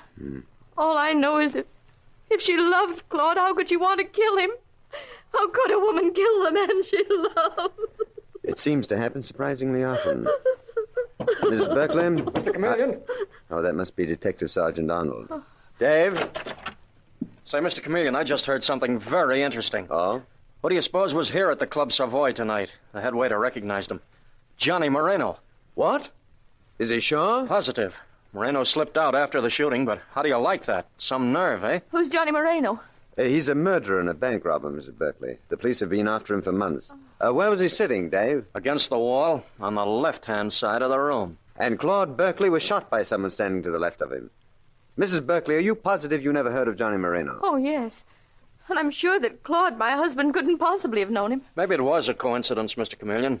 You know how those crooks are? They stay in hiding just so long, and then they go nuts. They have to get out. Dave, in my book of rules, there's no such thing as coincidence. That is, it's not coincidence until it's proven to be. I want Moreno picked up and brought into Central Headquarters. But, Mr. Chameleon, I haven't forgotten Lita Montez, either. I'm going to the Grayson School of the Dance first thing in the morning.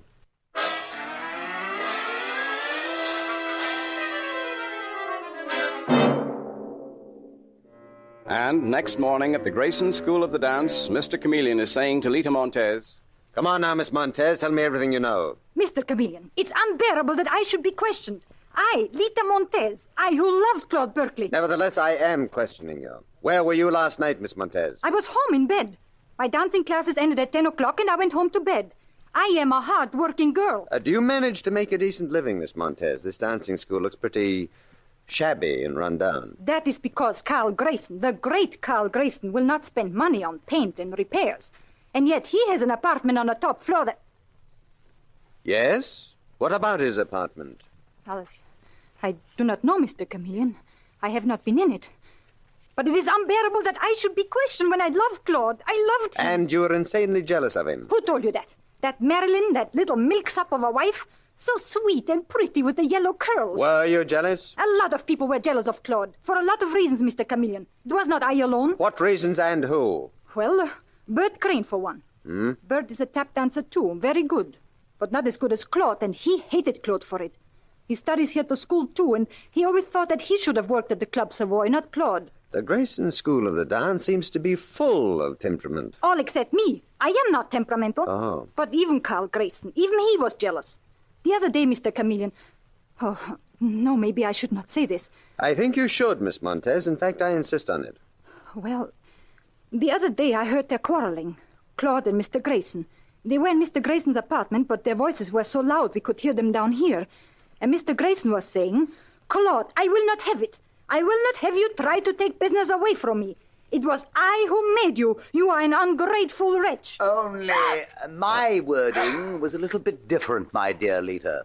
I said he was an ungrateful puppy, not a wretch. Mr. Grayson? Really, Lita, you do talk too much. Such a pity.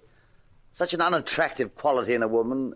How do you do, Mr. Chameleon? I'm Carl Grayson. I own the Grayson School of the Dance. Well, I'm very glad to know you. And you. When I heard the great Chameleon, the famous detective, was here in my modest little school, I was delighted.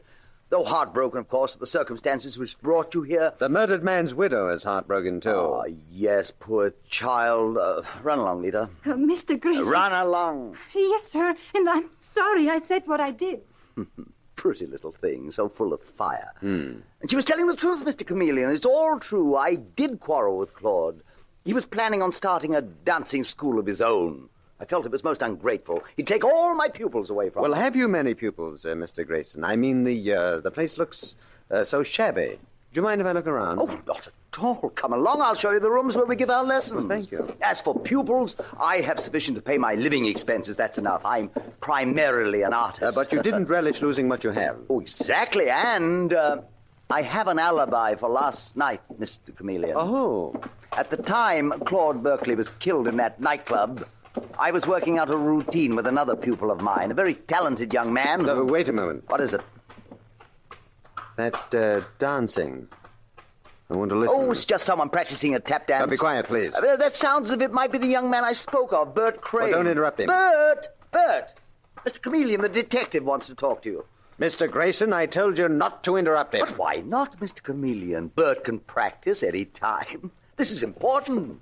Bert, my boy, this is the famous Mr. Chameleon. He's here investigating Claude's tragic death. Yeah? Well, I've got an alibi. I was here at the school with you, Mr. Grayson. I was practicing my new routine until after midnight. Yes, I've already been told that, Mr. Crane. Mr. Grayson here was very quick to supply both you and himself with an alibi. And you doubt us, Mr. Chameleon? What suspicious minds you detectives have. Yes, haven't we? Unfortunately for the criminals of this world. Mr. Crane, I am not an authority on tap dancing, but it sounded to me as if you had a brilliant technique. Thanks, pal. It's nice to have someone appreciate me. Well, I do. I wish that you'd repeat those steps. What? That dance that you were doing when I came down the hall. I would like to see it. Well, I'm kind of winded right now. I'd like to see it if you don't mind. Go ahead, Bert. Dance for Mr. Chameleon. Okay, Mr. Grayson. Here goes.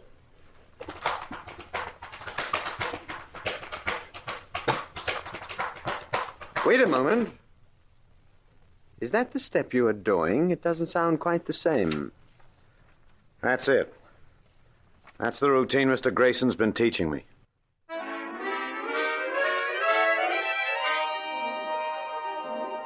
Now, a few minutes later, at the office of the Commissioner of Police at Central Headquarters, Mr. Chameleon says... The point is, Commissioner, that dancer Bert Crane was lying. That wasn't the tap dance routine that he'd been practicing. At least I don't think it was. Yes, but what difference does it make, Chameleon? What's the connection between a dance routine and Claude Berkeley's murder? I think there is a connection. Though what it is, I don't know yet. Just as I think there's some connection between Claude Berkeley's death and the presence of that gangster, Johnny Moreno, at the Club Savoy. But this dance routine... Commissioner, I couldn't swear to it, but I am almost certain that Bert Crane was tapping words in Morse code. What? Yes, sounds fantastic, doesn't it? But I know the Morse code so well, and I'd swear that he was spelling out the word midnight. Chameleon. And when I asked him to repeat it, he didn't, of course. He improvised something else, and Oh, hello, Dave. I was just telling the commissioner about the Grayson School of the Dance. Never mind the Grayson School, Mr. Chameleon. What do you think happened to Johnny Moreno? He got out of the country. What? How? I don't know how, Mr. Chameleon. Anyway, we got his girl and one of his gang, but they simply laughed in our faces and said Johnny had skipped the country. He's probably in South America by now. I wonder if he learned to rumba before he left. You certainly have that dance school on your mind, haven't you, Chameleon? Fascinating place, Commissioner. Full of fascinating characters. Lita Montez, who loved the murdered man, Claude Berkeley. Bert Crane, who was jealous of him. And Carl Grayson, who accused him of taking business away from him. And besides, the school itself has a strange, shall we say, atmosphere. I think I'll have to start taking rumba lessons myself. You mean you're going there in disguise, Mr. Chameleon? I am, Dave. I want to see that dancing school when they're not on guard against the police. I shall take the name of Harry Parks. Harry comes from Illinois. He owns a hardware store in the town of Greenville. And he's in New York on business. And before he goes home, he is determined to learn the latest dance steps. And who knows? While I, as Harry Parks, am learning to rumba, maybe I, Mr. Chameleon, will learn who killed Claude Berkeley.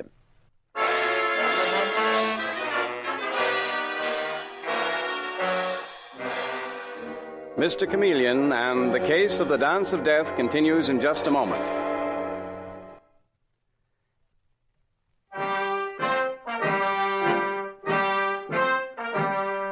And now back to Mr. Chameleon and the case of the dance of death.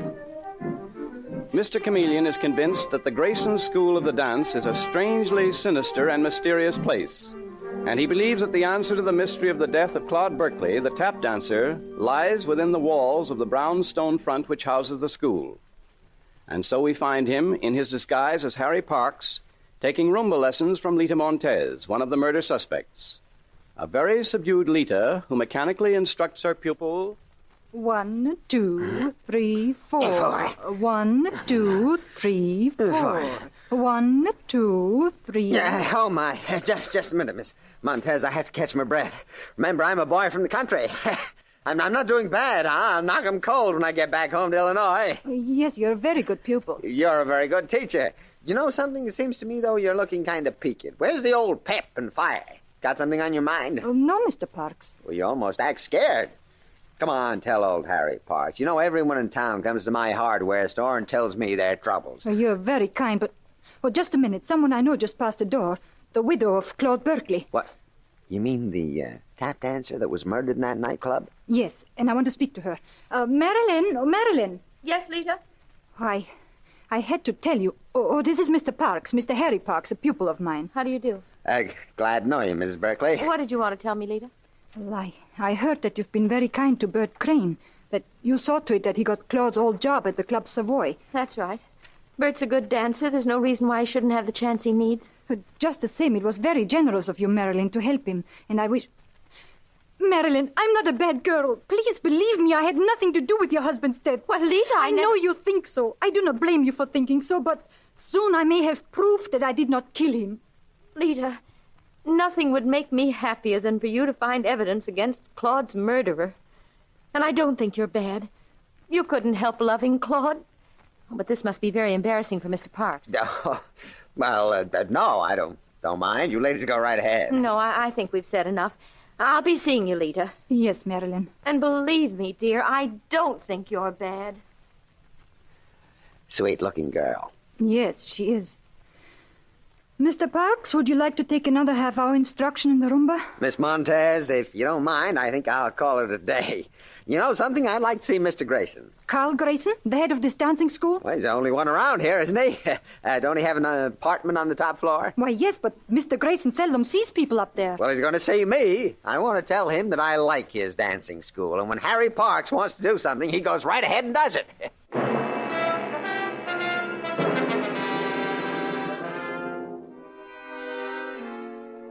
And now, Mr. Chameleon, the famous detective, still in the disguise of Harry Parks, mounts the stairs to Claude Grayson's apartment on the top floor of the dancing school, the apartment to which very few people have been invited. And as he approaches the door, Mr. Chameleon hears someone dancing, tapping out a routine with rhythmic precision.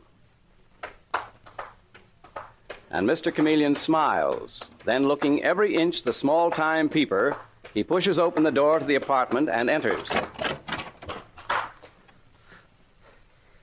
What the devil are you doing here? Who is it, Bert? How do you do? Oh, well, who are you, sir? How dare you come pushing in here this way? Well, my name is Harry Parks. Are you Carl Grayson? I am. And I asked you why you came bursting in here this way. Well, I didn't. I knocked a couple of times, and this young man here was dancing. I guess you couldn't hear it. I'm one of your pupils, Mr. Grayson. That is, I'm Lita Montez's pupil, and I just wanted to tell you I think your dancing school is fine. I'm very happy to hear that. Yes, sir. I can rumble with the best of them now. Little old Harry will knock him dead when he gets back home in Illinois. That's fine, but I still can't dance like this young man here. You're a professional? Yeah? He's a very talented boy. His name is Bert Crane. You'll be hearing about him. He opens tonight at the Club Savoy. Is that so? It's too bad I won't be here to see him. I'm taking the sleeper back home to Illinois. Well, so long, Mr. Grayson. Nice to have met you. And, Mr. Crane, I wish you lots and lots of luck.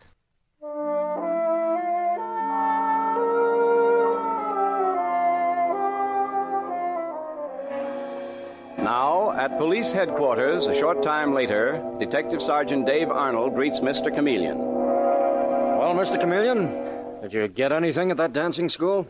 Dave, unless I am much mistaken, that tap dancer, Bert Crane, will need all kinds of luck tonight when he opens at the Club Savoy. You're sure they didn't see through your disguise, Mr. Chameleon? Quite positive. If they had, I wouldn't have gotten out of that dancing school alive, Dave. Not after what I saw there. What about this Lita Montez? She worries me, Dave. I've sent one of the boys from headquarters to her apartment. I want her kept under constant guard. Oh, well, I could have gone up there, Mr. Chameleon. No, I want you with me at the Club Savoy tonight. I've already reserved a table. Though not in my name, you can be sure. Oh, I'll take that. Hello?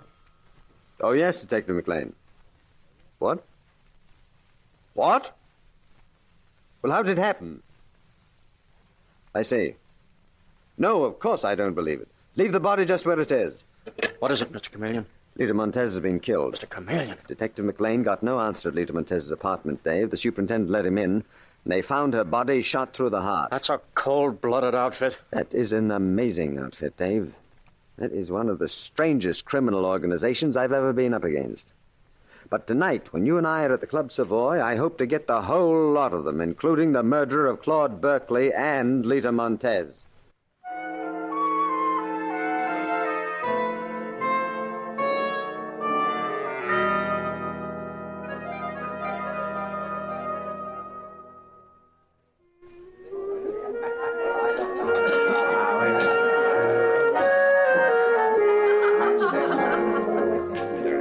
Quite a crowd here tonight, Dave. Club Savoy is doing all right.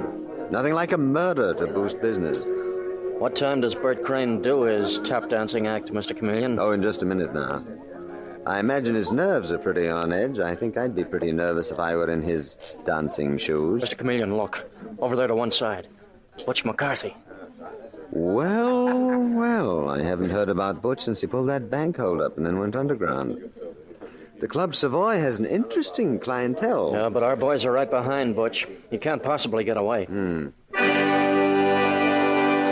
Well, here's the master of ceremonies. Bert Crane is about to make his dancing debut. Ladies and gentlemen, I take great pleasure in presenting that great new find, Mr. Bert Crane, a tap dancer extraordinary who will present first a little number entitled Steps Without Music. And here he is, Bert Crane. Okay, Dave, here we go. Sit quietly until I say the word. Right, Mr. Chameleon. 13. West. Clay. Street. 13 West Clay Street. That's what he's tapping out in the Morse code, Dave. Oh, come on, stand up. Give the signal to the boys near Butch McCarthy. Ladies and gentlemen, I would like your attention. Everyone stay exactly where you are, and you, Bert Crane, don't move. I'm Chameleon of the police. I'll kill the first person who moves. Dave, bring in Carl Grayson, please. Detective McLean, bring in Carl Grayson. You, Bert Crane, come on. Get off that stage. Come with me to your dressing room. What's the meaning of this, Chameleon? You'll find out quickly. Come along, Crane. I demand an explanation from you, Mr. Chameleon. Just why was I dragged down here to the Club Savoy? Because I ordered the police to drag you here, Grayson. But why? Why? Because you were operating a criminal ring here, a vicious and dirty business that's let hundreds of desperate criminals escape from this country scot-free. Oh, that's nonsense, Chameleon. I demand to be released. Your game was to teach tap dancing routines to dancers like the murdered man Claude Berkeley. Is that a crime? And those tap dancing routines were rarely Morse code messages. Messages which rapped out addresses, telling escaping criminals where to pick up forged passports to get them out of the country. We've arrested Butch McCarthy outside with $5,000 cash on him. He confesses he was listening for Bert Crane to tap out the address where to pick up a phony passport to get him out of the country. What? If there's anything like that going on here, I never knew it. That's something the boys are doing themselves. Mr. Chameleon, he's lying. Now I know, Grayson, why you made me learn such strange steps. You dirty dog trying to... That's right, Bert Crane, but don't you worry. Move your hand any nearer to that light switch, Grayson, and I'll shoot you down. Put your hands up. You big-mouthed fool, Crane. I'll kill you for trying to frame me. Yes, just as you killed Claude Berkeley, eh, Grayson? Well, I'm afraid you won't get the chance. Keep those hands up. I didn't kill Berkeley. You didn't? Who did? If you're such a smart copper, why don't you find out for yourself? I will. And quick, Grayson. You killed Claude Berkeley because he caught on to your passport racket and tried to start one of his own. Dave, you bring in the murdered man's wife, Madeline Berkeley, please. Yes, sir. She's just outside the door here. Oh, Mr. Chameleon, what is this? Have you found poor Claude's murderer? Oh, Carl.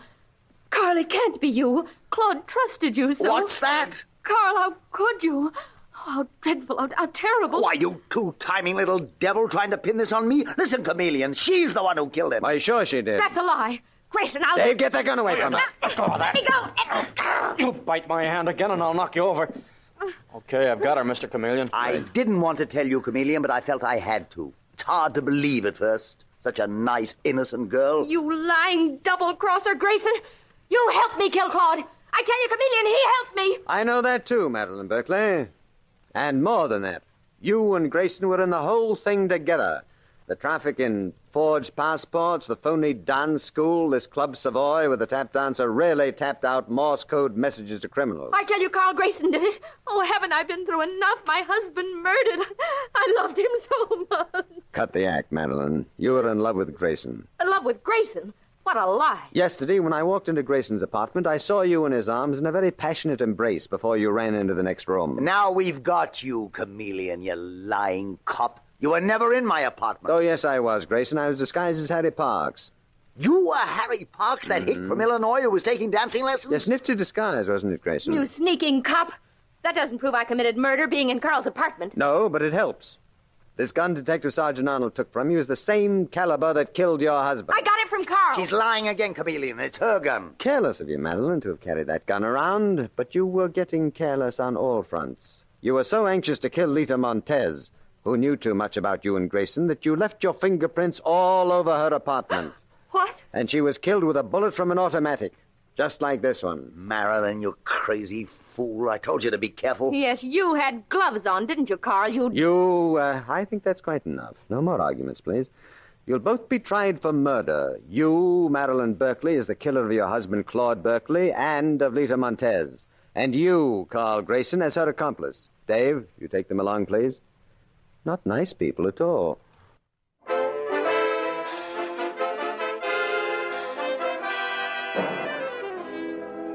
And with these words, Mr. Chameleon concludes tonight's murder case.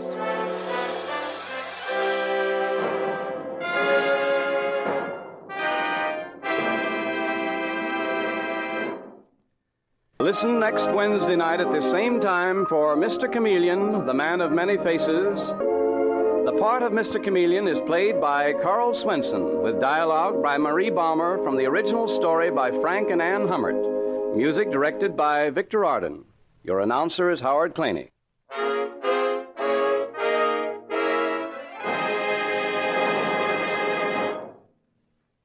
This is CBS, the Columbia Broadcasting System.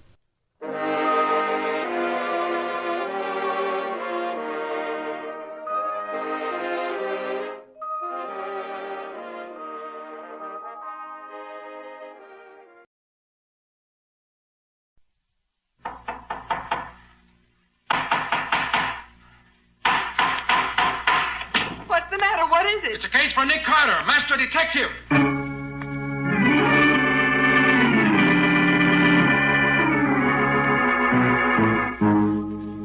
Yes, it's 9 Hours to Live. Another case for that most famous of all manhunters. The detective whose ability at solving crime is unequaled in the history of detective fiction. Nick Carter, Master Detective.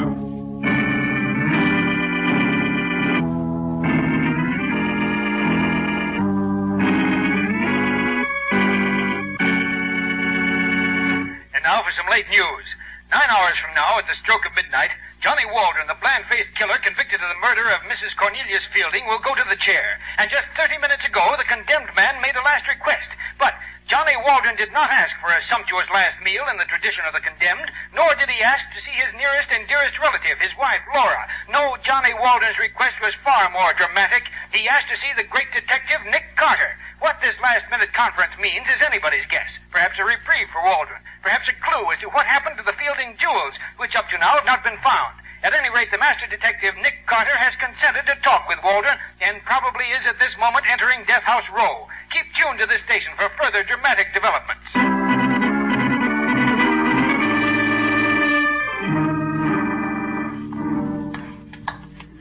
Where have you got him, guard? He's in number 1. Moved him there this morning. Shorter ways to walk the chair from number 1. Is he all ready to go? Yep. Barber was in, shaved his head and legs about an hour ago. How's he taking it? He ain't been a peep out of him. Don't want nothing to eat. Don't want a chaplain. Nothing. Only request he's made is to see you.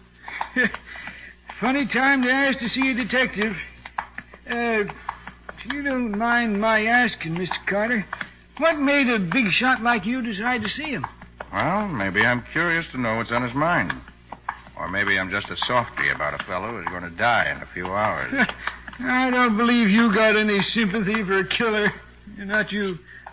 Here we are. Here's your company, Waldron. Oh, hiya, Mr. Carter. Hello, Waldron. You got 5 minutes. All right, guard.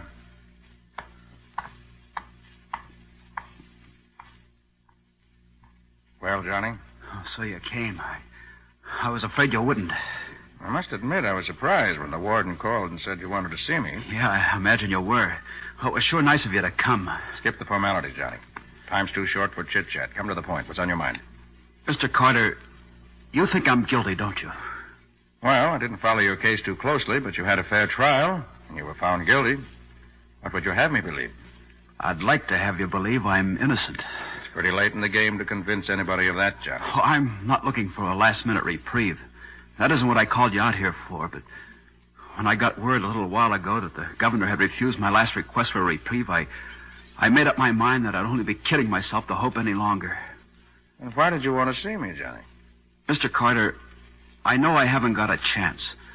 I'm going to be gone in just a few hours now, but I could go a lot easier if I thought maybe someday the world would know the truth, would know that Johnny Waldron is innocent. Johnny, if I thought you were innocent, I'd start the wheels turning right now to get you a reprieve. Oh, wait, let me finish, Mr. Carter. I know you don't believe me. Nobody does. And I couldn't expect you to believe me after the way things went at the trial, but... Well, as I've been sitting here in death row waiting, the idea came to me maybe Nick Carter would show him someday. Well, of course, I'd be gone, but... Well, you see, there's Laura, my wife. She's going to keep on living, and... Well, it'll be hard for her. I suppose she believes you're innocent. Oh, she's stuck by me swell. Oh, she's a wonderful woman. I don't want the world to look on her as the widow of a murderer. Mr. Carter, all I'm asking you is that after I'm gone and, well, in your spare time, if you'll try to prove they executed the wrong man, just for my wife's sake. Johnny, if you're innocent, who do you think did rob the Fielding safe and kill Mrs. Fielding? I don't know, Mr. Carter. There's nobody you even suspect? Well, the only one that I... No. No, I'm not going to accuse somebody I'm not sure of. I only got a few hours more to live, and... Now, listen, Johnny. If you want me to do anything for you better tell me everything you can about this. Oh, no, you'll find them for yourself once you start looking. Well, I've got to have some kind of evidence to go on. But I don't have any. The cards were stacked too well against me, but go see Laura. She never stopped working for me. Maybe she knows more by now. Look here. If that's the case, why haven't you had a lawyer working for you right up to the last minute? Lawyers? I never had that kind of dough. Oh, a couple of shysters came around thinking maybe I had the Fielding jewels tucked away someplace, but, well, when they found out they weren't going to get a cut, they faded pretty fast. Even if you do anything for me, Mr. Carter, I won't be able to pay you for your trouble. You'd have to do it just as a favor to a dying man. You don't know where the jewels are? No, Mr. Carter. How could I know? I didn't do that job. Look, go see Laura. She'll tell you whatever she can. Time's up, Mr. Carter. All right, guard. Well, Johnny, I'll look into your case. I don't suppose you'll believe me when I say that I'm... I bet he's been telling you an innocent man's being sent to the chair. Tells everybody that. Did it ever occur to you that he might be telling the truth? Well, why are you... So long, Johnny. Good luck. Oh, thanks for coming, Mr. Carter, and thanks for whatever you do for me. I'd very much like to know what happened to the Fielding jewels. Yeah. Well, maybe they'll turn up while you're investigating. You think so? I wonder. Say, guard, how long is it now until... 8 hours, Johnny. Just 8 more hours.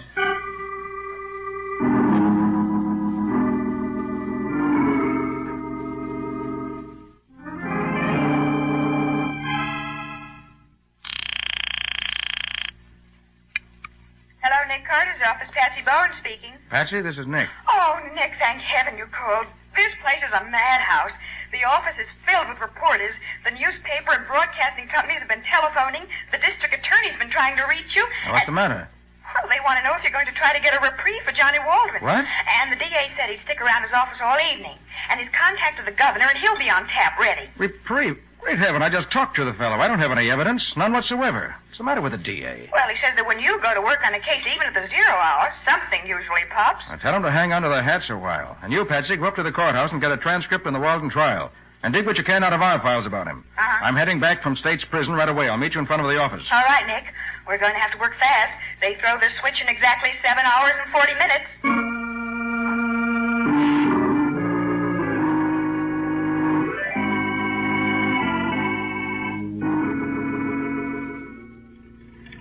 Well, Waldron was really hired as a chauffeur, Nick. Mm-hmm. But it was brought out at the trial that he tried to get in right with the old lady every chance he got. You know Mrs. Fielding was an invalid? Yeah. And Waldron used to carry her up and downstairs and waited on her, all that sort of thing. He was inside the house a great deal. Mm-hmm. And, then let's see. Oh, the gun. The gun she was killed with was traced to Mrs. Fielding's stepson, Tom Fielding. Uh-huh. But the prints on the gun were Waldron's. His stepson, Fielding. He lived there with her? Just the two of them. Waldron and all the other servants slept out and reported for work in the mornings at 8. When was the body found? On a Thursday night at 10 o'clock in the library of the house. Fielding came home from his club and found her. The safe was open, the jewels and the money gone. Of course, any of the servants, as well as Fielding himself, might have known the combination to the safe. Mrs. Fielding often opened it in front of them all. The defense harped on that at the trial.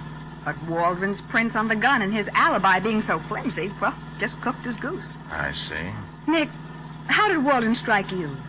Guilty? It's the evidence that tells the tale in any case, Patsy. If we could find the party who has the missing Fielding jewels. It would look pretty grim for that party. Wouldn't look good, that's certain. Oh, Nick, look at the time.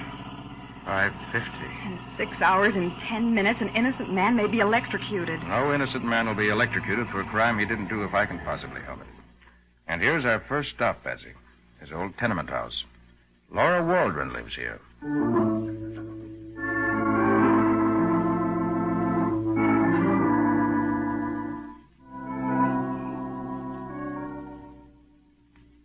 You're very nice to come to see me, especially today. Mrs. Waldron, this is my assistant, Patsy Bowen. How do you do, Miss Bowen? Hello, Mrs. Waldron. Won't you two sit down?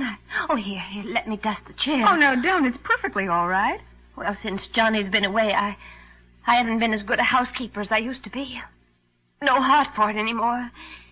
Even this one room of mine. Mrs. Waldron, I came to see you because... You went to see my husband, I know. I heard it on the radio. That's right. But it's too late to get Johnny off, isn't it? And besides, we don't have any money to pay for a famous detective like you. Mrs. Waldron, the only thing Nick Carter ever asked is that justice be done. Now tell me about Johnny. His habits, what he likes, what he doesn't like. Johnny's good, Mr. Carter. You see, I know he's innocent. Have you proof, Mrs. Waldron? Proof? No. No, just my heart tells me he wouldn't kill anybody. But more than that, I know because he was with me at the time the police say she was killed.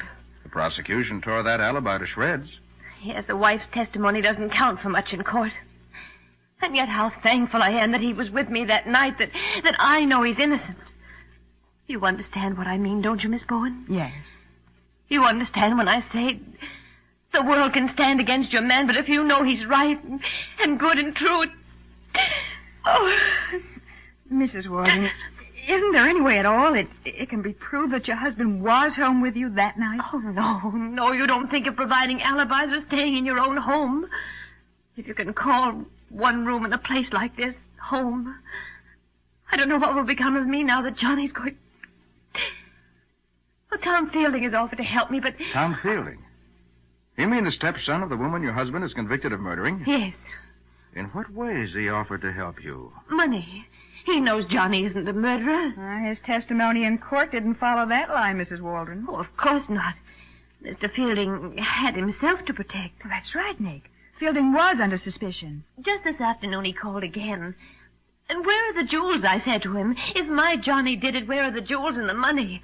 Would I be begging for work if Johnny had done it? You're working now, Mrs. Waldron? Day work. Scrubbing up places where they don't ask too many questions, but I'd mop the streets of this town from one end to the other every day if Johnny didn't have to die. Oh, don't, Mrs. Waldron. Don't cry. Oh, you'll have to excuse me. It's just that I can't stand to think. I'm counting the minutes and seconds now. Only a few more hours and... Oh, Johnny will be gone. Mrs. Waldron, I'd like to ask you another question, if I may. All right, Mr. Carter. Maybe Nick can save your husband yet. Oh, if he only could. There isn't time left for me to chase down every witness and question him. Now tell me, Mrs. Waldron, whom do you suspect of robbing and murdering your husband's late employer? Who? Oh, Mr. Carter, I have no proof against anyone. I didn't ask if you knew who murdered Mrs. Fielding. I only said, whom do you suspect? But I have no right to suspect him. Right. What do you mean? Oh, he's been so kind and offered to help. Tom Fielding. That's who you think did it. Well, I've never dared to think it out loud before. He was her stepson, you know, but she loved him like her own. Oh, they had their quarrels, but they were just money spats. I'm not saying he did it, only... Only what? Will you talk to him, Mr. Carter? All right, I will. We'll go right over to the Fielding house now. Oh, but you won't find him at home at this hour, Mr. Carter. He's always at the club at this time. I know from when Johnny used to drive for him. That's the old Hunt Club, isn't it? Yes. At 10th and 8th. Well, come on. Let's hurry. Time's precious. Okay. Goodbye, Mrs. Waldron. Goodbye. Thank you. I'll be right here waiting and praying you find the guilty man in time to save Johnny.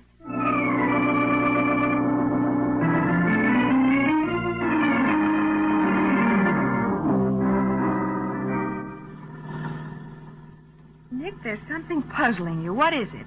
Didn't you think Mrs. Waldron's story made sense? Well, it did, and it didn't. But, Nick, doesn't it seem a bit odd for Tom Fielding to offer her money? Yes, if that's true. Well, then her story does make sense. Patsy, it's not what Mrs. Waldron said that's bothering me. Something else. Something else?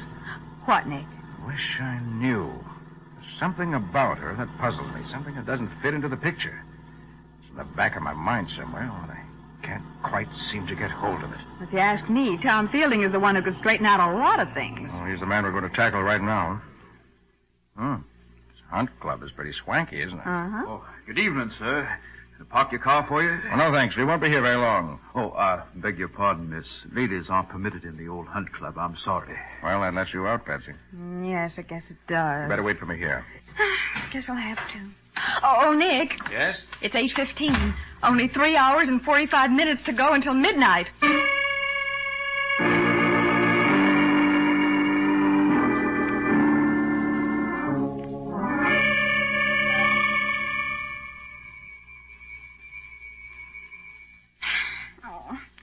Ring again, Nick. Fielding wasn't at his club, so he's got to be home here. Your womanly intuition isn't working right tonight, Patsy. No. There's not a light in the whole house. I don't think anybody's home. Oh, Mr. Tom Fielding, if you only knew how much time we've wasted looking for you. Well, Patsy, even if Mr. Fielding isn't at home, I think we'll see what evidence we can uncover. Huh? I don't like waiting. What are you going to do? In the interest of Johnny Waldron and his wife, Laura, I'm going to do a little high-class lockpicking. There we are. Come on. Stay behind me. Whoa. It's dark in here. Shut the door. I'll use my flash. Where are we headed for? The library. Oh. It's the room Mrs. Fielding was killed in, wasn't it? Uh-huh. Let's see. In these old houses, the library's usually back this way off the center hall. Come on. Nick, suppose there's somebody beside us in the house. Well, let's hope there isn't. Here we are. Yes, this is the library. What are we looking for, Nick? Right now, I'm looking for Mrs. Fielding's safe. Safe? Mm-hmm. Safe? Oh, yes. It's behind that portrait of her. I remember that from the testimony. Thanks. Turn on that small lamp and take a glance through the papers on the desk while I open this safe. Uh-huh. Say, if Mrs. Fielding held her son and heir down while she was living, he's certainly making up for it now. Look at that wine cabinet, crammed full of black market stuff. Hey, look at this for swank. Have a gold-tipped cigarette, Miss Bowen? Why, yes. Thank you, I will. Patsy, shame on you. Huh? How'd you feel if Tom Fielding walked in here and caught you swiping his expensive cigarettes? Only one, Nick, for a souvenir. And for that matter, how would you feel if Mr. Fielding walked in and saw you about to open his safe? Patsy, are you okay? Yes. They shot through the window. Bullet went into the side of the desk here. We better get out of here, Nick. Now, 1 minute, Patsy. I've got to see what's in this safe. It's almost open now, I think. Nick, who do you think shot at us? Mr. Fielding? Oh, dig that bullet out of the desk. It'll be a handy piece of evidence. All right. Say, you're taking this attempt to murder us awfully lightly, Nick. I don't think it was murder, Patsy. Huh? You were standing by the wine cabinet, not 4 feet from the window, and I was a perfect target standing here. Patsy, I think you'll find somebody was just trying to scare us away. Oh. I got the bullet out, Nick. Looks like a .32. There we are. Patsy. Yes? Look here. The missing jewels. Oh, Nick. Yes, right here in Fielding's safe. Oh, Nick, that's wonderful. Hey, what are you doing? I'm getting the DA on the phone for you. You've got the evidence for Johnny Waldron's reprieve. Now, wait a minute. Oh, I knew he wasn't guilty, Nick. Mrs. Waldron was telling the truth. Patsy, put that phone down. But, Nick. Put it down. Oh, but, Nick... Get me police headquarters first. I want a general alarm sent out for Tom Fielding. But Johnny Waldron... I still have 2 hours. If Waldron is innocent, I'll prove it in time to save him from the chair.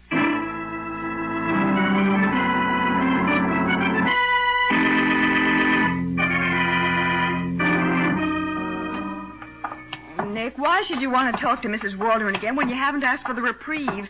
It'll only make her feel worse. There's something about her that doesn't quite add up, Patsy. I've got to know what it is before I can go further. This is her door, isn't it? Yeah. Oh, Nick Carter, your thinking on this case is beyond me. It's hard to explain, Patsy. When I don't know myself what the missing link is, how can I explain it to you? But you found the jewels.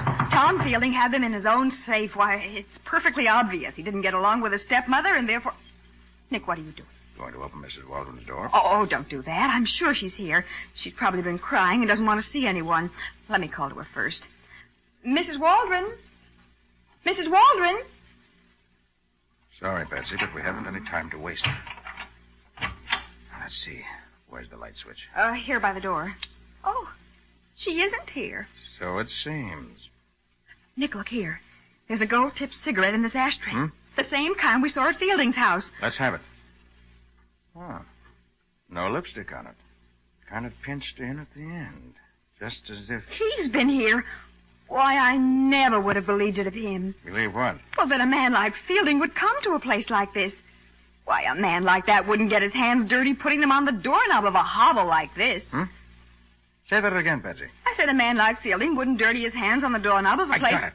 Patsy, you just gave me the key I've been looking for. Huh? Come on, we've got to hurry back to Tom Fielding's library, or there may be another murder.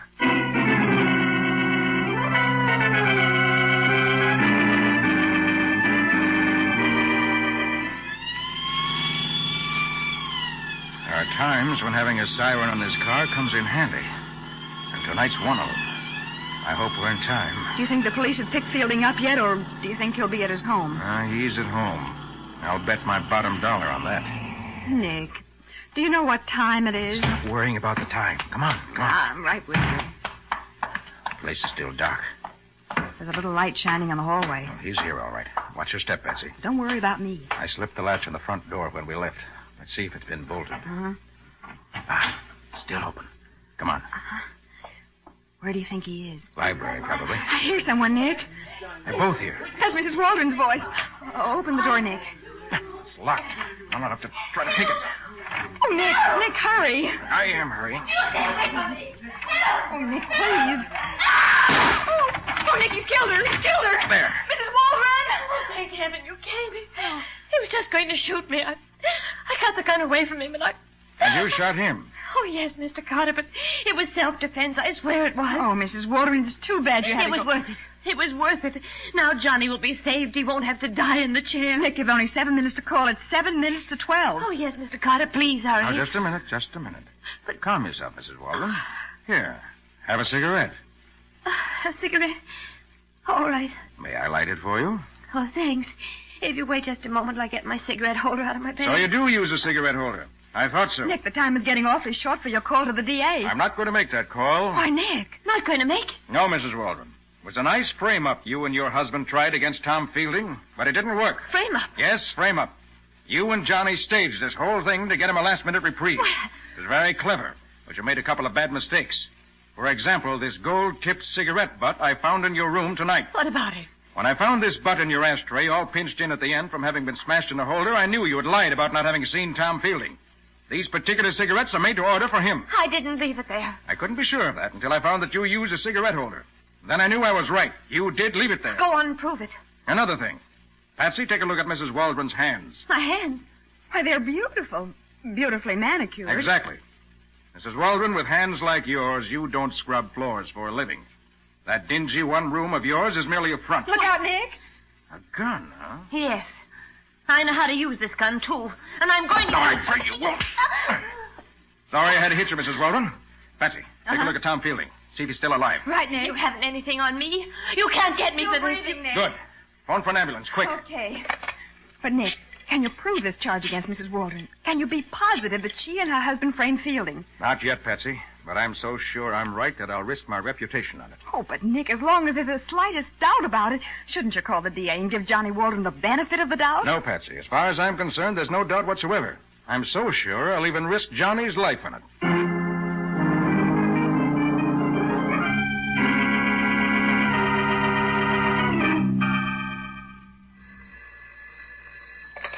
Hello, Nick Carter's office.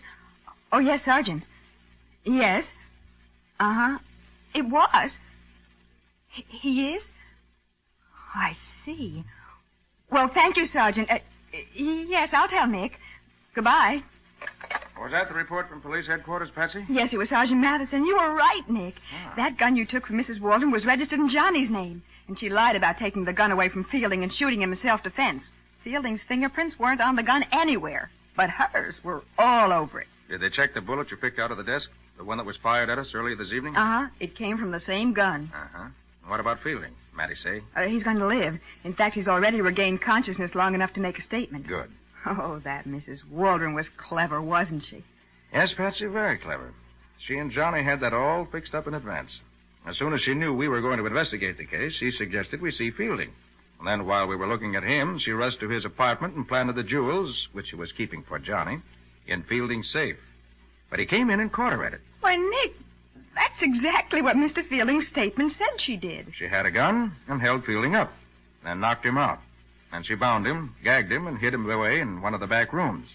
And waited for us to arrive, as she knew we would. And shot at us to make us think Fielding was trying to scare us off. Exactly. Oh, but, Nick, you haven't even heard Fielding's statement. How can you know all this? Well, Patsy, it's very simple. When I examined him after she shot him, I noticed there was a bad bump on the back of his head.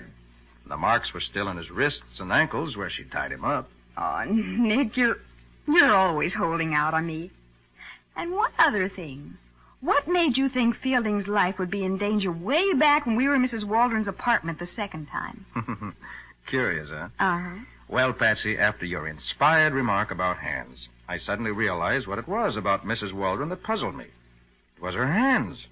I knew that with hands like hers, she couldn't be earning her living scrubbing floors. I see. And if she were lying about that, it was very probable she was lying about everything.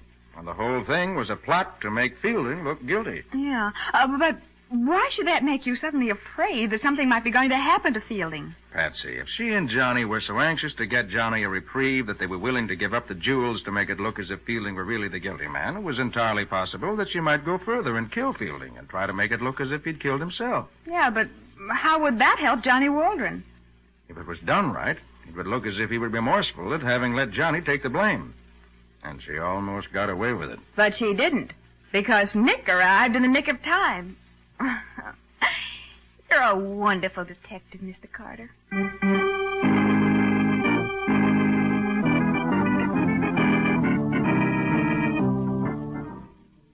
And so, ladies and gentlemen, at midnight last night, Johnny Waldron went to the electric chair to pay for the crime of having murdered Mrs. Cornelius Fielding. His dramatic last-minute attempt to get a reprieve failed, thanks to the quick action of that master detective, Nick Carter. In those few short hours that Carter was actually on the case, he found the missing jewels, uncovered a well-laid plot between Johnny and his wife to pin the murder on Tom Fielding, and saved Fielding's life. Tom Fielding and the entire community owe a debt of gratitude to Nick Carter.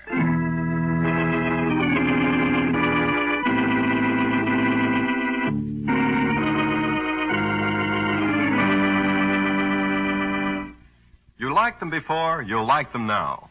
What do I mean? Well, during the war, you called them war bonds, and then you knew them as victory bonds. Now they are called United States savings bonds. But whatever the name, they're still the best way to save money. They're still the finest and safest investment you can make. Their return of $4 for each 3 you put into them, and their ready availability offer you the ideal way of saving money for your future. Whether you buy them from your bank or post office, or whether you buy them on the payroll savings plan, they help to ensure your financial security.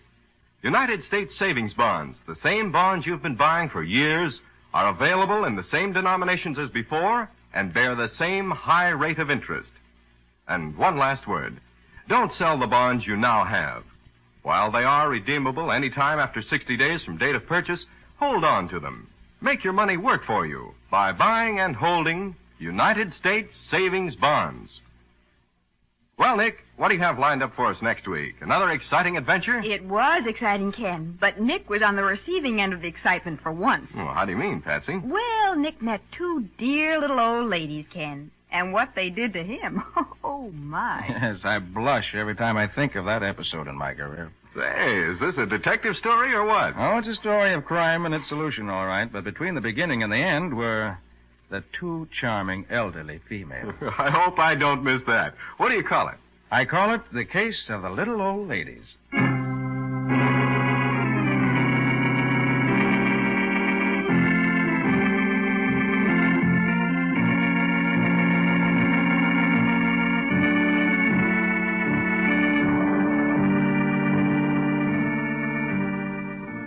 Nick Carter, Master Detective, which is produced and directed by Jock McGregor, is copyrighted by Street and Smith Publications, Incorporated.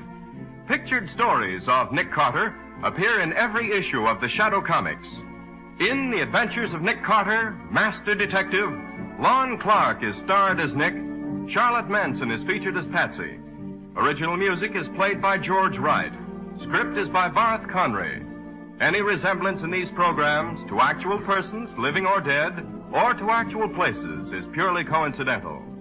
Nick Carter, Master Detective, is presented over most of these stations each week at this same time. This is Ken Powell saying so long until next week.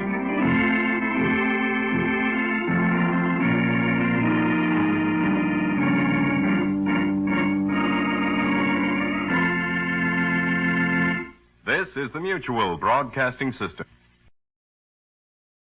Ladies and gentlemen, we take you now behind the scenes of a police headquarters in a great American city, where under the cold, glaring lights will pass before us the innocent, the vagrant, the thief, the murderer. This is The Lineup.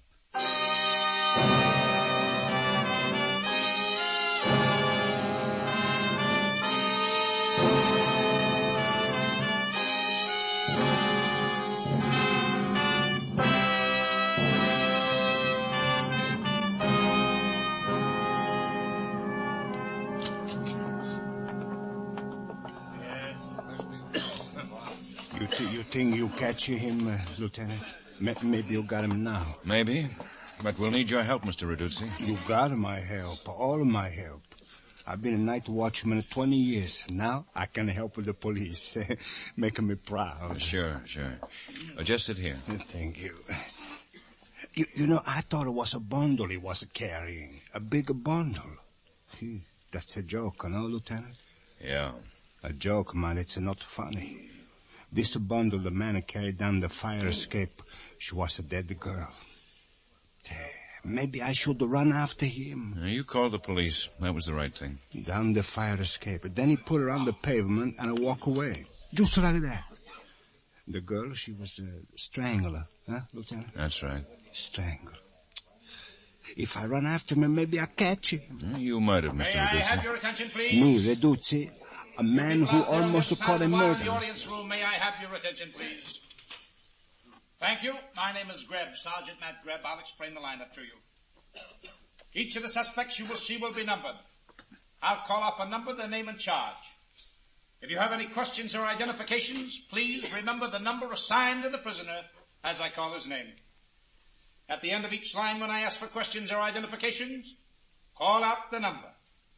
If you're sure or not too sure of the suspect, have him held. The officers who took your name will assist you. They're seated among you. Please be prompt with your questions or identifications. This man, the killer, when do they bring him out? In a minute, Mr. Reduci. And dressed back into their jail clothes. It makes it quite difficult to bring them back after they leave here. The questions I ask these suspects are merely to get a natural tone of voice, so do not pay too much attention to their answers as they often lie. Bring on the line. All right, boys, all right, this way. Pick it up. Pick it up. The first man walk to the end of the stage. Take your place. The others follow. That's far enough. Now turn and face front. You, the second man, don't look up at the ceiling. Look out at the people so they can see you. That's right. All right, number one, Finney Russell, assault. Where do you live, Finney? Same place, down by the fish market. You hit a man this morning, knocked him out. That's right. Why did you hit him, Finney? Oh, he said a bad thing about me. Is that all? Oh, he tried to sell me a rotten fish. What did you hit him with? Oh, everything. What's everything? A rubber boot and a bucket, I think. Number two, Harold Dodge, theft. Where you from, Harold?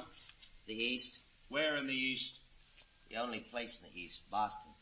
Don't tell me, Harold. Tell the people out there. Boston. Ever been arrested before? A few times. How often? 5, 10, 100? 7. Speak louder. How many times were you arrested? 7. Where were you arrested this time? In a phone booth. I was calling my girl. The arresting officer said you were breaking open the coin box. I was trying to get my nickel back. The call was hardly worth it. Number 3, Warren Fuller, vagrancy. Where do you live, Warren? Flop house. Which flop house? I don't play no favorites. Sun goes down, there's always a flop house. What kind of work do you do, Warren? Work? All right. What do you do all day? Oh, that. Sit in the park, take a walk up Broadway. Ever think about getting a job? I've thought about it. Have you tried? Sure, I tried. When did you try, Warren? 1933. Didn't work out. Number 4, Charlie Bond, open charge. Where do you live, Charlie? I'm not answering any questions. What's that? I didn't hear you. I said I'm not answering any questions. Okay, make it tough for yourself. I don't feel good. I'm sick. You'll feel worse if you don't answer the questions. Where do you live? Rainbow Apartments. At the apartment house across the street from the Realty Building? How do I know? I don't know. You ever been arrested before, Charlie? No. Mr. What do Reduci? you do for a living? I don't know. Come on, speak up. I just can't say. You're not sure? Well, you see, Lieutenant, Any questions he was or walking. identifications? I see. Sergeant Graham. Yes, Lieutenant. Number 4, have him walk back and forth across the stage. Yes, sir. That's you, Charlie. Walk. Over to the end of the stage and back. I don't feel like walking. Walk! Now, Mr. Reduci? Yeah. That the man? What? I think so, maybe. Sergeant? Yes, sir. Hold number 4 for interrogation.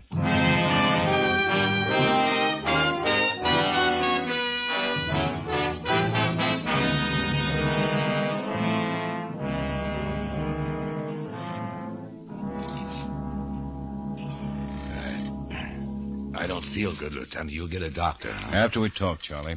After you tell me about last night. You don't want to get a police doctor? Let me phone. I'll get my own doctor. Last night, where were you? All night? You want to know about all night? Uh-huh. Well, I was in my apartment. All night. The day before, I was sick. The night watchman in the Realty building said he saw you carry the body of a girl down the fire escape. You left the body on the pavement and walked away. My kidneys. Must be my kidneys the way it hurts. The watchman said... Well, he's a liar. Wasn't me. Who was it? How do I know? You get paid to find out such things. There were scratches on your face, Charlie. How did you get them? I don't know. Maybe I cut myself, shaving. They're long scratches. The kind a girl's fingernails would make. Ben. Yeah, Matt, come on in. The morgue called. They got a girl down there who thinks she can identify the body. Uh-huh. Well, take Charlie back to his cell. I'll meet you down at the morgue.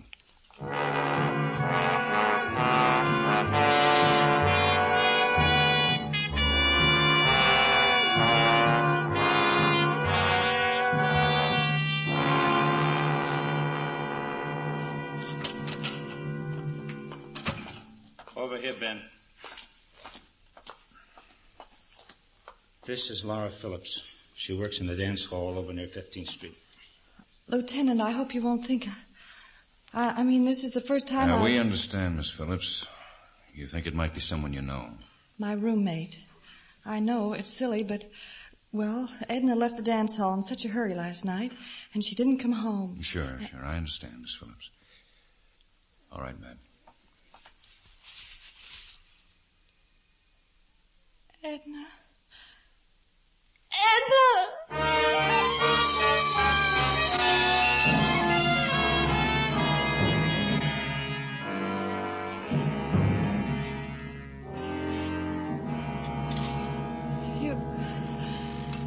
You must think I'm awful, Mr. Guthrie, getting upset like that, but when I saw Edna... Now, that's all right, Miss Phillips. Feel well enough to answer a few questions? Could I have a glass of water, please? Matt, get her a glass of water. Yes, sure. Your roommate, what was her full name? Edna what? Edna Hawley. We'd been rooming together about 2 years. Oh, thanks. You're welcome. And, we both worked at the Silver Swan Dance Hall. I see. You know anybody who would want to kill her? Oh, no. Edna was... Well, she was a little wild, but she was all right. Everybody liked her. What about last night at the dance hall? Did you have an argument? Edna never had arguments, Mr. Guthrie. She was sweet. Sweetest person I've ever known. Miss Phillips, does the name Charlie Bond mean anything to you? Charlie Bond? No. Matt, hand me those mugshots of Charlie, left-hand drawer.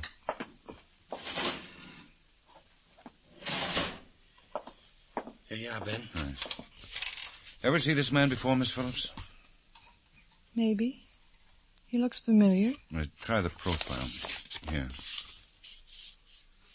He looks so familiar, I think. Take your time. Yes, I've seen him, Mr. Guthrie. I'm sure I've seen him at the dance hall. Last night? No, it must have been about a month ago, maybe 2. He came in every night for about a week. Have you seen him since then? Not once. Did this man kill Edna? That's something we have to find out. Poor Edna, she was so sweet. Did she have any relatives here in town or somewhere else? No, I don't think so. Her mother and father are dead. She had a brother, but he was killed in the war. Oh, I just remembered. Hawley was Edna's married name. She only talked about her husband once, a long time ago. That's why I almost forgot it. She never saw him? Well, he lived in town, but they were separated. Any idea of his first name? Albert or Alfred or something like that. I believe she said he was some kind of an artist, a painter, I think. I'm not sure. Well, all right, Miss Phillips. Thanks for your help. That's all? You don't want to ask me? Not now. I'll have somebody drive you home. Matt. Yeah, Ben? Set up a tracer on Edna Hawley's husband.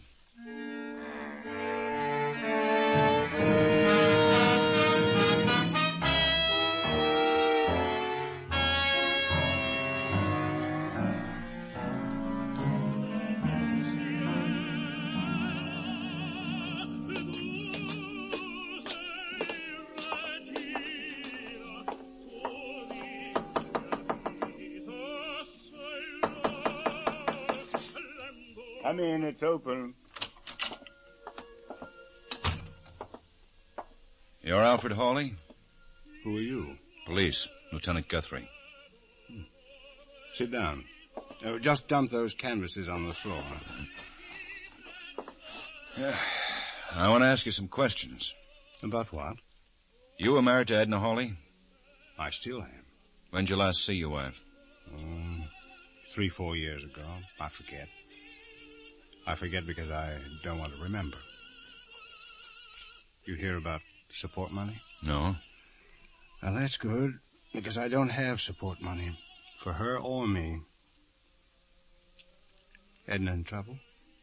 She's dead. Would you hand me that brush, the big one? Thanks. I said your wife is dead. Murdered. She probably deserved it. It doesn't bother you? Makes me happy. She hated me and I hated her. We let it go at that. Did you hate her enough to kill her? More than enough. Where were you last night? Tell me, Lieutenant, how was Edna killed? Strangled. In the Rainbow Apartments. Body was carried down the fire escape, left on the sidewalk. You didn't answer my question about where you were last night. No, I didn't. Well? What's so funny? You think I killed Edna? Carried her body down a fire escape? Maybe. Can you convince me you didn't? Oh. Come on, Lieutenant. Want me to show you to the door? We're not through talking. Yes, we are. You'd better come along to headquarters. Certainly. Anytime. Well, come on. Sure. Would you mind handing me those crutches, Lieutenant? I can't walk a step without them.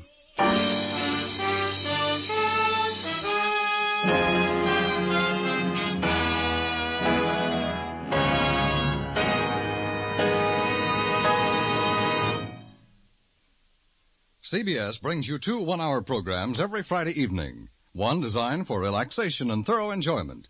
The other intended to give you a listening post on what's been happening in the world the past 7 days.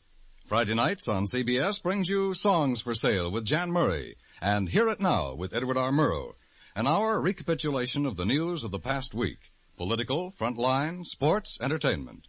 Songs for Sale and Hear It Now are broadcast every Friday on most of these same CBS stations.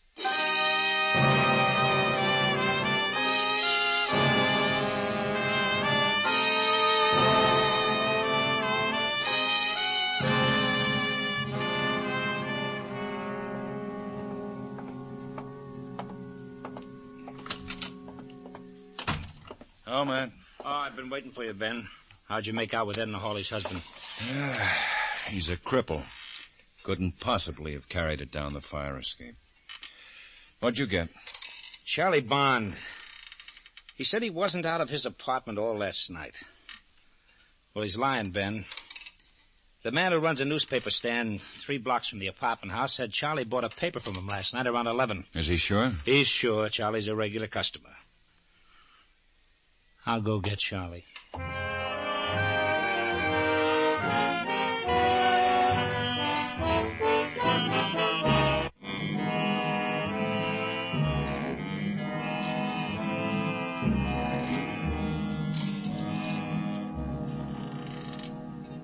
Could you? Lieutenant, do me a favor, will you? What? Stop making that chair squeak. It's on my nerves. You'll get used to it, Charlie. I feel sicker than I did this morning. Makes my nerves jumpy. Charlie, we found out who the dead girl was. You did? Edna Hawley. She worked in a dance hall called the Silver Swan. Congratulations, Lieutenant. Ever been in the Silver Swan, Charlie? The lieutenant asked you a question, Charlie. Were you ever at the Silver Swan? Maybe. I'm a sick man. I can't sleep nights. I go lots of places. Why did you kill her? Kill who? Edna Hawley. You strangled her. Why? I don't know what you're talking about. Last night you brought Edna to your apartment, then you killed her. Why, Charlie? You're crazy. I wasn't out of my apartment. We know you were out last night. How do you know? You don't know. You bought a newspaper. 11 o'clock. Did you forget, Charlie? Yeah, I forgot. All right, so I went out for a paper. Why are you looking at me like that? Nothing, Charlie. Nothing at all. Going out for a paper. It was only a couple of minutes. You can't prove anything from that. When'd you meet Edna? After you bought the paper? I didn't meet this Edna. I don't even know her. When are you going to let me go? There's no hurry. Have to let me go soon, Lieutenant, because you haven't got a thing on me. Give him to Asher, man. Where are you taking me? Back to your cell. Come on, Charlie. You better let me go soon. I gotta see my doctor. I can't kill him. Take him upstairs again, Bill. You, think the same way I do, don't you, Ben? How's that? Charlie's our man. He killed Edna Hawley. I think so, but I can't prove it. We might make him crack. I doubt it, though. We'll try. It won't be easy. We need a witness, Ben. Somebody who saw Charlie Bond and Edna Hawley together last night. All right. We'll make our own witness. Huh? Policewoman. We'll find a policewoman who looks like a dance hall hostess.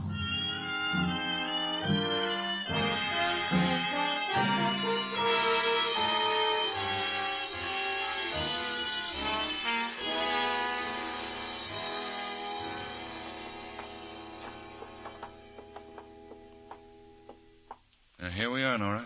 Is Charlie Bond already in the visitor's room? No, he'll be brought in. You understand what you're supposed to do now? Yes, sir. Just remember what I told you. We'll be listening in the next room. Good luck, Nora. Thanks, Lieutenant.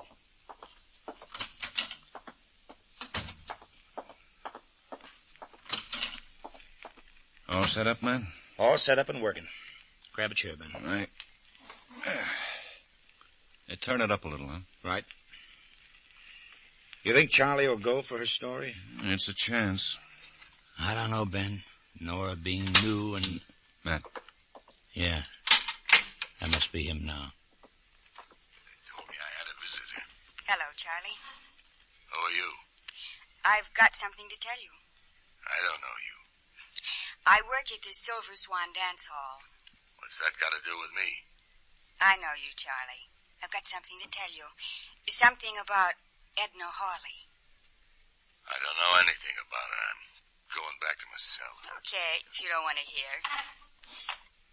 Yeah, what? What about Edna Hawley? I'll make it short. I saw you meet her last night. You're crazy. Okay, I'm crazy. But I saw you. You're so smart. Why don't you tell the cops? What do you want? Money? I don't know what you're talking about. Money to keep quiet. $500. You can't blackmail me. I never saw this Edna Hawley. All right. We'll leave it like that. You can't prove I met her. Because I didn't. I said we'd leave it like that. The cops will let you go before long. Yeah, they'll have to let me go. You know where I work, Charlie. See you soon? You won't see me. I'll wait a week. Wait a month. I don't care. A week. That's how long I'll wait. 1 week. Time's up, Charlie. So long, Charlie. Like I said, see you soon. Turn it off, man. Well, she did a good job. Yeah. I think he'll bite hard. Maybe. We'll let him think it over a while. When do we release him, tonight? First thing in the morning. Tonight we've got work to do. Work? Well, we have to rent a room for Nora near the Silver Swan. And you know how hard it is to rent rooms these days.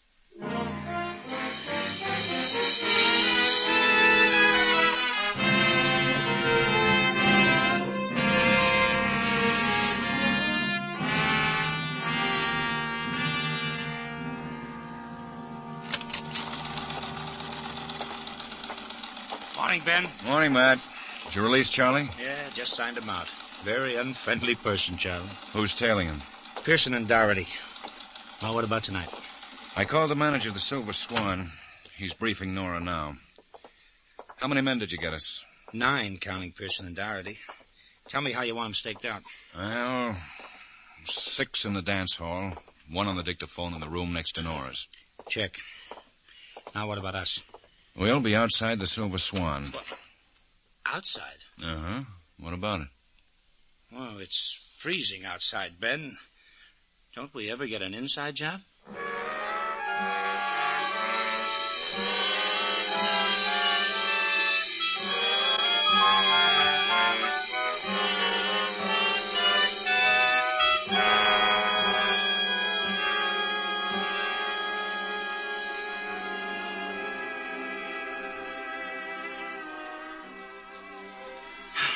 What time is it, Ben? It's 1:55. Oh, I wish they'd close these dance halls earlier. That wind's going right through me. Yeah, me too. Doesn't look like Charlie's going to show. Matt, crossing the street. Where? End of the block. Yeah, I see him now. Keep back in the shadow. Oh, never mind. He's going the other way. Kind of looked like him. But I don't see Doherty. I guess we were wrong.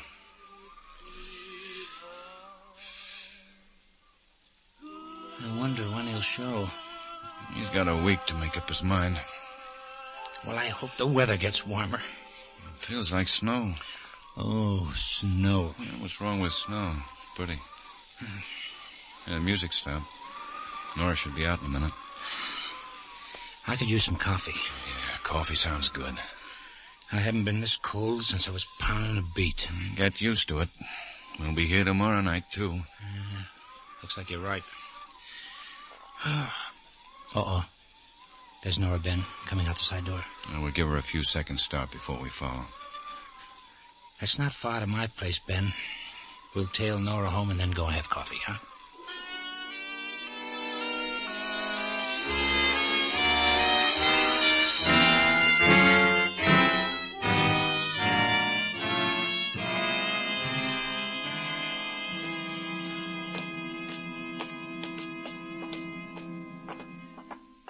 Here we are, Ben. Oh, Dreyer? Oh, evening, Lieutenant. Boy, do you two look cold. Well, maybe it's because we are. Anything to report? You can hear Nora now. She just came in. Yeah, we followed her. Switch on the two-way, will you, Dreyer? Everything all right, Nora? Yes, sir, but no Charlie Bond. And we'll try again tomorrow night. All right, Lieutenant. Stay in your room during the day. Be in the dance hall at the usual time. Gee, I hope he shows up soon. My feet are starting to hurt.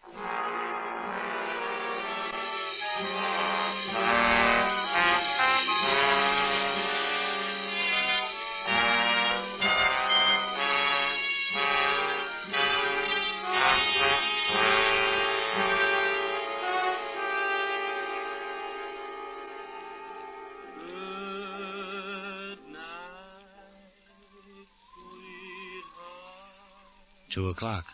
I'm Ben. Well, looks like another dry run. I wonder why he doesn't show.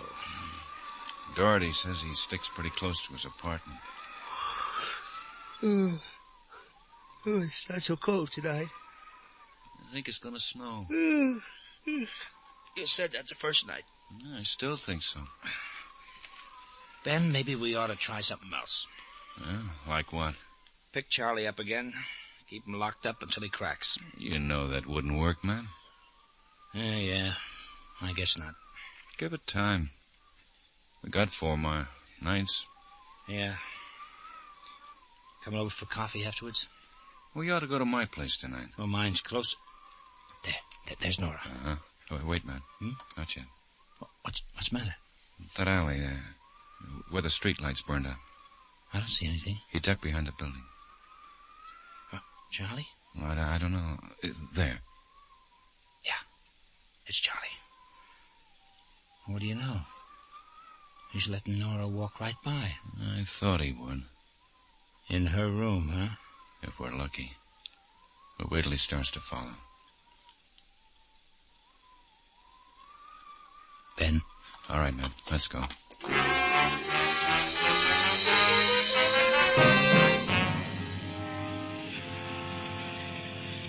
Charlie's not following her in, Ben. Just standing on the other side of the street, watching. Yeah, he's waiting. Waiting for what? To find out which room's Nora's. He should know now. She just turned on the light. We go up now, Ben? Yeah, the back way. Come on.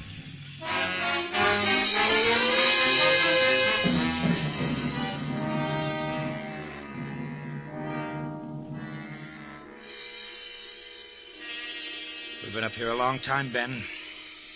Maybe he won't come up. He'll come. Well, Nora must... Shh. Ben. Yeah.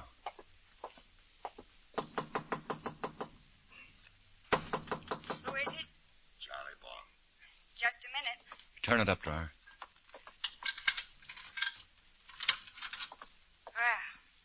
took your time getting here. Yeah, I had to think about it. I thought maybe you wouldn't come.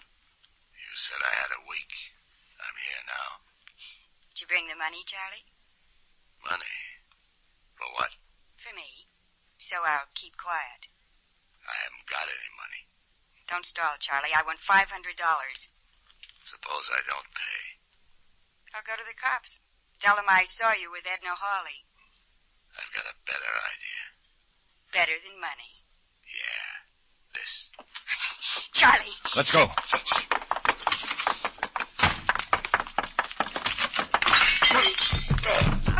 Well, I'll be... Lieutenant. What? Ben, look at Charlie. He sounds like a fish. He was going to... I threw him the way they taught us. Nora, what's the matter? He was going to kill me. Nora. Man. No. How about that? She slugs the killer, then passes out.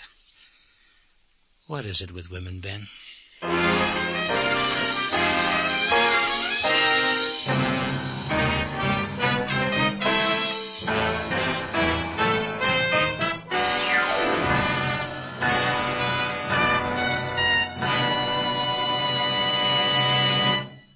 The lineup, where before you pass the innocent, the vagrant, the thief, the murderer.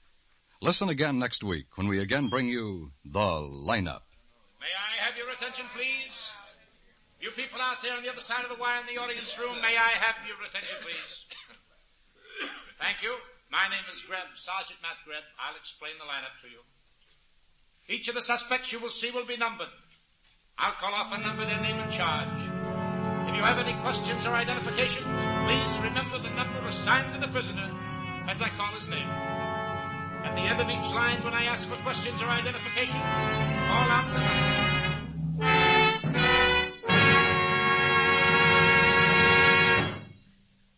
The lineup, starring Bill Johnstone as Lieutenant Ben Guthrie and Wally Mayer as Sergeant Matt Greb, was written by Charles E. Israel with music by Eddie Dunstetter. Featured in tonight's cast were Jay Novello, Junius Matthews, Sidney Miller, Pat McGeehan, John McIntyre, Mary Jane Croft, and Sammy Hill. The lineup is produced and directed by Jaime Del Valle.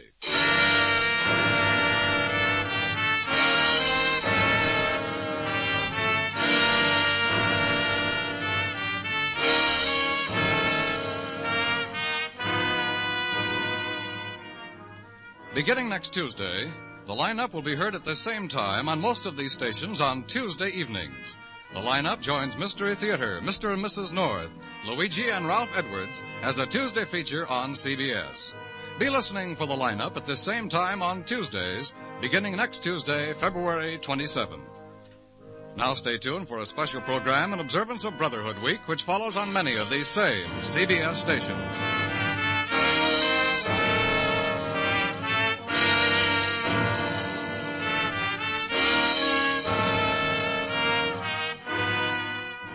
Dan Coverly speaking. This is CBS, where Edward R. Murrow and Hear It Now come to you Friday evenings. The Columbia Broadcasting System.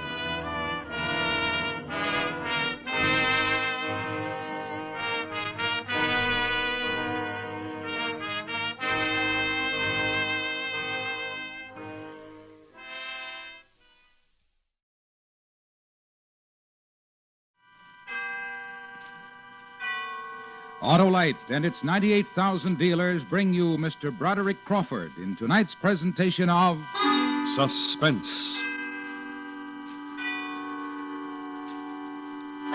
Tonight, Autolite presents the story of a man whose welcome home party promised little gaiety and many tears, and surely his death. It's called Parole to Panic. Our star, Mr. Broderick Crawford. This is Harlow Wilcox reminding you that there's no time like right now to enter the giant Autolite family charity drawing. $100,000 in cash is waiting to be distributed to the recognized local or national charities chosen by the 25 persons selected in this great event. You may be one of those persons. To enter is as simple as printing your name and address. Listen to this on-the-spot interview with a woman in Connecticut. Hello, I'm Bob Emmerich. What's your name? Mrs. Allen Gulliver. I understand that you signed up for this drawing here at this Autolite family car dealer, Salvatore Brothers. Is that right? That's right. Did you find it difficult? Absolutely not. I signed my name and address on a registration form, and that was it. Was there any obligation of any sort? None whatsoever. I see. Well, thank you very, very much, Miss Gulliver. Thank you. So, friends, visit any or all of these Autolite family car showrooms. DeSoto, Hudson, Plymouth, Studebaker, Dodge, Willis, Nash, Packard, Kaiser, or Chrysler. Sign up tomorrow. And now, Autolite presents transcribed Mr. Broderick Crawford in Parole to Panic, hoping once again to keep you in suspense.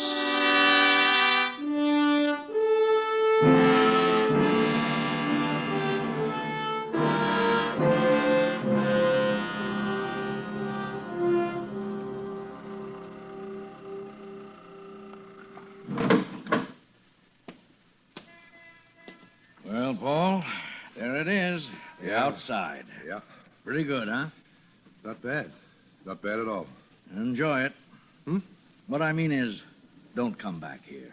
It's a pretty good life out there. I won't be back. 2 years is enough for me. Taking the train to town? No, I don't think so. My wife's supposed to pick me up if she can borrow a car. Well, good luck. It's not going to be easy for you. Yeah, I know. If there's anything I can do, if you need someone to talk to, advice, you know. Yeah, sure. Thanks, Warden. Thanks for seeing me to the door. I like you, Paul. Don't let me down. I won't. Goodbye. Goodbye, sir.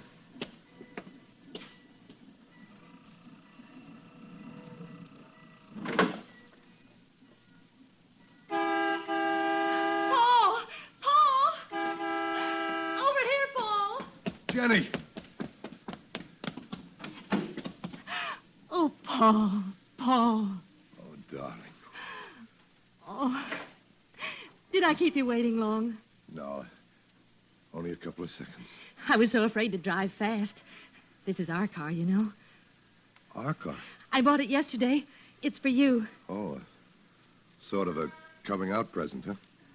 Don't joke, Paul. Don't ever joke about being in prison. Oh, what do you want me to do, cry? No, because that's what I know you're doing when you joke about it. Come on, let's sit in the car. I still feel kind of funny about all this space to move around in. All right. Slide in on this side. You drive. Okay. Where'd you get the money to buy a car? I only had to make the down payment on it. We'll manage the rest. I'll manage the rest. What? Oh, I don't know if this is the time to talk about it, but I'm going to have to find a job. Can't have you taking care of me, you know. Oh, that's all taken care of. It is? Yes. I told my boss what you knew about fixing radios and what you'd done while you were in the Army, and he arranged a job for you at the plant. Did you tell him where I'd been for the past 2 years? Yes, Paul. Oh. I don't know how I ever got mixed up with that gang, Jenny. Let's not talk about it. It's too bad the district attorney didn't get them all while he was at it. It's over, dear. Let's forget it. There are other things to think about now. Jenny, Yes? I love you, Jenny. I love you very much. I'm so glad, dear. Shall we go home now? Yes, let's.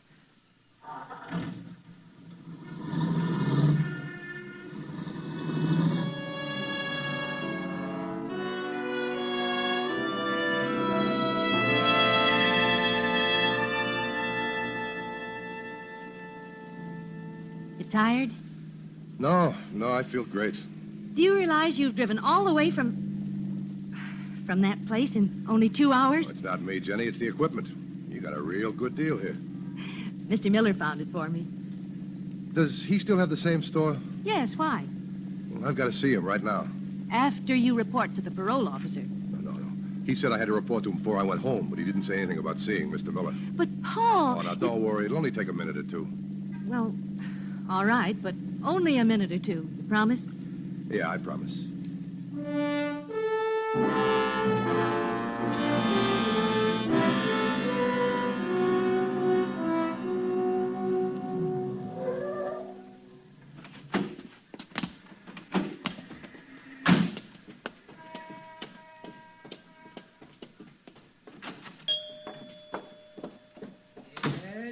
Gordon. I'll have the boy pick it up this afternoon. Yes, he'll deliver you a fresh dozen eggs. Good. Yes. Good. Yes. Goodbye, Mrs. Gordon. And what can I... Paul! Jenny! How are you, Mr. Miller? Well, Paul, it's good to see you. Well, you look fine. I feel fine, too. I just dropped by to thank you for taking care of Jenny while I was gone. You know, the groceries and... Not another word, Paul. You and Jenny are like my own. Besides, as soon as Jenny got a job, she paid me back. Well, anyway, thanks. Now, let me look at you. You're a good boy, Paul. Everything will be happy again. Yeah, sure it will. Tell Roger I was here, and I'll see him later, will you? Tell him yourself. What? He's here in the back room. Roger. Never mind. I'll go back there. All right. I won't be long, darling. Good. Hi, Roger. Oh. Paul, come on in. Well, it's good to see you, Paul. Yeah, it's good to be here, too. When'd you get back? I just drove into town. I'm sorry I couldn't do better for you at the trial. Oh, you did fine. I don't know what would have happened to me if you hadn't defended me. Look, as soon as I get some money and a job, I'll pay you. Oh, relax. No hurry. Paul? Yeah? You talked to anyone since you got back? I mean, outside of Pawn Me. No, I just told you. I just drove into town. Why? Well, you know the DA didn't get the whole gang when they lowered the boom. Yeah, sure, I know that. Well, there's a rumor going around that they're waiting for you when you get out. Why? What have I done? They say you turned state's evidence. But I didn't. I only told them the truth about what I knew. I know that, but they don't. All right, then, I'll tell them. You're not going to have a chance to do it. Why not? Now, understand, this is only what I've heard through the grapevine. But I hear they're going to shoot first and then ask questions. Well, then what am I going to do? I don't know. Maybe I can get somebody to take a message for me. Paul. What? Paul, they won't believe anything you say. Why not? Because they don't want to believe you. They're looking for a pigeon. Oh, and I'm it, huh? You're it. You think I ought to leave town? Why don't you go to the police? They put you under protective custody. What am I going to tell them? Just what I told you, that I heard... No, Roger. If the police followed every crackpot rumor they heard, they'd run themselves ragged. But this isn't a crackpot rumor. They don't know that. No, but we Look, know... I'm going to get out of town. Jenny's got enough money to keep us going for a while. Well, keep in touch. If you need anything, just let me know. Yeah, sure, I will. Thanks. Sorry, I can't help more. Well, there's nothing more you can do, Roger. So long. Bye.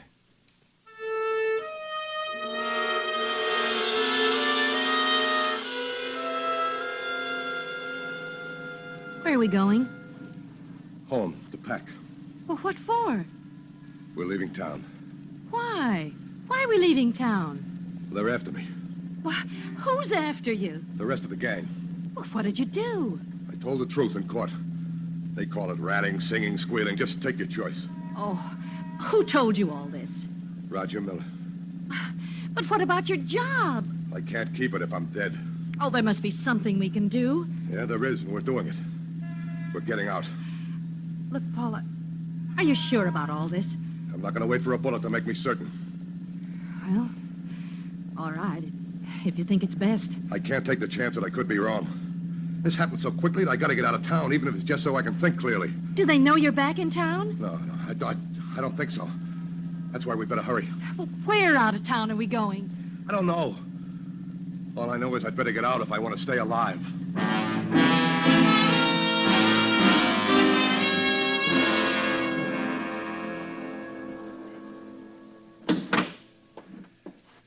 I've got to get the overnight bag filled here. Let me see. This is it, I guess. What else do you need? Well, I'm all set here. How about your clothes? Oh, I don't know if they still fit, but I packed wetsuits look to be in shape. You ready? Yes. Oh, are you sure, Paul? Are you sure Roger was right? He could be wrong, Yeah, you sure know. he could be, but...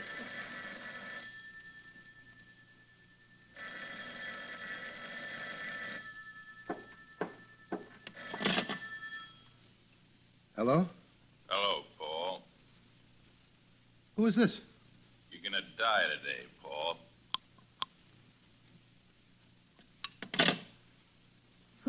Who was it?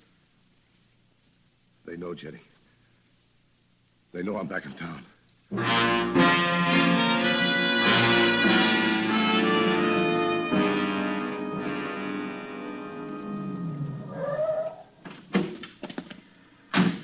I'll be right back.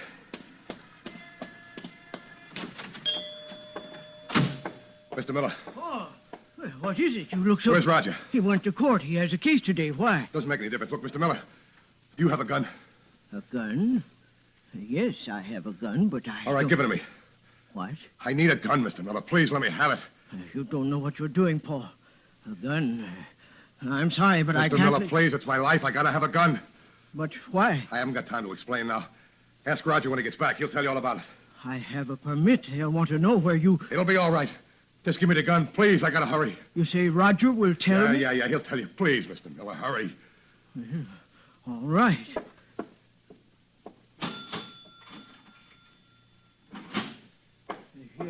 Here, Paul. I'm doing a wrong thing, but if Roger says it... Be careful, Paul. Yeah, I will.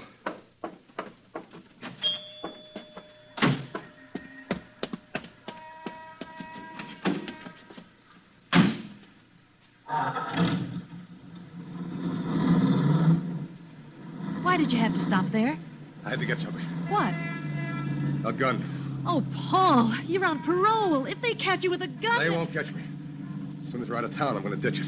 Oh, Paul, isn't there a chance Roger might have been wrong? Maybe they've forgotten about you. No, not with that telephone call I got just before.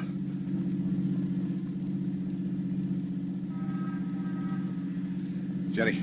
Yes, Paul? We're being followed. How do you know? I know. Watch when we go around the corner. Watch that blue sedan about a half a block and back.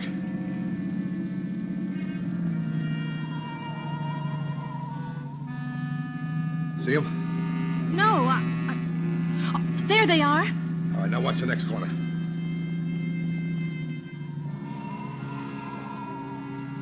Well, Jenny? Yes. They're following us, Paul.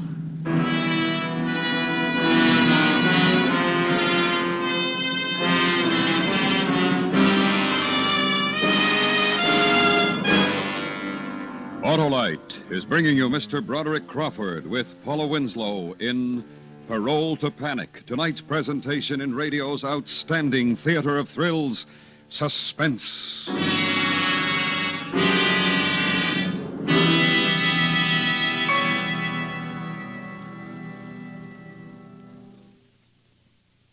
Now, we'd like you to hear a recording of another on-the-spot interview in connection with the Autolite family charity drawing, this time with a policeman in Bronxville, New York.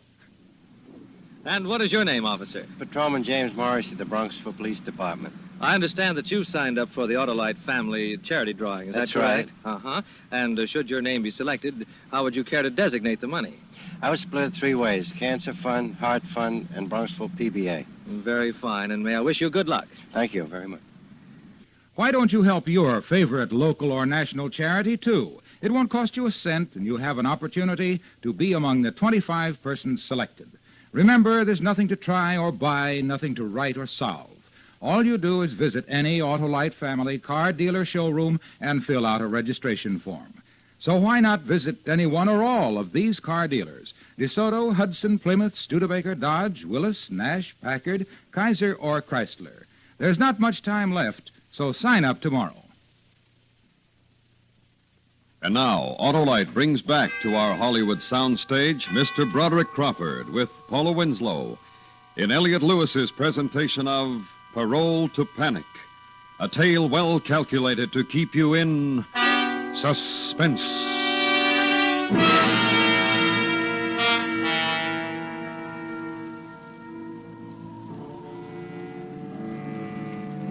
Well, Jenny, They're still following us.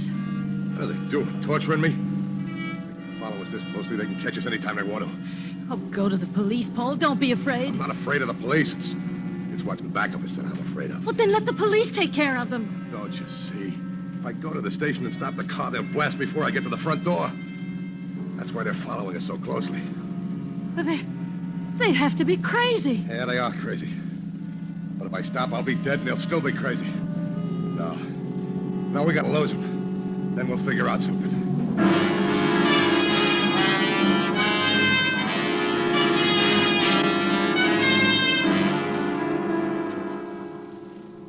You see him? No. Good. I think we lost him this time. What do we do now? Well, we're almost out of gas. We better stop. Well, all right.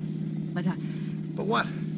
Oh, call the police. Tell them what's happened. I intend to, Jenny. This is pretty open country. I guess we better stop at the first station we see. I'll telephone while they're filling the tank. Well, I'm starting to feel a little better. Yeah, so am I. Oh, Paul, there's a station. Yeah, I see it.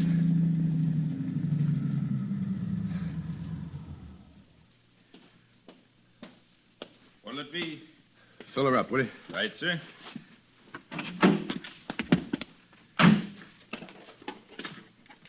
Say, you got change for a quarter? Yeah, I think so. Here. Help yourself. Okay. 10, 20, 25. Here's your quarter. Just drop it. Right. Say, where's the phone? Back to the station. Thanks a lot.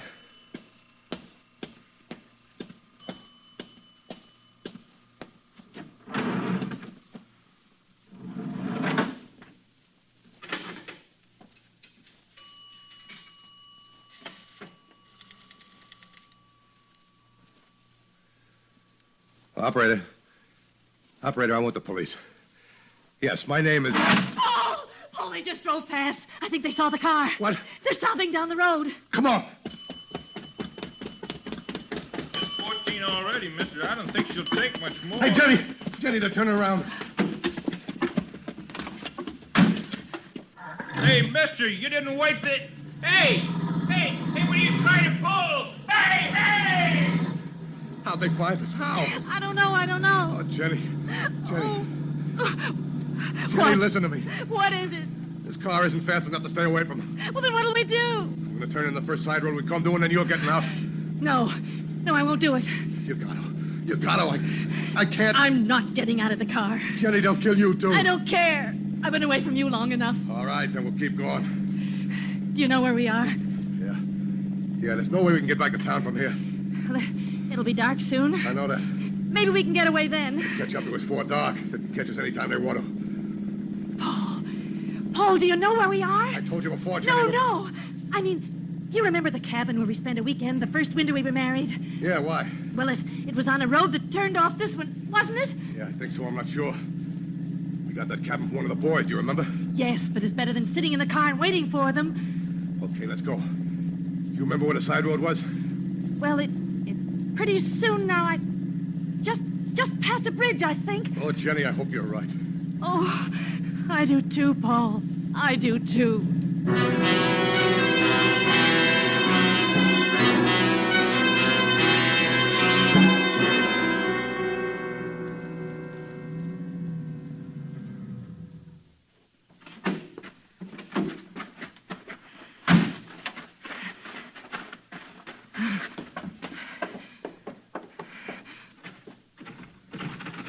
It's locked. I don't have a key. All right, I'll kick it in. Hurry, Paul. I hear them. Yeah, so do I. Step back, Jenny.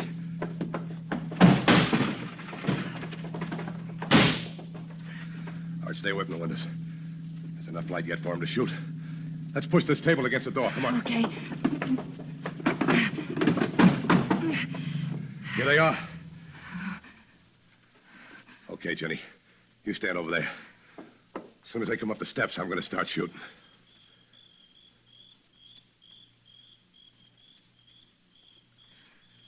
Maybe they're afraid. No, they couldn't be.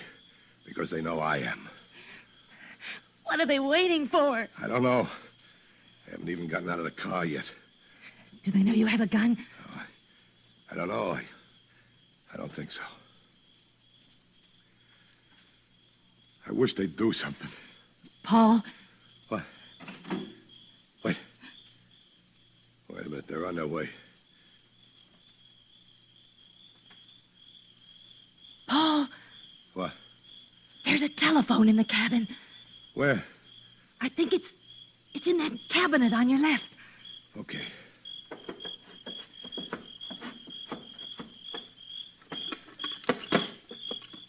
Yeah, here it is.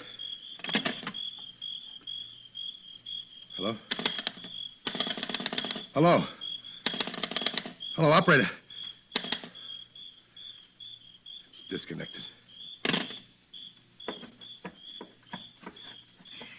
Did you say it was disconnected? Either that or they just cut the wire. Yeah, that's what happened. One of them just cut the wires. Where are they going? I don't know. Maybe they changed their minds, huh? No, I doubt it. Well, then why would they drive away? Well, they didn't go far. But why did they go at all? They're not sure whether I got a gun or not. If I have one, they know they're asking for it if they rush the cabin. How long can we stay here? Jenny, we're leaving now. But you said they're just down the We're road. gonna leave on foot. What? Tell me, can you walk much in those shoes you got on? Yes, the heels are pretty low. Why? All right. We'll head into the woods. Go east as far as we can. We'll sleep out in the open tonight. And we'll head for the first house we see when daylight hits. All right, Paul. I'm going to go out first. You follow me in a couple of seconds. Yes. Now help me with this table in front of the door. I don't want to slide it. All right.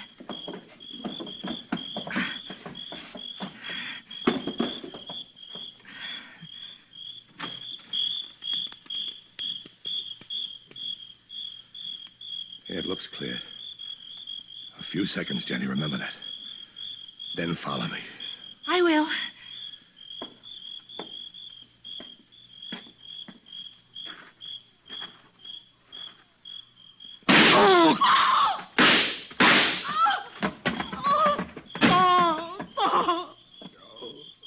They suckered me, Jenny. They had a guy planted out there. Oh, you're bleeding, Paul. Yeah, I'm hurt. I'm hurt bad. We gotta try to stop the bleeding. Try all you want to. I don't think you can do it. But we've got to try. Yeah. They're back to pick up the body. Sure going to be disappointed, aren't they? Oh, Paul, I'm frightened. I don't know what to do, and I don't know how to help you. Just stay close to me, Jenny. Stay close. I'll think of something.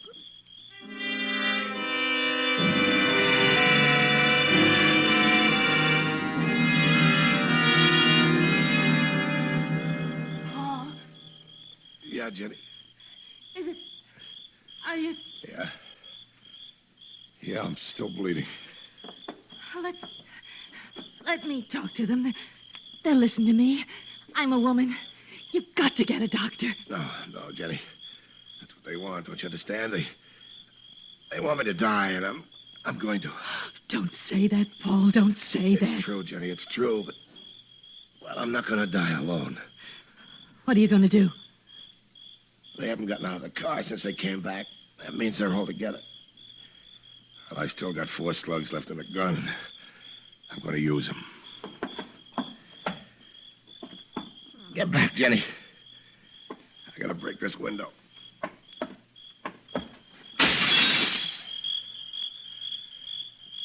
You out there. Why don't you come in and get me?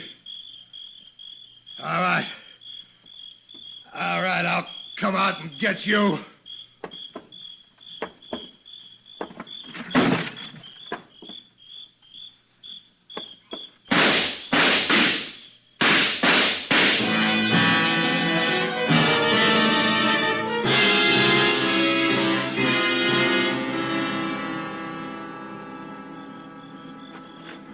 Easy, Paul. Take it easy. You're going to be fine.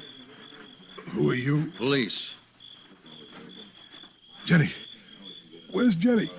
Here I am, darling. When did they get here? Just after you came out shooting. How did you find me? Roger Miller called us after you got the gun from his father.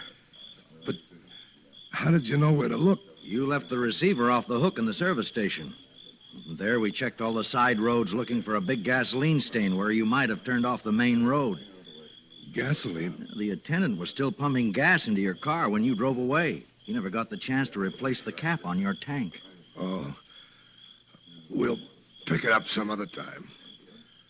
Won't we, Jenny? Yes, Paul. We'll pick it up some other time.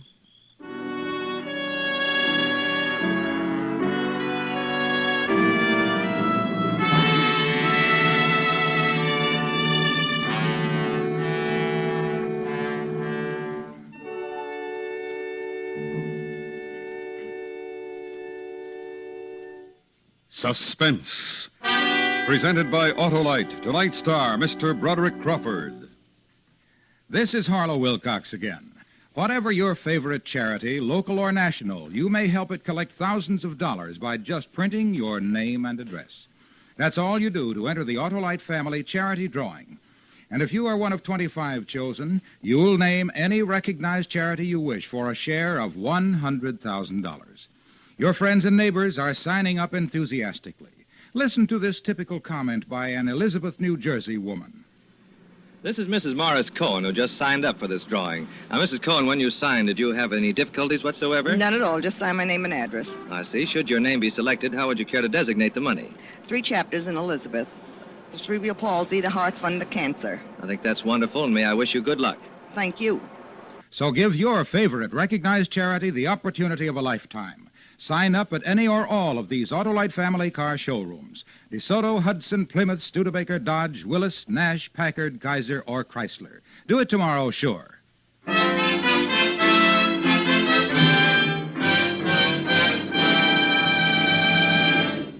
And now, Betty Goody of Radio TV Mirror magazine and the producer of Suspense, Elliot Lewis.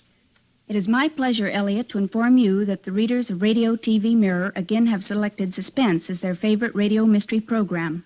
Here's your award, a gold medal and a scroll, and congratulations to you and Autolite. Thank you very much, Betty, and thanks also to all you Suspense listeners who voted for us. You'll find an interesting story and pictures on the annual awards in the current issue of Radio TV Mirror magazine. Next week, the story of a man who tried to learn a lesson the hard way.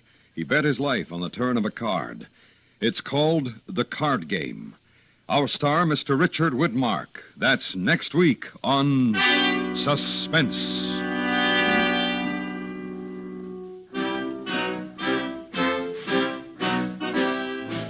Suspense is transcribed and directed by Elliot Lewis, with music composed by Lucian Morowick and conducted by Lud Gluskin. Parole to Panic was written for Suspense by Ross Murray. In tonight's story, Paula Winslow was heard as Jenny. Featured in the cast were Joseph Kearns, Junius Matthews, Hy Averback, and Barney Phillips. Broderick Crawford may soon be seen co-starring with Gregory Peck in the 20th Century Fox picture Night People. And remember, next week, Mr. Richard Widmark in The Card Game. This is the CBS Radio Network.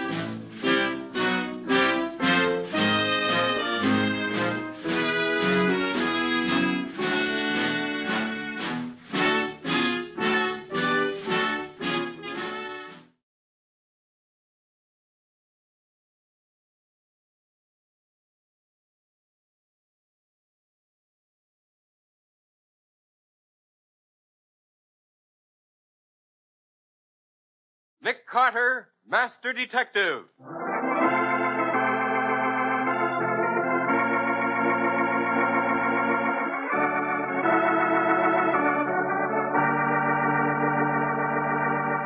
This is the story of a man known the world over as one of the most daring and resourceful characters in the history of detective fiction. A man whose name has become a symbol of the triumph of right and justice over the sinister forces of crime and lawlessness. Nick Carter, Master Detective.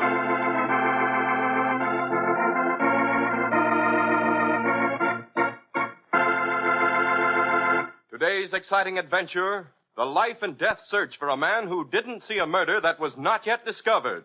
The witness saw nothing.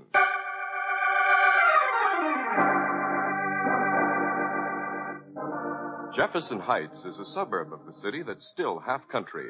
Only a few houses are sprinkled over the winding roads. and Lundy Lane is the lonesomest of all. There is a small white cottage at the end of Lundy Lane, and in it Mrs. Peter Grogan, a small white-haired lady, is entertaining her first visitor in many days. Another cup of tea, Mrs. Dennis? No, I thank you kindly, Mrs. Grogan. Another crumpet, maybe? Oh, no, thank you. I've had 5 already. You've had 6, Mrs. Dennis? What? But then who counts? Oh. Mrs. Dennis, would you believe you're the first visitor I've had in 2 weeks and 3 days? Oh. But not the last, Mrs. Dennis. Oh, no, indeed. Time was when the trip out to Lundy Lane was too much trouble. It isn't now, Mrs. Dennis? I don't know to what you're referring, Mrs. Grogan. Why, to the story in the newspaper yesterday about me. They called me Lady Miser of Lundy Lane, all about how I don't trust banks, and how I have $50,000 hidden in pots and pans and other similar places around the house. If you think for one moment I believe that story, Mrs. Grogan. Them that reads it will. Just like you, Mrs. Dennis. They'll all be visiting me now. Why, Mrs. Grogan, I never so much as thought of your money when And I there ain't came. a word of it true, Mrs. Dennis. I made it all up. What? It was only a trick of mine to relieve the lonesomeness. Sure, I got that tired of looking at the 4 walls with never a new face. Now there'll be plenty of faces coming to visit old Mrs. Grogan, the Lady Miser of Lundy Lane. Well, I never. I'm taking myself out of this house of mine. No, Mrs. Dennis. Oh, sure you do not begrudge your old friend. Leading your friends to believe you were rich and all the time it's a lie. You'll not be seeing me again, Mrs. Grogan, I assure you. No. And them that do visit will be nothing better than low fortune hunters. I wish you well of them, Mrs. Grogan. Goodbye. Now I wonder how many others saw the story in the paper. They'll all be coming sooner or later.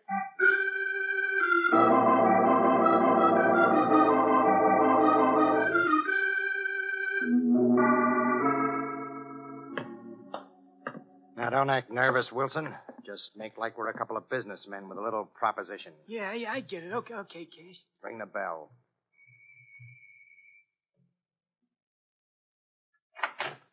Yes? Afternoon, ma'am. Could we speak to Mrs. Grogan?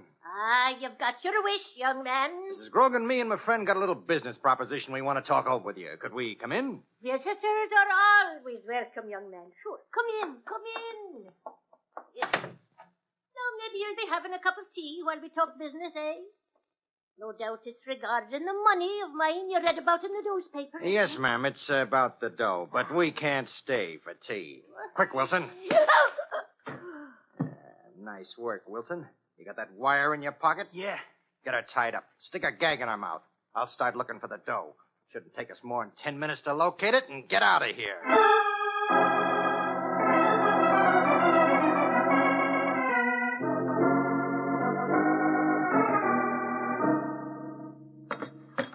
Yeah, 10 minutes, he says. 10 minutes. Cash, we've been looking through this place for half an hour. I know. The dough ain't here. It's gotta be here. You heard her talking about it when we came in. Well, if it's here, we can't find it. This is no good, Cash. We're wasting our time. Come on back to the living room. We already been through it 4 times. I know. This time we're going to ask Mrs. Grogan to find the dough for us. She ought to come too by now. Yeah, her eyes are open. Give me a sap. Yeah, here. Listen, Mrs. Grogan. My friend's going to take the gag out of your mouth. You see this sap in my hand? It's a leather bag full of steel shot. You try to yell, you get slugged in the head with it. Got that? Take the gag out, Wilson. Okay. What do you want? Why did We want the dough, Mrs. Grogan. The 50 grand you got stashed away in this house. Where is it? There isn't any money. Don't give me that. I've been lied to by experts. Where's the dough? Where you got it hid? But I tell you, I haven't any money. It's all a mistake. Says you. You're crazy. There isn't any money. There never was any $50,000. It's just a newspaper story. It's all a joke. Hey, there's somebody at the door. You old biddy, I'll shut you up. That'll keep you quiet for now. Gee, Cash, you slugged it too hard. I think you killed it. Yeah, she's dead, ain't she? Well, she must have been pretty feeble if that little tap I gave her croaked her. There's the doorbell again. What do we do? Keep quiet. Whoever it is will go away. Yeah, but maybe whoever's at the door heard her yelling. Look, I don't want to get caught in here with that corpse. Shut your mouth and keep quiet. Hello? Mrs. Grogan? Are you home? I see the door's open. Ah, you didn't shut the door, you dope. What do we do, Cash? That guy might come in here. You? Anyone home? I'll take care of this. Stay back here, Wilson. I'm coming. Who is it? Ajax vacuum cleaner salesman. Be right with you. Good afternoon, Mr. Grogan, I presume. The lady of the house in? No, I'm sorry, mister. Well, I'm Albert Higgins, salesman for the Ajax vacuum cleaner. Oh, here's my card, Mr. Grogan. We're conducting a door-to-door demonstration campaign to acquaint the public with our sensational new post-war vacuum cleaner. Now, if you'll allow me to come in... Excuse me, Mr. Higgins. I'm just a little busy right now. I wonder if you'd come back tomorrow this same time. My wife will be glad to see your machine. Why, certainly, Mr. Grogan. Tomorrow at, say, 4 o'clock? Uh-huh. 5. Did you read him? Yeah. But he saw you, Cash. He get a good look at your face. Yeah, I never thought of that. Okay, Wilson, after we finish locating the dough in this house, we'll spend tomorrow locating Mr. Albert Higgins. He ain't gonna sell many more vacuum cleaners.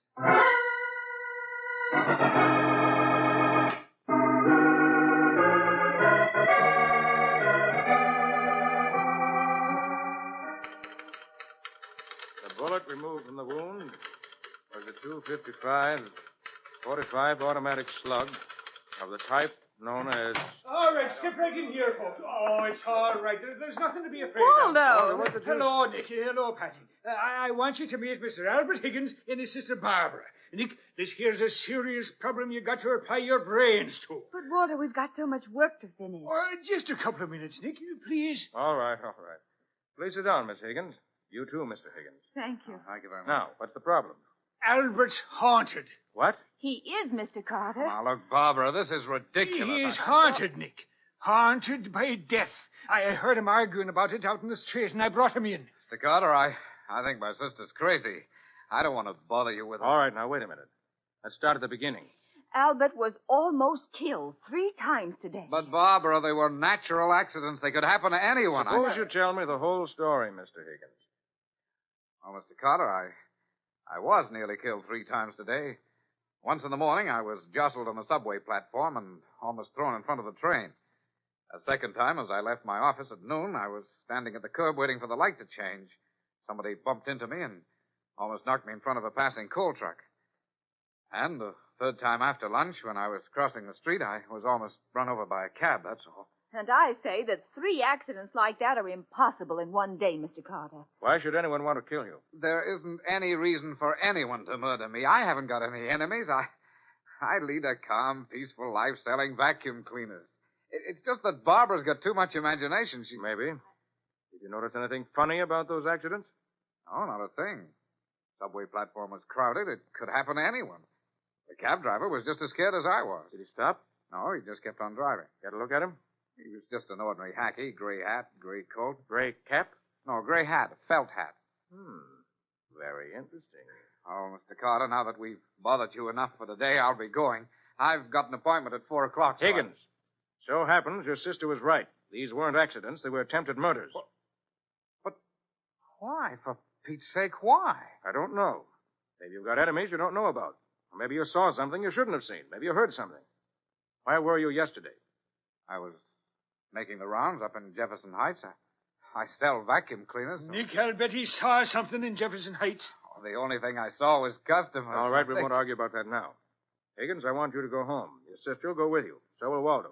Waldo, you're the bodyguard. Nick, why do I always get the dull jobs? You brought this case in. You work on it. Guard Higgins. But, Mr. Carter... Higgins, you must know something that someone doesn't want you to tell. That something may cost you your life unless I can prevent it. So go home and try to remember what it is. I'm going down to headquarters to see if I can find anything that might help your memory.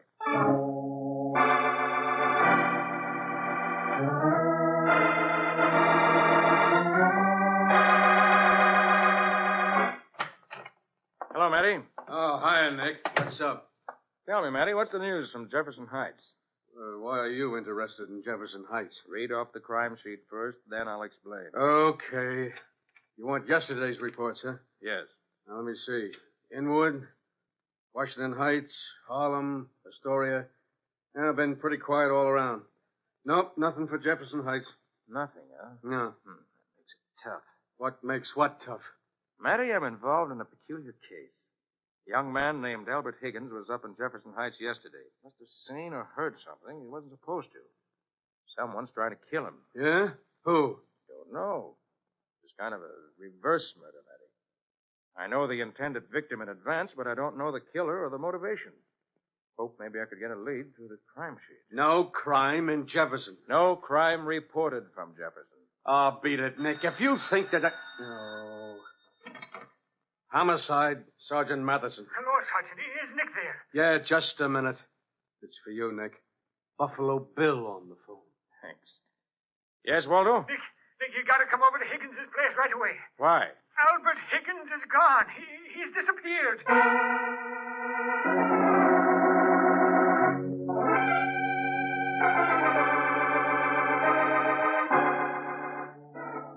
Nick, I tell you, it happened like a thunderbolt. I don't know how it happened. All right. Take it easy. Now let's have the story. We took a cab home, Mr. Carter.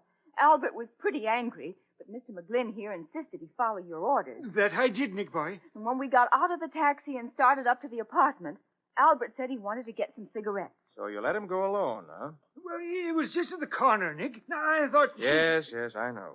You and Miss Higgins started up the stairs to this apartment. You didn't realize anything was wrong until you got up here. Albert wasn't following, so you ran back to the corner store, right? Right, Nick, and he was gone. Did you ask the store man what happened to him?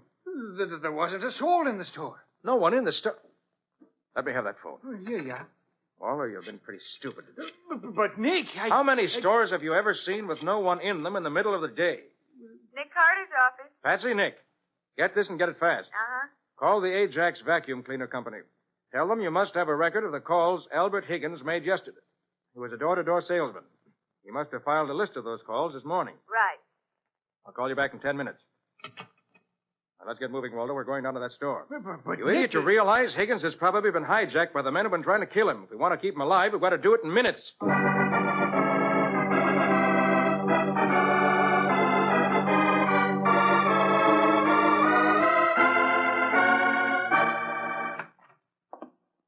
Yeah. You see, Nick? This place is empty.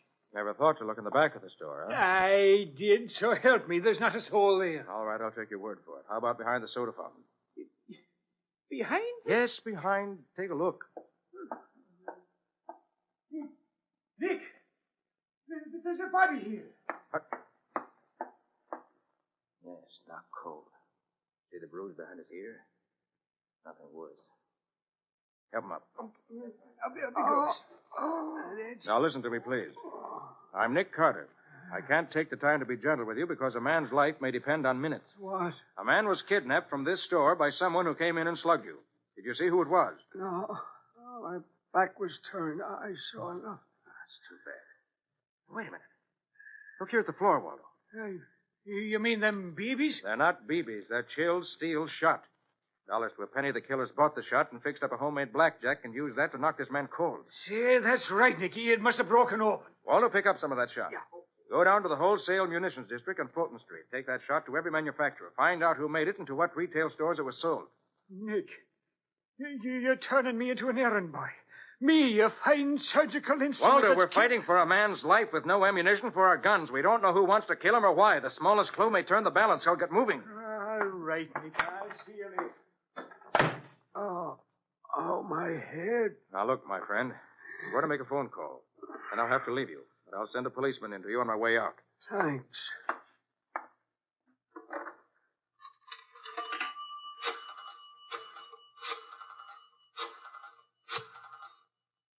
Nick Carter's office. Patsy? Nick. What about that report? Oh, Higgins made 11 calls yesterday in the Jefferson Heights suburbs. Read them off backwards. Last call's first. Mrs. John A. Gerster, Bolton Road. Demonstrated vacuum cleaner from 4:30 to 5 p.m. Right. Next. Mrs. Peter Brogan, Lundy Lane, not at home. Her husband made appointment for her for following day at 4. That must have been the date he wanted to keep today. Next. Mrs. Allenby. Wait, hold it. Huh? Was that Mrs. Peter Grogan? Yes. Thought the name was familiar. That's the old lady who was written up in the paper 2 days ago. That's right, Nick. The lady miser of Lundy Lane. You say her husband talked to Higgins? Well, that's what the report says. There's something fishy right there, Patsy. I'm going up to Mrs. Grogan's house. Stand by for a report from Waldo. Well, what's fishy, Nick? Mrs. Grogan is a widow. There isn't any husband.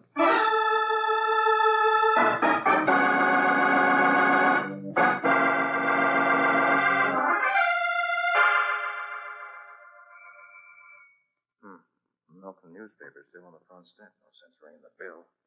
Better not waste any time getting inside.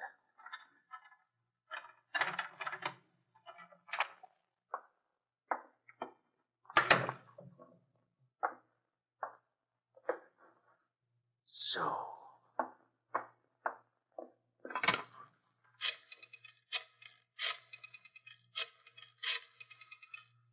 Homicide, Sergeant Matheson. Matty, this is Nick. Yeah? You better hustle up to Lundy Lane in Jefferson Heights, home of Mrs. Peter Grogan. What for? I found that unreported Jefferson Heights crime. It's murder.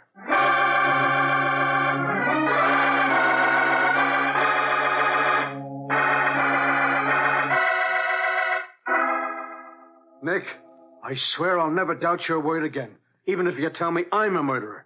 This is fantastic. One of the nastiest, rottenest murders I've seen in a long time. Yeah, some cheap Ginzel must have read about Mrs. Grogan's dough and tried to grab it.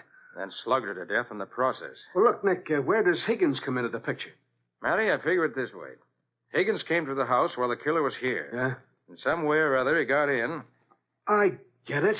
The killer thought fast and played he was Mr. Grogan. Gave Higgins the brush off. Right. And then the killer was afraid Higgins might be able to identify him, so he tried to murder him. Yeah, probably has by this time. No, Matty, I don't think so. No, why not? Because if he'd wanted to kill Higgins, he wouldn't have kidnapped him. Why the kidnapping? Killer was probably following him all day, so he must have seen Waldo bring him to my office. I get it, Nick. The killer wants to know how much you know.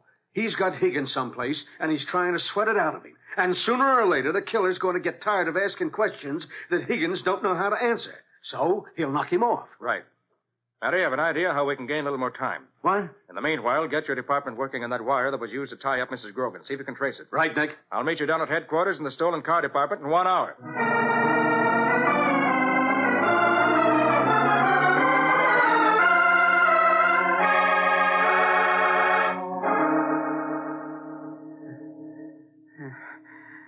For heaven's sake.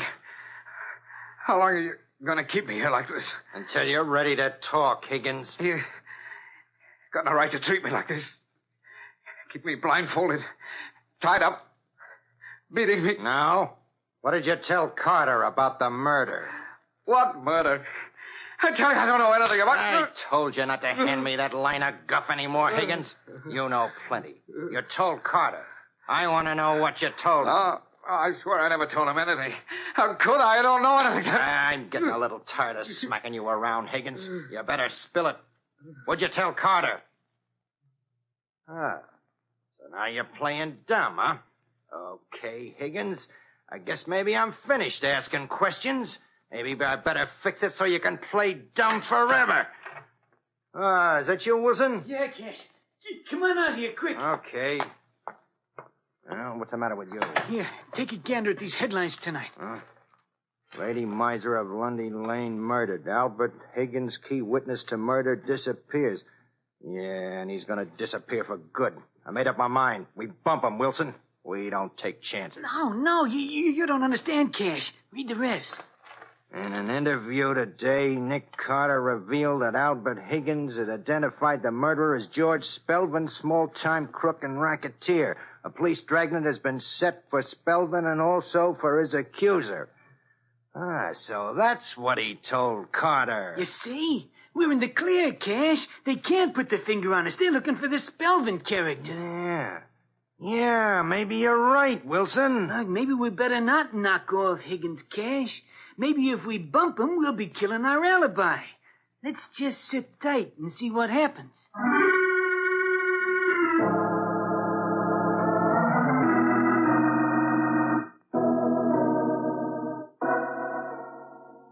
How'd your department do in that wire trace, Matty? Well, not so good, not so bad. Here's a list of 21 retailers that sell the kind of wire used on Mrs. Grogan. Thanks. Waldo? Finish the trace on the steel shot, Nick. Patsy's got it. Right here, Nick. 17 stores sell that type of shot. Thanks. And I've got the list of the 14 cars reported stolen for today. What's stolen cars got to do with Higgins? He was almost killed by a taxi, Matty. And I know that taxi was stolen by the killer that was after him. Oh. I'm going to read this list of stolen cars out loud. If I mention any neighborhood that's on any of the other lists, let me hear it. You ready? Right. Yeah, go ahead. Checker cab, stolen from corner of 70th and Broadway. No. Packard cab, stolen from Bayonne Park District. Checker cab, stolen from Nelson Square District. I've got a Nelson Square here, Nick. Yeah, I got one, Nick, right here. Galvanized iron wire. 2 reels sold at Hanley's hardware store, Nelson Square. 10 pounds, number 7 chill steel shot. Sold to Adams Sporting Goods, Nelson Square. Cab stolen from Nelson Square, shot bought at Nelson Square, wire that bound Mrs. Grogan from Nelson Square. Matty, I think we've got our first break in this case. Gosh, Nick, you're right. And the connections are too obvious to miss. Killers evidently using Nelson Square as a base of operations. Let's get up there fast. I think that's where we'll find Albert Higgins. I only hope we find him alive.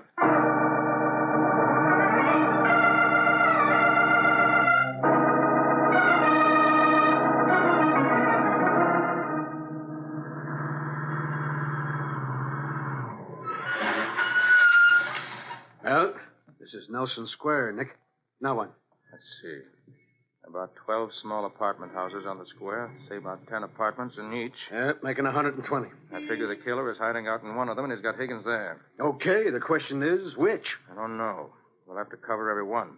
Hope we have enough time. But look, how are you going to know it's the killer when you see him, Nick? I'm going to make him give himself away, with Waldo's help. Oh, what do I do, Nick? Take this business card. It's one of Higgins. Uh-huh. You're to go from door to door as Albert Higgins, vacuum cleaner salesman. Ah, I get you, Nick. When he hits the killer, the crook will be so surprised, he'll give himself away. Right. Especially in view of the fact that he's probably seen Waldo already. You ready, Wobble? I'm ready, Nick, but I prefer action. Not my old 44. Forget the 44. You sell vacuum cleaners. Leave the action to us.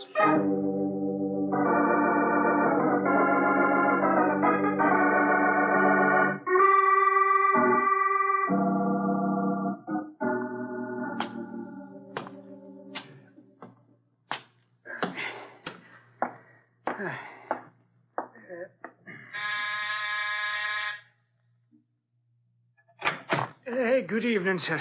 I'm Albert Higgins of the Ajax Vacuum Cleaner Company. Is the lady of the house in... Say that fast. 99 wrong numbers. I'm beginning to get discouraged.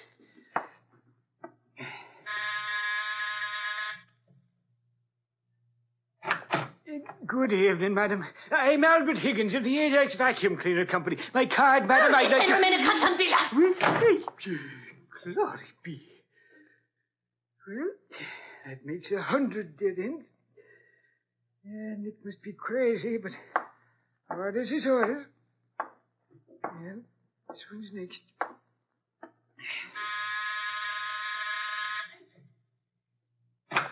Good evening, sir. Is the lady of the house in? I'm Albert Higgins of the Ajax Vacuum Cleaner Company. Who'd you say you was? Oh, me card, sir. I'm Albert Higgins of the Ajax Vacuum Cleaner Company. You're Carter's leg man. I've seen that mug of yours. No, really, sir. Get your rod, Wilson. This is a plant. Yeah, Get inside, you, before I blast you. Drop that gun. What? You're covered on both sides, mister. Reach, fast. No tricks.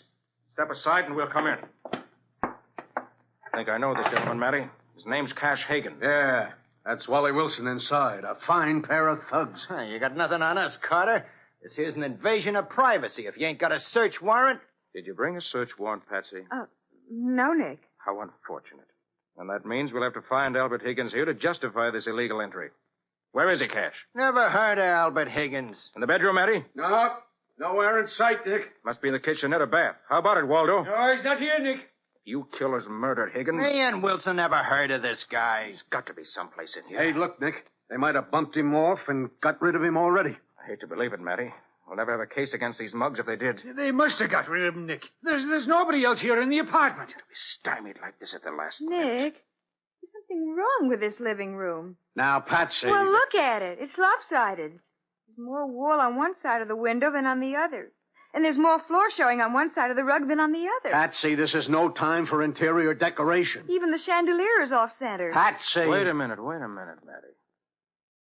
Patsy's right. Huh? Come over to the wall, quick. Listen here, if you Shut try up. Oh, wait a minute. This bookcase is high enough to conceal a door. Help me swing it away from the wall, Waldo. Yes. Easy. All right. I'll By heavens, you were right, Nick. It is a door. In a false plaster wall, making a partition just big enough to conceal a man. I'm only hoping that... I tell you, I didn't tell the Carter anything. I didn't tell him anything. All right, Higgins, all right. Take it easy. You don't have to lie anymore. You told Nick Carter plenty. Enough to execute Cash Hagen and Wally Wilson for murder.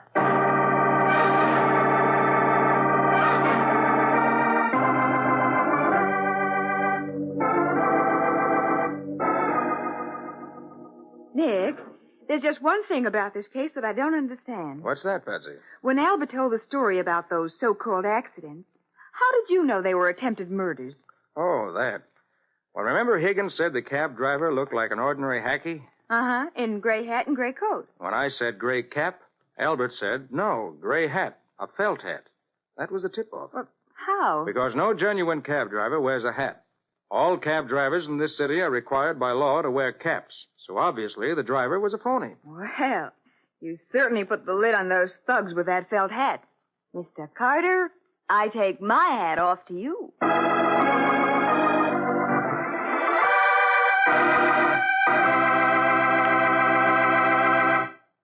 And now here's Nick Carter himself with an extra special announcement of interest to every one of you. This is the last time that the adventures of Nick Carter will be brought to you on Sunday. Beginning Tuesday, March 5th, this program will be heard over most of these stations at 8 o'clock in the evening. So put this down in your little black book starting on March 5th. That's 1 week from day after tomorrow. The adventures of Nick Carter, Master Detective, will be heard every Tuesday evening at 8 o'clock. So be with us at that time and tell your friends about the change, too, won't you? Now, Nick, can you tell us something about next week's story? Well, Ken, next week I'm going to tell you about a brand new post-war racket that's robbing Americans of thousands of dollars and driving hundreds of Europeans to death. Nick found out about it when my janitor went to check a grocery order and disappeared. He was found murdered with his shoes full of rice. What's rice got to do with murder and racketeering? You'll find out when you hear the case of the wholesale killer.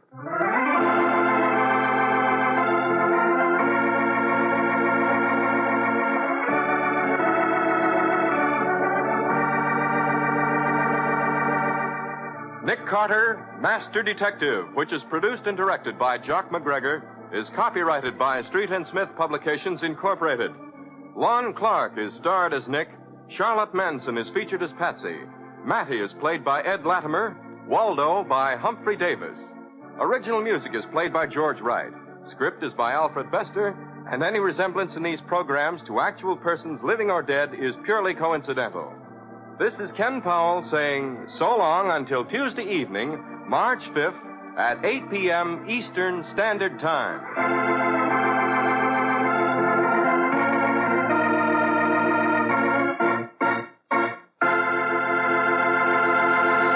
This is the Mutual Broadcasting System. Ladies and gentlemen, we take you now behind the scenes of the police headquarters in a great American city, where under the cold, glaring lights will pass before us the innocent, the vagrant, the thief, the murderer. This is The Lineup.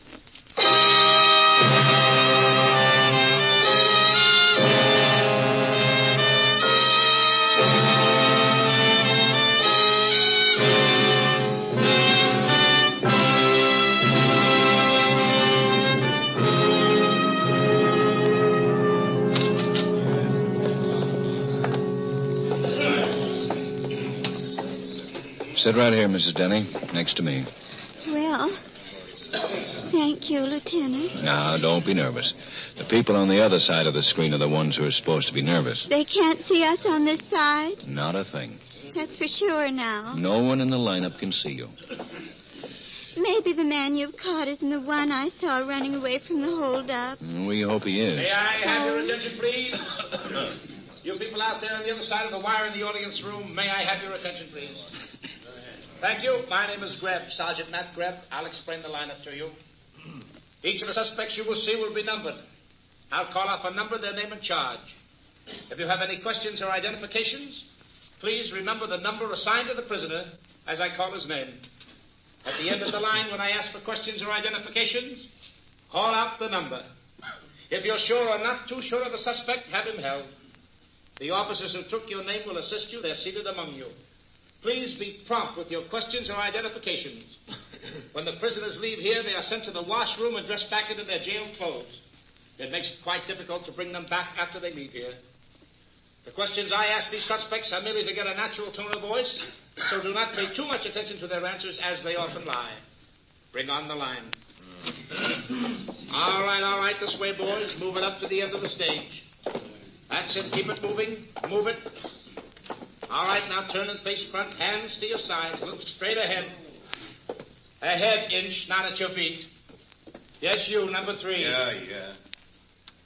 Okay, now, suspect. Where do you live, Frank? Live? Who lives? I exist. No beefs. Just tell us where you live. Got a one room at the, what do you call it, Pendleton Arms. Get too hot for you in Detroit, Frank? Who's been in Detroit? Who sold you the gun you were carrying without a license? I wouldn't know. Some guy in Detroit. Self-defense is all, Sergeant. I never shut off that gun. That's a straight goods. Get your hands away from your face. Just scratch it. Number 2, Boaz Drager, alias Bose Drager, alias Bose Aggard. Suspected of armed holdup. Where do you live, Boaz? Shack by the river.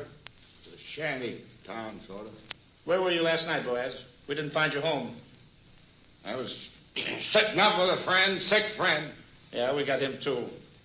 How'd he happen to have that slug in him? These guys are always in bad. We got it out of him. What, the slug? The story of the slug. You're in the clear on that, anyhow. Something out of place happened last night? Where did you get all those names of yours? Boaz, Bose, Boss? People are stupid. They can't pronounce. With the Dragger, and Aggard, I did that. Aggard is Dragger backwards. See?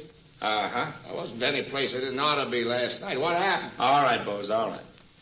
Number 3, George Inch, carrying concealed weapons. 5 years, state penitentiary for armed holdup and armed assault. Well, is it one stretch enough, George? My lawyer's coming down. Your lawyer? Well, you've gotten class since we last talked to you. See my lawyer. What's your lawyer's name, George? I got nothing to say. See my lawyer. I'm a citizen. Bibsy the mouth, isn't it? Isn't he your lawyer? He went to a good college. Yeah, for years. Number 4, Willard or Will Willard. Hold-up suspect, disorderly conduct, assaulting an officer, resisting arrest. Well, where do you work, Will? Hill and Ninth, car park. Quite a celebration in your hotel last night, wasn't it? Yeah, it was somebody's birthday. The landlady said some shooting was going on. Oh, it was just a noisy party. Nobody got hurt. Him. Why did you try to beat up the patrolman who arrested Sergeant Graham. I'm sorry. Yes, Lieutenant? Number 4, hold for interrogation.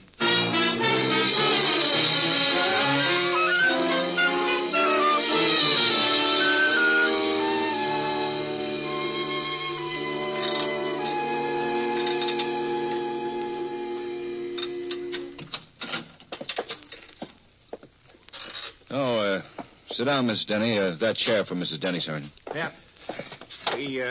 We won't keep you much longer. There you are. Thank you. Now, before we question the prisoner, we want to make the identification as strong as possible, Mrs. Denny. Oh, he's the man, all right. You sure? Well, pretty sure. It was rather late at night, wasn't it? 11 p.m.? How did you happen to be parked outside the drugstore? Oh, I was parked across the street. I'd mailed a letter at the corner mailbox, and when I got home, I remembered I'd forgotten to put a stamp on it. And it had to go out last night. Oh, you were waiting for the mailman to make his pickup then? Yes, sir. I was waiting to see if I could get the letter back to put a stamp on it. You saw this wiry little man go into Horn's drugstore? Yes, Sergeant. Then I saw him come running out and run down the street. Mm-hmm. Well, did he have anything in his hand?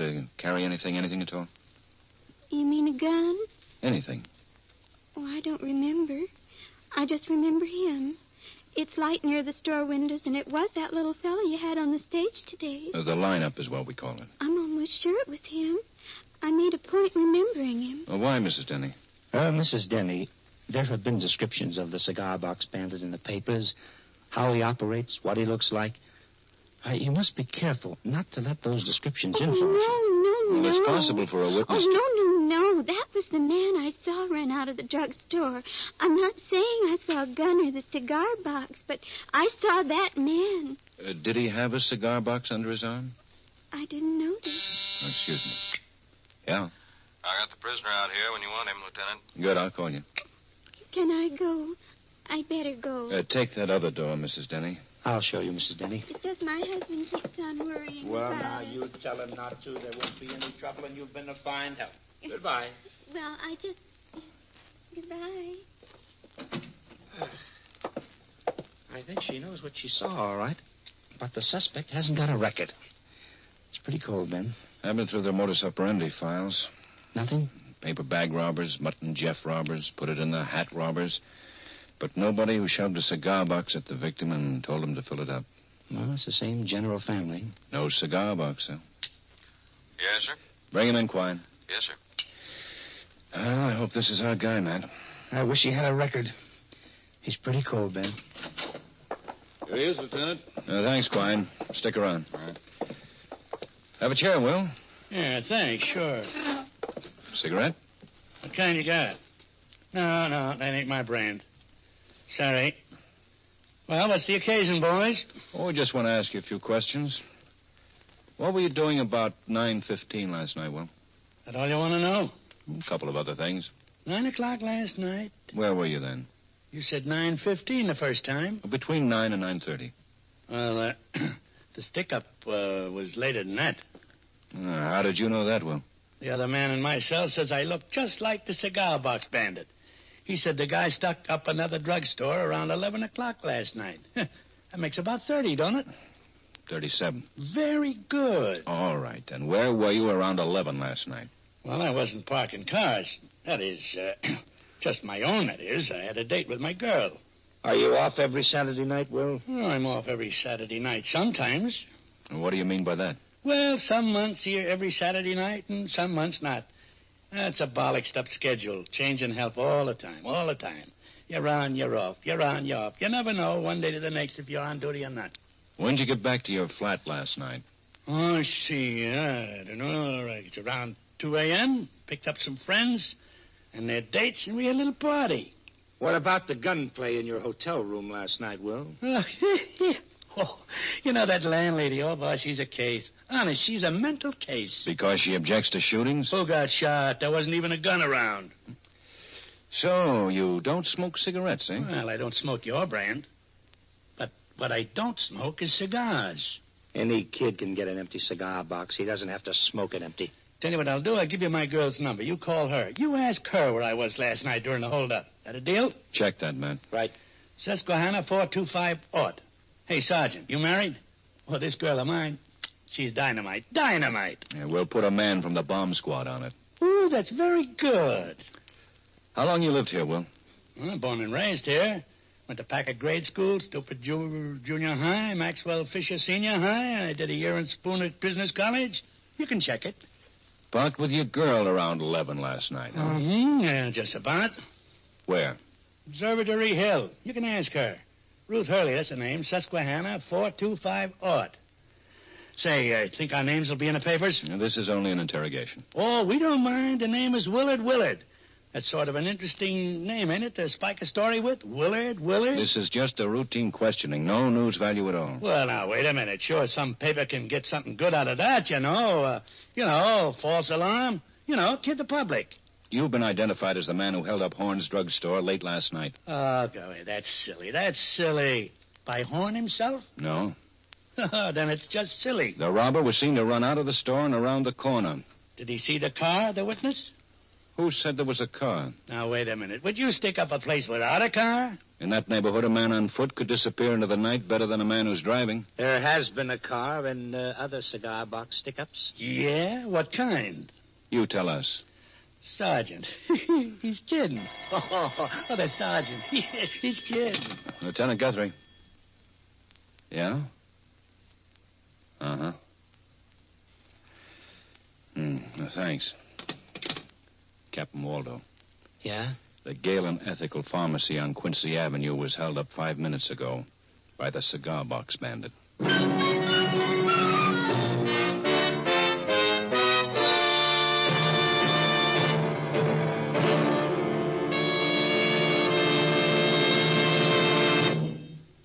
High prices are more than just a nuisance. They can wreck our economy and seriously injure every one of us. Yet with goods going into defense and with more money in our pockets to spend, the cost of living won't stay down unless we do something about it. All of us. We've got to work better, buy only what we need, watch the prices we pay, keep from asking too much for the goods or the work we sell. Inflation can be licked if we're all good neighbors.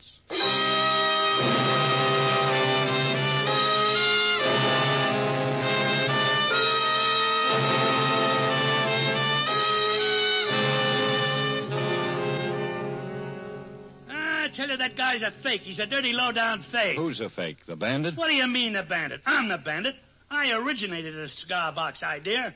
I stuck up all those other drugstores. I've been cleaning up, and nobody can lay a finger on me. So where does this phony come in? If this is a confession, we'd better get the stenographer in. I'm not confessing anything. I'm telling you that this other guy is strictly a phony. And I'll go before any guy I ever stuck up and have him identify me as the one and only genuine cigar store bandit. And that's an offer. Well, what do we do, Ben? Quine, you show Mr. Willard back to his cell. Come on. Thanks, Lieutenant. The low-down crust of that crumb, that bum. What do you think of that? Some guy says he's a cigar store bandit. Hey, what do you say your name is? Why? Oh, perfect. Thanks. Well? Crank. Real psycho. Woods are full of them. Had to happen. Cases like this pull 'em. Yeah, but Mrs. Denny identified him. Of course, she could make a mistake. Yes, she could, Matt. Turn him loose.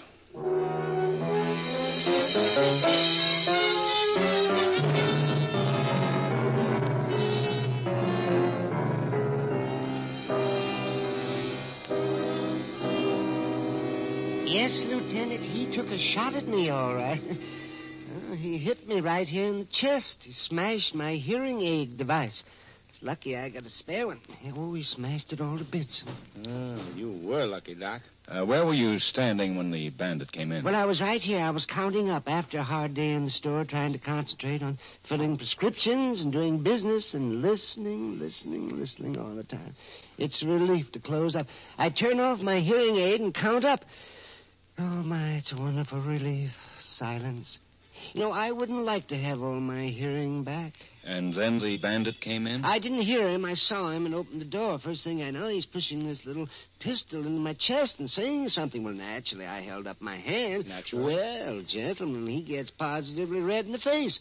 And I know he's screaming something at me, so I put down one hand and I reach under my coat to turn up my hearing aid. Uh-oh. Well, he whirls around. He stops at the door with the nastiest look on his face. And he fires once, and then he runs out. What kind of a gun was It it? was a very small gun, 22. My boy shoots a bit. He has a 22. A 25, we think, from the slug. Ballistics has it. It doesn't tally again, Ben. It's a different gun from the last time. Maybe he's got a lot of guns. Well, it's just a little gun. Oh, luckily, it was a little gun. Well, how did the man look? Well, he was small, wiry, dark eyes. Oh, and he kept looking around. Brown tweed coat, brown hat. I was pretty excited, of course. That's our boy. Dirty cigar box? He never got to shove it at me, but he had it under his arm, all right. That's him, Ben. That's our boy.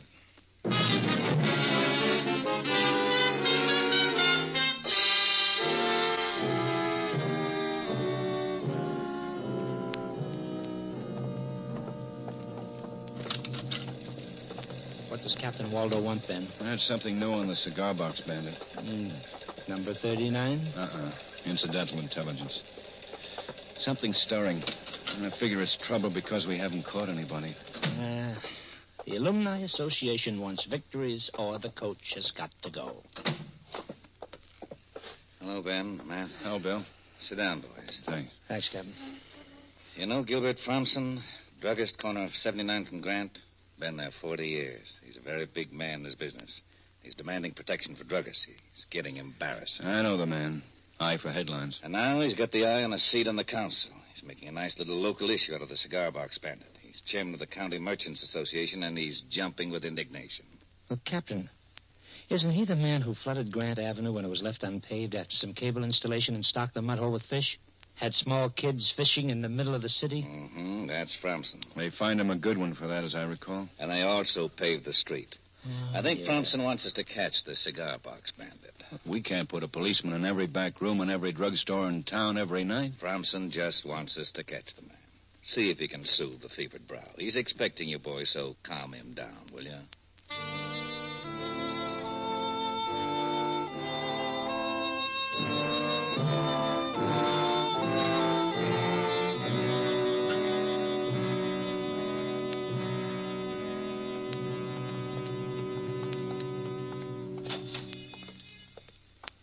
Mr. Fromson? Sorry, I don't see salesmen on Wednesday. I'm Lieutenant Guthrie. This is Sergeant Greb, police Oh, headquarters. yes. Captain Waldo said I could expect you. We'd like you to know and to pass on to your association that we're putting forth every effort to catch the cigar box bandit. Yeah, well, it's a shame and an outrage, gentlemen. A shame and an outrage. We've been assigning I'm the details chairman of the County Merchants Association, of which there are 1,100 active members, and we're up in arms about this shame and outrage. We understand how you feel, 1,100 members, professional men, family men. There's lots of citizens, mind you, citizens. They're furious. What's being done about it? I ask you, what is being done about it? Policemen are being stationed Policemen? We're putting every officer we can spare into the back rooms of drugstores, Mr. Fromson. Well, I'm a drugstore. What about my back room? Just for example. That's our assignment, Mr. Fromson. Sergeant Greb and I intend to spend every night this week in your prescription room, starting right now. Is that so? The brass, eh? Well, I'm flattered, Lieutenant. Now, if you'll show us your back room and the peepholes, we'll go to work.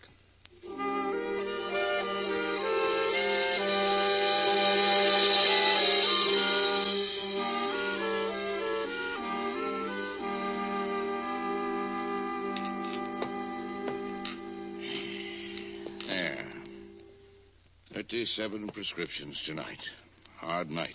Now I know why druggists go to college. I hope we haven't been in your way back here. Oh, not a bit, not a bit. I'm grateful to you, gentlemen. But, as the fellow said during the war, defense won't win the war. You might wait until doomsday to get the cigar box bandit and never catch him. He's got the initiative, and that's bad. Well, he's new to us. We're learning his methods. When we know a little more, we hope to go on the offensive. I hope so. Excuse me. Fromson's Prescription Pharmacy. 1 minute. For you, Lieutenant. Thanks. Lieutenant Guthrie speaking. Yeah? Yeah. Well, that was fast. Captain Waldo, wanting to know what we're doing here when the drugstore on the next corner has just been stuck up by the cigar box bandit.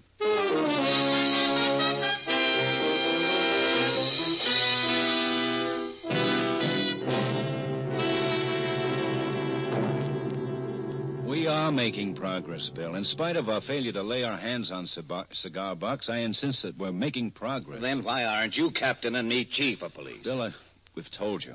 We've had to wait and watch and study. But there's a very definite pattern emerging from this cigar box picture. Right, Matt? Well, yes, there are some puzzling features, all right. Like no agreement on the gun he uses. It's been a revolver, a 22 Colt Woodsman, a 25. In general, Captain, the description of the bandit tallies, so there must be something funny about the gun. Nothing funny. The man owns a small arsenal. How do we get him? That's all that concerns us. Get him. Well, we can't spare enough police to give every drugstore protection. He's smart enough to case any job he's going to pull, so he probably knows the stores that are being protected any given night. Then stop wasting time on patrolmen and plainclothesmen, Ben. I don't think we're wasting them, Bill. We've learned several things about our man, and he doesn't strike at random. And it's never open prescription rooms. It's always drugstores with backroom prescription departments, so we can herd the helping back out of sight of the street. By covering certain areas, we've confined the bandit to certain other areas. Now, if on some particular night we went all out and really detailed all areas, we might have a chance. I'd need a lot of men for 2 or 3 nights. Say, 100 men. 1 night, 25 men. Less than 2 nights is useless. I'll settle for 75 men. Or 60 men. For 1 night. 2 nights. Impossible. 50 men, 2 nights. 35, top figure. 2 nights. 1 night. Useless. All right. 2 nights, 25 men.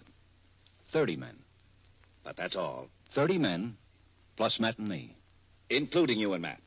But if detailing the stores hasn't worked so far, it isn't going to work. It might now. We've got something worked out, Captain. The bandit knows which stores are guarded. We're going to help him know which stores these are. Be very open about it in some cases and as cagey as possible in others, within the same small neighborhood. Just so you get him before his arteries do. Thanks, Bill. Let's go, Matt. Right. Oh, Ben. Hey, yeah, Bill. 30 men plus you. Thanks, Captain.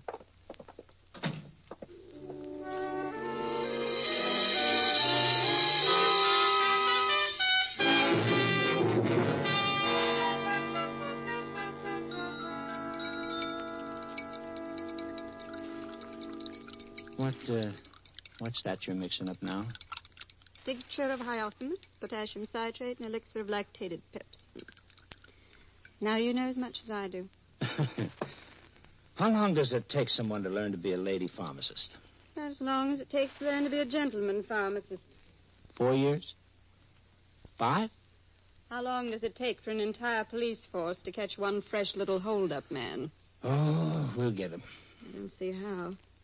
You have to be an idiot to try to hold me up tonight after the way you've been showing yourself in front all evening. Anybody can tell you're a cop. How? I can tell. How? Don't answer that. Well, you're not going to catch anything back here. Well, maybe you're right. Now, we had a protest vote at our last meeting. Huh? Village pharmacy. Now, one moment, please. For you, Sergeant Greb. Thanks. Hello? Oh, how, Ben? Oh? Uh-huh. Be right there.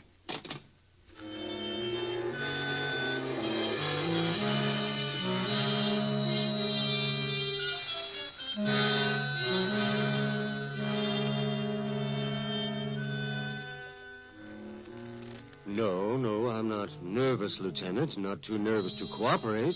That is, I don't think. No, good. Now, look, if that suspicious person your customer said is watching the place is our man, we may see some action. Well, just tell me what to do. All right. If he comes in, you go out and wait on him. Be as natural as possible. I see. I'll be in here. Sergeant Greb will be across the street watching, and he'll close in when it's time. The moment I come out of the prescription room, you drop. You understand, Mr. Cheney? Drop. Just collapse on the floor and you'll be all right. Yeah. All right, go on out. Okay.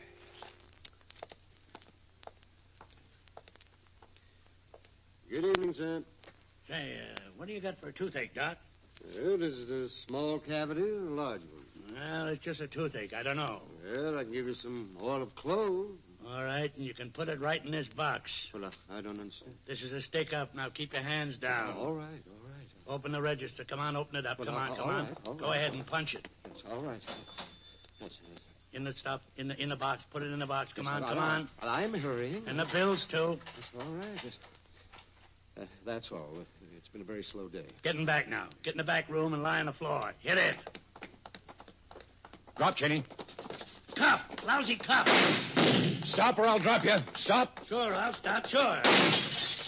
Stay low, Cheney. Yeah, stay low. Stay low, the both of you. Who's going to shoot who, copper? Say it again, huh? Who's shooting who? This is a pretty good little soda fountain. Don't you think so, copper? Look out, Matt. He's behind the soda fountain. Did you get him, Matt? Yeah, in the side. He knocked him out. He's all right. Let me go! Get down, Matt. Came from outside. Yeah. There, behind the mailbox.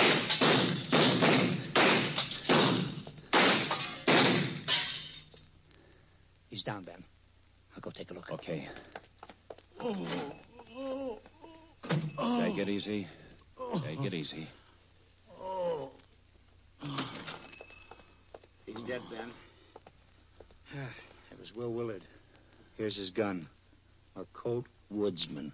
That's the answer, Matt. There were two of them. Oh, yeah, that's it. Two of us, copper. But we had you cops guessing, didn't we? Brothers? Yeah, sure. Twins. No wonder they look alike, Ben. Sure. He'd do a job, I'd do a job. He'd do a job, I'd do a job. He'd work, I'd watch. I'd work, he'd watch, you know? We know now. Your brother's the one we hadn't let go. Yeah, we figured it out. Whoever you caught, he'd stall around until the other one pulled a job. Then the caught one, he'd confess. Pull a crank act. Get me? Confess. You know what I mean? Yeah. You think maybe that was a smart gag, huh? That was nothing. Willie had better ones, you know. Yeah, well, tell us in the prowl car. Willie was a smart boy, you know. Yeah. That's why he's so dead now, because he was smart. You know?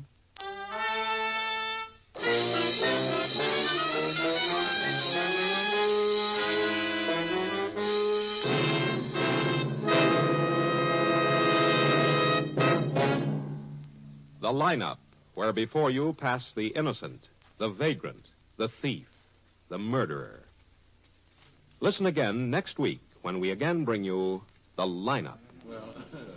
May I have your attention, please? You people out there on the other side of the wire in the audience room. May I have your attention, please? Thank you. My name is Greb, Sergeant Matt Greb. I'll explain the lineup to you. Each of the suspects you will see will be numbered. I'll call off a number, then name and charge. If you have any questions or identifications, please remember the number assigned to the prisoner as I call his name. At the end of the line, when I ask for questions or identifications, all out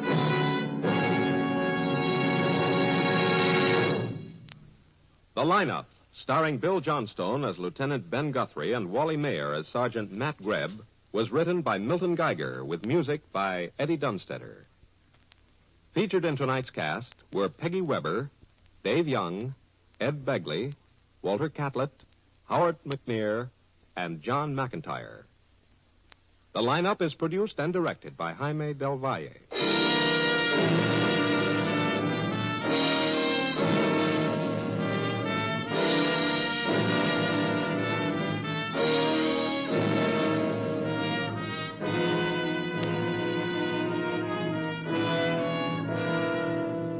An hour of new music and an hour of dramatic highlights of the news. They're yours on most of these same CBS stations every Friday night. Jan Murray is on hand with his new songwriters and their songs for sale.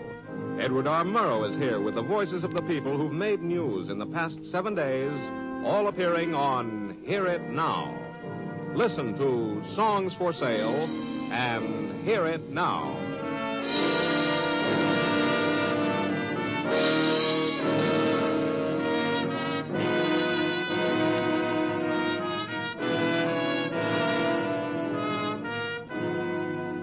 Joe Walters speaking. This is CBS, where the Jack Smith, Dinah Shore, Margaret Whiting show is heard every weekday evening, the Columbia Broadcasting System.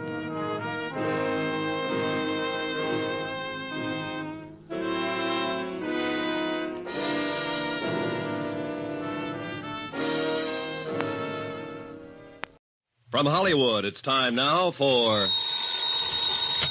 Johnny Dollar. Joe Parker, Johnny, Surety Mutual. Oh, hi, Joe. What's on your mind? A gorgeous doll named Dolly McLean. Remember her? Sure. The Champagne Dream Girl. Yeah. Dancing darling of the roaring 20s. Finally married Barnaby Cronin, didn't she? Right. And for a wedding present, he bought her the Circle of Fire. Oh, yeah. One of the 5 most beautiful necklaces in the world. Diamonds and emeralds. Worth $500,000. It's been lying in a bank vault for the last 10 years since Barnaby died. We carry the insurance. So? She's coming out of seclusion, Johnny, giving a party. Just like the old days, she says. May go on for a week. Her last fling. And she's going to wear the Circle of Fire. Uh-oh. Get the picture? Gallons of champagne, everything mixed up, crazy. And that old lady with $500,000 around her neck. Target. You've got a problem, Joe. Johnny, we've got a problem.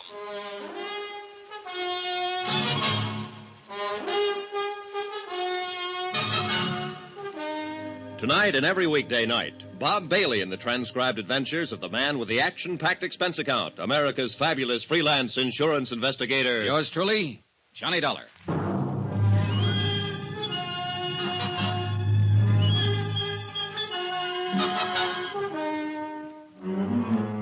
Expense account submitted by Special Investigator Johnny Dollar to the Home Office, Surety Mutual and Trust Company, Hartford, Connecticut. The following is an accounting of my expenditures during investigation of the Cronin matter.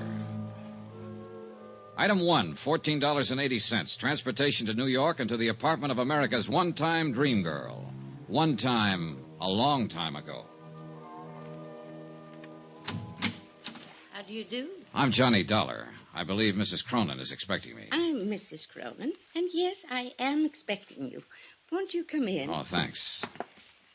I did have butlers and maids and such for years, scads of them.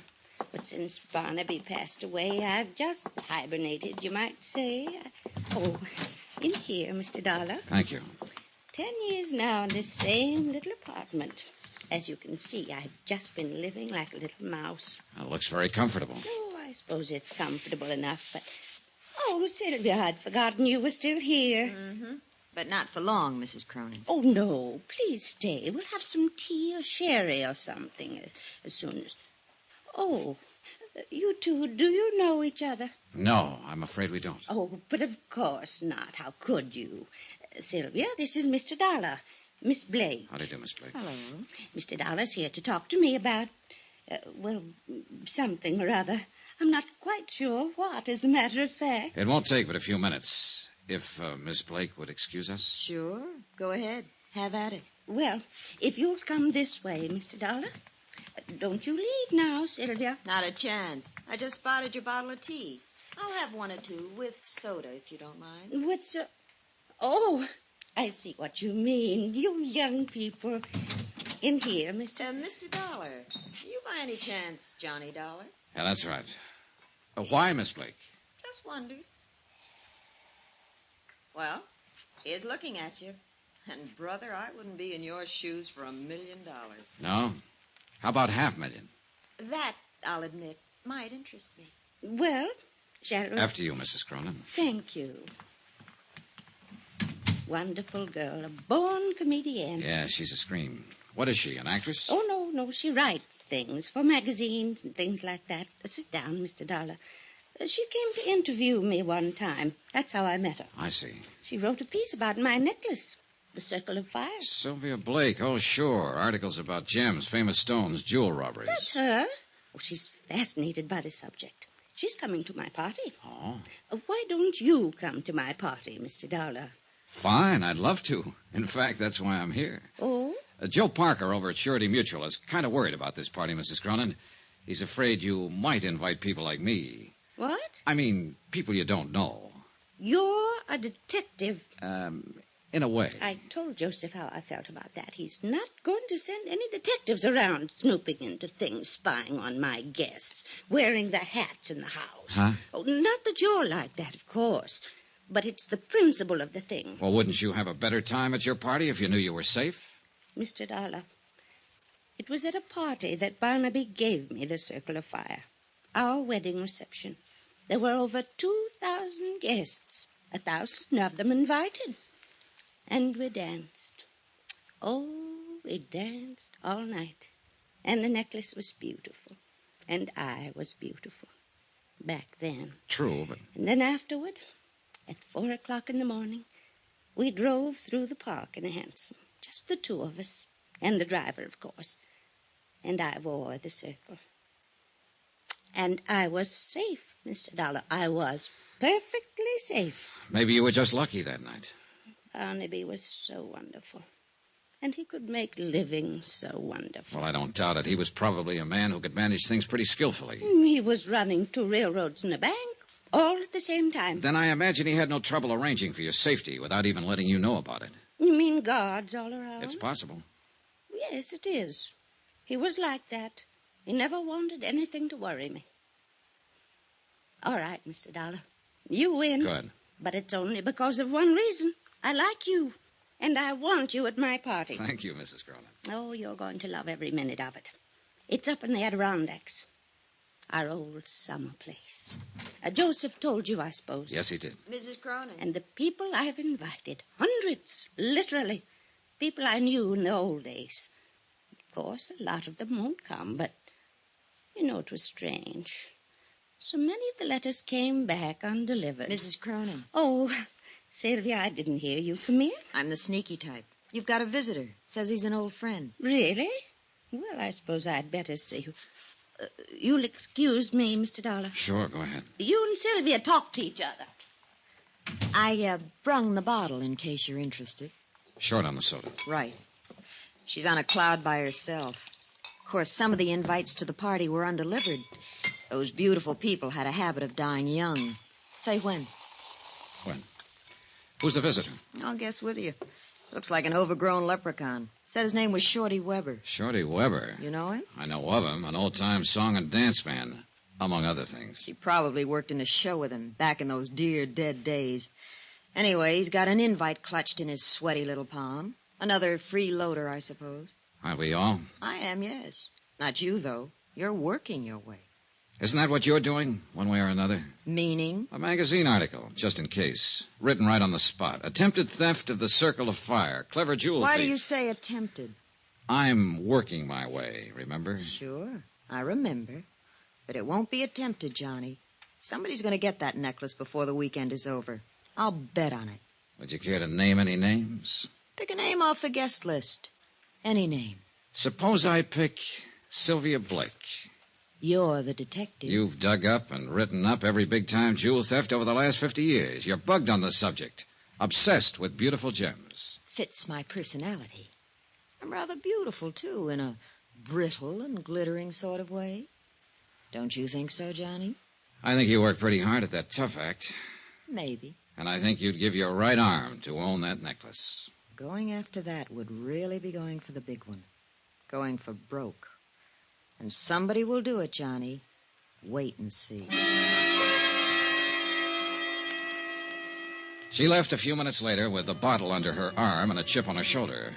With the girl gone and the scotch gone, there seemed to be no point in me hanging around any longer. So I went looking for Mrs. Cronin to say goodbye. I didn't find her, but I did find her caller, Shorty Weber. He didn't hear me come into the room. He was too busy. He was hunched over Mrs. Cronin's writing desk going through her mail. You won't find it there, Shorty. Who's that? Hold it, Shorty. Don't try to reach for it. I wasn't going to. Honest, I wasn't. Turn around. Put your hands up against the wall. You got me all wrong. I wasn't going to do relax. I was just 38, coming... stub barrel, clip holster. Nice gun. It belongs to a friend of mine. Bad business, Shorty. An ex-con packing a gun. Oh, I guess you're Johnny Dollar. She said you was here. And I know what you're thinking, Mr. Dollar, but you're wrong. Why, Dolly, Mrs. Cronin, she's an old friend of mine. I tried to get her to marry me once, over 30 years ago. A lot can happen in 30 years. Does she know you've served time in prison? Yeah. She thinks I was on tour, Europe and Australia. She never reads a paper or hears anything. Don't tell her, Mr. Dollar. Please don't. You know, it's quite a coincidence, Shorty. It was Jules that time. A big affair in New Orleans. And you were hired as an entertainer.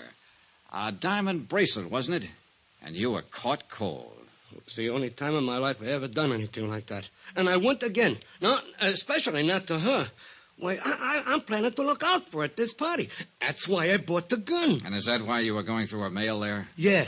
I wanted to see who was coming. I learned things while I was doing time. I know how the word gets around in a big deal like this. There's a lot of wrong guys in this world. No argument, Shorty. Yeah, well, you met her. You know how she is.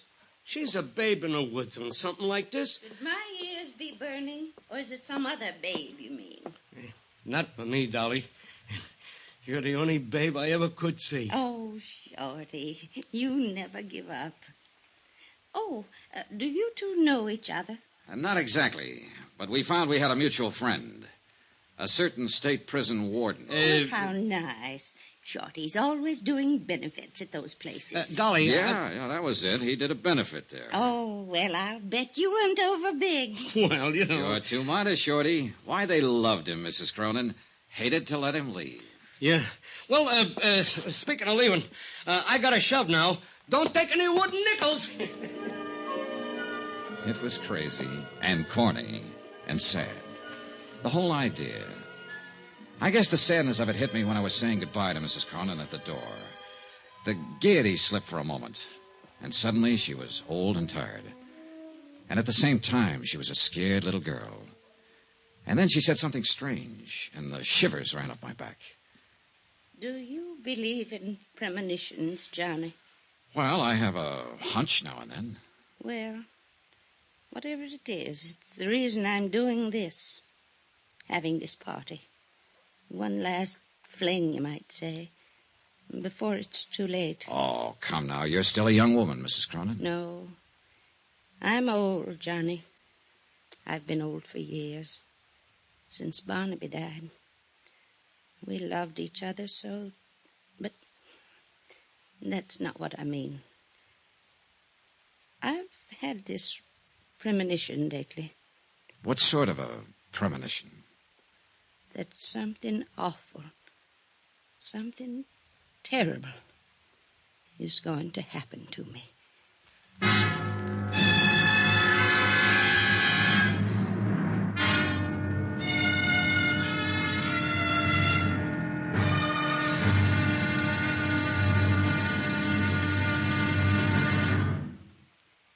There'll be another intriguing episode in our story of the Cronin matter tomorrow. Tomorrow, a man who's afraid of his shadow, a girl who's afraid of nothing, and a stranger who strikes in the dark. Join us, won't you? Yours truly, Johnny Dollar.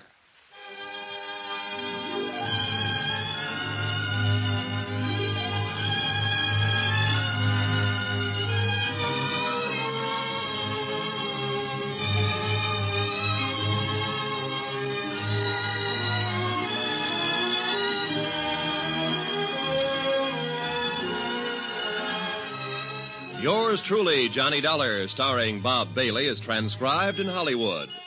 Written by Les Crutchfield, it is produced and directed by Jack Johnstone. Be sure to join us tomorrow night, same time and station, for the next exciting episode of Yours truly, Johnny Dollar. This is Roy Rowan speaking.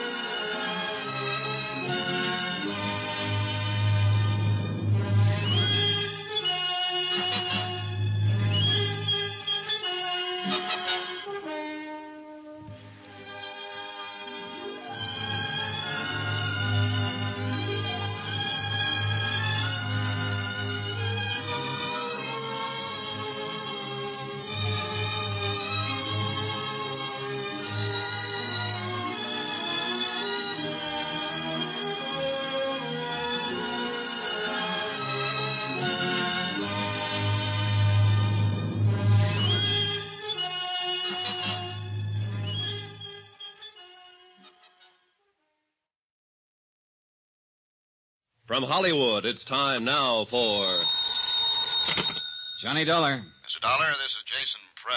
Jason I Prell. manage Mrs. Cronin's trust fund.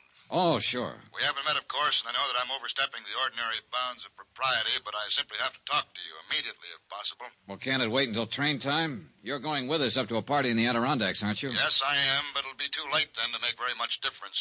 Well, maybe you could tell me the general idea of what you I want to... understand Mrs. Cronin has authorized you to obtain the Circle of Fire from the bank and to keep it in your possession until she wears it at the party. Yeah, that's right. Don't do it. Leave the necklace where it is. Why? It's a long story, Mr. Dollar, and it goes a long way back.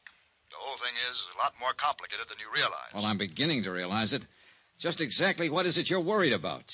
I'm worried about Mrs. Cronin's sanity.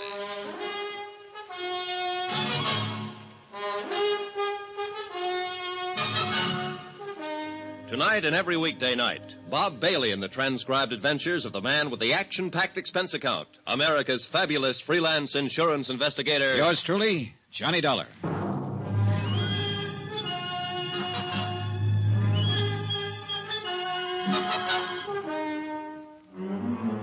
From Special Investigator Johnny Dollar, New York City, to the Home Office Surety Mutual and Trust Company, Hartford, Connecticut. Assignment, the Cronin matter. Expense account continued. Item 4, $1.80. Taxi to the offices of the Daily Times Courier for a look at the morgue files on Mrs. Cronin. The clipping started with the year 1916, when a bright-eyed, wide-eyed kid named Dolly McLean danced her way out of the chorus lines of a two-bit musical and straight into the limelight of Broadway. One hit show after another, hits just because she was in them.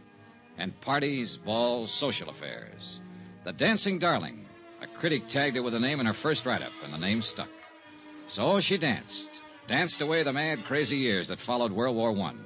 And like everybody else, she lived it up. There were rumors of engagements, love affairs, the Baron this, Count that, one after another. Shorty Weber was mentioned a few times.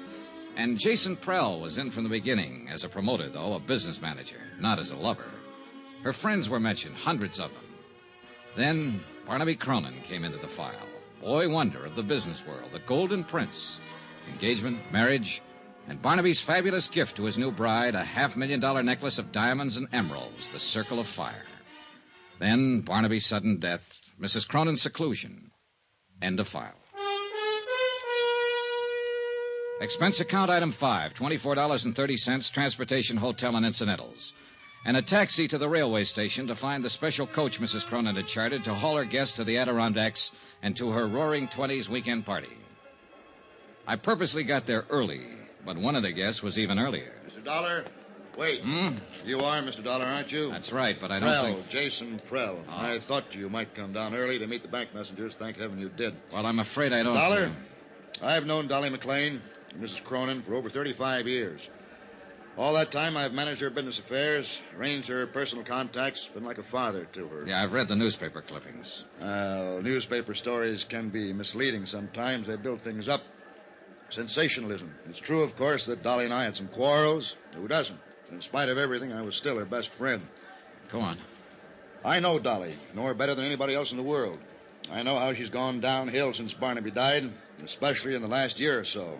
And I know this whole idea is the worst possible thing she could do. Have you tried talking to her along that line? She won't listen. She's dead set on it. I'm hoping you can help. How?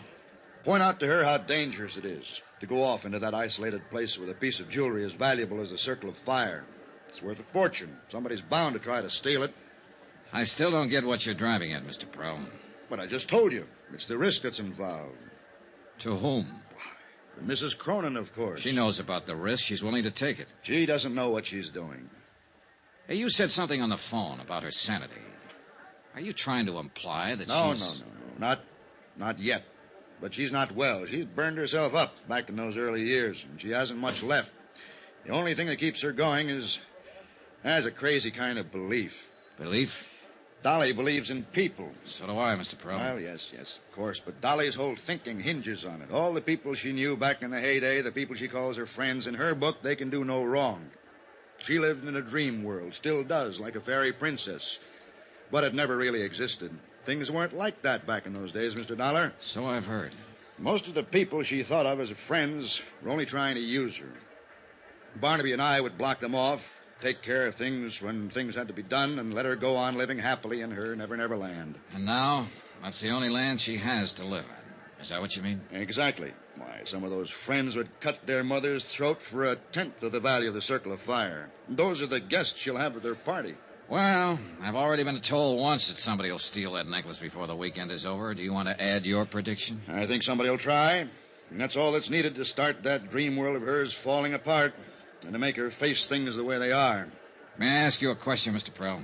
Oh, yes, of course. This trust fund you're managing that her husband left for her, just how big is the setup? Barnaby Cronin was a wealthy man, Mr. Dollar, but he had his ups and downs like every business investor. The capital is adequate for her support, but not much more. Is the necklace a part of the trust capital? It's her own personal property. Otherwise, I could have prevented it from being taken from the bank. You have complete control of the trust, then? Yes. Barnaby knew that she had no understanding of business matters. I see. She's old, Mr. Dollar. Older than her years. Tired. All that keeps her alive is her belief in the past. Yeah, her dream world, where everybody loves her and protects her. Where she's still a dancing darling. And if that dream world is destroyed, she'll be destroyed along with it.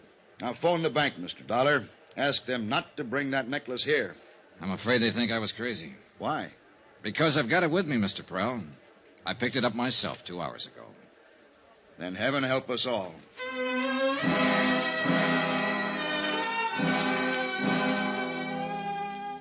The convention coach Mrs. Cronin had chartered for the run to the Adirondacks was arranged with a long aisle of individual staterooms and a main lounge area at one end. It could accommodate 50 people, but when the train pulled out, there were only 6 of us in the coach. 6.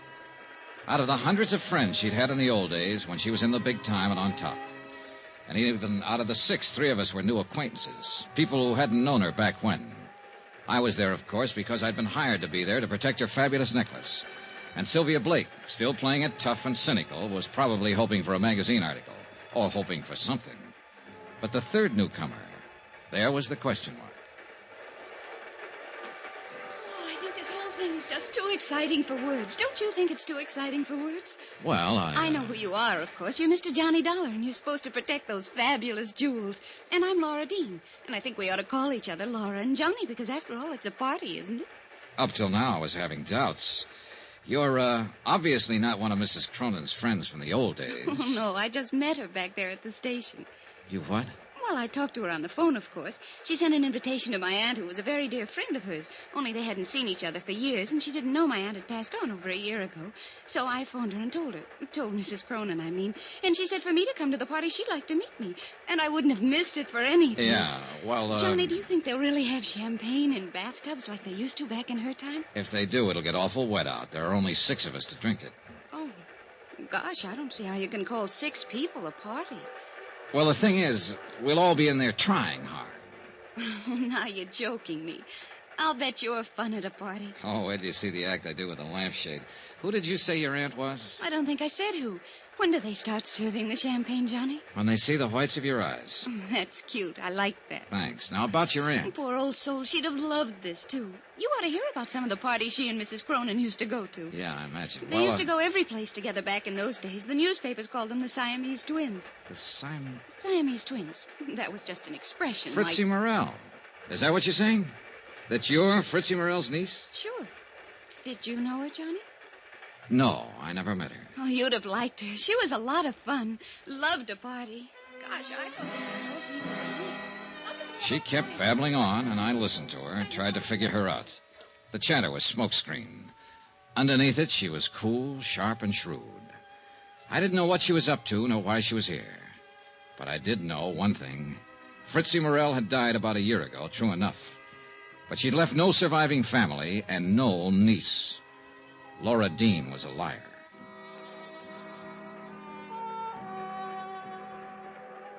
I hadn't seen Mrs. Cronin since we pulled out of the station. She'd greeted us, then gone right to her stateroom and stayed there.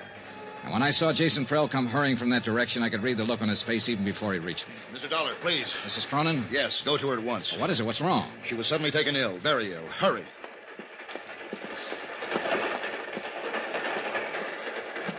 Mrs. Cronin.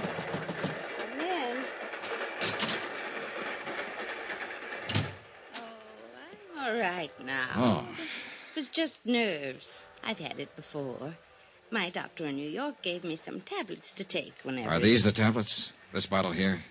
Well, yes. You know what they are, Johnny? Yeah, I know.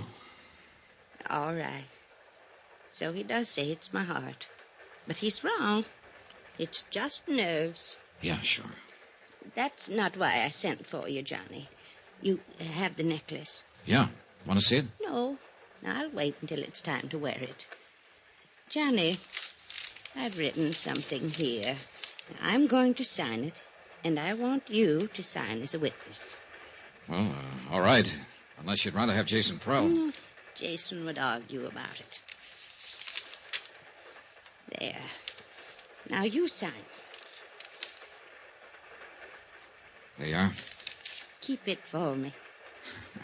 Do you mind if I know what I've signed? Of course not. Read it if you like. In the event of my death, I, Dolly Cronin, being of sound mind, bequeath the necklace known as the Circle of Fire to Sylvia Blake. Sylvia loves jewels. She'll appreciate it. Yeah, I imagine she will. And she's not to know about this, you understand, because, of course, it'll be years before she gets it. Oh, sure it will. Now, you'd better try to get some sleep. I'm going to. And thanks, Johnny. It was nothing. You know something? I was heartbroken when they didn't show up at the station. All my old friends. But I've been lying here thinking, and I've finally figured it out. Oh? They all went on ahead. They'll be waiting at the house. They're trying to surprise me. Don't you think so, Johnny? I said, yes, I thought so. But I was lying, because I didn't think so. But she was still a dancing darling, and she had that way about her. You wanted to protect her. I didn't go back to the lounge. I walked down the corridor to my stateroom. It was night by then, and the corridor was only dimly lit. My My stateroom was dark. When I opened the door, I caught a bare flash of movement. Too late. Oh!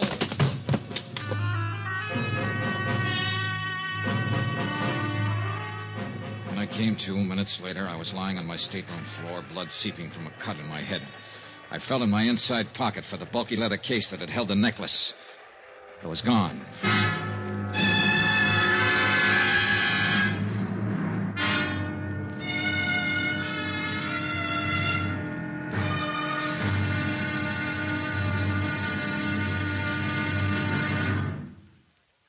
There'll be another intriguing episode in our story of the Cronin matter tomorrow. Tomorrow, an old love and an old hate. And violence breaks out at midnight. Join us, won't you? Yours truly, Johnny Dollar.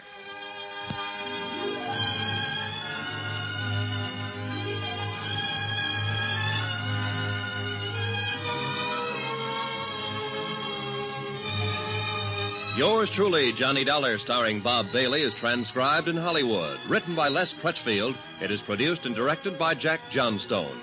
Be sure to join us tomorrow night, same time and station, for the next exciting episode of Yours truly, Johnny Dollar. Roy Rowan speaking.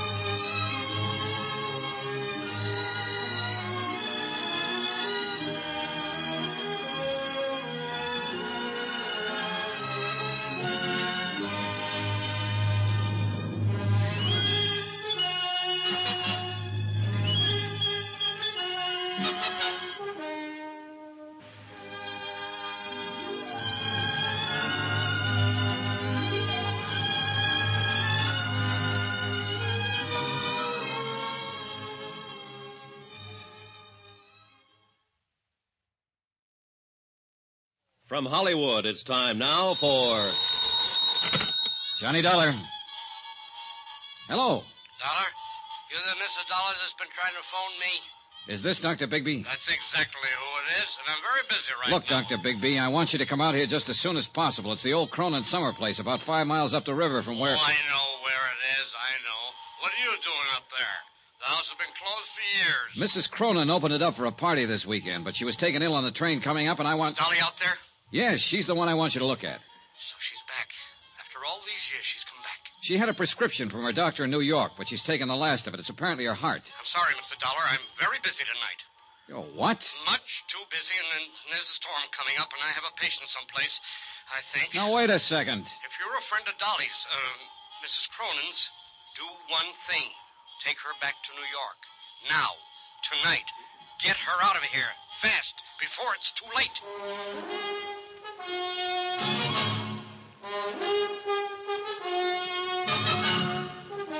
Tonight and every weekday night, Bob Bailey in the transcribed adventures of the man with the action-packed expense account, America's fabulous freelance insurance investigator. Yours truly, Johnny Dollar.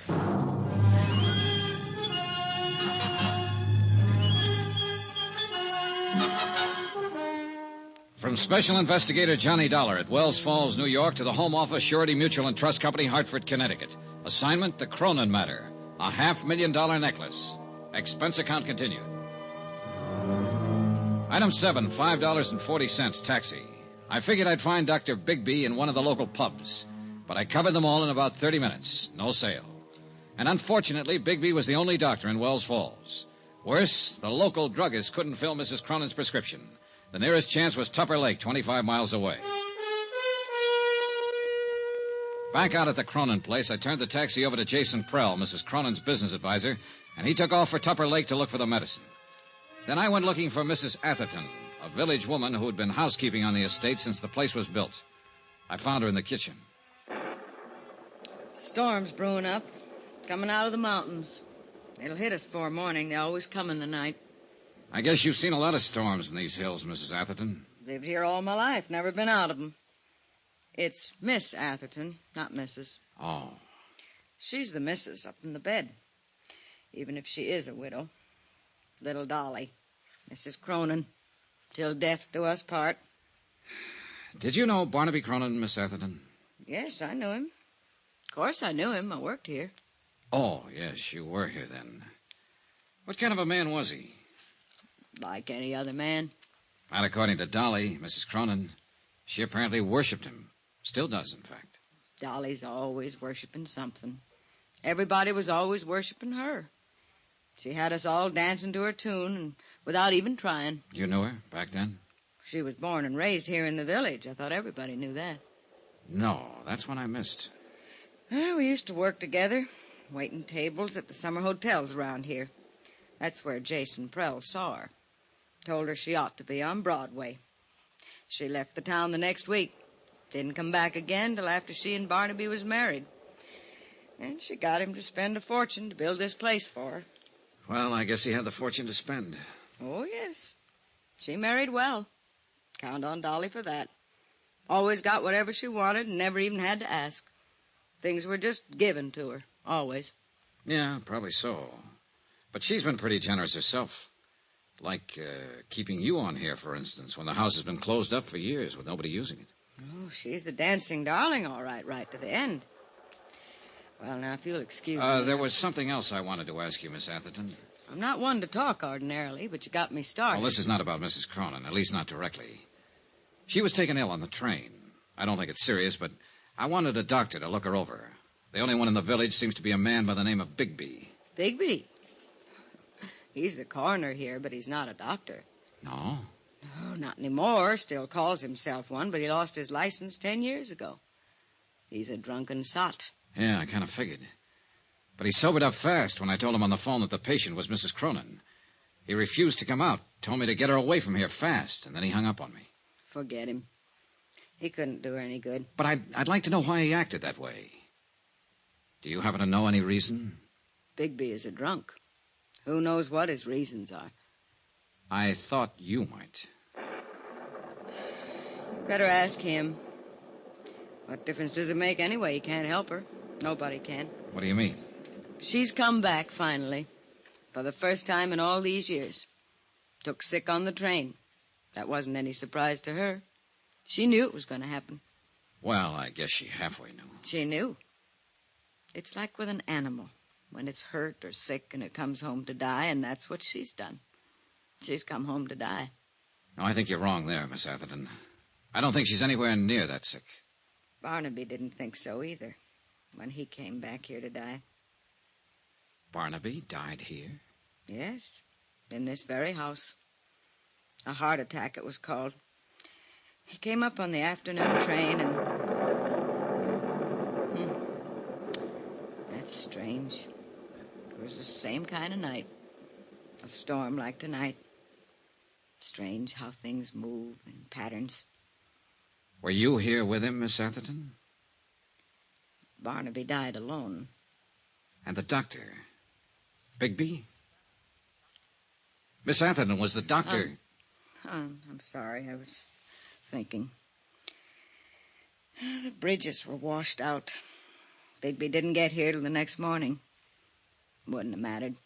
He couldn't have done anything. Nobody could have. When it's time for a thing to be done, it's done. Nobody can stop it. Nobody. It was a strange evening, ominous and oppressive, with a feel of violence in the air. Even the house itself added to the feeling.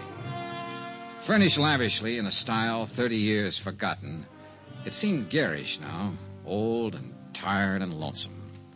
Like Mrs. Cronin herself, who'd planned a grand party for all her old friends, and instead lay ill and alone in a bedroom upstairs. The Queen gave a party, and nobody came. All dressed up, no place to go. Yeah, gloomy evening. Jason Prell came back from Tupper Lake with the medicine. Miss Atherton served a dinner of sorts, served it in silence, and we were left to our own devices. 5 guests in a mansion built for 100. Prell stayed pretty much to himself. Lovely Laura Dean, with that air of knowing innocence, inveigled Shorty Weber into teaching her some of his old dance routines, and they cranked up an old phonograph in the music room. And me, I just stood at an open window and watched the rain come down and tried to think. That's the perfect touch. It's exactly what the evening needed. That music? Now, Sylvia. Really cornball, isn't it? No, Johnny. I meant the thunderstorm. An isolated old mansion, fabulous necklace of diamonds and emeralds, weird housekeeper, a hostess lying ill, and now rain. Shades of the House of Usher. That'll make a good lead for your magazine story. I should have stayed in New York and just written it, not lived it. Oh, I thought you were the big take-a-chance girl, Miss Blake. Danger, mystery, adventure. Don't those things appeal to you? Maybe. Is there any of that lying around somewhere? There may be, before the night's over. Well, all I can see at the moment is sheer boredom. You have to know where to look. In the bottom of that scotch glass, for instance? Oh, just killing time. Oh. I've been wanting to ask you, Johnny. How'd you get that cut on your head? It's a long story. It happened on the train, I know that. You didn't have it when we left. A sudden stop. I fell over my suitcase. Sure you did. Backwards. Huh? It's on the back of your head. Somebody made a try for it, didn't they? On the train coming up. Well, I don't know what they were trying for. There wasn't time to ask. Maybe they even got it. That's the way you were betting, wasn't it? That it wouldn't be just an attempt. That somebody was going to get it and get away with it. Did they? Is that what happened? Is it gone? All right, just stand there and grin then. Oh, rain. I'm going back to the city tomorrow. You are? Well, don't smother me with your pleading. No, stick around, Sylvia. Things may get better, including the music. You know, in a way, I hope somebody did get the Circle of Fire. Why? What good is that fabulous necklace doing her now, lying up there? She's had everything she ever wanted. Life's been too easy on her. She doesn't deserve it. She ought to lose it. Her life or the necklace? The necklace, of course. You know, for reasons I can't go into, I think you'll be sorry you said that someday. Sorry? Why? She's a woman who's had everything. You're pretty predator, aren't you? Hurt and afraid. Am I? You feel something big may have passed you by, and you put up that tight, bright front for protection.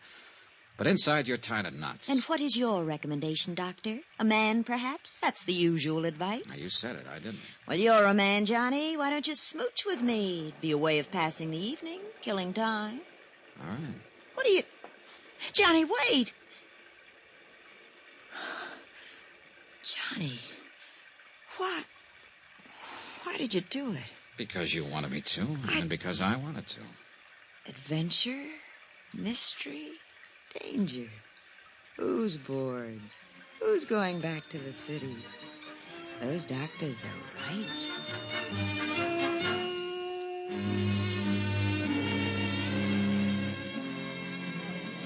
Mr. Dollar, could I talk to you for a minute? Why not, Shorty? What's on your mind? I don't know exactly why you called us all together in It here. was Mrs. Cronin's idea. She set it up with me earlier. Well, it ain't got nothing to do with what I want to say. You seen me in a bad light there yesterday at Dolly's apartment. Well, you found a gun in me. You know about my record. It made it look bad. I know it did. But so help me, Mr. Dollar, everything I told you was the gospel truth. Yeah. I'd break my arm before I'd do anything to harm Dolly in the least bit. You see, I've been in love with that woman for 35 years. Like to broke my heart when she married Barnaby. But I always knew I didn't have no chance right from the start. She was up there, big, somebody. Me, I was a nobody. But I'd still die for her any time. That's all, Mr. Dollar. I just wanted you to know. They were all there, gathered around the big dining table, watching me and waiting. Mrs. Cronin had asked me to arrange it. She said that was the main reason they'd come, and she didn't want to disappoint them. I told them that. And then I took the Circle of Fire from my pocket and laid it on the table. They all reacted in different ways. Laura Dean gave a gasp and her eyes opened wide. And Sylvia... Look at it. Just look at it. Sylvia Blake was fascinated, hypnotized. Yeah, you should have seen it on her back in the old days. It sparkled even twice as much. So that's what this is all about. It's only jewelry. I've seen it before. But there was one special reaction I was looking for, and I got it. Jason Prell's face went white. Who could imagine anything so beautiful? Mr. Prell, you seem surprised. I wasn't carrying the necklace in its case, the case you stole from me on the train. What? I was carrying it loose in my pocket. What did you do, throw the case off the train without even bothering to... It's running away! Prell! I went after him, but he'd already disappeared somewhere down the hall. He knew the layout of the house, and I didn't. I searched the different rooms quickly as I passed, but there was no sign of him. He couldn't have reached the floors above, but he might have gone down toward the game room and lower halls. I eased my gun from its holster and started slowly down the stairs. And at that moment, every light in the house went out.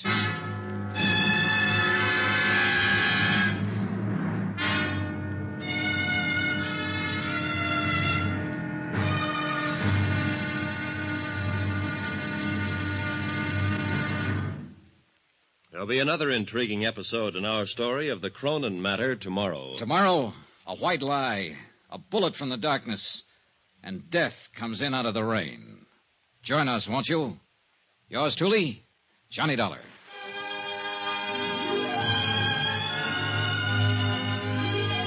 Yours truly, Johnny Dollar, starring Bob Bailey, is transcribed in Hollywood. Written by Les Crutchfield, it is produced and directed by Jack Johnstone. Be sure to join us tomorrow night, same time and station, for the next exciting episode of Yours truly, Johnny Dollar. Roy Rowan speaking.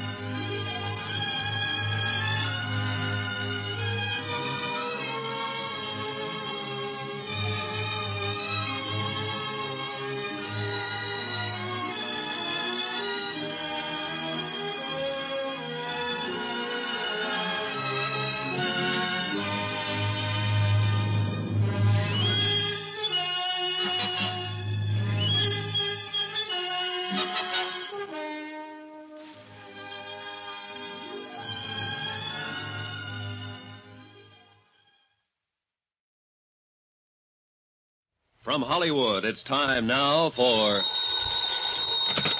Johnny Dollar. Hello, Sheriff. I can't hear you for the storm. We were cut off before. Hello? Is that you, Sheriff? I said... Hello? You get cut off again, Mr. Dollar? Not this time, Shorty. Somebody cut the wire. The phone's dead. Then we got no way of getting White out, no way of getting help. No, not at the moment. And he's out there in the dark somewhere. He's got a gun and there's no telling what he may try and do. Shorty, get away from that window. Well, we know where he is now and what he intends, because he just made a try at it. What are you going to do about him? Only thing I can do, Shorty, go get him before he gets me.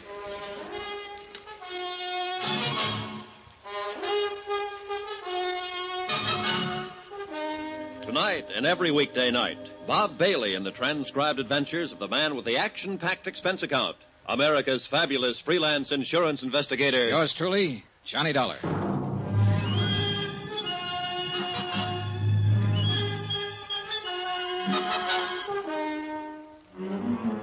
From Special Investigator Johnny Dollar at the Cronin Estate, Wells Falls, New York, to the Home Office, Surety Mutual and Trust Company, Hartford, Connecticut.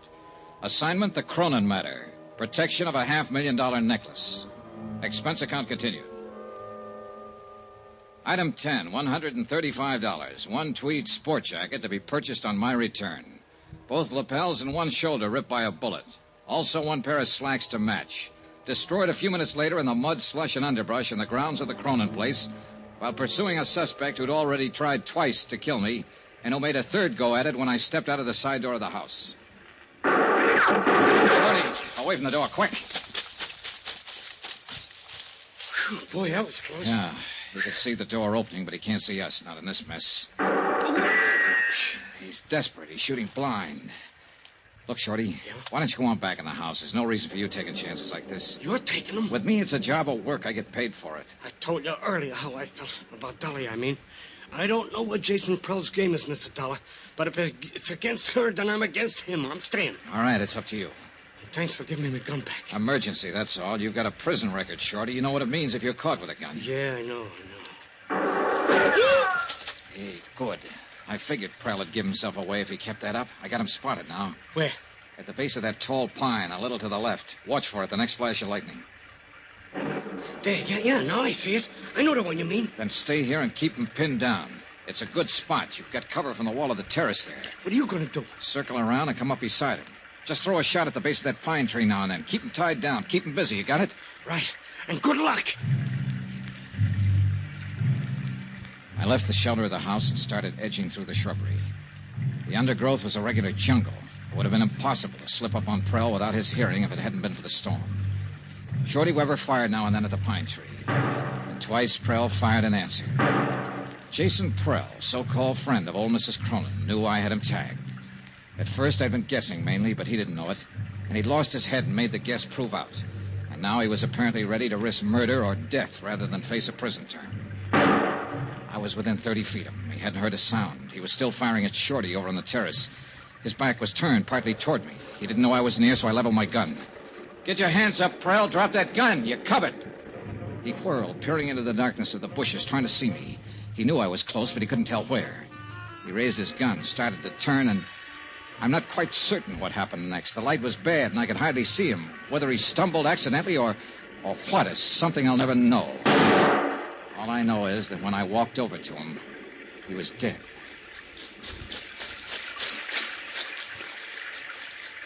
He was no good, Mr. Dollar. I always thought so, but Dolly swore by me and her fool. What about Barnaby, her husband? He couldn't stand Prell at first. Later, they got us thick as thieves. Yeah. Well, it's a mess, Shorty, a real mess. Old things that should have stayed dead and buried on the bottom, they're all coming to the surface now. Tell me something, Mr. Dollar. Yeah? What about Dolly? Is this thing going to kick back on her? Will she get hurt by it? Yeah, Shorty, I'm afraid she will. Pretty badly.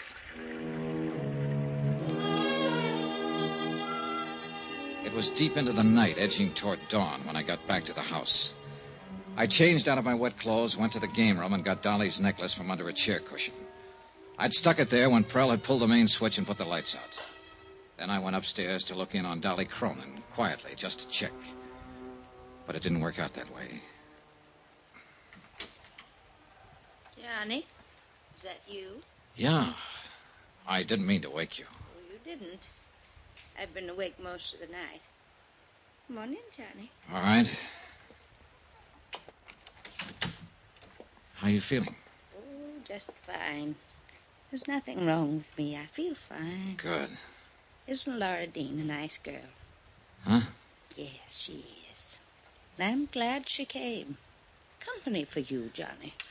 Oh, yeah. Quite a storm we had, wasn't it? Oh, it was beautiful.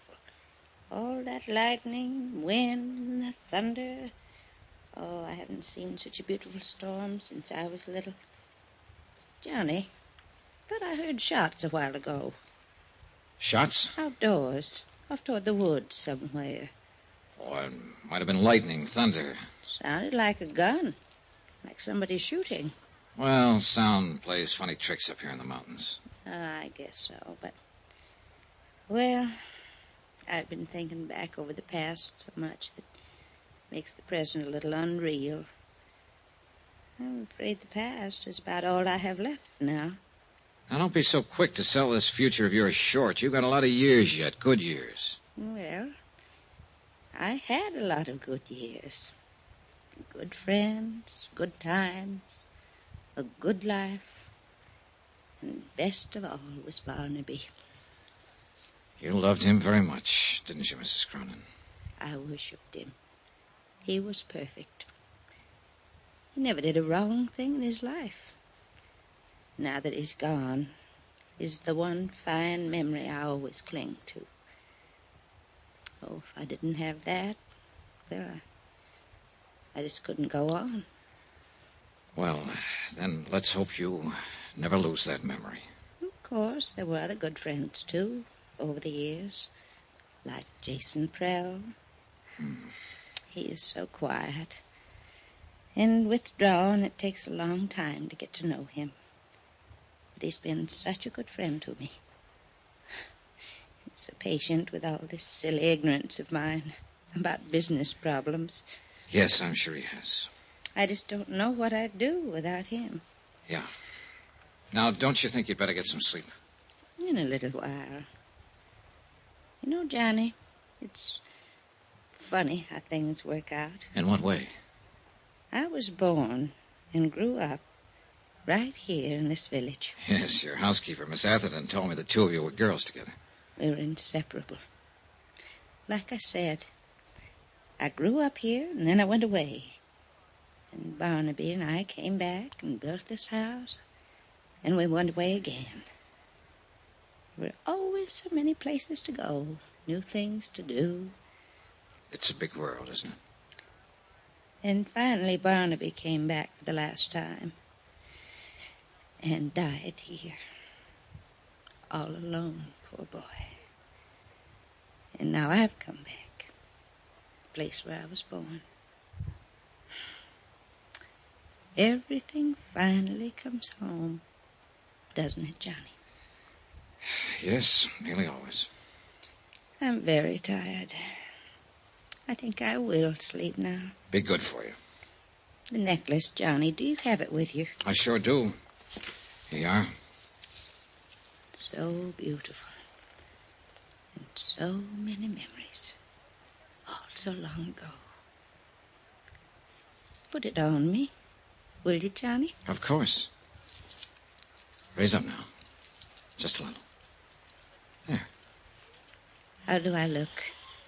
Sweet enough to kiss. Well?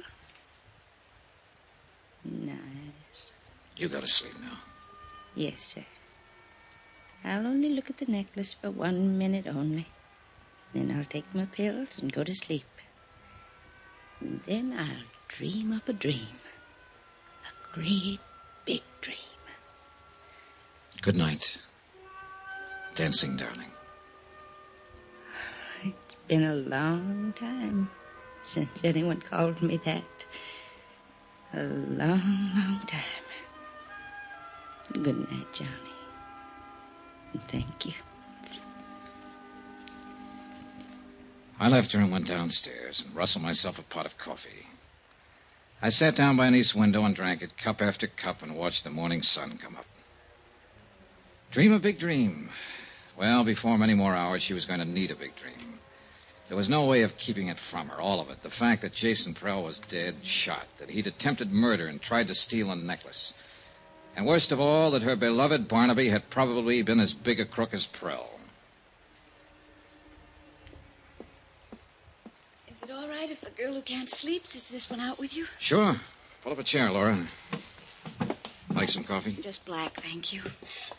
I guess it wouldn't do much good to ask you what's been going on around here all night. Something has? Like I said, I guess it wouldn't do much good. Here's your coffee. Oh, thanks. That's how I found you. Just followed the smell of this coffee. Good.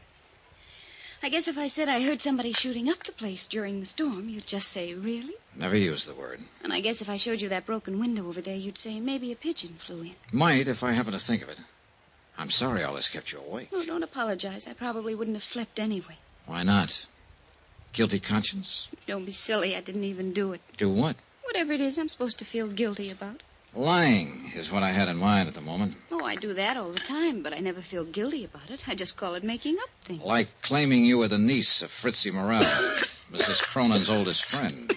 Gosh, count my windpipe. Like claiming you're Fritzie Morel's niece. Mostly I drink tea, but you already had the coffee Like made. claiming you're Fritzie... All right. How'd you find out? Nothing very spectacular. She just didn't have a niece. I wasn't sure, but I thought she must. Everybody her age has at least one niece. What was the idea? Well? Well, I lived in the same rooming house she did. She liked me, talked to me a lot before she died last year. So when the invitation came last week, I got the idea of going as her niece. I didn't mean any harm by it. I just wanted to go to the party. All right, relax. That's about the way I figured it.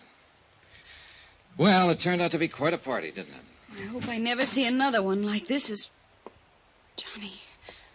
Johnny, what's wrong with her? It was Miss Atherton. I got up slowly from my chair as she walked toward us and then stopped a few feet from the table. Her eyes were fixed on something far away, and the look on her face was strange and grim. I think I knew even before she spoke. Mrs. Cronin is dead.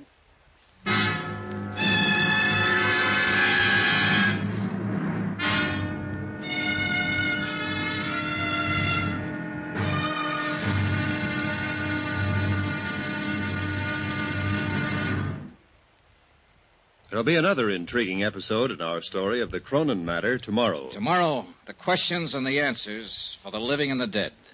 The final payoff. And fate itself plays the last trump. Join us, won't you? Yours truly, Johnny Dollar.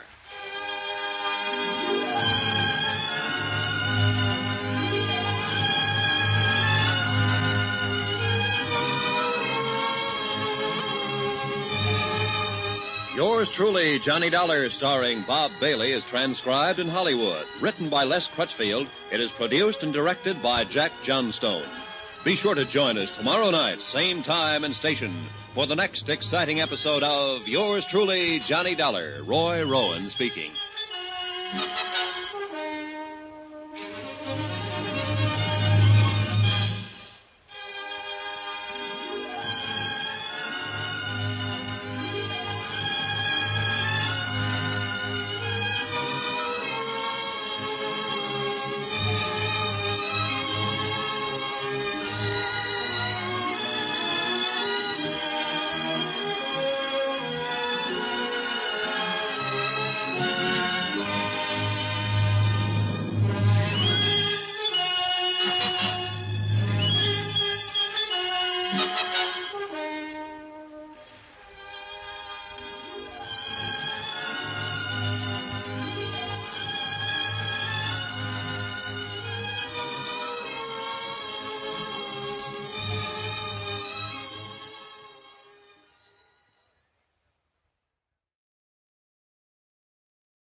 From Hollywood, it's time now for... Johnny Dollar. Dr. Bigby here. Dr. Bigby. I'm asking you for the second time now to come out to the Cronin place. I told you last night, Mr. Dollar. The circumstances are different now, a lot different. We don't need a doctor. We need a coroner. A coroner? Where are you calling from? The operator told me the phone out there was out of order. It is. I'm at a forestry station a mile down the road. Jason Prell cut the wires last night before he was killed. Jason killed? Shot to death during the storm. So that's how he ended up.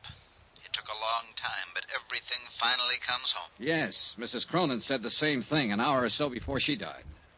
Dolly, too. Her heart, Mr. Dollar? In a way, maybe. The dancing darling.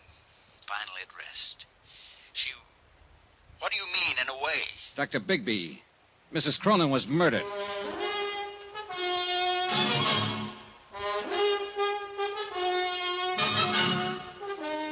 Tonight and every weekday night, Bob Bailey in the transcribed adventures of the man with the action-packed expense account.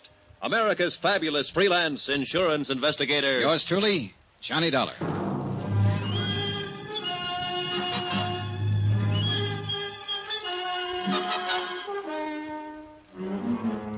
From Special Investigator Johnny Dollar at the Cronin Estate, Wells Falls, New York, to the Home Office Surety Mutual and Trust Company, Hartford, Connecticut. Assignment, the Cronin matter. Expense account, final page. Item 13, 10 cents. A half pack of cigarettes I left with a farmer who gave me a lift back from the forestry station. The price of my own feelings at the moment would have been lower. About 8 cents lower, in fact. I brewed another pot of coffee and sat down to wait for Bigby. But this time I laced the coffee with brandy. The sun was up by then, clear of the horizon, bringing a bright new morning and a brand new day. The storm was long over. The world sparkled and danced. But too much of the night was still with me, and the past still too much alive. And yet, maybe Dolly Cronin was better off. She was a part of that past now, where friends were always true, and every minute of life was even more wonderful than the last one, and where she was still and forever the dancing darling. Good morning, Johnny. Oh, hi, Sylvia. I'm in the coffee business this morning. How about it? Please.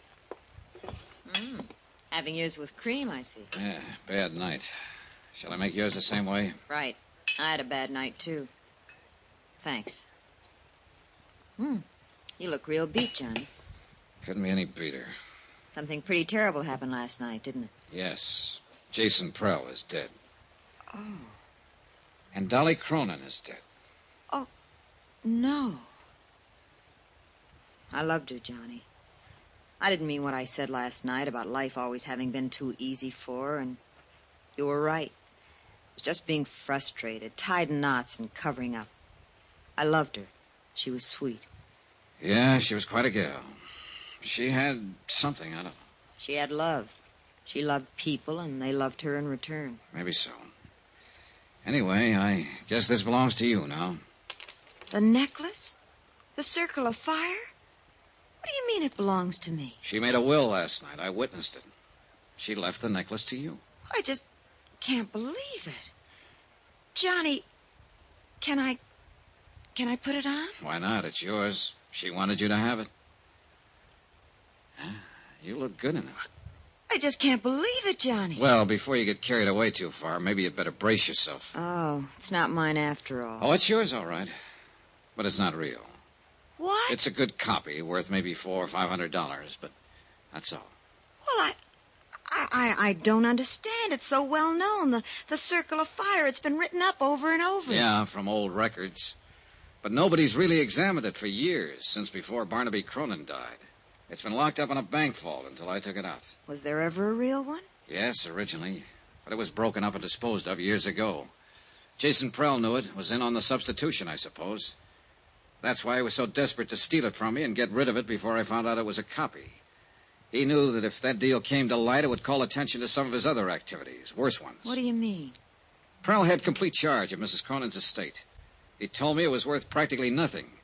But according to records I saw in New York, it amounted to over $1 million in the beginning. He was stealing her blind all these years. Oh, it was easy. She was alone in the world, knew nothing about business. She trusted him, thought he was her friend. She trusted everybody, much too much. Well, she sure trusted the wrong ones, including her husband. Barnaby? Sure.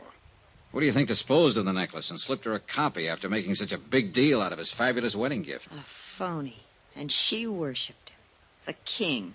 In her book, the man who could do no wrong. Well, in the business book, he didn't do much else but wrong.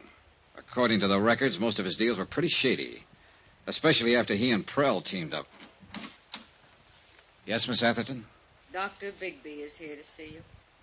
All right, show him in. Mr. Dollar, I wouldn't believe too much of what he says. He's a chronic drunk. Yes, I remember you telling me. Show him in. Yes, sir. Well, I was just thinking, Johnny. Mrs. Cronin didn't know any of this, I assume. No, she was safe in her dream world.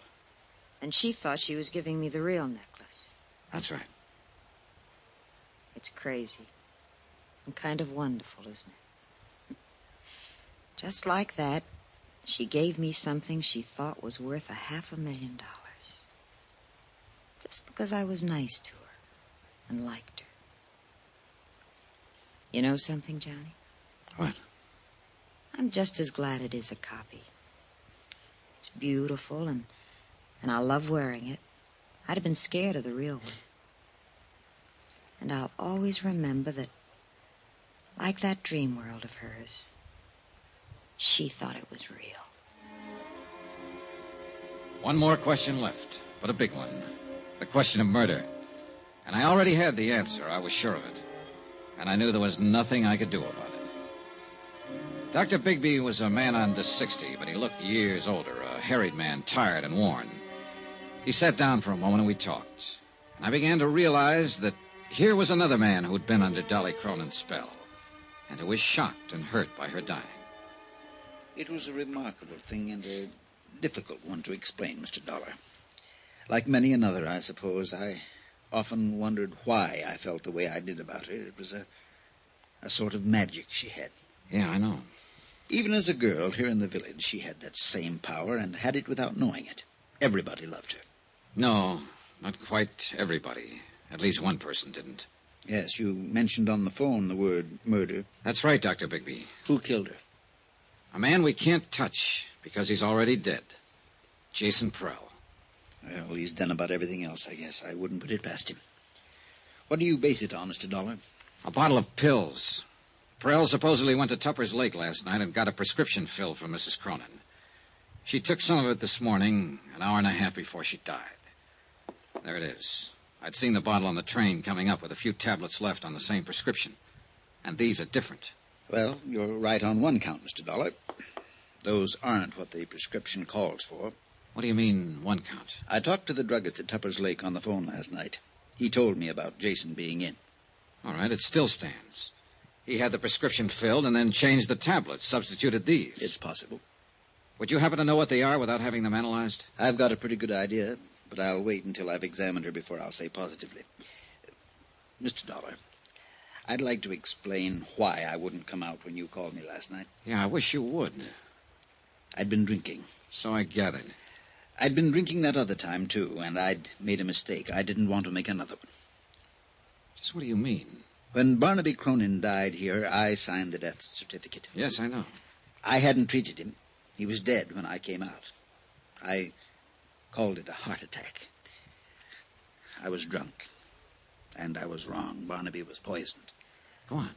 I didn't suspect it until later, and then I was afraid to do anything about it. I'd signed that certificate, and I knew it would break me. So I kept still, and I consoled myself with drink. And finally, it broke me. So the same end result was achieved. Look, Dr. Bigby, if Barnaby Cronin was here alone, then how was he poisoned? Alone? He wasn't alone when he died. She was here with him. Mrs. Cronin? Of course not. Why do you think he was always making trips up here, always by himself? I didn't know he was. For years, every week or two, the whole village knew about it. She was here with him that night. She's the one who called me, asked me to protect her good name. She's the one who poisoned him. And now she's had another try with the same poison. But why? Ask her why. Ring for her and ask her. That won't be necessary. Well, I'll go on up and make my examination. Well, Miss Atherton, I'm asking, why? He was planning to break off our relation. He told me that night. She'd finally won. That silly little fool had finally won. But I didn't let her win. I killed him. You're confessing to murder, you know. It doesn't matter now. I've accomplished everything I meant to accomplish. So it was you who changed the tablets in her prescription bottle and substituted the poison. Of course. It was so easy. For once in my life, things were just as easy for me as they'd always been for her. Will you have the sheriff come out, Mr. Dollar? I'd like to make my confession.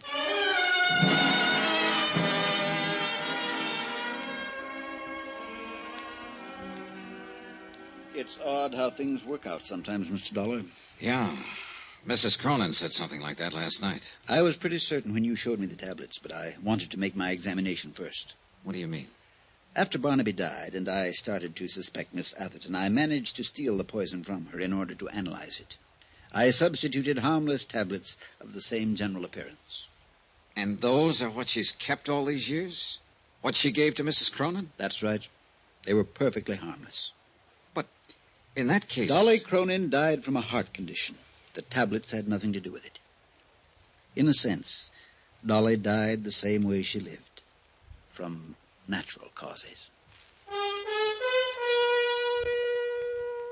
Expense account item 14, $83.90. Incidentals and transportation from Wells Falls back to Hartford. Expense account total, $263.30. End of account, end of report. Remarks? The insurance angle here seems a little muddy. Premiums were paid for years on an item that didn't exist. And yet, no claim was filed, and none will be. So, well, I leave it to your legal eagles. Me, I'm beat and tired and maybe a little sad. I've come out of this with a kind of nostalgia. And for a time and place I never even knew. And I'm halfway in love with a girl back in that time and place. A girl I've never seen. Oh, sure, I know. It's a dream world and a dream girl, and none of it exists. But it's too bad. I wish it did. Because she must have been a honey. A real sweetheart. A dancing darling. Yours truly, Johnny Dollar.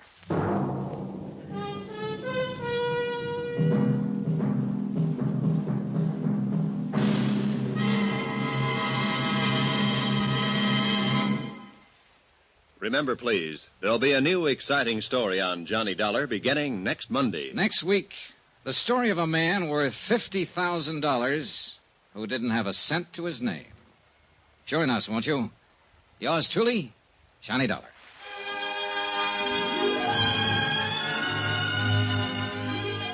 Yours truly, Johnny Dollar, starring Bob Bailey, is transcribed in Hollywood. Written by Les Crutchfield, it is produced and directed by Jack Johnstone.